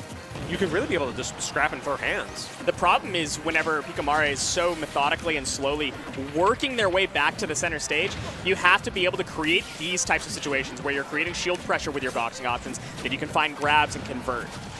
One thing I did notice is that first of all, great stock by Pika Mare. If I'm King Quab, something I would have tried to notice by now is that Pika Mare doesn't kind of understand how to grab gyro well, and I think if you just keep creating just a hazard to deal with, I wonder if Pika Mare would start to struggle. Okay, that's disgusting, brother. Relax. My God. That's such a good observation from you. That just feels so null and void after how that game closed out. I mean, definitely take it into the next game and think about that, have that consideration. But what a mental shot to get Octo/Slash game 2. Yeah, that's... You got to be a little shook after that one, got to be honest. That's tough. And that's just extra stylish from Pika Mare, by the way. That's just, chef's kiss. And we're going to get back to PS2. So the benefit of potentially going to a smaller stage is that your boxing options have a little bit more value. You also give up more percentage of the stage to the length of Sephiroth's sword, which is problematic. So I get that there's more comfort to just coming back here. But I don't know. This is, and I believe it's 0-2 Picamare's favor, right? Yes, Picamare is currently running the show here, 2-0. Just making it more difficult, really, for King Quab to find purchase. That's for sure. Okay. That's full follow-up. See, again, you can stall a little bit with that stab. It gives you good options because you can jump out of it as well. I do like looking for the back throw to send King Quab off stage instead of the down throw into potential combo opportunities. You're jockeying for stage position, and that has been your win con this entire time. Yeah, Rob's chassis is getting low in power. Look at that. It's about to be empty. Oh, that's too low, I think. Yeah, okay. Had the air dodge timing. Now you just have to just land for like 5 seconds and get some of that energy back until, of course, you get sniped by the forward tilt, sure enough. Sephiroth, don't play around. No, catching landings, something that somebody with a very long disjoint is adept at doing. And if I'm King Quab, honestly, I'm looking to cheese. Start getting me some spinning arms off stage. Absolutely. You have to be in. I like this, coming back for the gyro, prioritizing the gyro as a potential cheese opportunity. But, man, Picamare is looking just infallible at the moment. Very final boss worthy, which is very fitting and apt, I would say. The snaps coming in lean for Sephiroth right now. Picamare very firmly in the driver's spot. Yep, forward throw. Trying to read an option. No pressure, truly. Rob has so much opportunity to create time, to create space from the ledge with the booster. So the fact that King Quab is still getting hit means that Picamare is just, I think, in their head. I mean, why wouldn't he be? After that last game? That's just tough. It is tough. It is tough to see. It's just like the PTSD of Cloud, where he keeps seeing Sephiroth everywhere. Like, that's going to be you, too. Just look at his stage positioning. Playing this corner so well, keeping the distance and not giving up center for anything. Just menacing. All right, what is that? Oh, the sweet spot. He angled the forward tilt, too. Just understanding the game. I do not know what King Quab can meaningfully do right now to make enough adjustments because the percentage is racking up. It's just continually threatening. 3 stocks to 1. This is difficult. I mean, yeah, we're 2 for 2 on that. I mean, that's the expected outcome for the set, but I was not expecting this to be the closer. Yeah, just especially because King Quab threw out an option, you're kind of now stuck in where your trajectory is. Because you have that wind-up time of the Octa Slash, so if you're patient, you can kind of react to it sometimes. But if you're already committed, it's harder to really do anything, and then you're just kind of caught between a Sephiroth and a blast zone place. I do like that the camera zone is what was taken into consideration instead of like the actual lower blast zone because you're in hit stun there, which it just looked like King Quab died so much earlier than this should have. Very anticlimactic in a way. It was. There was no kill spark. It was just instantly gone. Yeah. Good game. Good stuff all around. And guess what? While we're waiting for that next set, let's talk about BuddBuds. Hey, guess what? We're on this Twitch stream right now. Twitch.tv/BuddBuds. It's a lot of good stuff here. Big fans of them. And guess what? They did Patchwork. You know, this is presented by BuddBuds. So if you're in the Carolinas, please follow them at BuddBud Esports, whether it's on YouTube or on Twitter, and just at BuddBuds on TikTok.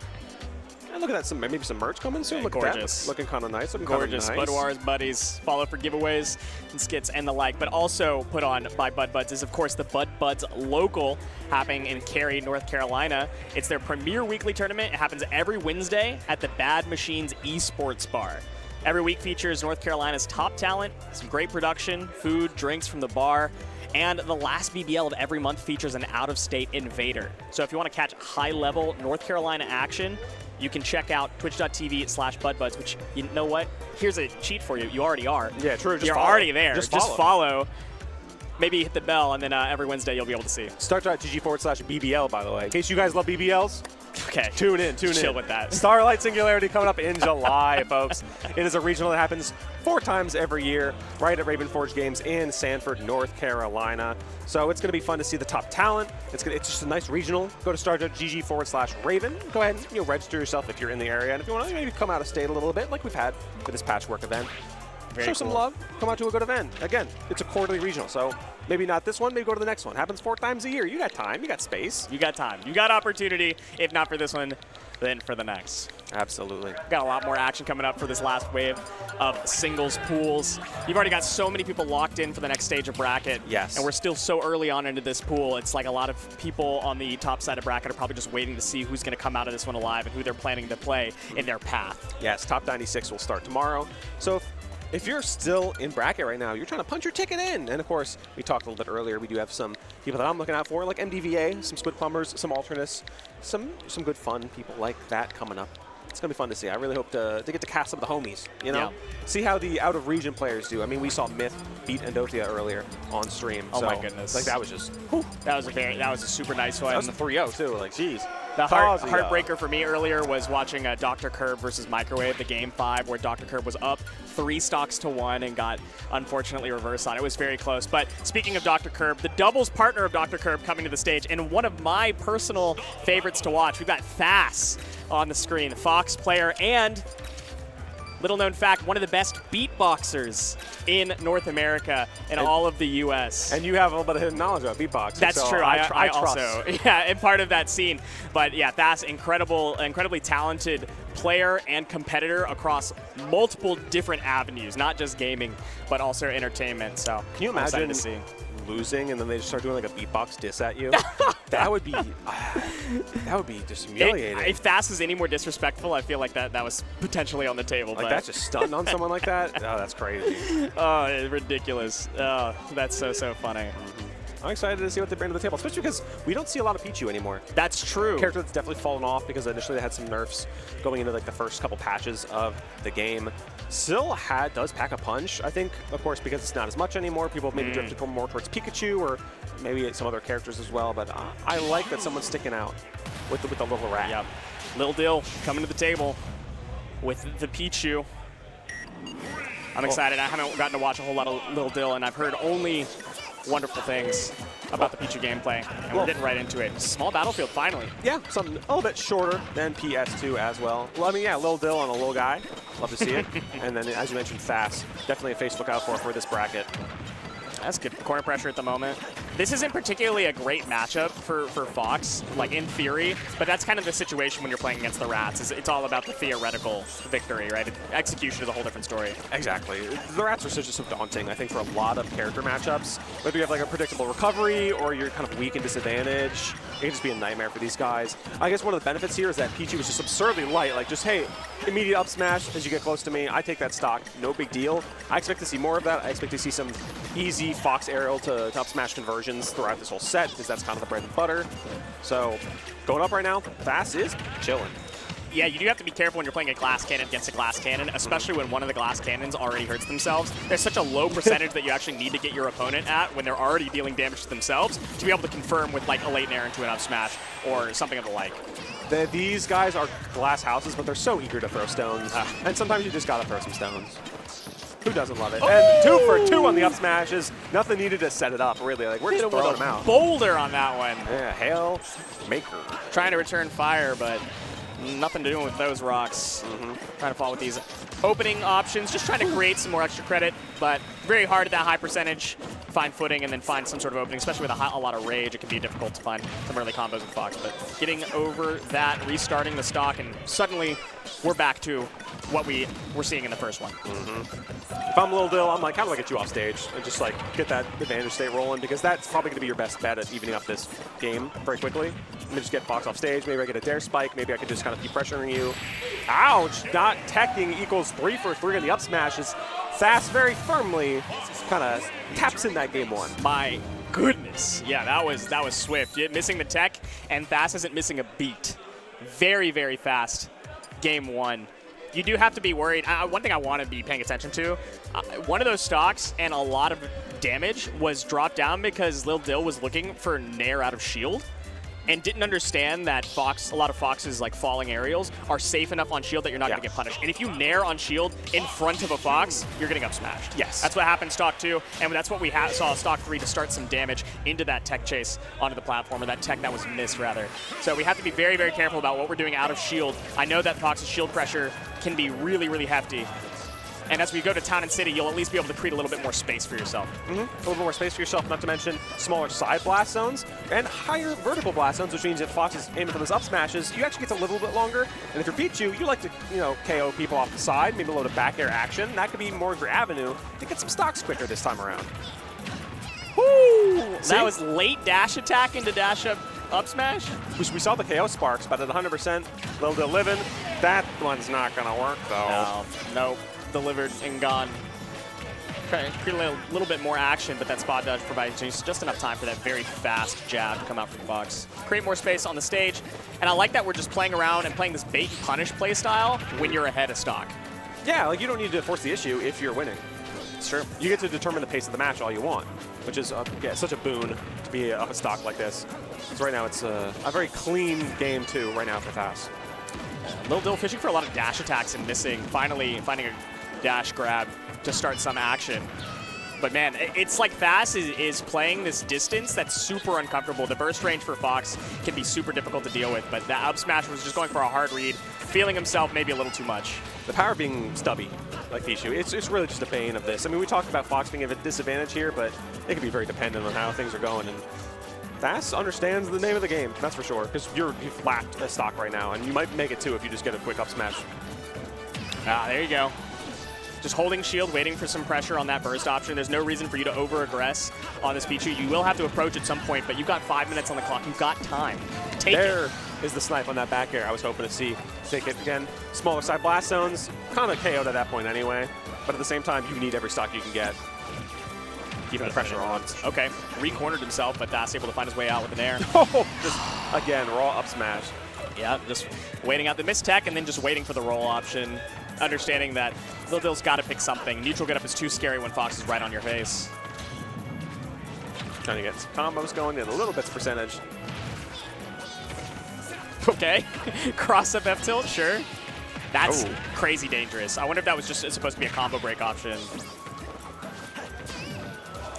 All right. Okay, I like that percentage. I like a little bit of pressure going on here. More of what you expected to see. I like that Lil Dill's playing the spacing a little bit more. Oh, you're just waited out again. Oh, that's dangerous. Yep, that one's going to be tough. Just not even playing with the cross-up, just waiting until Lil Dill lands and say, you know what, I've got enough time. I can forward smash either way. I'm just going to wait to see which side you're going to be on. You have ample time to react. It's just like, let me just get back here, clean it up. This is looking very strong for Thas. If I'm Lil Dill, I'm like, am I playing at the right range? I'm just not getting combos very well on Fox, which is tough. And like my disadvantage state isn't doing too well either, which is like, I mean, again, that's so much to work on. So it's like, how do you pick and choose, especially when you're pressured mid-set like this? You only have so many seconds to breathe before the next match starts. So you just gotta find something. You gotta find something to really change the game for yourself, to at least get yourself on the board here for this game 3. You don't want it to be a 3-0 shutout. Sending it back to Town and City, we saw the glimmers of hope you alluded to in the last game. It was definitely a lot closer than the small battlefield starter. I see the vision, and I'm also seeing Lil Dill, whenever we're looking for rising nairs, always ensuring that it's a cross-up. It's very difficult for Fox to have any sort of out-of-shield pressure when you're behind it. Well, unless you parry, of course, and then in that case, you get some up tilts. And that can be a little bit troublesome. But again, you're Pichu, you're kind of light, so you get to escape some things easier than others. Of course, you do get KO'd awfully quicker, so it give it to take it away.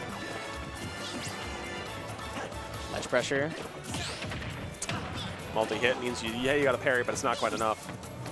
Now you're just stuck in the corner. It's looking a lot closer than before. Not quite the right hit in air. I love the trigger-happy up smash. It's like, hey, you might fall for it eventually. And what a shot that would be, too, especially when you're like having an even game. If you just get sniped out from a hard read, there would be nothing that hurts more. That's a little dangerous. How are we going to get back to stage? That amazing recovery. That looks so deep. Not too much to be worried about against Fox, the ledge, I suppose, but I would still be scared. That? Oh, I was about to say, that was very close to a stock. Just a little bit more than it would have been. Landing on the platform, provide a little bit of extra time, a little bit of extra ambiguity on the recovery. Okay, okay. Ooh, stuffing out the dash attack. I like that. I like the attempt there, and just the reversal from Thas. That's knowledge right there. That's the thing that you have to be worried about with that low recovery on Pichu is if Thas is hanging on the ledge, that is the one thing that Fox can do. But how do you play around that? It's so difficult unless you go for a weird angle. Ah, there you go. Smash as a punish for that dash attack. This is the most even game we've had so far, so I'm with it. I think maybe Lil Dill finding some footing here. It's really good adaptation. Thas isn't running the show anymore, and it seems like he might be a little bit uncomfortable with not having that pacing. You're going to just win back to percentage here in just one more interaction, so sure enough you do. But it's still neck and neck. You can't really control the pace at this point in the match. Like, you're scrapping. Okay. Good positioning, good damage. Oh, okay, I like that. Crossing up, dash attacking back. Pichu's dash attack, not like fantastic, but Lil Dill's been able to find some value with it. I will say, I think it's because Thas is so eager to scrap. Lil Dill kind of choosing the right ways to hit. Of course, getting caught out by that back air, so goodbye to that stock. But at the same time, I think Lil Dill's getting more traction because you're finding those hits and those scraps and more like focusing on whiff punishing and dancing around the threat that Thas continually puts out with these attacks. And that last stock was actually a whiff punish take too. It was the Nair cross up, and then assuming that Thas would not have the opportunity to throw out an option, and Thas responded quickly and kind, knowing that Lil Dill would throw out something else. And we're on layer 2, layer 3 of this Nair out of shield situation. Back air is going to be able to take it. This is a close game 3 here, Kevin. I'm interested to see if Lil Dill takes it to a game 4. Would love to see a close game, but I'm not convinced just yet. We haven't seen Lil Dill in an advantageous last stock position yet. A little too eager on that forward smash. You kind of lose positioning because of it. You could have gotten a better punish. But you're still keeping Thas on the back foot right now. Okay, great response time. Waiting out the get up attack. Panic options are the thing that Thas feeds on. This is getting a little scary because Pichu, you're in death percentage right now. Yeah, back air at ledge will kill. Up smash, of course, is going to kill. Oh, I see. Again, chasing down. Thas really wants to get this stock here. And you're one good hit away from doing so. Foxes thrive under the pressure, man. This is what they live for, is their opponents panicking. So as long as you stay patient, you'll find the opening. You'll find the punish off the gate. And there it was. Lil Dill sending it to a game 4, staying ever patient. Rock solid. The crowd's coming alive, too. Hey, that was a very close, very nail-biter game. But Lil Dill is on the board. Thas is going to switch up the stage position, stage pick, I think. I can't imagine that you want to send it back to a long, flat stage like that. You want to be able to create a little bit more scramble so that Pichu doesn't have all of the space to play with. You have good boxing tools, you have good shield pressure, so you'd like to constrict the space on the stage if possible. And it looks like we're doing just that. Hollow Bastion, one of those more claustrophobic stages. Sure, the bottom platform is the same length as Final Destination, but that top platform restricts so much movement, especially from ledge. Exactly. How are you supposed to approach if they're holding down that center stage? And the answer is you might struggle to. That could be real dangerous. These two, though, are very content to scrap at the ledge right now. Lil Dill kind of taking it back to center stage here with these back airs. Call out and the stock as well. Lil Dill is feeling the motion, folks. This is a fun one. He nodded his head in discontent, understanding that he went for a lazy option there. Did not play to respect the pressure at ledge, and Lil Dill now feeling himself. The crowd with every good hit is popping off a little bit. I love the energy here today. Again, these are really lazy options. I'm worried for Thas. They seem to be like not really considerate defensive choices because you haven't been on the back foot that often at ledge. And Lil Dill's starting to read them out, starting to pay attention. Sniping with the up air, though, even if the stock count. 60% is extra credit, though. Pretty good for Lil Dill. And interrupting that Fox illusion as well. We take it. Complacency is something you cannot take at this point in the game if you're Thas. Lil Dill's definitely slowed down the tempo and understood this assignment just a little bit more, but Thas, there we go. I like that. Waiting on the ledge a little bit longer and then finding an option after Lil Dill throws out something. Patience is key here, for sure. Again, like just picking and choosing a little bit, not using the lazy option, starting to really think about recoveries more.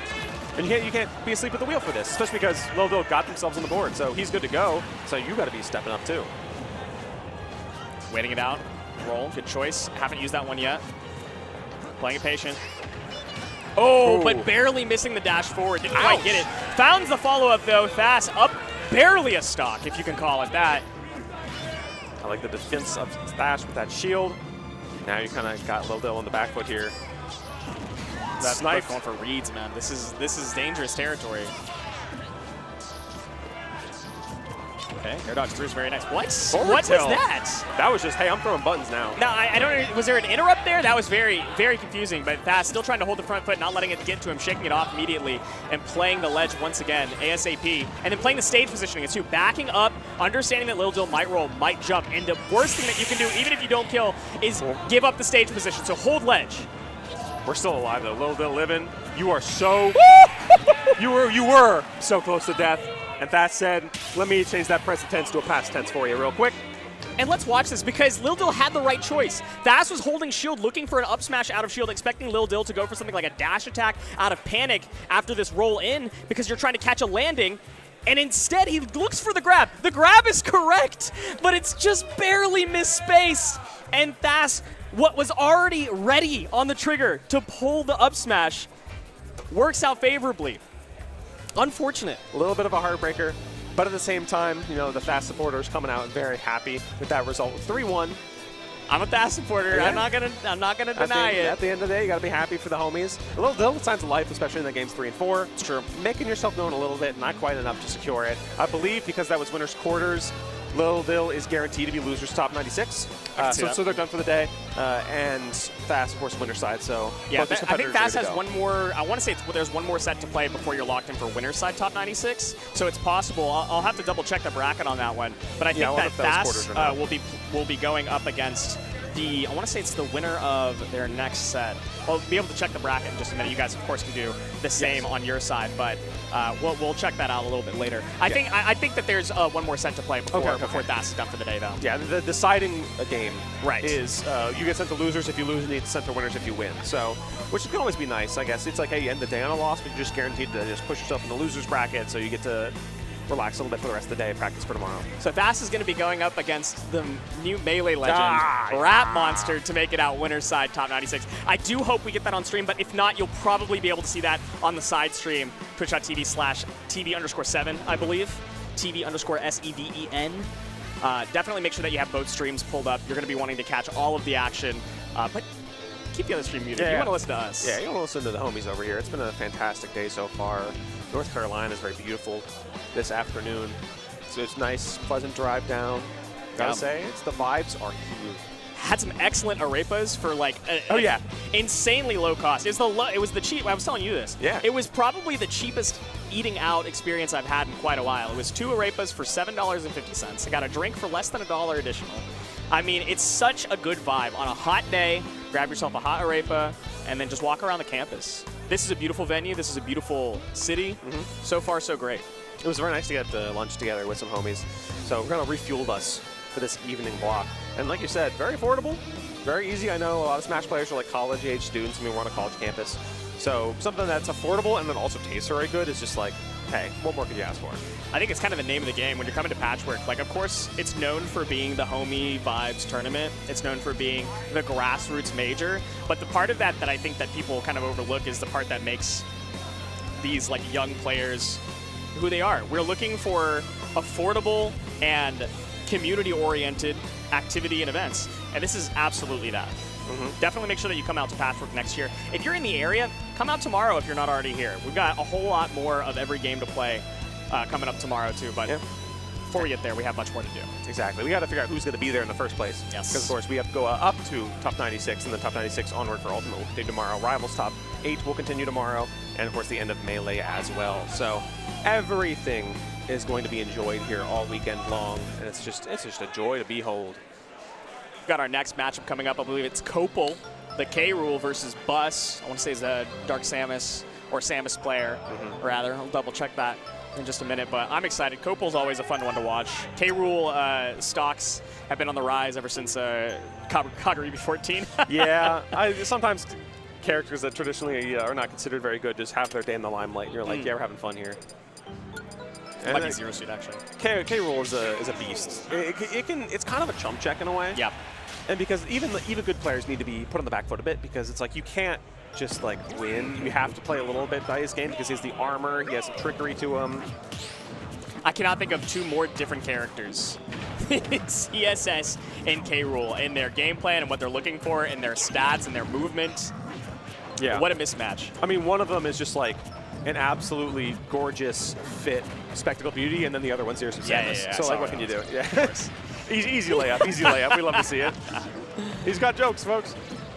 I mean, hey, off the gate, Koppel's doing pretty good. Yeah. This is a good start. It's a good opening. Kopel expected to win this one. Yeah, by seeding, you are up a good amount. And again, it's just the power of, like, first of all, that back air. Ooh, mama, that hurts. It hits like a truck. Gonna make you sound like a Kremlin when you're done. Oh! Like, that hurts.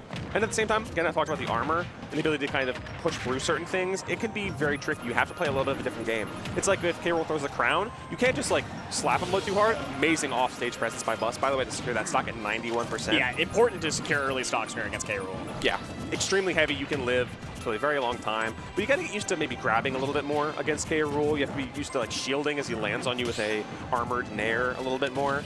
So it's just so much to keep in mind here. Trying to go high for it again. Wow, okay, just holding it. That's so dangerous. If you just get rolled in on, then there's nothing that you can do. You're a sitting duck. But I guess it's 0%. What is ZSS going to do to you? So you're not too worried. You're just going to go for the aggro option. Exactly. Getting a little bit of damage with that kick coming in. That armor beating out yet again. Gonna be sleeping on it. Kopel's presence here is great. It's acute, but a lot of people are aware of the cheese, the fall-through platform options with the blunderbuss. So still finding the stock confirm. Ooh, but could be another reversal. These offstage plays is the opportunity. It's kind of the best place you got. K-Rool can try to armor through some of it with some of his moves, but if you catch something out, a little bit of boost kick action, too heavy to take that stock. You got no rage on you, so you got to be careful with it. Yeah, can't go too deep for this either. Best you can hope for is a stage attack with a back air, and it's not really worth looking for. And instead, you could look for maybe a hard read from ledge on a down smash. Catapult attack, crazy distance. Keeping it clean here. Of course, Koppel has the lead, so it's like I can just slow this down a little bit, get some more extra damage on you. We're just going to play the distance game. A little bit of zoning action from this heavy guy. Look at that, just boom. K-Rool slamming. Okay, nothing to do with the Zair. Just trying to keep space here, but it's too easy for K-Rool to create space with the counter egg with the blunderbuss. This is a hazard-inducing character, really. Yeah. You got to be careful. Trying to wait out the timing. Bus is just having to look for stray openings at the moment. 145% is so difficult if you don't find a hard read to close the stock out. Even up smash is not going to do it. Like, that's just the testament. I love that snipe in the air, though. Very good job, Bus. But now you are down a considerable amount of percent. You have to be very careful on this last stock if you want to come out with a win. But I like this, just playing this kind of stage, bouncing back and forth, ensuring that there's no moment for Koppel to take the stage positioning, unless, of course, he finds the opening himself. Bus chose the right option, and I will grab you when you throw a crown, but you have to then throw at the correct time to not get hit by the crown on the returning hit. That is so important. Off the top, barely not enough. And hey, big belly boy, still not enough. Yeah, we can go off stage for this, right? No, we don't even need to. Can't make it quite back. Not enough resources. And Bus going down. Koppel taking the first game. And the monster himself chugging out a little bit of monster in turn. That was a respectable game one. It's just because, again, K-Rool is a wall, and you have to be able to understand the matchup.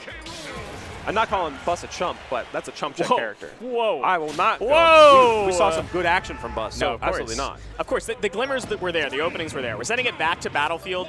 I don't hate the option, right? You give ZSS a whole lot of opportunity to recover, to play around the potential like juggle pressure that K-Rool can bring with flip kick landing on the top platform. It's just defensive, really, for Bus at the moment. And your issue has not been finding good defense options. It's finding the offensive openings. Exactly. And, of course, yeah, I don't knock the option at all. I do knock the song choice, though. Come on, guys. This is a stream set. Pump it up, please. I am begging you. You got to pick some good jams for the people at home. This is my personal rule on stream setups. It's like, pick a good song, please. That's so real. That's so valid. Okay. Where's the showmanship, folks? K-Rool is a little bit of a showmanship It truly is. Little theater kid energy coming from K-Rool. We so saw him dress up as like a pirate and like a mad scientist and stuff. Like, come on, buddy. It is very dramatic with everything that he does. And I respect that, you know? Well, your weird interaction there. Oh my God! Think of the children, dude.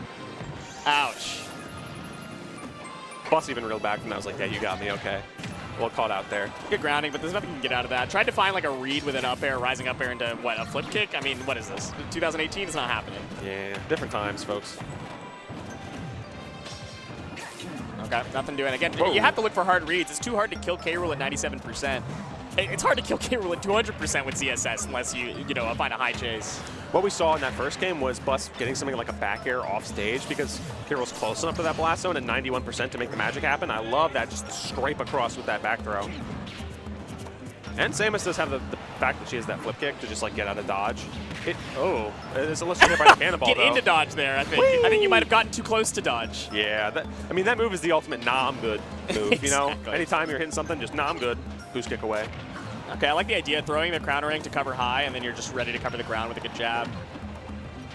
All right, just creating the barriers again is K. Rool, making it so difficult. Ouch, sniped a little bit center stage. Yuck. Goodbye.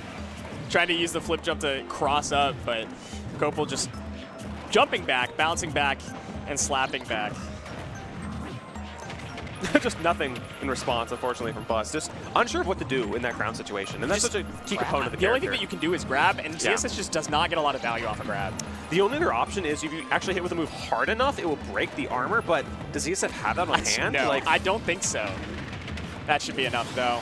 Got down smash. It's a good option if you can find it at high percentage. Ow, boy! Oh my god. Woo!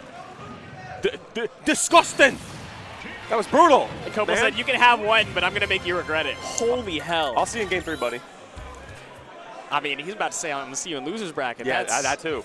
This is rough. Kopel is just, I mean, Bus smile on their face, of course, which is fantastic. You need that mental attitude. You got to keep yourself happy, no matter what. But Kopel sitting pretty. Up 2-0. We're going to see another stage swap here, I think. Maybe just trying to switch it up a little bit, see if there's anything that we can get going.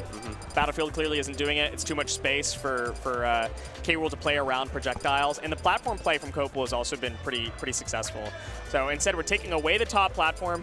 I don't think that it's been doing too much to help out Bus defensively. Like we said, the defensive choices have not been an issue for Bus. It's been finding offensive opportunities. So removing the top platform removes that offense or that defensive option from Bus and from Kopel, and I guess we're just hoping that a shorter top blast zone is going to be helpful for ZSS. Oh, we're switching to Lucas. Yes, that's why. Yes, that is, I think, going to be a very different... Oh, and we're doing button tests, too. Or are we? No, we're not. I guess they were just staring at each other at the beginning. Also, the song counter pick to I Believe in You from Mother Series. So also a little bit of like, I need some self-confidence, so I believe in you. And then Lucas comes out. Of course. A home field advantage with the song. And a little bit of a morale boost, maybe. 100%. It's kind of what you need.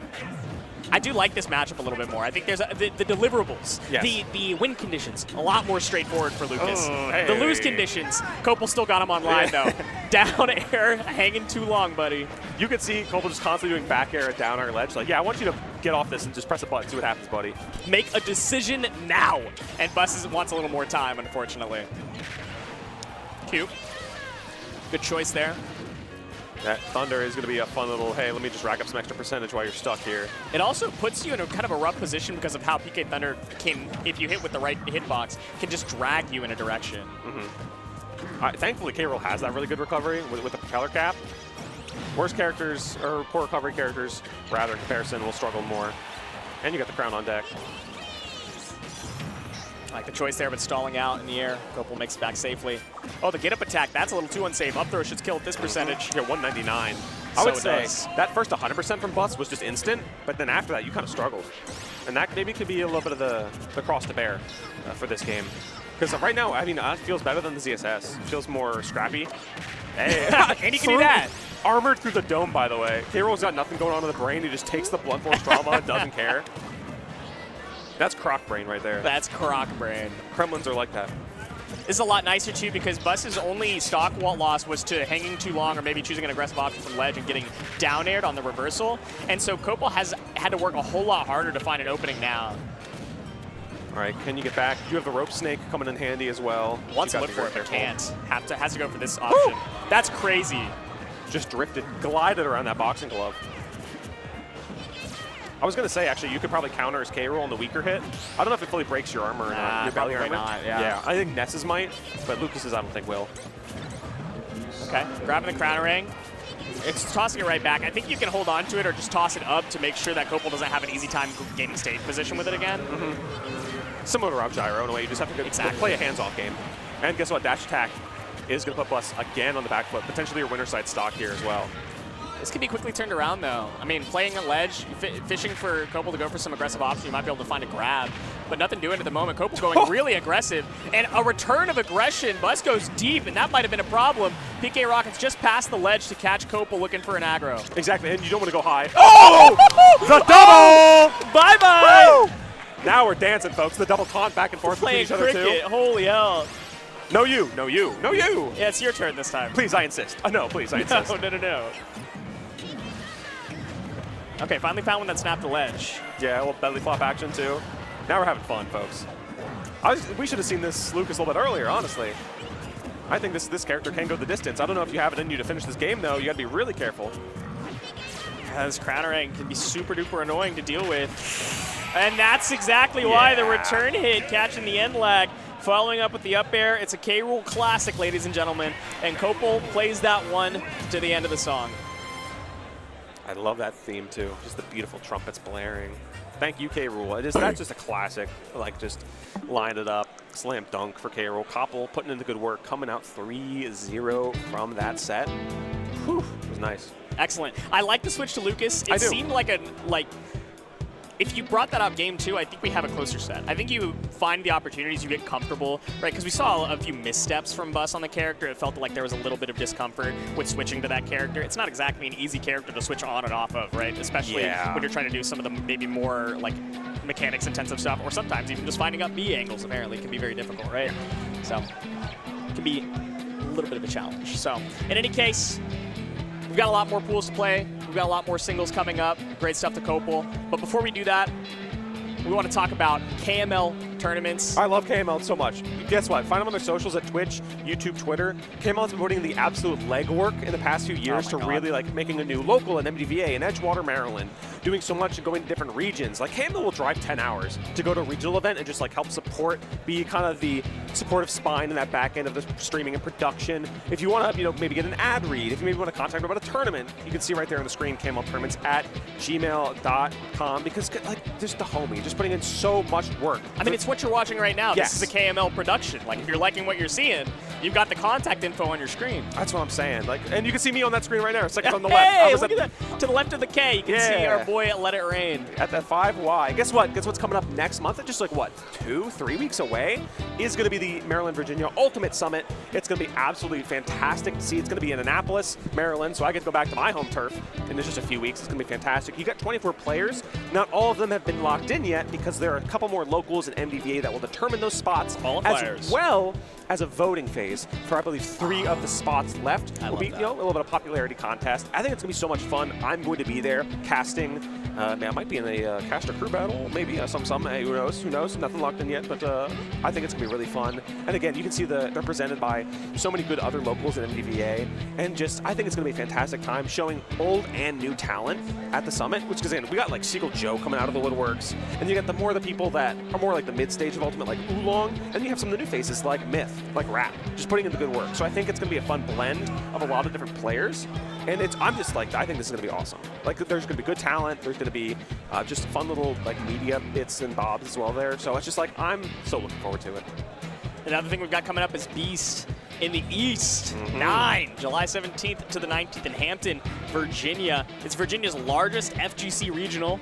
There's going to be brackets for over 25 different titles. I can't list them all, but you've got some on your screen. Guilty Gear 2XKO, some classics. Stepmania. And then of course you've got the rhythm games. DDR, an old one for me. Stepmania, and then some other fighting games, even leaning more towards the lesser popular. Grand Blue Fantasy versus Rising. Blue. Big fan. Third Strike is going to be coming as well. So many titles, 25 different titles. You're going to check it out. You can go to start.gg/BITE9. Going to be in Norfolk, Virginia, a couple weeks from now. I'm kind of debating going. It's kind of a little far from where I'm at, but like, man, chance to do some Street Fighter, do some Grand Blue, have some fun with it. I mean, being able to enter multiple different titles, I feel like is such a big boon for going to any sort of FGC tournament. Shout out to KML, also doing a tournament stream at Byte. That's going to be fun. Again, literally coming everywhere in the region, outside the region. That's the homie right there. I've known KML since he was like 15. I don't know. KML's been putting in so much for all of the East Coast. You guys saw Cab Clash. That was a KML production as well. I mean, we've got just the absolute goats with Kyle and the rest of the team. This is such an awesome production. Everything runs so smoothly and so beautifully, as you can see. I can't think of another person I would stand behind as hard as Kyle. Truly is the father that stepped up in that situation. Just like full credit where credit's due. Because we always talk about like Xanadu closing down at the end of 24 and how that's really kind of damaged the MDVA region, because that was such just a linchpin for what we had. So having a new local at Edgewater, a little bit further, especially for a lot of Virginia folks, maybe it's tougher to come out here and there on a Thursday night, but still it's just like I'm glad that we could get another local established that's doing very well, that has fighting game side events and some other stuff as well, just kind of keep it fresh, keep it entertaining. And I'm just very thankful that KML has put in that work. I'm so excited for some more Smash Ultimate, but I'm mostly just excited to be here in Raleigh at Patchwork again, the grassroots major. And by the way, so far, it's the only, like, locked in, or I guess we should see after the DQs, but it's the only major currently that it has listing right now in North America. Now we're waiting, of course, to see some of the other upcoming things, right? We've got Smash Factor, we've got Supernova, we've got Riptide, but right now Patchwork is kind of the main thing on the horizon. Gommel's coming up as well soon. I'm very excited to watch, but this is the one where you will come here and you will see the best talent, mainly from the region, with some big outside invaders. So if you I respect more than anything else that BuddBuds and all of the Patchwork team put in the effort to make sure that they put something together that everybody wants to come to from around the area. Not just like something that looks fancy or shiny on the surface, like we see sometimes with a lot of recent events, but rather something that people care about. Exactly. I mean, we got some great names out here. I mean, first of all, you see Louis Money on the screen. Second of all, I saw Meister in the venue earlier. I was like, hey, what's he doing here? Isn't that crazy? Yeah. Hey, Avatar Fighting Legends is coming out in a few weeks. Don't you gotta go Avatar mode for that? But hey, I'm happy you're here, though.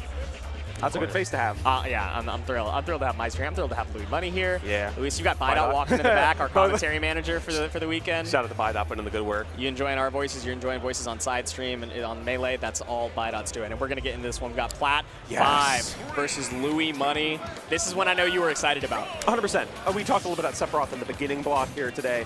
I think this is going to be very fun to see. I think Plat 5 can go to the distance on upsets. So, and also upset factor 9 if it were to come true, because Louis Money 3rd seed, that's a big difference maker. Plat 5 slated to get top 96. This is going to be a brick wall to fight through, though. Louis Money, absolutely no slouch. Been rocking the Palutena for years, and just an excellent pilot with the character. And new age character in Sephiroth, and I'm just excited to see it. We've seen Platinum 5 show up in pretty good form lately, right? Like last year had a really good showing against Microwave, as well as a lot of the other competitors here at Patchwork. Plat 5 had a great run at Cab Clash as well this year. So far, stocks are on the rise for not only Sephiroth, but for this guy right in front of us. I'm just so happy to see. Again, it's a little bit of MDVA bias, of course, coming through, but we're a neighboring region coming out to play. But Louis Money, what are you doing here? Come to send this invader back home, you know? Trying to hold it down for the neighboring regions, but Louis Money is, like you said, a brick wall. Quite a force to be reckoned with, and especially in this matchup, this is not easy for Sephiroth. The amount of pressure that Palutena can provide, not just on shield, but like with burst range, and then most importantly, edge guard and ledge pressure, that's one thing that Sephiroth can really struggle with, is getting off ledge. I will say, though, the crux of Sephiroth's defensive weakness is that he's light and he's tall, which means stuff like Palutena, up tilt, or Nair will be easily shield poking him in his head, especially if you're not careful. So you really need to be careful at your defense. Like, look at that. That was really close. We saw that shield pressure going on here. Not quite enough to actually poke it through, but I'd be cognizant if I was Plat 5, because that's something that will happen. Look at that snipe with the up air on the way down. Oh, so nice with it. Plat 5 is the first to draw first blood here in this set. What a choice, too, to jump off stage with that up air. So much end lag. It can be so dangerous if you miss or if Louis Money shields it. In any case, first stock having gone for Plat 5, and now Louis Money with the trade back edge guard. I love the checkmate situation that Louis Money put him in as well. Like, yeah, I'll auto-reticle you, so you're forced to do the full-on Octa Slash and not just the Blade Dash, and that's an easy counter layup for Louis Money. So just understanding, too, how to really lock it in. You're tall, you're getting caught by that, even if you air dodge through it. Woo! Coast to coast, by the way. Louis Money hunting you down. Sorry, you caught a tech roll out with crossing him up and then back throwing him off stage? I don't even understand how you got behind him in the corner. That's just nice with it. Oh, what? Techable. Okay. No get-up attack from Plat 5 to salvage that situation is the crazy part. A little bit too eager, you could say. I'm surprised by the choice and then the fact that it didn't immediately just kill. That's the funny part of Scintilla, is that it always activates even if you hit it or not. So hey, guess what? They came out to hit you anyway. A little bit of funsies. Okay, just making Plat 5 make a choice. So far, so safe, playing pretty patient. Swinging high, and lag caught out by the dash attack. Palutena's burst options are pretty decent. You have to be careful about what you're swinging with against this character. Good hit in that back air. You need a little bit more. I like the attempts to try to snipe him out. You know, I also like Louis Money being a little bit smart on those teleports too, because something like a up smash sweep from Plat 5 is enough. That's untechable, And we love that big old back air from Palutena. That thing used to cull mid-tier characters all 2019 and 2020. Yeah, I think Plat 5 felt a little bit too comfortable with Octa Slash covering the ledge, and Louis Money just went past and said, you're too high percentage for this. You're not going to be able to tech my back air against the stage, and found a good opportunity. Plat 5's going to have to think twice before going for that one, but a lot of percentage racked up here on Louis Money. All that you have to look for is one F tilt. Plat 5 is fishing. Maybe too hard. A little bit of telegraphing it a bit too much. Trying to nail it down. Again, we're going far for the teleport, because Sephiroth's not going to be able to fully catch up. Nice parry as well from Louis Money. Oh, corner pressure. Louis Money trying to force an aggressive option. Plat 5 got caught in the startup for, I think, an up air. Oh, you're spot dodging, buddy. I'll see you in game 2. That's tough. That I can't even, I'm not even sure what option Louis Money was looking for, because I don't think there's any way you're reacting to neutral get up spot dodge. I think that was more trying to time a neutral get up catch, and Plat 5 got up a little bit too quick and then spot dodged a little too late or early. That's honestly, that's just a good Palutena move in that moment, you know? Like, think about what it covers. It's also invulnerable. And it's safe. It's safe and it's fast. There's basically no end lag or landing lag. You get to maintain stage position. It is just a good thing to fish for. It's like clap back air, you know, like, come on now. That's just good business. That's just good business. Plat 5 choosing to run it back to PS2 is an interesting choice. You do have to play this kind of careful game of I don't want to constrict things too much, or Louis Money's going to have an easy job, like getting me off stage and causing problems for me in the scramble, but I can't make the stage too big, because then Louis Money gets to use the superior physics of Palutena to keep me out, to space me out, and I don't get to set up corner pressure as much as I'd like to. My sword doesn't cover as much of the stage as I would like it to. Yes. I think small battlefield might be a better option here, but Plat 5 wants to send it back here, feels comfortable. Finally getting on board with some percentage, by the way, after Louis Money put down an uncontested 120. Very rough way to start the stock for Plat 5. Louis Money just in the zone. Hoping to collect some money by the end of this bracket. Nice. This weekend, that's for sure. Good poke out for Plat 5. That's the corner pressure that we were hoping for, but Louis Money just running back to the center, just taking space where available.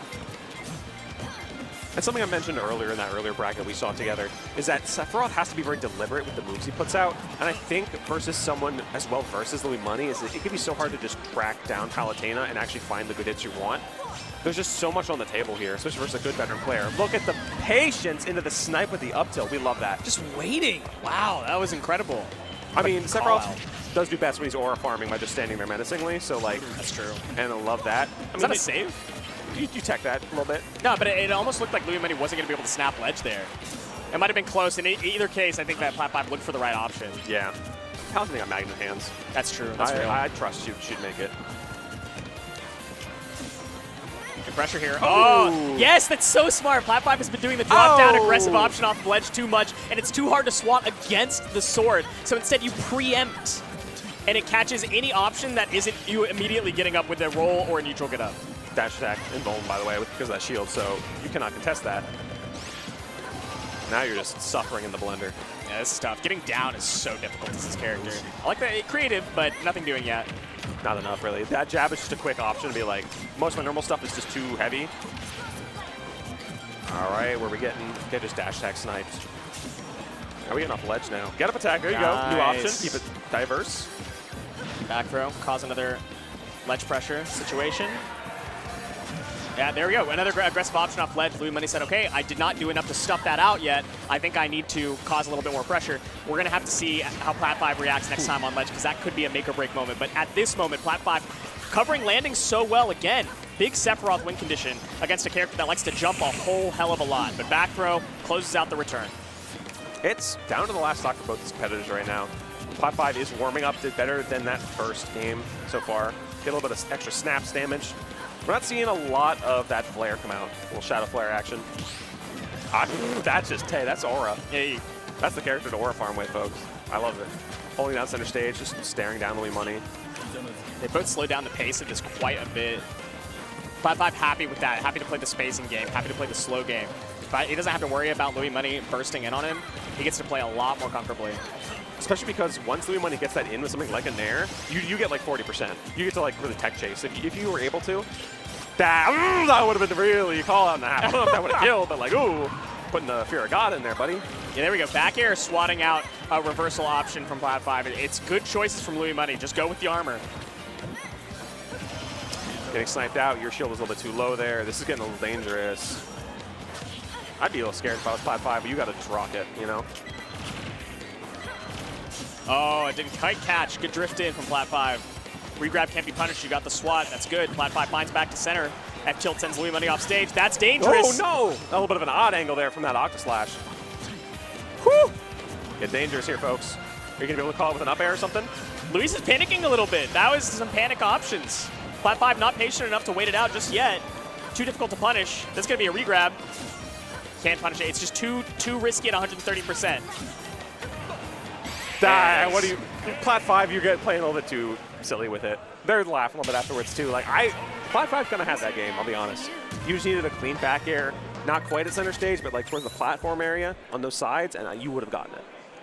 I like what he was looking for, because Louis Money had shown that he was a little bit too hesitant to go to the ledge, because at 130%, any stray hit from Plat 5 off of the ledge with Sephiroth is potentially going to take your stock and put you in a terrible position. But then Louis Money said, you know what?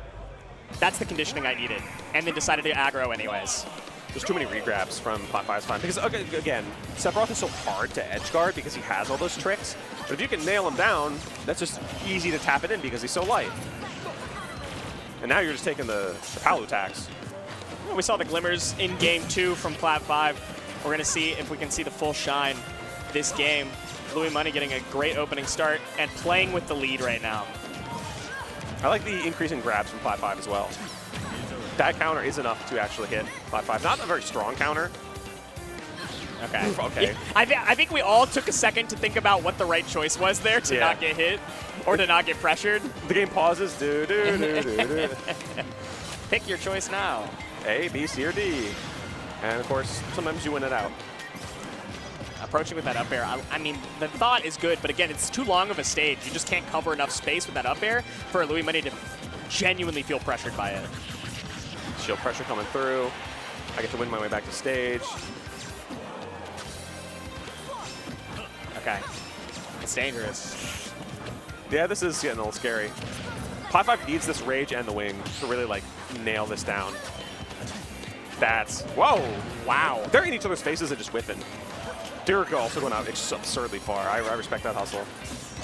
And goodbye. If you Octaslashed, maybe, Louis Money probably could have reacted with a counter, but what can you do? I do like that Louis Money is giving Plat 5 the opportunity to regrab sometimes. Because then you have to be worried, is Louis Money going to try to punish me on regrab 1, 2, or 3? Yeah. And this time it was 1. Getting drifted off with Nair, you can just blade dash back, but you're still 75% into the next stock. Like, you got to get the stock scooping with the up tilt, by the way. Not even moving. Overextending just a little bit with that attack option, and then you just get caught out. Forward air. Yeah, not going to catch a thin character like Sephiroth. You didn't reach far enough to slice the neck.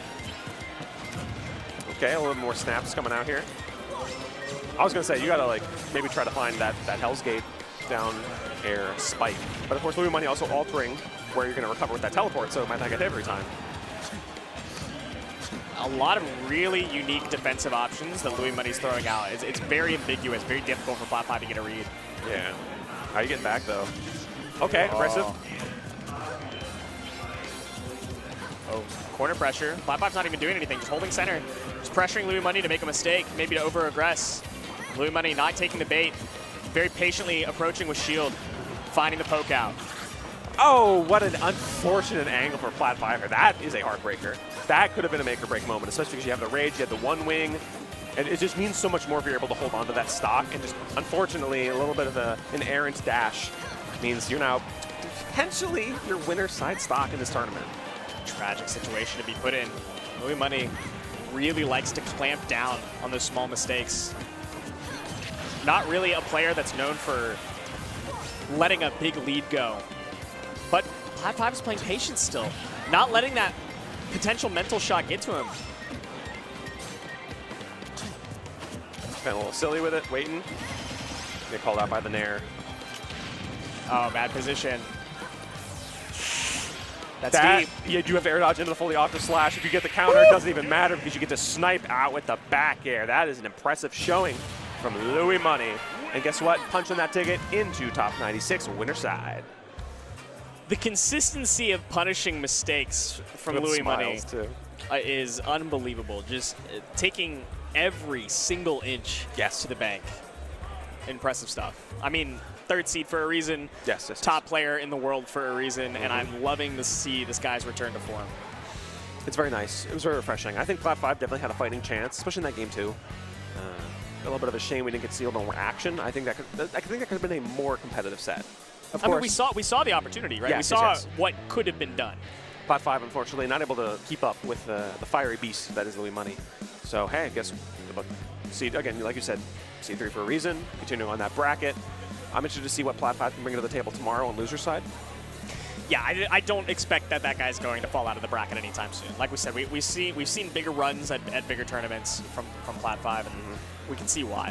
There was a lot of potential there, and a really, really good understanding of win conditions and the opponent's like offensive options, right? Being able to understand how Palutena can aggress at ledge and playing around at ledge as much as you were able to before Louis Money really started punishing you, I think kind of speaks to an understanding of matchups. Yes, especially because Palutena was so prevalent in the early meta of Smash Ultimate.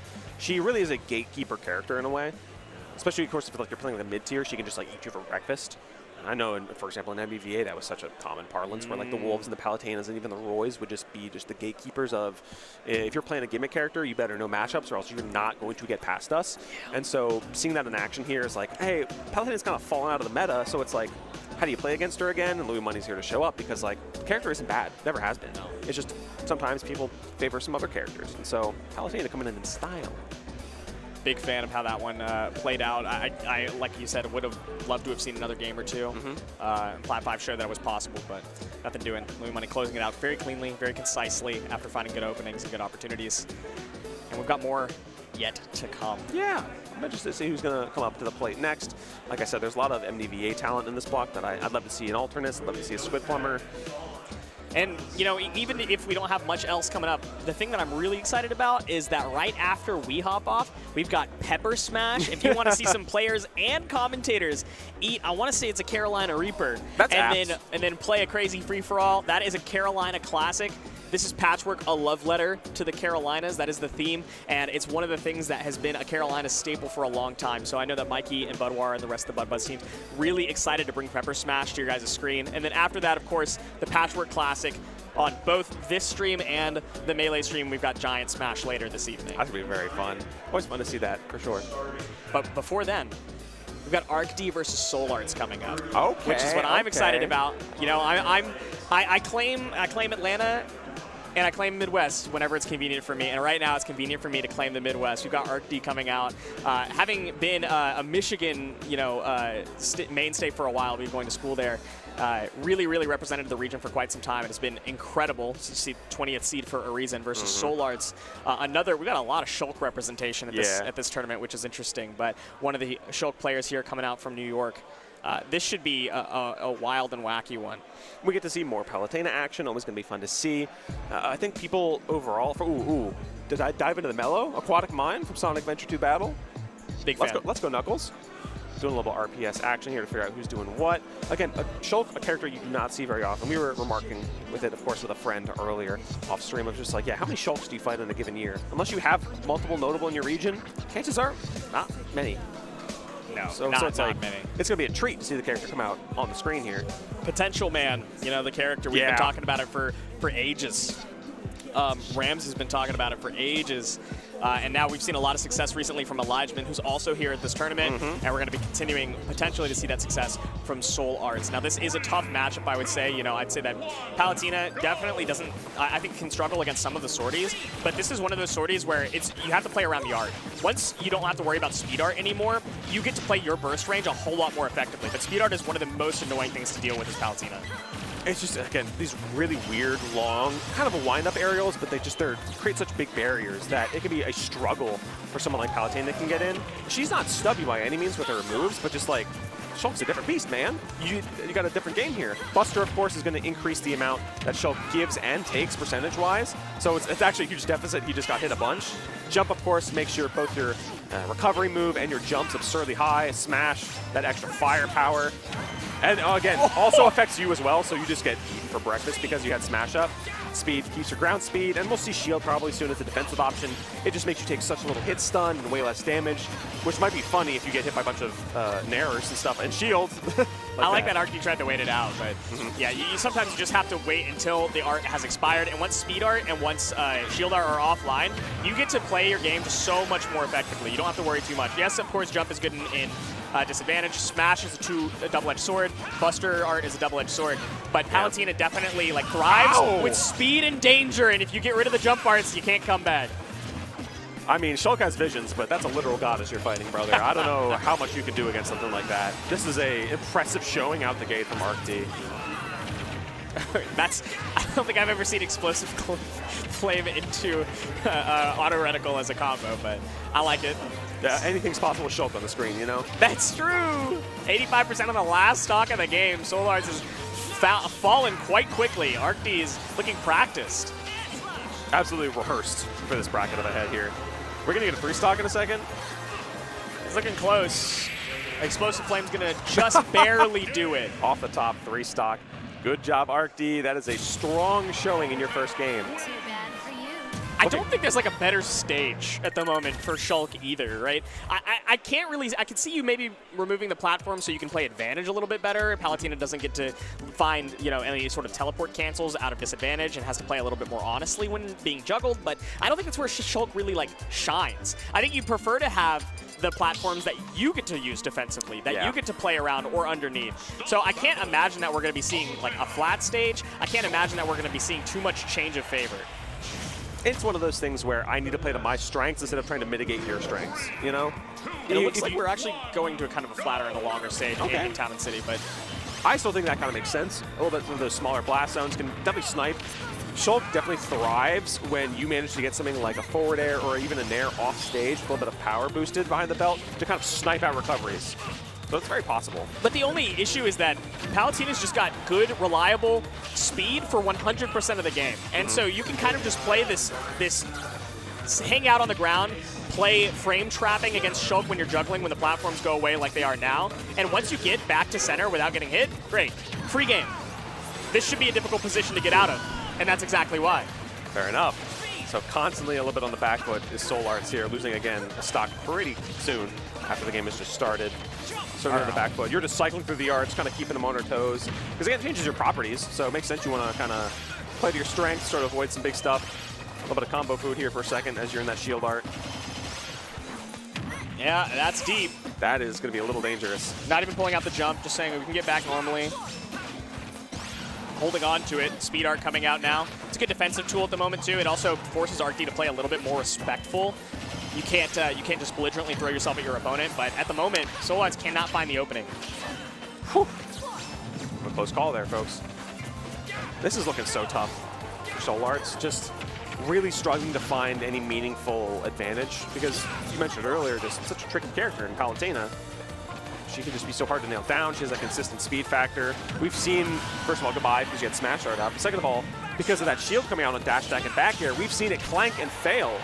Every time Solarz tries to pull something out there, it just, you just hit neutral because that gives you some invul. It's so hard at times.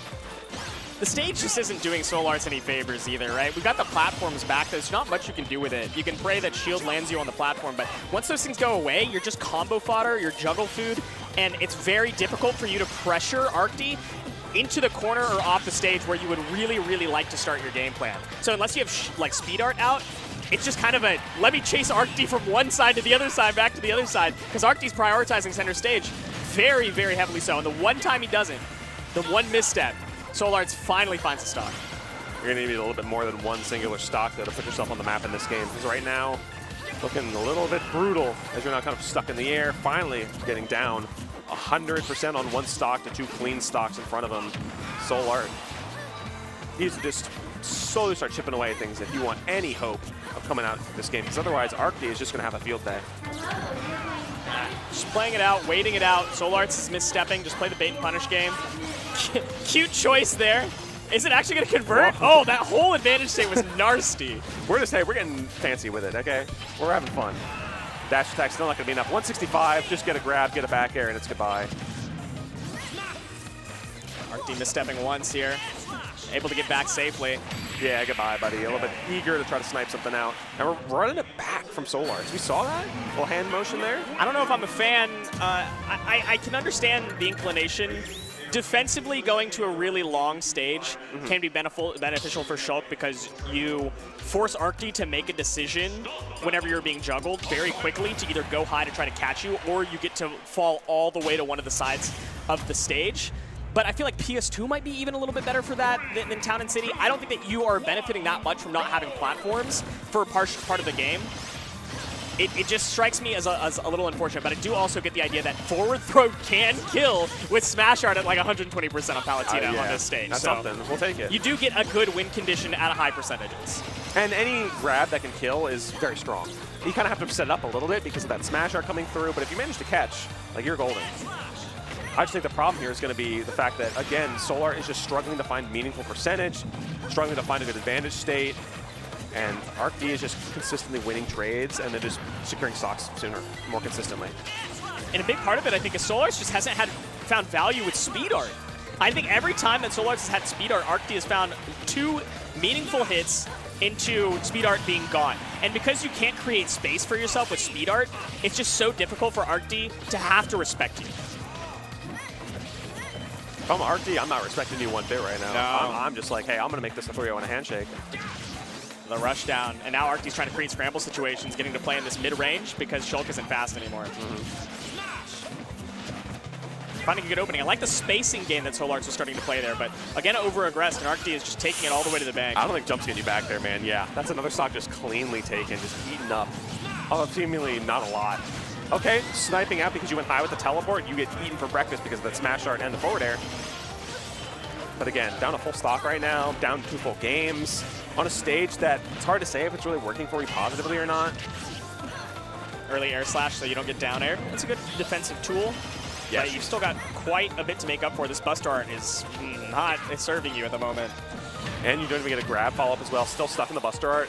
Stuck at 100% now. And goodbye. You're getting sniped out. That's the recovery. A fist bump. 3-0 for ArcD. I mean, that's getting lost in the sauce a little bit there, Solar. Yeah, not looking close. It feels like ArcD has played this matchup or at least prepped for it because the respect and understanding of how to play around each of the Monado arts, I think, was really, really key, right? The speed art, you are looking for bait and punish, and the thing that Shulks are going to look for with speed art is full speed run up nair, and as long as you can shield that or outspace it, you get plenty of time to punish the landing lag. ArcD found that like once, twice, over and over, and it just kind of forced Solarz to play a more honest game as Shulk with all the rest of the art. So difficult position for him to be in, but ArcD, again, well-deserved victory. Absolutely. Amazing matches we've seen here in this block. But before we go, let's talk a little bit. Get a word from our sponsors, folks, shall we? Let's talk about Season Production. They're the absolute homies. They've been doing work here for Patchwork this weekend. They have some high-quality tournament organizing under their belt and also doing some live graphics as well. So, and they're doing the work across the Midwest. So, you know, coming in a little bit. We love the Midwest representation, don't we, Kevin? So, of course, you can join their Discord, you know, Season Plus, and you can follow them on Twitter at SZN_prod. And you can see right there's a link tree as well to get yourself getting on board with them. We've also got upcoming in the Midwest Breach 2026. Speaking of Midwest production, I believe Season's going to be there as well. It's a Mid-Missouri FGC major. We had it last year. It was beautiful. It was huge. And now it's coming back July 18th. I'm excited for this one. I'm hoping to make it out. There's going to be top players from Minnesota, Wisconsin, Missouri, Arkansas, Kansas, Ohio, where I'm currently at in Illinois. I know we've got big shooters coming out from Illinois as well, and there's so much more. And it's not just Smash and Rivals 2. We've got Strive and NASB 2, if you can believe it, coming back. And shout out to the carpool incentive, because guess what? If you can get a little carpool going for yourself, you get $5 per player bot, and also $5 per state line cross. Wow, you can make a profit off of your own entry. So bring some friends. I mean, you should get a carpool together, make it easier for you guys to travel as a group. It goes a long way to the community if you can manage to get each other together and kind of support each other along the way. So we love to see it, folks. And guess what's coming up? It's Roots over in Richmond, Virginia. Because guess what? It's also the name on Rap Monster's sponsor. Oh. So, we're kind of nice with it here. So, Atlantic Melee League is a nice little collective of grassroots organizers in the region. And, they've got a lot of good community members, a lot of, people with experience in their belt. You got some tenure. Always love to see it. And they're starting to start building some larger scale community efforts while still keeping it a little bit grassroots. So they're running a competitive league, and they're partnering with events all across the Atlantic. So, even though we have the finale event in Richmond coming in January 2027, there's going to be a lot of stuff along the way. So they do a bunch of other stuff to do. They do some local scene stuff. They're going to be able to do some opt-in for some leagues as well. And this is the first stop here at Patchwork. Yeah. So first stop in the league. Guess what? That's us. That's us right now, folks. That's happening at the moment. Yes. So it's helping, if you're an up-and-coming TO, if you're starting to do some grassroots for yourself, they can be a helpful resource for you to get your local off the ground, to get things going for yourselves, and then be a part of something larger in this mid-Atlantic, starting to dip into the Southern States region. You can check them out at Attend Roots across social media. It's a wonderful, cool new thing that's coming up, and I'm excited to see where it goes. Yeah. Again, if you can help support grassroots community efforts, it just goes such a long way, and you get to foster such a strong community that way. So any chance you can is just so immaculate. And guess what? It's been a fantastic vlog, Kev. It's been a pleasure. That's all of your top 96, I believe, locked in now. You guys can check out the bracket, of course, at start.gg/patchwork. We might have, again, an exclamation point bracket. You guys can check that out. We've got a lot of fun sets yet to be played tomorrow, but don't go anywhere because there's so much more fun happening tonight. Peppers! If you were tuned in for just the singles competitive bracket, I know you're going to have a good time watching good competitive players play in Pepper Smash. I know somebody who hasn't been competing lately, Mugen, is going to be in Pepper Smash. So if you want to watch some of your favorite, maybe even inactive players at the moment, play a little bit of fun and potentially dangerous Smash, we're going to be eating some hot peppers up on stream here soon with a lot of your Carolinas representatives as well as a bunch of other players. So stick around. We've got so much more coming up with Giant Smash on the back foot too. I'm Kevin with a K. You can catch me at Kevin with a K _ on socials. And I'm Let It Rain. You can catch me at Raincasts on Twitter, even Blue Sky. So you know the vibes. It's been an absolute pleasure, folks. And please don't go anywhere because the peppers are going to be popping soon enough. So please stay tuned here at Patchwork.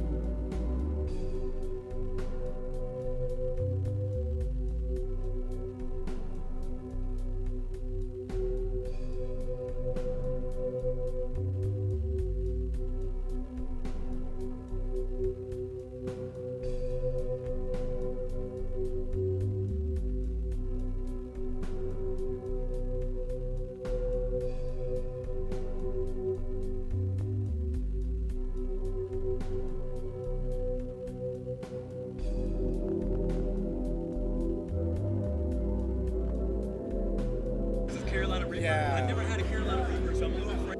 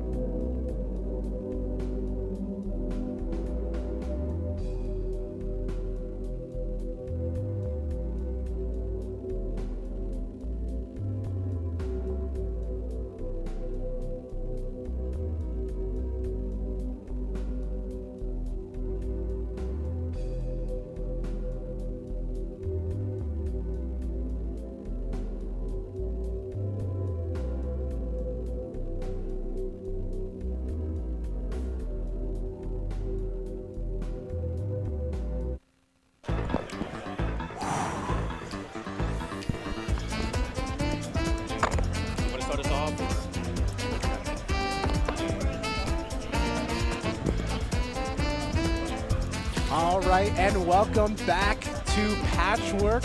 I am MF Joe, joined by Shuby. And I don't know why we agreed to do this, but here we are, Patchwork 2026, Pepper Smash. I don't know what's in store. Joe, what's the word? Let me fill you in. So for anybody at home, this is an NC Smash tradition. I found videos of it going back to like 2016. What it is, it's 8-player free-for-all. And what? Okay, that's it? That's all it is? No. We're also eating, we got them here. These are Carolina Reapers. If you don't know about a Carolina Reaper, I think it's one of the hottest peppers in the world. It's specifically bred for heat. It's 2.2 million Scoville units. Go ahead and look that up. Jalapeno is like 8K. And you eat it, and then you just play your free-for-all. And the winner, I think historically has gotten a milkshake from Cookout. That's why it's all for pride and a milkshake. Oh, is that what the winner gets? Yeah, it's not too much. You'll see out here on the screen. We got the camera switch. These are the players that have agreed to do this along with us. Joe and I will be having our own Carolina Reapers, and we're going to be trying our best to commentate and beat the heat, while the players are also trying to beat the heat while playing an 8-player free-for-all. I'm not going to lie, I think it's kind of crazy we agreed to do this, but you know what? I'm already having fun, and we didn't even start yet. We're already here. You know, watch like a minute after we not even a minute. It's going to be, if you've ever seen one of these in the past, people are dropping like flies. They're running away. They say, I don't even care about the game anymore. I'm running. They go to the bathroom. They do their business. It's dangerous. So I don't know why I agreed to this either. I know it. And here we you are, at least right? never seen it, right? Or not really. No, I'm new to this. Yeah. I'm completely green on this. I don't know what's going on. I knew what it was, and I still agreed. Oh my gosh. All right, looks like they're getting set up. They're getting their controls and their tags and their buttons all situated here. Oh, man. This is when the Pro GCC users are messing everything up for everybody. Like, we got to make sure we don't have enough USB ports. You got to grab the GameCube controller. Oh, dang, I didn't even notice you have. You have a lot of stuff. Yo, Joe came prepared. I got two full whole milk. You want the full fat, apparently, that helps with the spiciness. Right. And I also got a whole thing of chocolate milk. Look, and I got the Tums as well. Joe, you came prepared. I love that. I did a little CBS run before I look at this. Oh, everybody's grabbing. Oh, my gosh. Oh, no, they're grabbing their Reapers, y'all. Oh, Lord. We are getting ready. Oh man, I guess we grab ours too. So are we gonna? Do we take this now? Or I don't know. I love how we have the big camera here of everybody. We have the game in the bottom left. Yeah. Oh man. This looks nasty, but yo, we're all milked up. We got our. I got my dairy. ice cream. Yo, we are ready. Dangerous. Okay, I guess they're all just gonna give us the signal, and then we're all going to take it at the same time. Yeah, we got Big Lando, F Big Lando. I don't know who these people are. Oh, man. Yo, I'm going to need to see some heavies here. That's what the meta has been. The people who usually win this, they play Sonic and they camp, wait for everyone else to drop like flies, and then that's how you win, so. All right. We got Richter, Ike, ZSS, Ganondorf. That's what I'm talking about. That's a good choice. And that's what I'm talking about. Marth. Ices, Marth, and Cineroar. Cineroar's a character I personally like. Oh, yeah. He's a good one. And your side B here is a bunch of bodies. You're going to find somebody. All right. Oh, they already took it? They're counting down. Not yet. They're counting down. And we're going for it.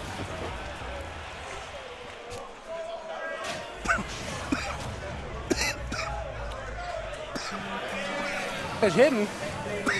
It's absolutely hidden. It feels like white hot coals in my mouth. We have F Big Lando. We're doing great work.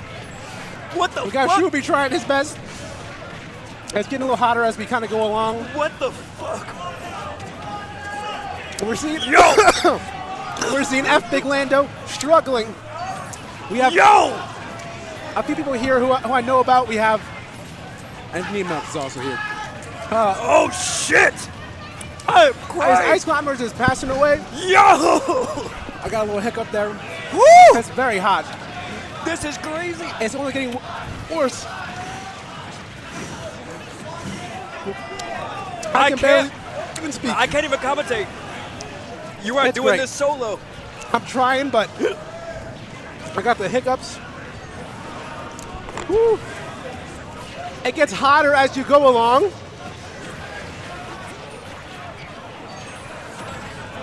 Sweet baby Jesus. It's like there's a fire in my mouth. Woo! He already lost. He's gone. He left. Shit. All right, this helped. All right. We got Belmont. We got Ike, ZSS, Gannon, Icy, Marth, You're doing good. Incineroar. We are going crazy. Woo! Mugen! Fight it! Fight it, Mugen! Woo! Thank you, Shuby, for holding it down. I'm trying my Jesus best. H. Oh, fuck. It just gets worse every minute.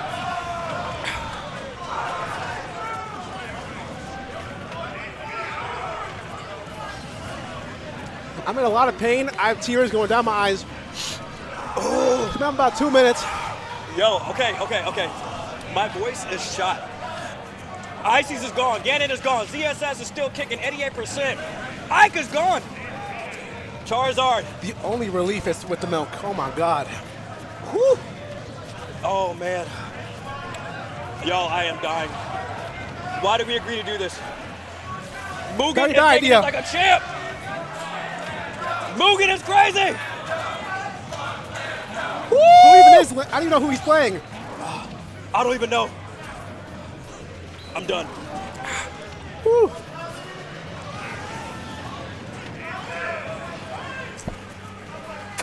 Oh, He's doing my great God. though. He's just He's doing gritting and bearing amazing it. right now. Whew. He is killing it. He must be the Charizard. Okay. 3 more. Who Never. made this? Woo.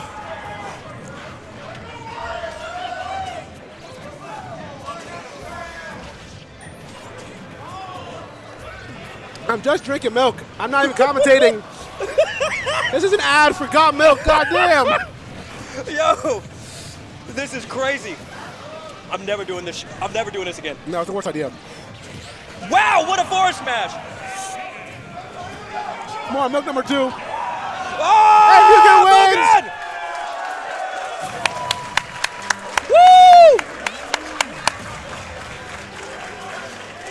Woo! NC tradition.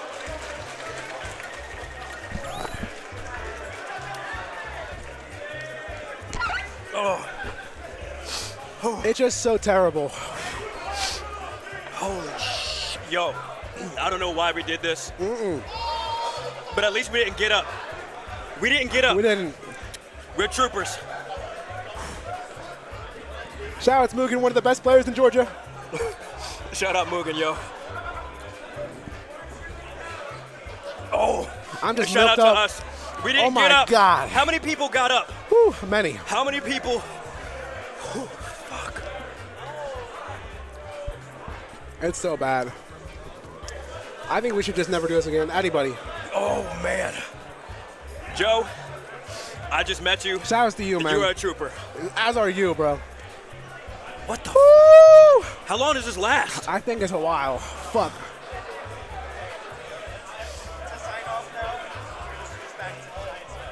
All right, we're switching back to Giant Smash. This is MF Joe, and this is Shuby. This is Pepper Smash. I'm Thank never y'all doing for this watching. crazy stuff again. Shout out to Mugen for winning it. We are signing off. Patchwork Thank y'all 2026. so much. Be ready for top 96 tomorrow. Giant smash. You don't want to miss it. I'm done. Get out of here, bro. What the?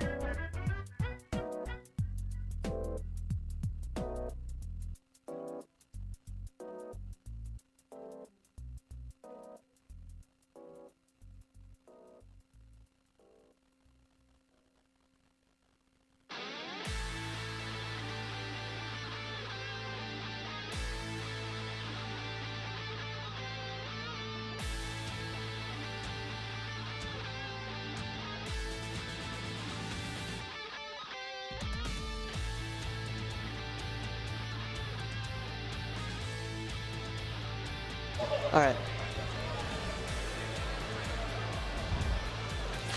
Welcome back to more Patchwork action, everyone. We hope you enjoyed Pepper Smash. My name is Avi, North Carolina. They got my pronouns wrong on there, but I'm with Finesse. We got Finesse. Production heard it. We got Finesse on the stream. We're so excited to bring Giant Smash to you guys. My favorite side event in all of Smash. Yes, you've done Giant Smash before. I commentated Giant Smash last year. Me and Card did it, dear friend of mine. Okay. It was a lot of fun. We had a lot of wacky stuff happen. People are dying very fast. Very, very fast. And I think we're playing with 5 stocks. So each game, despite having more stocks than the standard game of Smash, will still be 2 minutes. It goes by so fast. The only thing I know about Giant Smash is one time I was at an invitational event. So everyone's locked in, right? Yeah, people like super focused on invitationals. And Wilds is there. And this is when I think Wilds is literally like 13. Yeah. Like this is like young, like very new to the scene Wilds. Good times. And you know, everyone's playing like super locked in friendlies, and Wild spent the entire event trying to get people to play Giant Smash with him. It was so good. It was so funny. And like he was like trying to figure out the meta. Like he would walk up to me and be like, "Dude, I figured out a new Giant Smash combo." Check out this Giant Smash confirmed. Word? Yo. Triple up air. Like you're not ready for this. You're not ready. Down throw, up air, you're dead? Like actually on every stage. It works on every stage I tested. Yeah. I'm excited to see who's meta. That's all I'm saying. We already have some players up and ready. I'm so excited. You know what? There's a lot of characters that do very, very well in Giant Smash. Fox was very popular last year. I believe a Fox won the tournament. That makes sense. I could be wrong, but I think just like having the fast, like the dash attack covers everything. Yeah, it covers everything. Yeah. You click the up smash button, then it covers the entire stage. I imagine Game & Watch is nasty. I think so. That up B sounds disgusting. I think Endopia made a deep run, and he got pissed that he lost. Okay. So. Okay. I'm interested. That's all I know. I remember seeing Chugs on stage too. Chugs. I'm pretty sure ArcD from Michigan entered. He plays Palu. Palu seems like a powerful foe. Yeah, I think anything with a big nair that's the size of the moon is just going to be... yeah, especially with a big combo nair, you know what I mean? Like, Yeah, you can get 2 hits off of a nair. It's going to keep going and going and going. Yeah, that sounds And then you wicked. have so much knockback, or you have so much less knockback, it feels like. Yeah, Because everyone's so heavy. Yeah, because they're so big, so you can just like get to say... keep stringing together. Yeah, It's a good time. Yeah, Incineroar seems nasty. Yeah, Incineroar is definitely... I hope we see some Incineroar. The side B is going to be killing at 20. Yeah, that's always a good time. Oh man, this is gonna be so sick. That's Pepper gonna be Smash fun. is such a good idea. Dude, Pepper Smash was some cinema. It was. I was thinking about this. I think like the staff of this event needs to get together and come up with like a bounty or like some condition for who has to eat the last one. Because there's one Carolina Reaper left over, and I don't think it shouldn't go to waste. You know what I'm saying? They should make a hot sauce out of it. That's maybe... I think they do, right? Because the problem is that they will. I'm sure they will. But the thing is, I don't want to be that condition, and I don't want to eat it. And I'm scared. Yeah. With my luck, it's going to be me. Yeah, right. We got Yoshi. You can opt out. Yeah, we do. Chrom also very popular last year, so I'm not surprised to see it picked. That makes sense. Then there's going to be huge. Oh, they are big. They are I didn't know how big we were going. They are so big. Oh, man. Actually, it is ridiculous how big they are. Okay, only 4 stocks, though. Only 4 stocks. Only that is 4, less than we thought. Like, look at that. Wait, is Yoshi killing off the top with like 3 up airs? I think so. Oh, if no. he hit the 3rd up air, oh my god. Dash attack, dude. Okay, this is going to be good. I'm excited. I'm locked in. We're pausing. We're giving up already? What's going on? Look how close Festive is. He's in the other camera. Said, hey. He's like, hey, what's going on over here? So it looks like we're getting a restart. I don't know why we're getting a restart. I'm imagining a rule set thing is off or something. Yeah. I will say Festive earlier was staring at that last Pepper. Was like, I think Giant Smash is going to be too easy. Okay. You can't just say that and not put your money where your mouth is, because that's crazy. I think a lot of people told him not to do it. Why?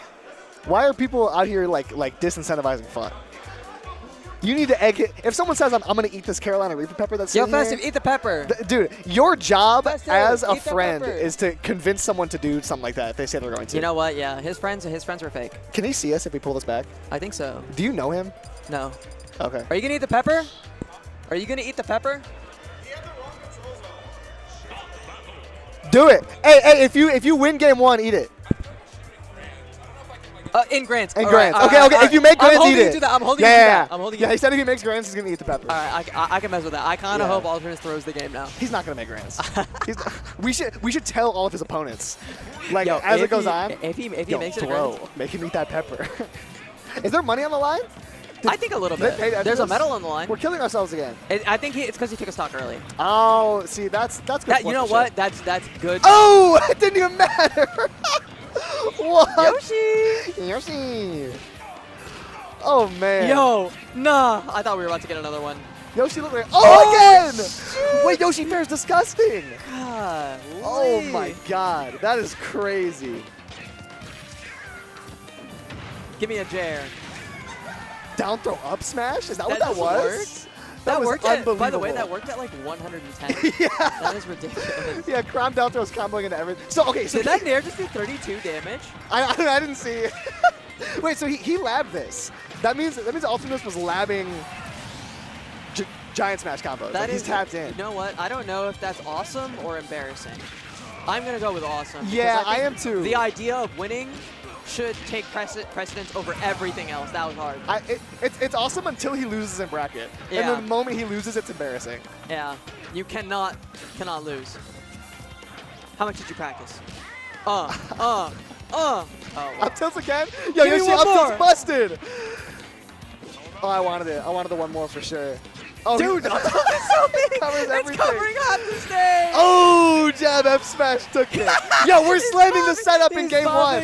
He's popping off in game one. It's the first game of Giant Smash. We're punching the monitor. Yo, is that embarrassing? Yo, throw your controller. Oh, that's so good. Is that tough or what? I'd say so. I'd say that was tough. I'd say it's tough. I thought he was swapping for a sec. We're back. Come on, Festive. Come on, Festive. Look, he is so locked in. He's so locked. He's in that posture. He's in the gamer pose, oh, bro. man. So he's locked. leaned all the. I've never seen a person more locked in my entire life. There's a direct correlation with how far you lean in towards the setup and how well you do. Oh, never mind. Actually, maybe it's inversely correlated. He's getting farmed. So immediately got dumped on. Okay, counter off ledge. Alternus put in effort. You can tell. Yes. He spent a couple hours playing. Yes, Alternus has been thinking about it. For sure. Oh! That was disgusting! Open the doorway. Oh, this is so sick. Long back here, we're egg rolling. That up does seem that the bear is going to kill so early. Yeah, swing back at him. Come on, Festive. Fight back. Oh! If we have to see Jeff smash every single time, I'm like, come on, guys. Crom down throw might be the best move in the game. Can we see some variety? I agree. Where are we going? Oh! Yeah, get out of here! here! The idea. Get out of here! Come on! I like the idea there for Alternus. It did not work. Okay, now we figure something out. You can nair on the jab. Man, that's his butt. He knew he was going to lose. That's why he said that. That's why he said he'll let you do if he makes finals. He knew it wasn't going to happen. He was terrified of that pepper. You can see the look on his face. He don't got that dog in him. Why would you ever be scared of that? That's an easy saying. pepper. Oh, the behind there? That's tough. I didn't know that was possible. We're learning so many new possibilities today. It's crazy that even in Giant Smash, Crom uppy is terrible. Like, it still doesn't connect. It really doesn't. It still doesn't hit him. It just doesn't work. Like, it seems like it would work better because he's so big. All right, we got Rage on Festive. We do. Okay. Didn't matter. Didn't matter. Dude, Alternus is so high. Alternus is so high. We are doing best of 5. That's kind of surprising. I'm not surprised. That's kind of surprising. I think, because the games go by so fast usually, I honestly think, I'm pretty sure Grand Finals is going to be best of 7. Oh, really? Yeah, just so they don't have to do like a That's tough. It's single limb, he did so switch. It's single limb. They don't want to do a bracket reset, obviously. Yes. Oh, we went to game and watched. Hey, you predicted this. He did. You predicted this. I was saying game and watch seems good. But that crown down throw is just going to be so wicked. That's going to be a poison throughout this bracket. It's killing everybody. It's not going to be good. Oh my God, game and watch.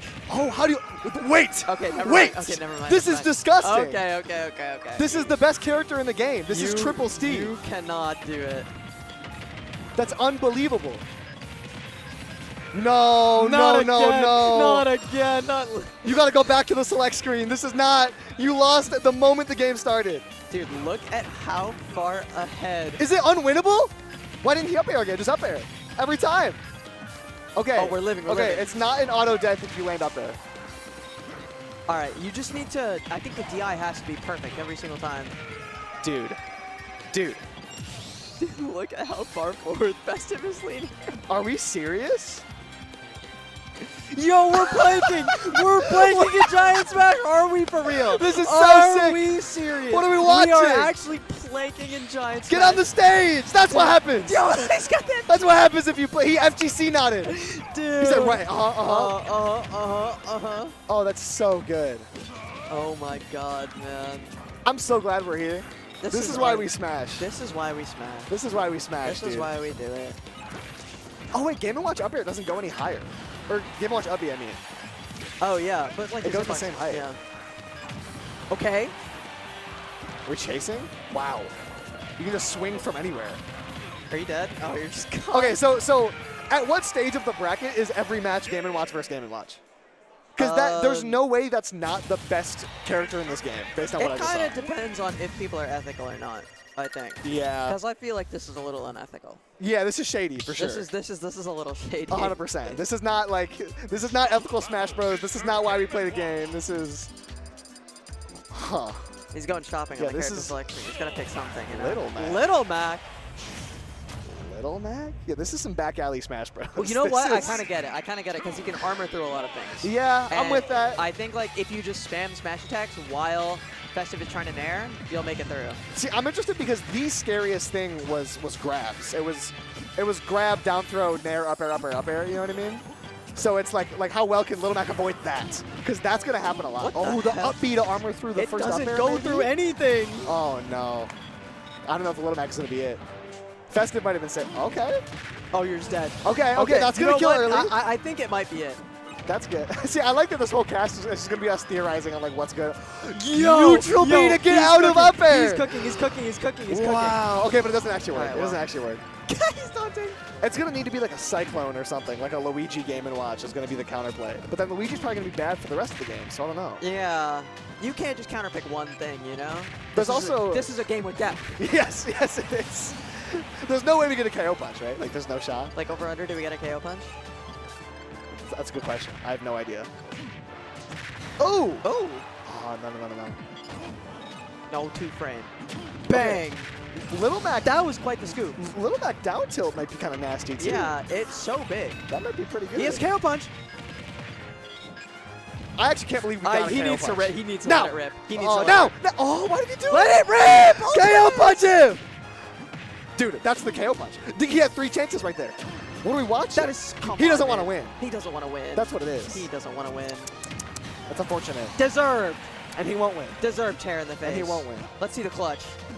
Does Festive have the clutch gene in him? Over under. See, that's a good question. I'm taking the under. I'm taking the under on that. He does not. Did you hear alternate? I did. Just both started screaming. Oh my friend. They need to pop off harder. Why are they being so calm? They both underreacted so hard. You didn't want to shake his hand. See, I wouldn't shake his hand either. I wouldn't shake his hand either. I wouldn't shake his hand either. After picking Game & Watch, I think I'd lose my mind. We're getting replays, Yes, man. yes. We're getting Rewind replays. that for me. Show it to me again. KML Productions. Oh, that's Let's so go. tough. Let's go, KML. We love KML. Productions. They're coming through in every possible way. Kyle. I love you. In every situation. Kyle Mario Luigi Productions. Whoa. Kazuya Mario Luigi Productions. Yeah. That's pretty good. I like that you said Kazuya. I'd never thought to add the Kazuya. Yeah, I just wanted to go always just said Kyle. all 3 letters. Is there another is there another option? I feel bad saying Kazuya. Like I want to say a character that's like, not Kazuya. Is there a character with the letter K? Chat. Does anyone in chat know if Does there's anyone a know? Smash character that starts with K that isn't Kazuya? I feel like we should know. We're commentators of the game that we're playing. There's gotta be one. I feel like there's like not. Like I think that's why we can't think of one. Ken and K Rule. Ken and K Rule. Kirby! Kirby! No! I said so confidently that it was not the most, or like one of the most popular franchises in the entire game. Wow, It's Kirby, I dude. can't believe we missed Kirby. That's Oh, embarrassing. man. You know what? My big dumb I ass. think we might need to retire. King DDD. This guy's just ripping him off. Yo. J-Tank, do you have the roster open? Be honest with me. It's not fair. You It's can be not- honest. You know, J-Tank, we just have us. Us two See? stupids. It's just two P brains. You know what I'm saying? Two. Wow. I like this for the hearts. I like it These too. are good. I'm trying to put up hearts as much as possible because Patchwork a love letter. Yeah. You know, we gotta keep the heart motif going. Oh, I'm with that. I'm with that. Yeah. That's we bubbles, gotta bro. we gotta get the heart motif. I like that. We should enable heart containers. I like on this. the Crom. Smash. Crom with a K. Crom. You could do that. King K rule. That's 3 Ks. And not in the wrong way. I was about to say. I don't know if we should run that one. KKK rule. That's bad. That's not what you want. Yeah, let's Oh, man. Oh, we got chopsticks. Oh, was that there? I thought it was chapstick. Shout out chapstick. There's an S at the end. Chapsticks. I assume it's chopsticks. Chapstick as chopsticks. Maybe with that. he's using chapstick as chopsticks. Some really skinny, like some really. That's a fascinating chopsticks. proposition. I think he could. I think he could. You know what? He If could you really manage to do that, I'm really impressed. Who is picking Min Min? I think this character has to be demonic. See, I was low-key thinking Min Min might not be that good because you can't like wall people out because everyone's like huge. Oh, that's why. It's gonna be back throw into like whatever your heart desires. I do think Chopsticks may have made a mistake in picking the Brawler here. Yeah, I don't know. Unless that we're getting some Chopsticks early thruppers. Chopsticks plays this character in main bracket. Yeah, so but if you pick your main in Giant Smash, it's kind of like, you know how when you get your main in Randubs and the vibes are just off? And it's like not the it feels same? wrong. This is that. It's the same thing. Shout out Randubs, by the way. Shout out Randubs. That's a great game mode. You know what? I love Giant Smash, but I also think Randubs would make a Fireside event. I'm surprised we don't see more Randubs, to be honest. I think because people are always like, yo, Randubs? Yeah, yo, Randubs? yeah, yo, all the Randubs? players love it. Everybody loves Randubs. All the 3-2ers love Randubs. All like, the more than O2ers love anything. Randubs. I love Randubs. See, I feel like not enough O2ers have enough characters to like have fun in Randubs. But you know what? I always get invited for Randubs, so I love doing it. Are you an O2er? Yes. Whoa. See, that means you have fundies. That's what that means. I have fun. If you're a bad player and you play randoms, that means you have fundies. I like to think so. Because I definitely have a better random than like very good players in my region. I wouldn't go that far. But I'm a 1-2er. I wouldn't go that far. I would. But I do think when the pressure's off, and you can just pick the random characters and just start having fun. It's fun. It's a lot It's of fun. fun. And then you get better at randoms like 2 beers deep. Hey, You know what I mean? It's one of those. We don't condone drinking alcohol at NC State's campus. Unless you are above the age of 21. Not on campus. Not on campus. Not on campus. Unless you're above the age of 21. Man, compared to the last game, this is such a locked-in match. Yeah, they are not laughing as much. Look at Mega Man. Oh my god, the Thrupper. We're at 0-0. Last stock. Okay, he smiled about the Thrupper. The tournament winner! All right. Oh my god. Oh, we're mixing like this? What's this about? Respect. You might have been right about Min Min. Oh, we read the roll. Wait. Do something to him. Show me Thrupper! Oh. Are you dead? Low key? No, Oh we're my good. god. Flip kick. Ooh. The slowest flip kick. Yeah, in I was going to say. existence. Oh, I thought he was dead for a second. Yeah, because the big ass arm. Oh. You got Thruppered. Okay, so how early is Thrupper killing? I think like 40. Like over under, how early does it kill? You know what I'm saying? I think over 40, but under 50. Wow. Somewhere in the 45.5%. Over 40, under 50? Okay. Oh, wait, hold on. Like it wouldn't. Oh, you think the lowest it would kill is between that range? Okay. Yeah. I thought you were saying it wouldn't kill over 50. I'm like, I'm not. No, it I'm definitely not following. will. No, it definitely will. It definitely will. Yeah, I think if you can like get a jump read and hit it at like if you're 30 or 40. above the platform on PS2, maybe at like 35. Yeah, I think you might be right. I think you might be right. Holy Oh! cow, he's at 81. Oh, that's why we go Min. Holy cow, he's at 91. He landed one arm. We are 15 seconds into the game. Okay, I see the vision now. Does Min struggle to kill in Giant Smash? No way! He actually got scammed! He got scammed! His hand was touching the ledge. That's actually so messed up. Oh, that's so bad. You know what? We saw Chopsticks make a comeback last game too. Respect. We did. That's true. My Chopsticks respect button is getting pressed right now. Oh. Ah, okay, not much. Wow, that did like no knockback. yeah, I thought it would be a lot stronger. I love that he has Mach Punch enabled. Yeah, that's beast mode. I love that. I saw him play against Ploopy in main bracket. Did 5 you? set. Map 5. Map 5, game 5. Map 5, game 5. I like map 5. I'm with that. Map 5. We're playing Valorant now. Yeah, I was gonna say 12 CS heads out there. Dude, the Major's fire right now.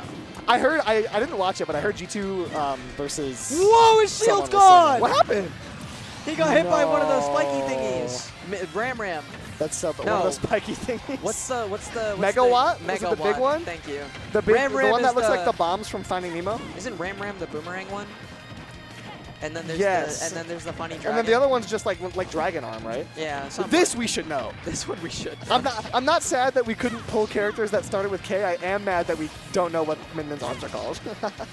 I know Ram, and I always think it's the really heavy one, Megawatt, because it's like Because it Ram. rams you. It It rams you. Ram. Exactly. See, you get it. Yeah, no, I do get it.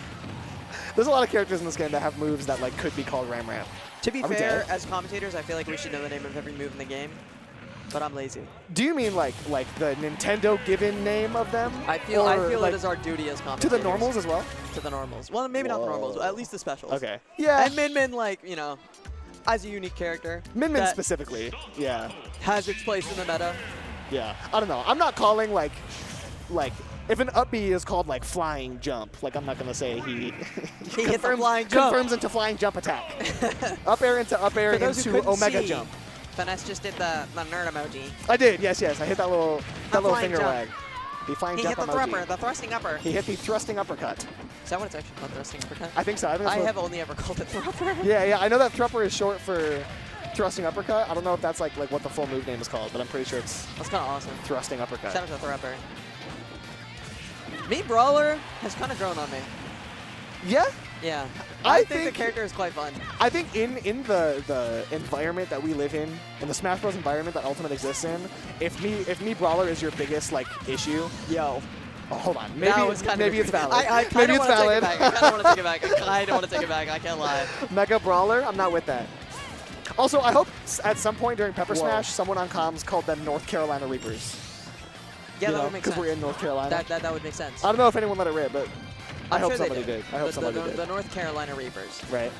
It's You like know, such there's a player natural- named Carolina Reaper in the bracket. Is that true? Yeah, his old tag is High Davlo. He's an NC player. Did he play in Pepper Smash? No, I don't think so. He is not about that life, and he's a liar. That's what I'm saying. I think he Preference played in is it last year. Ah, and okay, he okay. suffered. See, if he was in it last time, then I think that's like... He's done it before. He Yeah, has done it before. okay, that's shout fine Out then. to, shout That's out to High fine. Dablo. Shout out to Carolina Reaper. I think once you've done it once, you've like forever dodged Yeah, like, you're like, you're good. the Dodger you know? allegations. Yeah. You're allowed to never do it again. Are we dead? Okay, Chopsticks. Chopsticks is moving well. We're Chopsticks 2 is to moving very 1. well. See, Chopsticks is moving like the Knicks right now. That's 2 what I'm comebacks in a saying. row. That's what Both I'm saying. times he That's what started I'm with the saying. deficit, he's down 20, he comes back. That's what I'm saying. Mega 43 is the Spurs. I agree. Me Brawler kind of looked like Jalen Brunson. It's the height of Jalen Brunson. Regular Me Brawler, not Mega That's Smash really Me Brawler. Oh, that's so good. Who's the OG and an OB of Smash Bros?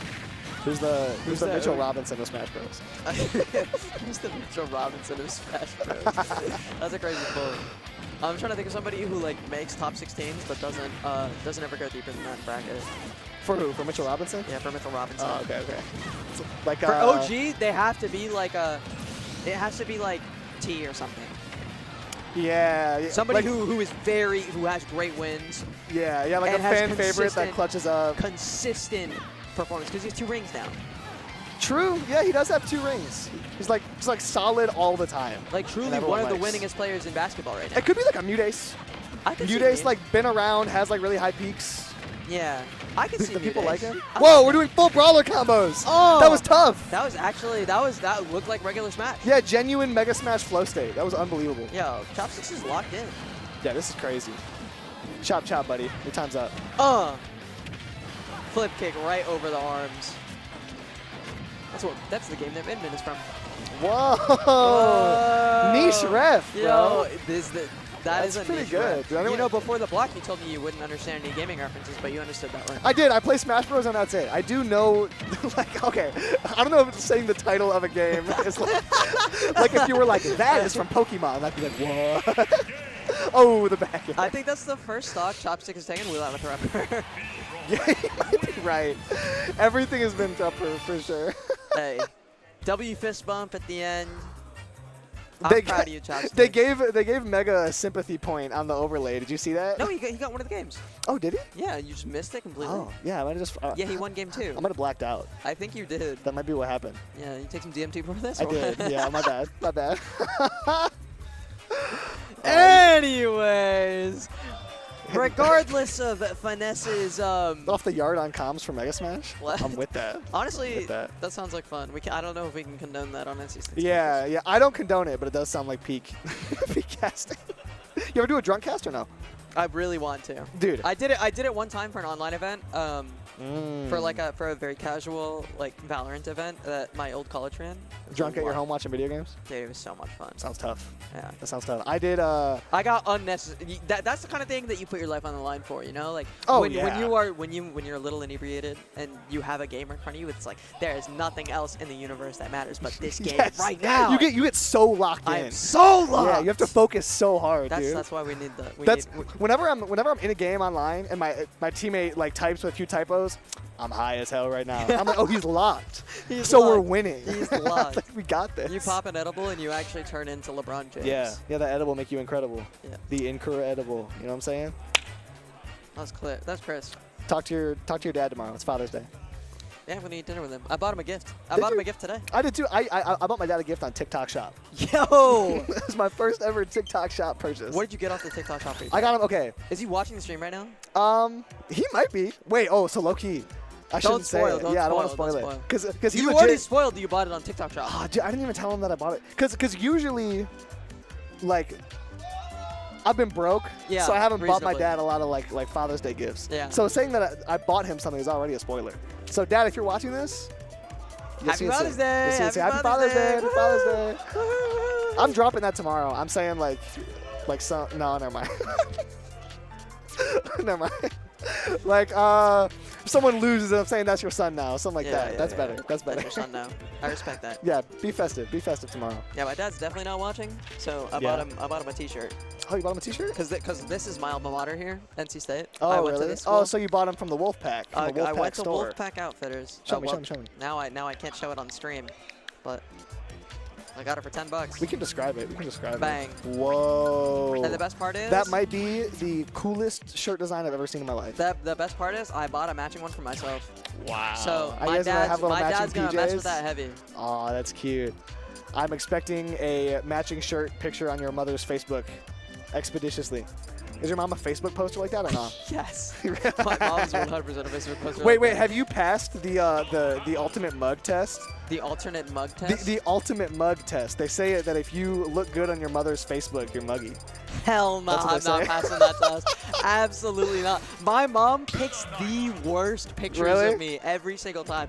I scroll through my mom's Facebook when I'm feeling too high, you know? When I'm like, it brings you back down. Yeah. When I need to be humbled, I scroll through my mom's Facebook. Yeah. Flip that confidence upside down a little bit. I like that. Poke saw the Creeper. Oh man. You ever hear that Dan Bull creeper rap? No. The Dan Bull Minecraft rap? If you're not tapped in, go peep that out. I guess I need to be tapped in. That's a signed reading. So we back in the mines. Yeah, we are swinging. More up and down than side to side, but we're dead. Yeah, me brawler might be nasty. Dude, Mess is going to be FGC nutting the whole game. I can actually promise you. Yeah, he's got a locked-in face. He's got a locked-in demeanor about him. He's definitely locked. These are two NC young heads, if you will. In the periods of my life where I've been locked in on playing Smash, I've definitely been I dropped my deodorant out of the cupboard and I hit the nod. You know what I'm saying? It transcends the game. It really does. And you know what? You have to take that kind of. But if you FGC on in real life, it actually sometimes it resets you. You know? Okay. It's like, you know what? We can move on from this. I agree. I think it does. I actually think it's very mentally healthy. Getting broken up with and hitting the FGC nod. Yeah. True. I understand. We're fully leaning into our kill confirms. Oh, this is so tough. By the way, thank you, production, letting us know the players are switched right now compared to the names. That's true. So we got Pokey on Brawler and Mess on Meta Yes, that is correct. The cameras are correct. The characters are not. Yes. I also like the look of showing the seating on stream because it makes it look like 210 people entered Mega Smash. Yeah, no. This is what people came to Patchwork for, was to play Mega Smash. That is very true. Everybody is here for Mega Smash. Yes. Call it Super Smash Bros. Ultimate. Whoa. What's that? Everyone is here. I don't get it. What's that from? Is that from... Oh, this? Is that this? Man, I wanted to continue the bit so badly, and I couldn't find a line. It was good. You know what? Your setup was really good. I fumbled there. I just threw an alley-oop to it like a 5-footer. Totally. No, I'm telling 6-foot jokes. You're 5'10". That's all right. That's all right. Right over your head. Oh, on his head. Oh! His shield's gone. Our shield's gone. Look at him raise his What? hand. Wow. He's like, yes. That's beast mode right there. That's so sick. Shout out to Mess. Do you know that guy on TikTok, Maddox? The name is familiar. He makes those parody fake loser videos. Mess looks a little bit like that guy. Shout out Maddox on TikTok. Shout out Maddox on TikTok. Shout out Maddox is bussin'. I think that's the username. That guy's probably really funny. He's not. I'm lucky. We're on shot put. Come on, bro. Okay, we're actually running full stage, well-spaced shot put. Nice F tilt. Mess is crazy right now. His name is Mess, but he's playing clean. You know what I'm saying? Facts. That is a truth bomb. That is a truth nuke. Explosion. Coming Gotcha. now. Bam! Ah! We're Jeff smashing. Oh yeah. You ever see a jump smash? A jab smash? Jump smash? Jab smash? Jab up smash? Yes. Yeah, I think it works well in Crom. What about a down smash? A jown smash? I don't think I've ever seen a jown smash. I haven't seen that either. See, the problem is we're not going to see him test anything else out because he knows Jeff smash works. Yeah. And also he's probably like, oh, my name's Jeff.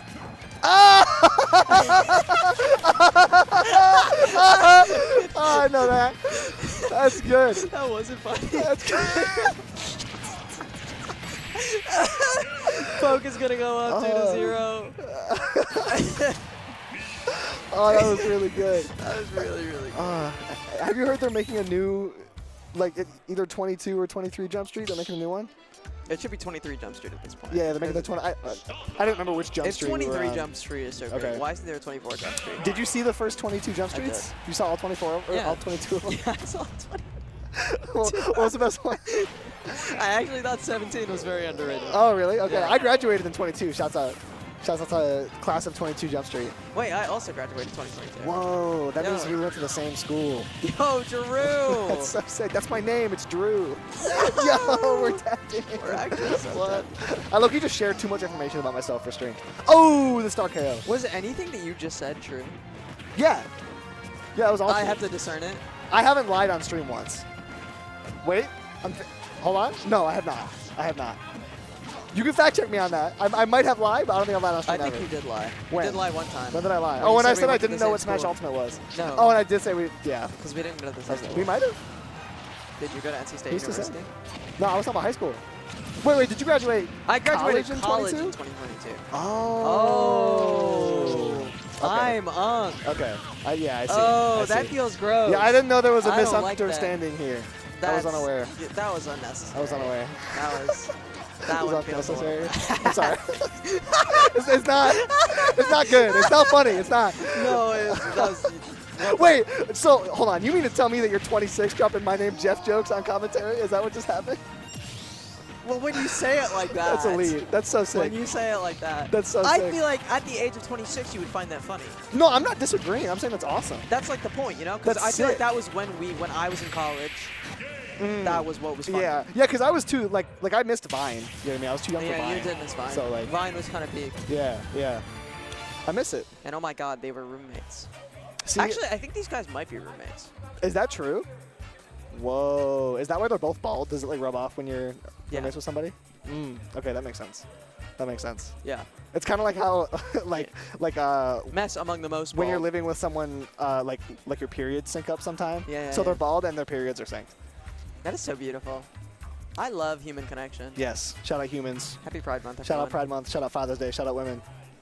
These are my shouts out for the day. We're winning. Everyone type your 3 shout outs in chat. Who do you have to shout out right now? Who do Be I? earnest. Be earnest. Who do I have to shout out? Hey, who are you? Who are you? Who am I shouting out? I'm shouting out my dad. I'm shouting out Shuby. Shout out Mr. Avi. Shout out Shuby.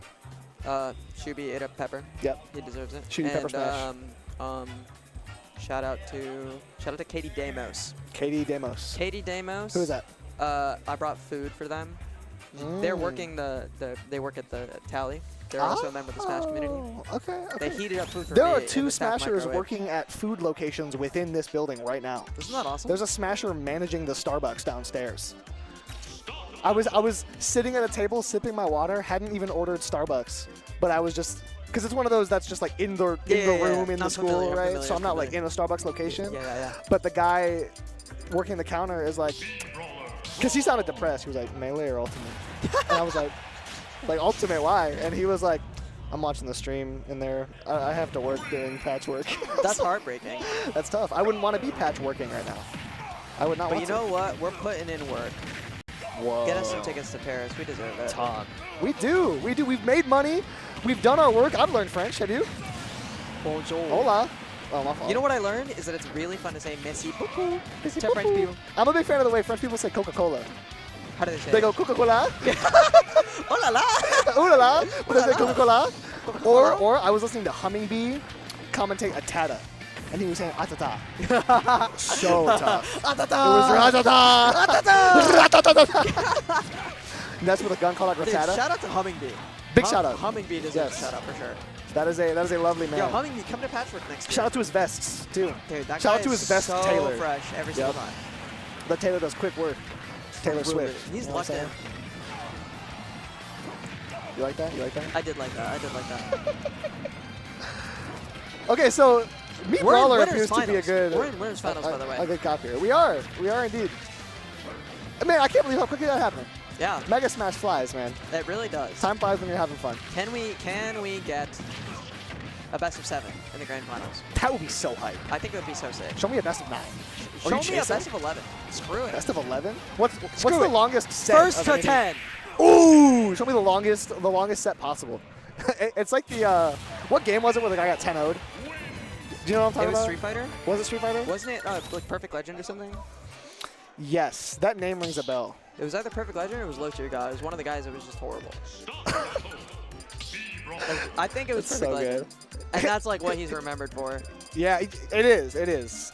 I'm pretty sure he still gets like 10-0 responses on his like tweets and stuff. He's forever in a similar boat to like, whoever it is, they are never living that down. yeah, it's well, I guess he's lived it down enough to where we don't know who it is. Yeah. But he's forever living in a boat that like Falcons fans lives in. It's like you can't comment on something without someone saying 28-3. 23, You know what yeah. I'm saying? Like, It's just can't guaranteed. win. If you're from Atlanta, Georgia, you cannot escape 28-3. Yeah, I know, it's a bummer. If you're from probably Brazil, applies- you cannot escape 7-1. Yeah, that's true. I actually, every single time I commentate a Valorant game, if the round score goes to 7-1, I say Brazil. Brazil, me too. Like, without fail. It's Whenever I hard win in Rocket League 7-1, I say Brazil. It's hard not Every to. time. It's really hard not Yeah. to. And the thing is, Germany like beat Curaçao 7-1 again this year, but it's not going to transfer the title. Like that will forever be Brazil. No, it has to be Brazil. I'm not beating someone 7-1 I'll bet and people saying are going to Curaçao. Curaçao being like, you guys are Brazil. They're not even going to say you guys are Curaçao, you guys are Brazil. Brazil is never living that down. That's so funny. Sorry to all the Brazilian fans. I love you guys. Shout out to the World I Cup. love Brazil soccer. I love Brazil. Shout out Vinicius Jr. Shout out Neymar. Vinicius Jr. Shout out Neymar. He's hurt, I think. You know Neymar's really nasty on Counter-Strike? Is that true? He's a real gamer. Whoa. He's locked in. Who do you think is better, Neymar on Counter-Strike or Luka Doncic on Overwatch? Luka Doncic on Overwatch. You think so? He's That like guy- top 500, right? That guy is genuinely, he could play for Team Croatia right now. Really? Oh, wait, well, Slovenia. Yeah, He could, that's he could Slovenia. play for Team Slovenia. Right? He could be their captain. Luka Doncic And he versus would XQC unironically- show match. Unironically, Luka Doncic would dog walk XQC. And that's not even Glaze. Is that? I thought was it XQC like top whatever in the world for a while? He's washed.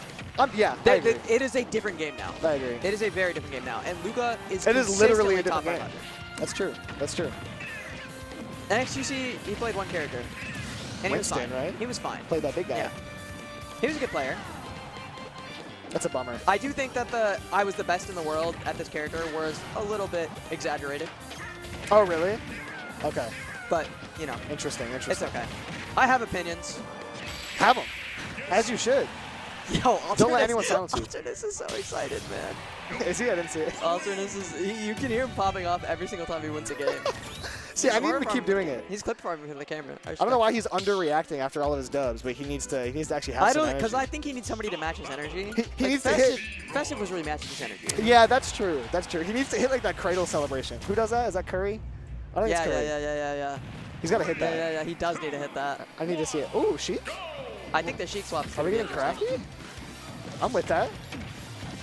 Oh my. Wait, there's we're no just getting way. regular Sheik There's combos. no way. Oh!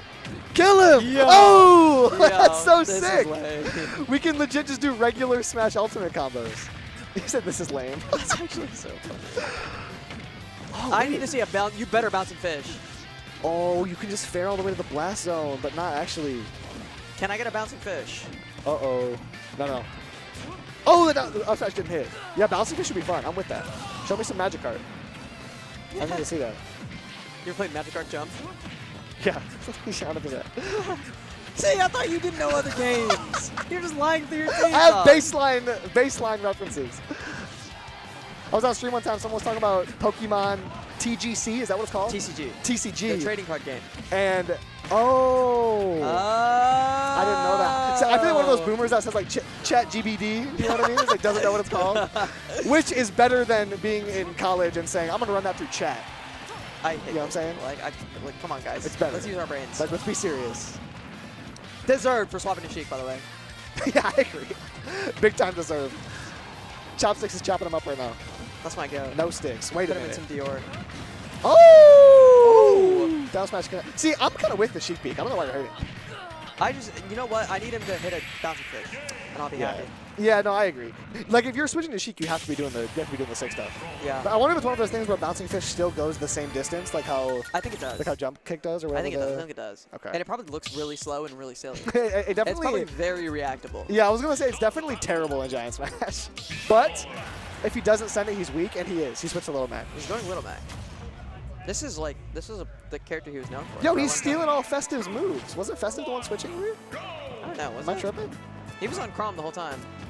Oh, I got him switched then, didn't I? Okay, I got him switched. Because Festive was on Yoshi, and then he was on. I see. No, Okay. you were right. He is doing Festive's moves. Damn, down tilt into side B is kind of nasty. Oh, we got a KO punch. Can use we it? Oh my God, he's scared. He's actually dead. He looked at the camera. Did he? See, I need more like camera eye contact. You know what I'm saying? I need more of that. I need some smashers who are real showmen, you know? I agree. We don't have enough of those. Like, we need some real aura farmers. Yes. You remember when DD would dance on stage? Yes! When he hit that little... That was... When he was hitting that... He's a bad man! He was hitting that jiggy. That's one of my favorite, like, casting moments ever. He was shimmying back and forth on stage at DreamHack Atlanta. Are you kidding me? And Infinite aura. He was nice with it. If He Smash was nice Ultimate had emotes, they would definitely add that. Oh, that would have broken his shield. That should have been a sure. Fortnite dance, frankly. No, I agree. That was real cultural impact. We probably still could petition. Yeah, we probably could. It's a really good dance. It is a good dance. I And he hits it perfectly. Really They need to like what's it called when animators like draw over like a video? Rotoscoping? Yeah, they need to rotoscope that video and just like put the animation in for them. Bang! Kaboom! Bang! He said, boom! Pop off, Alternus. Let's go, Alternus. I love that. How much money is on the line? Dude, Does anyone know that's what the actually a prize great pool question. is? Oh, look at his watch. Yo, He's Kyle, flexing. Did you see that? there's Right no as way. you said money, There's he actually flashed the no watch. way. Flash the bling, but Kyle, Mario, Luigi. Do you know how much money is on the line right now? do we know? No. Production has no idea. That's okay. Kyle just shrugged really big at me. He did. Shrug emoji. I can't hear what he's saying. I got a headset. Oh, they should give Kyle the money. Yeah, you I know what? agree. That's quite. You Tip know your what? production, bro. Yeah, can we tip the Wait, casters Kyle, what's your too? Venmo? What's your Venmo? Type it in chat. Production, type your Venmo in chat. Everyone send production Everyone money. send Kyle $5. Yeah. That bank account needs some patchwork, you know what I'm saying? That's what. Okay. Yeah. Okay, I hear you. Yeah. I see you. Get some money in there. Put some money in the bank. Bank Show me account what with you some drank. Cheerios. Oh, first counter of the tournament. Use it. Use the KO punch. Please, I'm begging you. Oh my god. I hate Giant Smash. I'm actually getting I scammed, hate Giant man. Smash. Wait, We've been waiting so long. Is for a KO mini punch. Smash possible? I think it's really boring. Yeah, because no one That's can a hit each lot other. more boring than this. That's a bummer. I know, right? That's a bummer. Mini Smash, no jumping, maybe. One stock, no jumping. Just like playing Street Fighter. Sprinting back and forth. Little Mac would be broken. Yeah, I think he would. We got another KO punch. Send it. Come on. Send it. You are. No, this is fine. DQ him. This is fine. DQ He's waiting. him. KO punch. DQ him, Show me. please. He's facing the wrong way. Now, what are we doing? Does he know he's paying? Oh, no. I'm actually pissed. Deserved. Oh my God. Deserved. The morals of the world are upside down right now. Nothing That's is what happening I'm the way it saying. should. That's what I'm saying. Nothing is happening the way it should. This is so sad, man.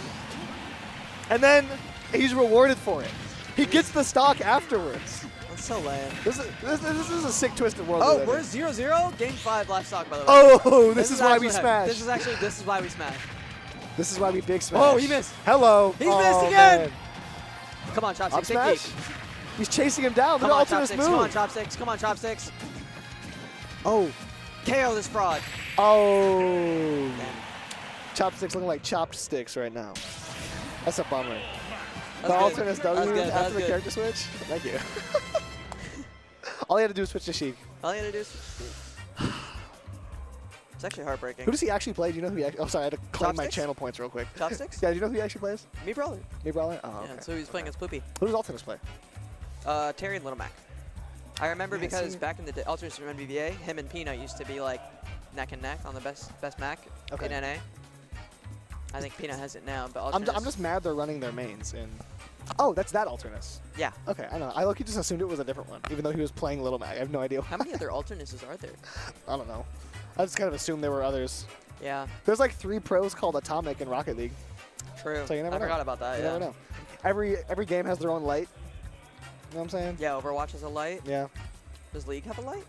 I don't think Valorant has I a don't know. light. Any League heads? Let us know. I'm a League head. I don't think I've seen a light. Or at least not one that was like tier 1. I've seen the light. Yeah. Can you feel It's the a crazy light? day. Inside, can you feel that fire? Fire! All right, do we have grand finals now, or is there another side of... I don't know. Are we doing losers? I suppose we'll find out. That'd be guess. fun to see the run back. Though I don't think it's double limb. Well, Last year it wasn't double limb. whoever does Chopsticks would have to play. It is, yeah, it is double limb. Oh, it I is? checked bracket earlier. Unless they changed it. We're going to find out. I'm pulling it up. It is double limb. Losers quarters. We have a lot of Giant Smash to go. We have a giant stream We're for going to get to Giant keep Smash. yapping. We finished our challenge already. We did. Yeah. Should we start a new challenge? And Yeah, the best okay. part is, no one's going to know what the challenge is. Should we not tell them? We're not going to tell them. We need a new bingo board. Does anyone have any suggestions in the chat? Yeah, if you, we were trying to like fit in words from a thing. So if anyone in chat has words from a thing to fit into our block, If you let guys us want know. to put some words in chat for us to weave into analogies, we're gonna try and be sneaky about it. We're We'll not try gonna to be ham fist sneaky. it. You know what I mean? we were kind of forcing it, I feel. We could have done better. I would be surprised if anyone was like. that was a No, weird nobody thing would to have say, noticed you know what because I'm we're saying? the only ones that know what we're looking for, but I felt like it was forced. Yeah. Every now, at least the ones Maybe. I think the ones that you were doing were very good. Thank you. Yeah. I appreciate it. Shake hands, everyone. Come on. Go shake hands with a stranger. Meet somebody. Say hi Me to and someone Finesse new. were strangers before this. This is true. We just Look shook at hands us with a now. stranger. Now we're homies. Now we're best friends. Now I know he has a dad. And I do have a dad. that's big information. That's good. Not everyone has one of those. That's what's up. Some people got 2 moms. Or a mom and no dad. Who knows? Messed up. One time I accidentally made a your mom joke to someone whose mother had passed away. It was on Snapchat. And Well, the message disappears. doesn't she it? said, "What are you doing?" I said, "Your mom." The message will disappear. She responded and said, because I knew this about her already.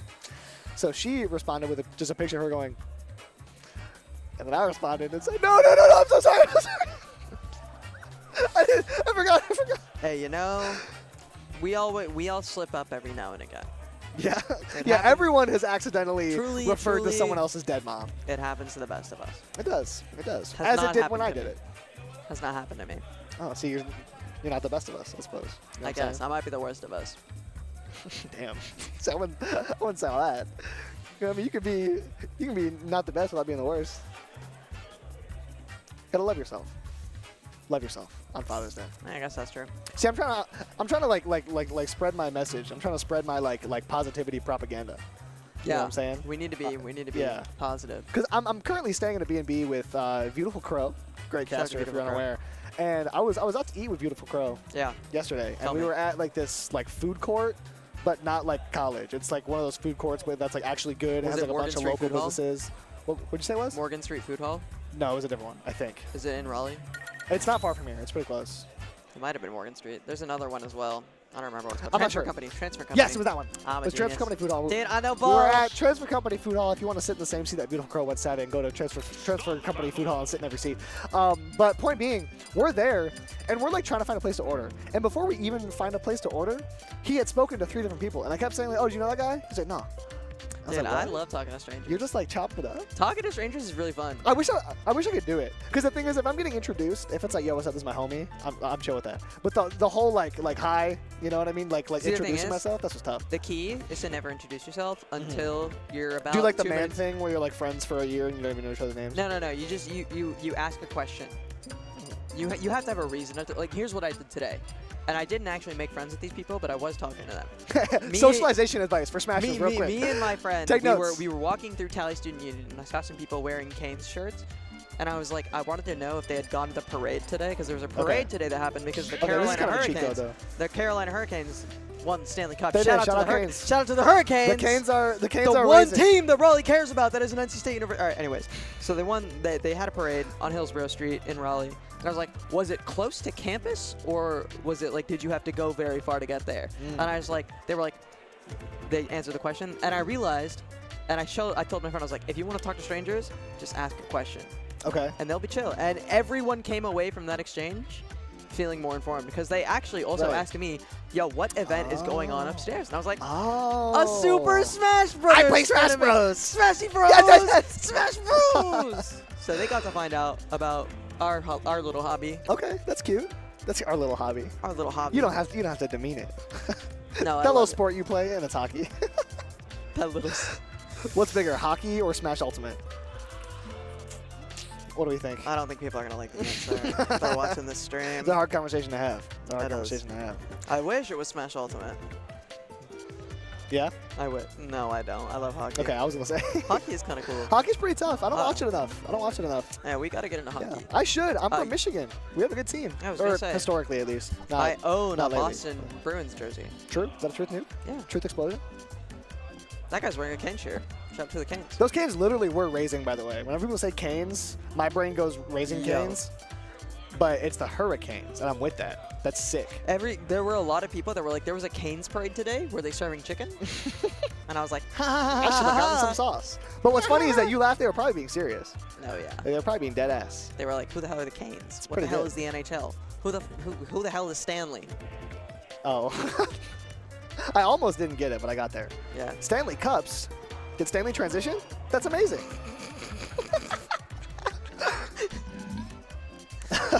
Heated rivalry, but it's about 2 trans players, and it's called like Stanley's Cup Size or something. This could be lit. This could be the new show. I think you need to start writing. I think you're gonna get signed. I think you're right. Start typing, bro. If 10 finesses were put into a room and were given infinite time, they would eventually pump out hockey yaoi. Yeah, it would not take infinite finesses on typewriters. It would take 2, a keyboard, and like 300 milligrams of caffeine. A couple of Red Bulls. A couple of lonely nights. Oh, that's so good. Yo, we're on Min again. Festive is back. Yo, shout out to, look at how much he wants to win. Welcome so back bad. to the stream. He wants that run pepper. back on alternus. He really wants that pepper. He wants that Reaper. You know what the worst part is he's going to fight tooth and nail to get to grand finals, and he's going to have to eat a pepper and lose because of it. That's true. That's true. He's going to be so sweaty from playing, and then he's going to be so sweaty from eating that pepper. Oh! Wait, that was kind of hot. I like. Okay. Sorry about the sound level. I think this is my biggest hot take about like kind of digging a character. You were saying that you've been warming up to me Brawler. Yeah. I like watching Yoshi. No, I love watching Yoshi. Unironically, I think Yoshi is awesome. In Mega Smash, Yoshi gets cooler. Yoshi even awesome in regular Smash, I think Yoshi is fun. I agree. Because I used to fall for the propaganda where it's like, Crayon Eater, Crayon Eater, oh my God, he's a masher. Oh my God, he's a masher. But then I see it and I'm like, wait a second, the mashing kind of looks like fun. Maybe I dig a bite of a yellow dandelion. Every now and again, you know what? Maybe I want some gray crayons in my life. Maybe I want some yellows. Maybe I want some oranges. Gray's an interesting choice. I said it and I was like, you know what? Maybe I should pick some better colors. Yeah. Would you like to try again? I already did it. I'll get some Rose Arts though. That's okay. It's okay. I'm not. I don't even really deserve the Crayolas. Yeah, that's tough. We're down to Crazy Art. Do we know any other crayon brands? Are we all out? Let me get the dollar store crayons. Whoa. Are we dead? Oh, he's at 144. I thought he was lower. Wait, unless Down Air just did 144. Do we know how much that do we know what he was at? Probably a lot. I'm pretty sure he was at like 90. Oh, man. And it hit every single hit. Did you ever get those stencils from like a school book fair? Yeah. I was huffing them things, bro. Straight up. Like Smensels? Yes. Dude, yes. Smensels were so lit. They were so good. That was like the original drug. Yeah, 100%. We were getting high off the Spencers. Yeah, and it's all I could afford, so I would just get like 8 Smensels, and I was taking straight whiffs. I'd be in class, my teacher thought I was vaping. Holding a Smensel up to your nose. You're in college, and your teacher's like, you can't vape in class. And I'm like, no, nothing that Smensel. Do you want it? It's lemon lime, teach. Oh, he killed himself! No way. Dude, Festive is not feeling he's not feeling the Christmas spirit right now. A little grinchy right now. Yeah. It is June. Shout out Jim Carrey. Shout out Jim Carrey. Rest in peace, Jim Carrey. Jim Carrey's still alive. Mm-hmm. I love The Truman Show. Oh, True Man Show. True Man Show. Have you seen that movie? Yeah, I have seen it. That's a great movie. It's a That's a friggin' great movie. phenomenal Sometimes I movie. feel like I'm in the Truman Show, you know what I'm saying? Dude, I think we're in the Truman Show right now. Because like people are watching us and we're just like talking. Sometimes it's kind of like they are watching our every move. You ever see jokes about how sometimes people will just like take a swing at their shower curtain to try and catch the ghost hiding in there? Yes. Every now and then I'll just Boy, like, we gotta swing at this curtain I'm in the behind us. Truman Show, and I look in a corner and like try to find the camera. Yeah, you know you're what like I'm Jim from The Office. Like, saying? You should swing at the curtain behind us. Hey, if you see one of those players get just like hammered just through the absolutely curtain, smoked. That's because we were on the Truman Show and they're the hidden cameras. that'd be so tough. Dude, yeah. Everyone is an actor except for us too. Someone just asked in chat if any characters are banned for Giant Smash specifically. I don't know. Game & Watch should be. Yeah, we saw I Game agree & Watch with that. earlier. Game & I Watch agree with should that. be banned. I agree with that. And I want Festive to switch back to the Game & Watch to show y'all why. Because that was disgusting. If Game & Watch grabs you, you're dead. Go Game & Watch. Go Game & Watch. You game, we watch. Oh my gosh. I understand Did you that get one. that? I got that one. That was a good one. That was a really good one. WREF? WREF. Thank you. I appreciate it. Dude, they are leading so far forward. What'd you say? They are leading so far forward. Oh, yeah. It's actually, I've never seen people more locked in. It's almost like the increased size has increased the gravitational pull that Smash has on a Smasher's brain. No, truly. You know what I'm saying? It is hard not to be locked in on Mega Smash. It is. See, that's crazy. That's so sick. Dude, it's actually sauce. Oh, you see that? Off the egg. That's pretty sick. Bang! That's pretty sick. He didn't have a double down. Are we egging? Oh, I thought you were egging him out. Scramble! Oh! He's fried. Oh! He's alive. living. Trying to cook the chef. Good lord. Oh, I should have been a punish. What do we got? Oh, we didn't get Oh, it. I'm still gonna hit? Oh, he's dead. No, he's fine. Nice. Okay. Well, actually, I'm never gonna nice him in then ever again. Someone in chat said they think Kazuya and DK are banned. I think that's a should be reasonable interesting. shout. I'm pretty sure Yeah. Kazuya should be banned. Yeah. Because I think EWGF actually covers the entire stage. Yeah, perhaps. It just might. It just might. Okay. Yoshi up. Oh! I Get love him. this, I love this ooh-ass casting. Give him a gift. You know what I'm saying? He's Give feeling him a festive. gift. He's feeling festive. Okay. Okay. It's present time. Let's kill him. Yo, Wait a give minute. him some chow mein. Try to nair through it. Wait, can Yoshi nair through arms? He keeps trying. I think it has Does some it not on work there. in Mega Smash? New tech. Mega Smash tech. Oh, come on. You have the to spot punish dodge. Dash dash to the land. Oh, we're down airing. We can down air so high. Because the It arms goes are the so slow. slow. Yeah. Yeah, I love all of the like movement-based moves just don't work in Mega Smash. There's one person watching, yelling bang from the crowd whenever Festive gets a kill. That's a real one. That's Mike a real Breen is here. That is a real homie. Yo, Mike Breen, come to Patchwork, bro. I need Mike Breen to be a fly on the wall in my life and just like follow me Every around. time something good happens, he goes, Yes. bang! Bang! First ever triple bang when you like ask someone out and they say yes. You know First what I'm ever saying? triple bang when What you, have you when done you in your take a life? piece of trash and you 3-point it into the trash I always can. wonder what my career shooting percentage on like anything into any target is. I actually think mine's pretty good. I would imagine I think mine's like I take a 40%. lot of low percentage shots. Yeah. You know what I'm saying? Like I do a lot of like, hey, you think I could get this and that? And then Yeah. I say, you gotta believe in me, and then I throw as hard as I can. You know what I'm Yeah. saying? Like I do it every time. It's for the bit. So I probably have a low all-time percentage if I had to guess. I like to think I take good shots. I'm an intelligent ball player. Interesting. Like I have a safe, like I wait until I'm open. Yeah. I have a good angle on the basket. I pick my spots very well. I'm full like Nick Young with my shot selection. Respectable. Like I'm You talking know what? I respect stealing that. the ball from my teammate to shoot a 3 to like at the Michael, the rock ends with the possession ends with you, Porter Jr. Yes. Michael Porter Jr. Porter Jr. That's my guy. What an interesting man. What a guy. We're doing drag downs in Mega Smash. Doing drag downs in Mega Smash. Can you believe that? What is going on? That could drag me down right now. I need him to side B at least once so I can make a joke. Do you have one? I do, The but I Emerald need him to joke? side B. Okay, well, don't Is spoil that- it! I'm asking, is it like a Chinese food joke or is it like better? Well, now that the joke is ruined, thank you. My fault, I cooked your joke. You cooked my joke like an egg. Like an egg roll. I see. Your joke is Scramble like fried. an egg before you get folded like an omelet. I'm with that. We're cracking jokes.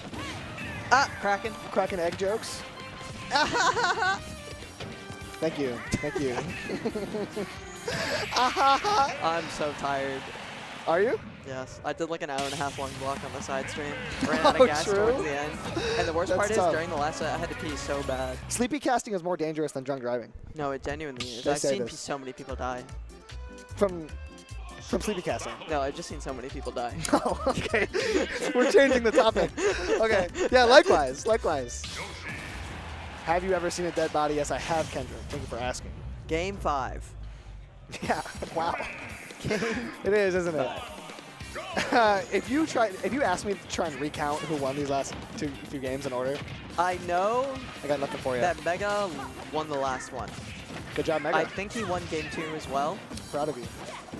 Can you imagine a world where the players like are like bot reviewing Mega Smash, and like these casters just won't focus. Oh, I wish they would talk about my gameplay. I do hope that somebody watches this back and is like, what the hell are these guys talking about? I really want to see like the YouTube comments on this. You know what I mean? I'm so pumped. Hey, to if you're a see YouTube comment right now, shout outs to you. Can someone get these casters off the mic? Like straight up. Can these casters get off? Can these please? casters focus on the game, please? Literally so annoying. Get them banned. And these guys should never cast a major ever again. You ever had your head figuratively put on a spike in the YouTube comments of Yes. the VOD you did? Me too. Me too. I feel like it's a rite of passage. And it's always on the funniest blocks. It's always whenever on you're the having the most best fun is when they're blocks. the angriest. Dude, like, come on, guys. Yep. You guys don't appreciate real art.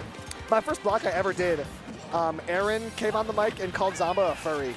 That's so fire. During Zamba riddles, and all of the comments were like, these casters are probably just drunk people. They're probably not actually going to commentate the big tournament, right? The whole time I have a block at the at the major coming up. Like, Wait, I remember that tournament. That tournament was fire. It was. Because the casting was really funny the whole time. Dude, that's what you need. That's why you need like real cultured smashers watching. Only real cultured smashers are watching Giant Smash. If you're locked in right now, This is true. You know what's up. This You're a ball knower. Yeah. I don't think there's a lot of like casuals that like leave YouTube comments hating on like a Kola whenever he wins. Yeah. Oh, Steve is so. Which I mean, like like agree with that or not. If you're leaving YouTube comments mad as hell, that Come on, Steve is let's brutal, let the kid live. obviously you got to go on X, the everything app. Yeah, that's what I'm saying. Ask Brock about it. I accidentally called like unironically, I accidentally called Twitter X on comms one time, and I felt like an absolute loser. I felt like a total joke. I felt like I just drove up to a Pride rally in a Cybertruck. That's the type of vitriol. I felt it in my head as it happened. And I was on the block with AG, a funny caster who was also based. And he was like, oh, you're on the Everything app? And I was like, they cooked me for it. I was like, On the Everything app is really funny. I know. They were so quick with it. They were like, oh, you're on the Everything app. You're on the Everything app, huh? What did Grok say today, I didn't realize what I had just done until they were like, oh, you're on the Everything app. And immediately But I think saying X the Everything app is unironically funny. Yeah, that's hilarious. If you full government it, yes, and you say, yes, I agree. You can't just say X. Like that makes you sound like. But if you approach me, and I say which social media app do you use the most, and you say X, I use X the Everything app. You're funny. But if you're straight faced, I'm saying like if you're being serious. Oh yeah, what's your X? There's a slingshot in my pocket, and I'm gonna. What's the verb for using a slingshot? Shoot, I guess. I'm gonna shoot little rocks at your head with a slingshot. I have a slingshot and a pocket full of pebbles. That's unacceptable. That's completely unacceptable.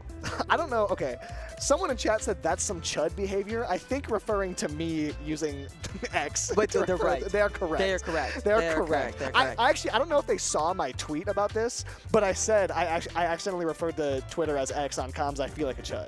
I don't know if you saw that tweet. If you didn't, that's hilarious. Yeah, I mean, you correctly diagnosed the situation. it was perfect. Like, you couldn't have picked a better word. I got my chud diagnosis. Shout out to in the that mail. chatter. Yeah. I should take meds for it. I'm a diagnosed chud. Do they have medication for it yet? They do. Yeah, they do. It's called, no, I can't think of one fast enough. Nice try. Yeah. You know what? It's because we were talking too fast. Yeah. We couldn't come up with something on the fly. It's called Vibance, and it makes you chiller. If you're like a real wound-up chud. Any other chud In my medication jokes? experience, yeah, that one does work. Can we get something other than Min Mega 43? It's called Fatterall. Can you? It's called what? Fatterall. Fatterall? Like, yeah, like fat. Fat Adderall? Like Fatterall. Yeah. It's kind of hot. Thank you. Can we get some Ridley? Can we yeah, get some? I'd Can be we with get that. I'd be with some Ridley. I could mess with some Ridley. Who would you like? Who's your dream Mega Smash matchup? Giant Smash matchup. Giant Smash. Thank you. Eat this Mega Smash. I think Pichu. Oh. Pichu. That'd be joyous. I think Pichu would be That'd fun. be bodacious. Maybe Pichu Dittos. Okay. Just straight up a Pichu Dittos. I'm trying to think. Now I'd have to look at the roster in order to figure it out. This is true. Oh, it's Alternus. Hi, buddy. Thank you for Is your Alternus performance. warming up Giant Smash right now? Is he? Surely not. Surely not, right? Because he's in Grands, I'm pretty sure. Oh, that'd be so sick. That'd be really fun. He's trying to find matchup practice. God. So can you play Game & Watch at Mega Smash for me? Just up there a lot. Looking for friendlies if Chopsticks you can grab is an up holding air, up the bracket right now. This is holding up the Mega Smash bracket is wild. That is actually disgusting. I should bring this set up to the bathroom. I gotta use it. No, genuinely. Also, another thing I've been thinking about, speaking of like ways to refer to things that make you sound like a chud. Yeah. If you refer to using the bathroom as I'm gonna use the can. Yeah, that's chud behavior. That's very conservative coded, I think. That's my take on that. It's chud behavior. That's my take on the chud situation. behavior. I gotta hit the can? No. Yeah. Dropping the kids off at the pool. I gotta use the John. Actually, I don't really mind using the John. Right. Especially that's if it's what like I do when I lose in Smash. If it's I use some Johns. You know what I'm saying? Especially if it's like a porta potty. Oh, that is a Porta John. You gotta hit the Porta John. Yes. I've definitely said Porta John more than I've ever said Porta any potty other. just sounds like childish, you know? I don't go Porta potty. John, he sounds put together. He sounds like he has a job. I ain't no girl that poops. I'm a bitch that shits. I'll tell you that much. Write that down. We have not missed a dab, by the way. Dude, we really haven't. We haven't. We are actually so locked in. I, by the way, am handing out Twitter bios in this Yes. in this blog right now. No, genuinely. If you need a new Twitter bio, watch back the Giant Smash VOD. I'm so serious. We've had some good lines. I agree. You thought of us. I feel like we could build a whole reel of just this. We should. We Mega reel? We should. We should advertise ourselves as side event casters. Whoa. What the hell? Wait, there's actually that's an untapped market. That low-key is an untapped market. Untapped market. I always think that if you have synergy with someone, you should start a podcast. And we could do that. Wait, that if you what? If you have synergy with someone, you should start a podcast. We're low-key podcasting. Okay. This is true. I have done a podcast before. Yeah, we should lock in. Unironically. My vision. Mega Smash podcast where we're watching. There's no visuals, but it's just audio of us describing a Giant Smash match. Holy cow, he got deleted. I have this vision one day where if you have a quad stream, you have a host on it the whole time, and they do a podcast-style commentary instead of having real commentary. So while you're covering the tournament, you have a host just chilling there doing red zone. So it's just background. Oh, like red zone. Yeah. You and I could lock in. I'd be with that. That'd be fun. that. We need to get an Octo stream where it's 8 matches at once. Yeah. You know what I'm saying? Did you see the picture of Larry Lure watching Kangaribi? Yes. It's his face actually, in the middle of 9 he's streams. fully overstimulated the whole time. So good. Bida had such a good tweet about that. He was like, at what point do we lose the Tucker reaction cam? Because there's just so much visual happening. How do you even keep up? They should have put a caster reaction cam for Pepper Smash. They should have labeled it like that. Yeah. I know they had the camera there, but they should have labeled it. I hope they recorded that. I think Shubi was so funny. I expected it to take some more time. He started coughing instantly. I saw Instantly started tears coughing. streaming down his face. Yes. It was actually too crazy. Shining in the light. And that's Mega not his 43 ice. is making this comeback. He is. This is true. Minmin's ability to insta do 70% in Mega Smash is hilarious. Yeah, it's actually a little ridiculous. It's kind of redonk. Redonkulous. Dodging the grab. That grab would have killed. Oh, nice parry. Oh, we're living. Yeah, Brawler does just get Thrupper off of everything. Yeah. Like every move opens with a Thrupper. Oh, are you dead? Oh, I thought he was. Rim. Oh, it's not Rimmer. It's Megawatt. we talked about the 30-minute 3-stock comeback. He made a 3-stock comeback. Reverse 3-stock in Giant Smash. Oh my god. In Giant Smash is crazy. That's the likes of which we've never seen before. Bang! For an absolutely... You know what? I can't bang a Min-Min. Thank you, production, for yelling bang and easing the tension of the bad joke I was about to make. Could bang a Min-Min main. Hello. Hit my I'm line. biting my lip. Shout out Avian. Who's Avian? Min-Min player in Michigan. Hit me up on the Oh everything my app. god, that was almost hot. Oh, we're jab locking in Mega Smash? Do Yo, you see that?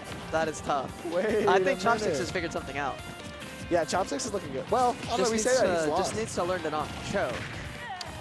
This is true. This is true. I called Chopsticks the Knicks earlier. He might be the Spurs. True. This might be Wemby. Is this Giant Smash Wemby? This might be Wemby. Giant Smash looks like regular Smash to Wemby. Because he's big! Yeah. Yeah, the finals were so good this year. They were amazing. They were so They were good. actually so fun to watch. It was like the closest 4-1 of all time. And you know what? It was like low-key the best possible finals we could have had. I actually In terms of think, teams? Yes. In terms of teams, I'm in with terms that. of storylines. Like, I Yeah. wasn't mad at either of the teams winning. And I think that, like, it made sense that the Spurs lost, you know? Yeah. And I also think, like, I was so enamored by Jalen Brunson. Oh my god. God, like, how could you not be in the way that he was playing in Game 5? Yeah, no, it was like, unbelievable. 45 points, like. And I admittedly was hate watching the Knicks their entire run because they knocked out the Pistons last year and I'm a Yeah. Pistons fan. Yeah. But by the time it got to the finals, I was like, How could you even be I mad gotta watching give it this up. team, you know? Because I was watching for Wemby. I was a Wemby fan. I'm a going Wemby into fan. that. I have a Wemby jersey. I do like Victor Wembanyama. Yeah. But that finals, I had to give it up. I had to give it up. You have to give respect where respect is due. The power of friendship took over. As soon as the 29-point comeback happened, I was like, you know what? They deserve it. They really do. They And it's really crazy. Going into Game 5, they're losing by like 10 going into the fourth, and I was I was like, like, no, the game's they Knicks won. won. The Knicks won. That's It was all they have to come wraps. back by? Like, It was okay. wraps. Yeah, it's only a 10-point comeback in the fourth quarter of the finals. It's over. It's actually free. In a low-scoring game, too. It's not even like they were high-scoring games. Yeah. It was just unbelievable. Oh, my God. Oh, are you dead? Oh, we are! Oh, my God. We're dead off every opening. We're actually dead off every opening. This is some actual sweaty Giant Smash. This is some touch of death gameplay. Yes. This is like Icon's Combat Arena. Is it? Yes. That's a real platform fighter ball number. Yeah, is that the one that that Coney is big on? I think, yeah. Isn't Coney an Icon's head? Yeah. Is he a real Icon? Because Icons was really awesome, and I knew a couple of people that were really nasty at that game, and then Really? it turned into Rushdown Revolt, and all those people like, this game is horrible. Yeah. Is that true? I'm unaware. Are we dead? Oh, okay. Real ball knowers can answer if that's okay. You are dead. Oh, yeah, he caught the jump, didn't he? Yeah. Down air. No, he didn't go for it. Chopsticks. Mega 43. Silly Goose. Mega 43. It's a good sponsor. So, I didn't even notice that. Yeah. It's a real goofball. It's a real knucklehead. Yeah. When was the last time you gave somebody a noogie? A long time ago. Bring those back. I was never a bully. I was always too small to be a bully. Really? Yeah. Yeah. And I wasn't cute enough. I feel like you had to be like, you had to be strong and cute? You had to be strong, and you had to be attractive. Yeah. And I was neither of those things. That's a bummer. I was a bully. That's so awesome, I was bro. out there beating people up. That is so awesome. One Twin. time in first grade, I kicked this kid in the nuts, and he went and he told the teacher, and he goes, "You're kicking me in my cherries." And I laughed about In that to my this day. In my cherries. cherries. Yo. You're dead, by the way. Oh, me? Oh, no, you meant it. Okay. No, Mega 43's back. Oh, he's actually back. Good job, Mega Smash 43. Oh! Whoa. Get it? Whoa. Because we're playing Mega Giant Giant 43. Smash? Reference. And you know what's funny is that the in-game game mode is actually called Mega Smash. Oh wait, why are we calling it Giant Smash? I have no idea, because I think it's called Giant Melee. Oh, we're not playing Melee. They're playing Giant Melee over there. This Okay, well, this is Mega Smash. Technically, Giant Melee's already over. It's like the auto speech bubble thing in Ultimate Online. Yes. Eat this Mega Smash. You know what I'm talking about? That's what we're doing. Yeah, true. This is that. You know what? We should find out all the phrases and just use them in our commentary. I used to open on dating apps with those lines. Did you really? No. That's, you know what? If that worked on somebody, I'd get a red flag from that. Because that means that they're playing quick Lock in play. the date, hit shoddy with, you're really strong. They you are powerful. That means they're playing quick play, and that's a problem. Run off to air. That's kind of hot. That's awesome. That's kind of tough. That's pretty sick. Are we at 2-2? Is this game 4? Game 5? 3-2. I'm not sure, actually. 2-1. We're 2-1 in favor of Chopsticks. I could have sworn I saw Mega 43 winning the game, but Really? I might have hallucinated it. You shouldn't swear on comms. It's a good thing you didn't. Yeah, good point. Could I have. didn't make any promises. See, it's called Mega Smash. Top left. Wow. See, that's what I'm saying. We're playing Mega Smash. I will no longer be dead naming Mega Smash as Giant Smash. I will continue to dead name Twitter. Well, yeah. Look at these back. You're dead. Oh, he killed himself. That's actually tragic. No, it is tragic. See, I'm going to be honest. I thought he was going to get a Thrupper combo out of that down tilt off stage. I did Oh, too. here's the Thrupper. Oh, not quite dead, though. It's actually close. Look at Mega Smash 43 staying alive. Staying in the game here. He was built for this. Yeah? Truly, like, he was born to play It Mega is in the Smash. name. I'm a big fan of the fact that we don't have any like genuine top seeds in this top 3. I think that's how it should be. Except for Alternus. I don't know what Alternus is seeded, but I think he's like outside of the top 25. Alternus or Chopsticks is the highest seed to play. Yeah, and Chopsticks is 54, so like, yeah. This is some quality Smash. Chopsticks is a good player. Yeah? I have respect for this guy. He went game 5 with Poopy. Yeah, that's pretty good. It's a great set. It's really in a matchup fun. that can't be that good. You know what I mean? Like, it's Played definitely not Snake. like. He played into Snake and for the first 2 games, won 1 game, and then He Poopy. played against Ploopy's Snake? Yeah. Oh. Huh? Yeah. I didn't Poopy know Snake that was cooking. I didn't know the Snake was here. Yeah, she was good. I was unaware. And then Poopy won the first 2 games. Lost 2 more with Snake, and then swapped the game and won, I think. So did the game watch reverse 3-0? No. Oh, okay, okay. Poopy was up to 0. Oh. Okay. But then it cool. went to game 5. Good for Chopsticks. Wait, why Good for- switch if you're up 2-0? Because I think she lost game 3 on Snake. Oh, and then I think see. she went game and I watch see, I after see. that. See, that's even cooler. That's Yeah. dope. That's dope. That was kind of lit. I like that. I like that. Bang! Yeah, so if Meat Brawler gets a grab at like 30 plus, the stock is gone. Yeah, your stock is just... Yeah. It's not allowed. We got the Chopsticks Alternus run back. I think so. Is it run back? Yeah. Is there a bracket reset? That's a good question. I think he said no. There's not? Did he say no? I think he said no to somebody else. There's not a bracket reset because Alternus is going to win. That's my prediction. Predictees in chat. Over under. Is Alternus going to win? I'm a gambler now. Shout out FanDuel. Shout out Kalshi. Someone asked me recently, and listen, this actually became a genuinely interesting like moral conversation. Someone asked me how much I would need to get paid to accept a Kalshi sponsorship, where it's like this is a great Kalshi finesse, right? This is a great thought. But then that's not where it becomes a good thought experience, because I initially was like $1,000. Right? That's not a lot. And then it's not, but you know, neither is putting a name in front of my tag. You know what I mean?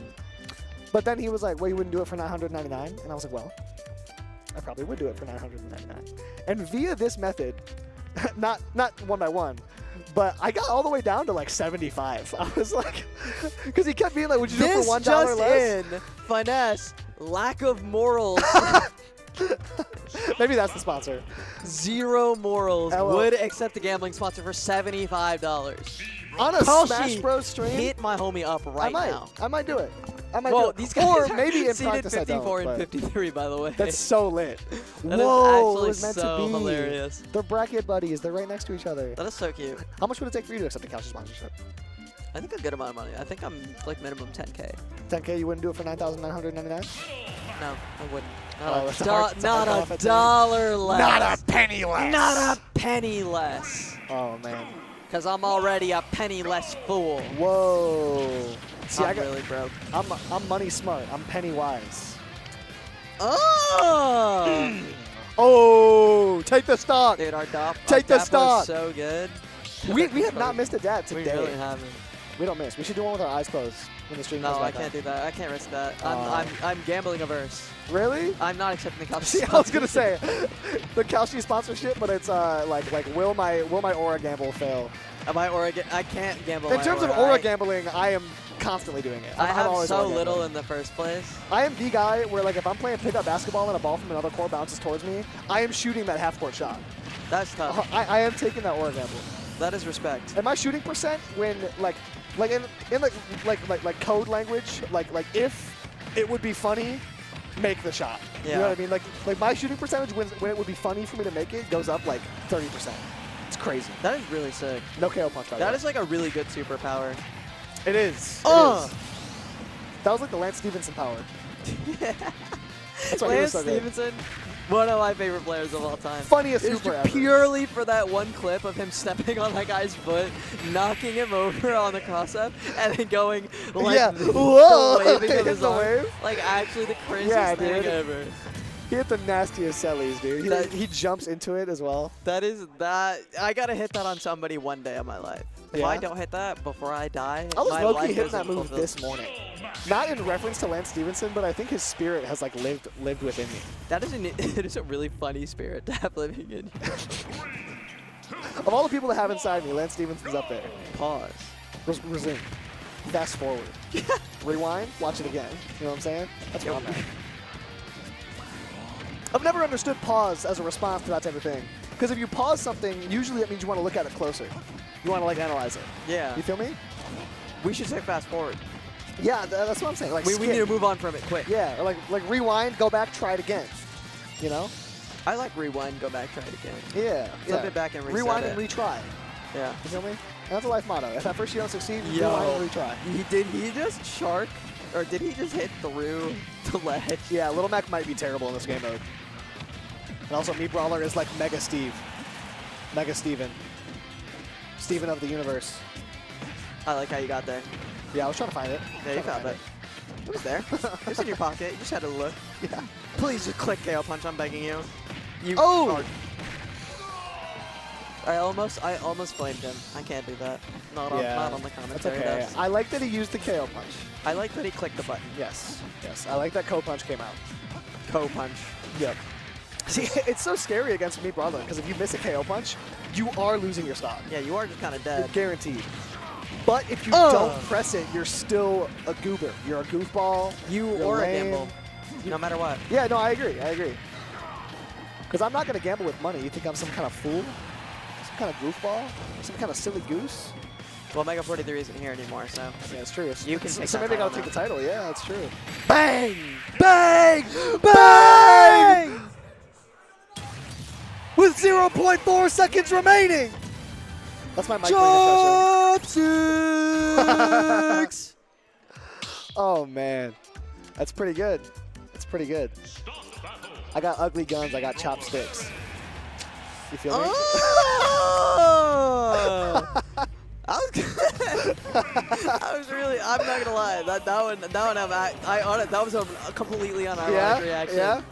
That was good. Putting that in the next Smash Game cipher. That's low Get me in key there. my next Instagram caption. Yeah, do it. Do it.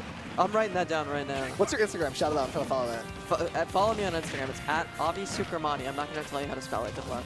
God damn it. Write it down. I got ugly guns.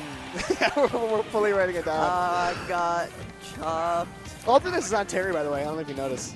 Yeah, he's on his main. Yeah. Respect button. Not Is working. not getting pressed right now.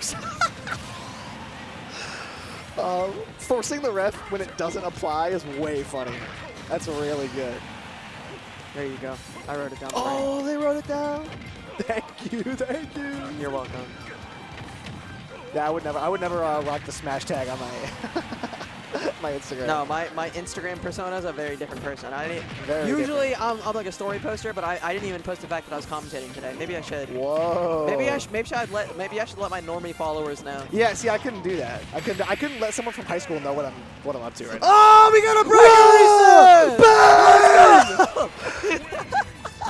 Reset! Reset! That's actually so tough. Yo, Top 6 is so him, bro. Oh my god, he's so tough. He's so He's so tight. He's so tight. I love watching Mega That Smash. first one. Shout out to Mega Smash. We're locked in. We're so We got locked the reset of all time. Dude, you can tell that Alternus is in panic mode because he's swapping every game. He's like, I have no idea what to do anymore against this. Alternus really likes playing punch guys. He does really like You know what I punch mean? guys. He's punching guys. Like when oh my god. When I'm with the homies and we're playing group smash and we pick the boxing ring and say everyone pick someone that would have boxing moves. Punch, Alternus punch, only punch, plays punch. those characters. He plays punch guys. I like the punch guys. Yeah, I do as well. Getting into boxing sounds like fun, okay. I've always thought that. It'd be good cardio, and I would like to be able to punch someone with good reason. You know what I'm saying? Like, I'm not a fighter. I'm a lover. Yeah. I'd rather me kiss too. someone. That's what I'm saying. But if need be, I got to be able to let the hands fly. And right now, I'm not capable of that. Like it's just like not something I have in my repertoire. I think it would be a great workout too. Yeah. And there's a couple of things in Boston. They're like offering free boxing nights, and I'm like, maybe I should tap in. Box in Boston. Box in Boston. I like that. You ever meet someone with like that like tight, like insane Boston accent or no? I've met a couple of them. Do you have like a good impression of it or no? Like, I packed my can, have it yet. Whoa, that's pretty good. Do the rest of the block like that. Don't actually. I don't know if I could. I was once on a block with someone who committed to a Solid Snake impression unironically for 10 minutes. And For I was, 10 minutes? Yes, and it wasn't a good one, and I kept asking. I was like, hey, I don't know if this is working. I was on comms being like, bit's not working. That's really, you Bit's know not what? working. That is true dedication to the bit. It was. You know, it reached a point where I respected it. Yeah. You know what I mean? I think if you are that committed to the bit, I have But it to was have like that respect. thrower was dummy thick. You know what I mean? Like it was that big. Like for 10 minutes. even if the bit is that bad, if you are committed, like I have respect for that.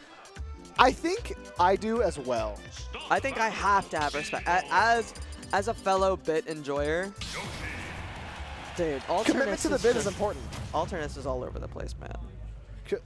Oh, we're on Yoshi? Chopsticks is in his head. The Alternus is trying to absorb some of Festive's powers here. And Festive didn't even get to eat the pepper. I think he's probably disappointed by That's it. a bummer. That is a real bummer. I think Mega 43 should have to eat the pepper for playing. Truth mid-mid nuke, in this truth game. nuke, truth nuke. That's how I feel. Mega 43. Mega We're calling you out 43? right now. Did you say No, I said Mega. I thought you said Mega 43. No, I said Mega. It's the craziest call I out. said Mega 43. I promise you, I said Mega 43. Oh no. Holy The cow. thropper again. Hey, the Yoshi's so far putting in work for Alternus. Yeah. I like this. It's This a good dino is start. not going extinct anytime soon. Perhaps it's matchup dependent. Whoa. Matchups in Mega Smash? Mega Smash Oh matchup my chart. god, he actually got washed. Whoa. Down B's pretty tough. It'll break shield immediately. You gotta drop shield. You're gonna get hit by it. You're Yeah. gonna die at 15. There's no way we're actually doing analysis. There's no way we're actually doing what? Analysis of Giant Smash? Of course I'm doing analysis. Dude, you are such a good commentator. I'm putting on my thinking cap. It has a propeller on it. My thinking cap makes me look like Doug Dimmadome. Doug Owner Dimmadome. of the Dimsdale Dimmadome. Owner of the Dimsdale Dimmadome. Doug Dimmadome. Owner of the Dimsdale Dimmadome. Say that 7 times fast. Couldn't be me. No, I won't. I can't say refuse. anything 7 times fast, or else a demon will spawn behind me, no matter what I say. If I say it 7 times, Cthulhu, bam. You're My cooked. bedroom. I know. You better be counting. I do count. I do count. I always hit 6, but not 7.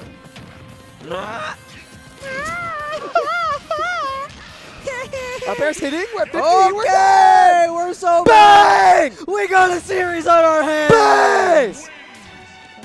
This is tough. This is so bubbles. I really bro. hope these mics are good. This is Grants! Oh, Yo, man. this shit is so bubbles, bro. Bubbles, for the chatters that are unaware, means cool or awesome. Yeah. We're trying to launch some new slang. They're just using slang. Yeah. Guys, it's just slang. We're just using slang. We're just right using slang. That was double bubbles. now. Yeah. You know what I'm saying? You know what I'm saying? Call it bubble gum. Whoa. No. Bubble Guppies, you ever watch that? I did. Bubble, bubble, bubble, guppy, guppy, guppy. That was it. was a good impression. Shout out to the thanks. I've been working on it. Shout out to the teacher from Bubble Guppies. Yes. That was Papa growing up. Be the type I like, Papa. Back here not gonna kill. Alternate's chasing out, they're not gonna connect. That video. Yeah. You got that ass Excuse me, on is this you, your sir. man? No. You got that ass on you, sir. You're the type I like, Papa. Papa. And you know what's crazy is that he did. He did. He was have that ass correct. on. He definitely did. 100%. The guy make that video every single time. So right. Yeah, no, that's true. That's a good content creator. Let's go. Wow. Oh, by the way, the score is wrong for my production. It's 1-1. It's 1-1. Wow. It's 1-1. Thank you very much. Producing KML. mistakes. KML. That's Look, this is so crazy. unprofessional. I can't KML. believe this. Whoa, putting the L in KML right now. That's what I'm saying. The M for mistake. It's messed The up. K What is for- the K for Kyle. Kyle mistake L. loser. No, we love you, Kyle. Yo, we're never getting hired You're again. doing great work, Kyle. We love you so We're much. genuinely never getting hired again. What's dope though is that his headset's off. He's not even listening. So Yeah, you he, can say can't whatever even, you want. he doesn't even know that he's made a mistake. You look like a Kyle. He does look like a Kyle. You know what's crazy? In my family, I have a Kyle and a Tyler. Damn. Those are like two Double most made fun homicide. of, man. I know, right? Double homicide. Oh, dog. That's so good. Are we missing grabs? Oh, the up smash. All right, 50%. One confirmed. Alternates bring me to the promised land. Oh! The promised land Take is coming. me there! Let's go! I want to be there! Oh, You we didn't can't get go it. that fast. No, not quite. Not quite. Oh, wait! Oh, Show it to me. We're at ledge. The down tilts. are you dead? Forward tilt. Oh! Bang! I feel like Andres Cantor. Go! You feel me? Go, go, go, go, go, go, go, Go, go, go, go, go. Ankara Messi, Messi, Messi, Messi, Ankara Messi, Messi, Ankara Messi. Messi, Messi, Messi, Messi, Messi. Go, go, go, go, go. You know what the best part of that clip is? He's not overreacting. Yeah, no, he's He's so maybe right. underreacting. He is so right.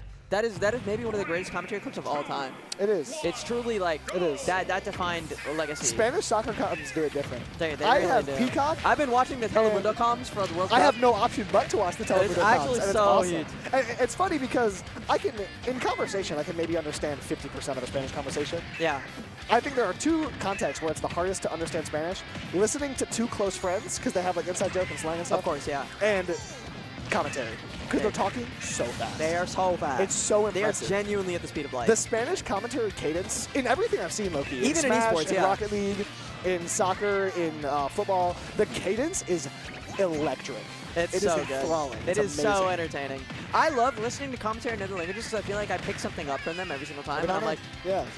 you do this differently, and I can kind of pick up on meaning from context, especially if, like if it's a Yeah. game that I know really well. Like, And you can kind of take inspiration in the cadence sometimes. yeah. You know what Every I mean? now and again, I'm like, maybe I should put some. I should have. Y'all mind if an indie boy get a little Spanish sometimes? Like, I don't mind. A guy like me doesn't mind. I appreciate that. I don't know if it's for me to say, but Maybe not. it's definitely not for me to say, but you know, I'm here for it. I've got our chopsticks. I got a chopstick. I got a chopstick. It's 2-2. It's 2-2, Kyle. It's 2-2. Wait, is it not 2-1? Did Alternates win another game? Yeah, he won 2-2. It's 2-2. Game 5? Game 5! Game 5! Game 5! This is why we smash! This is what it's all about! Yes! Ah! The four most exciting words in esports. Game 5, Mega Smash. I got 2 words for you. 2 words? Alternates and chopsticks must see TV. That's more than 2 words. That's more than 2 words, Avi. All right, alternates and chopsticks. That's the... He went back to back. He's pissed. Oh, man. You know what? He didn't pull out the crumb. I actually think he should have pulled out the crumb in this matchup. I'm not gonna lie. I feel like that is a He's a misstep. loser. You know the... I got our chopsticks. I got a chopstick. I got a chopsticks. No. I've got our chops. There is chopsticks. There is chopsticks. Oh, you got to tilt it. Never mind. My fault, guys. Okay, My fault. alternates. Okay. KO punch online still, by the way. This is true. This is true. KO punch is a Does it Discord one mod. shot? Never offline. Does it one shot in Mega I Smash? think there's no way it doesn't, yeah? I kind of meant at 0. Yeah. I don't know, maybe not. But Maybe not. I feel like it has like a weird modifier on it. Yet again, Alternates proves to be weak-willed by not using KO punch. He has no choice. Wow. He wants Do it to again, win. down smash Dude, again. that did 92% for 2 down smashes, by the way. Oh! Oh my god, Alternates.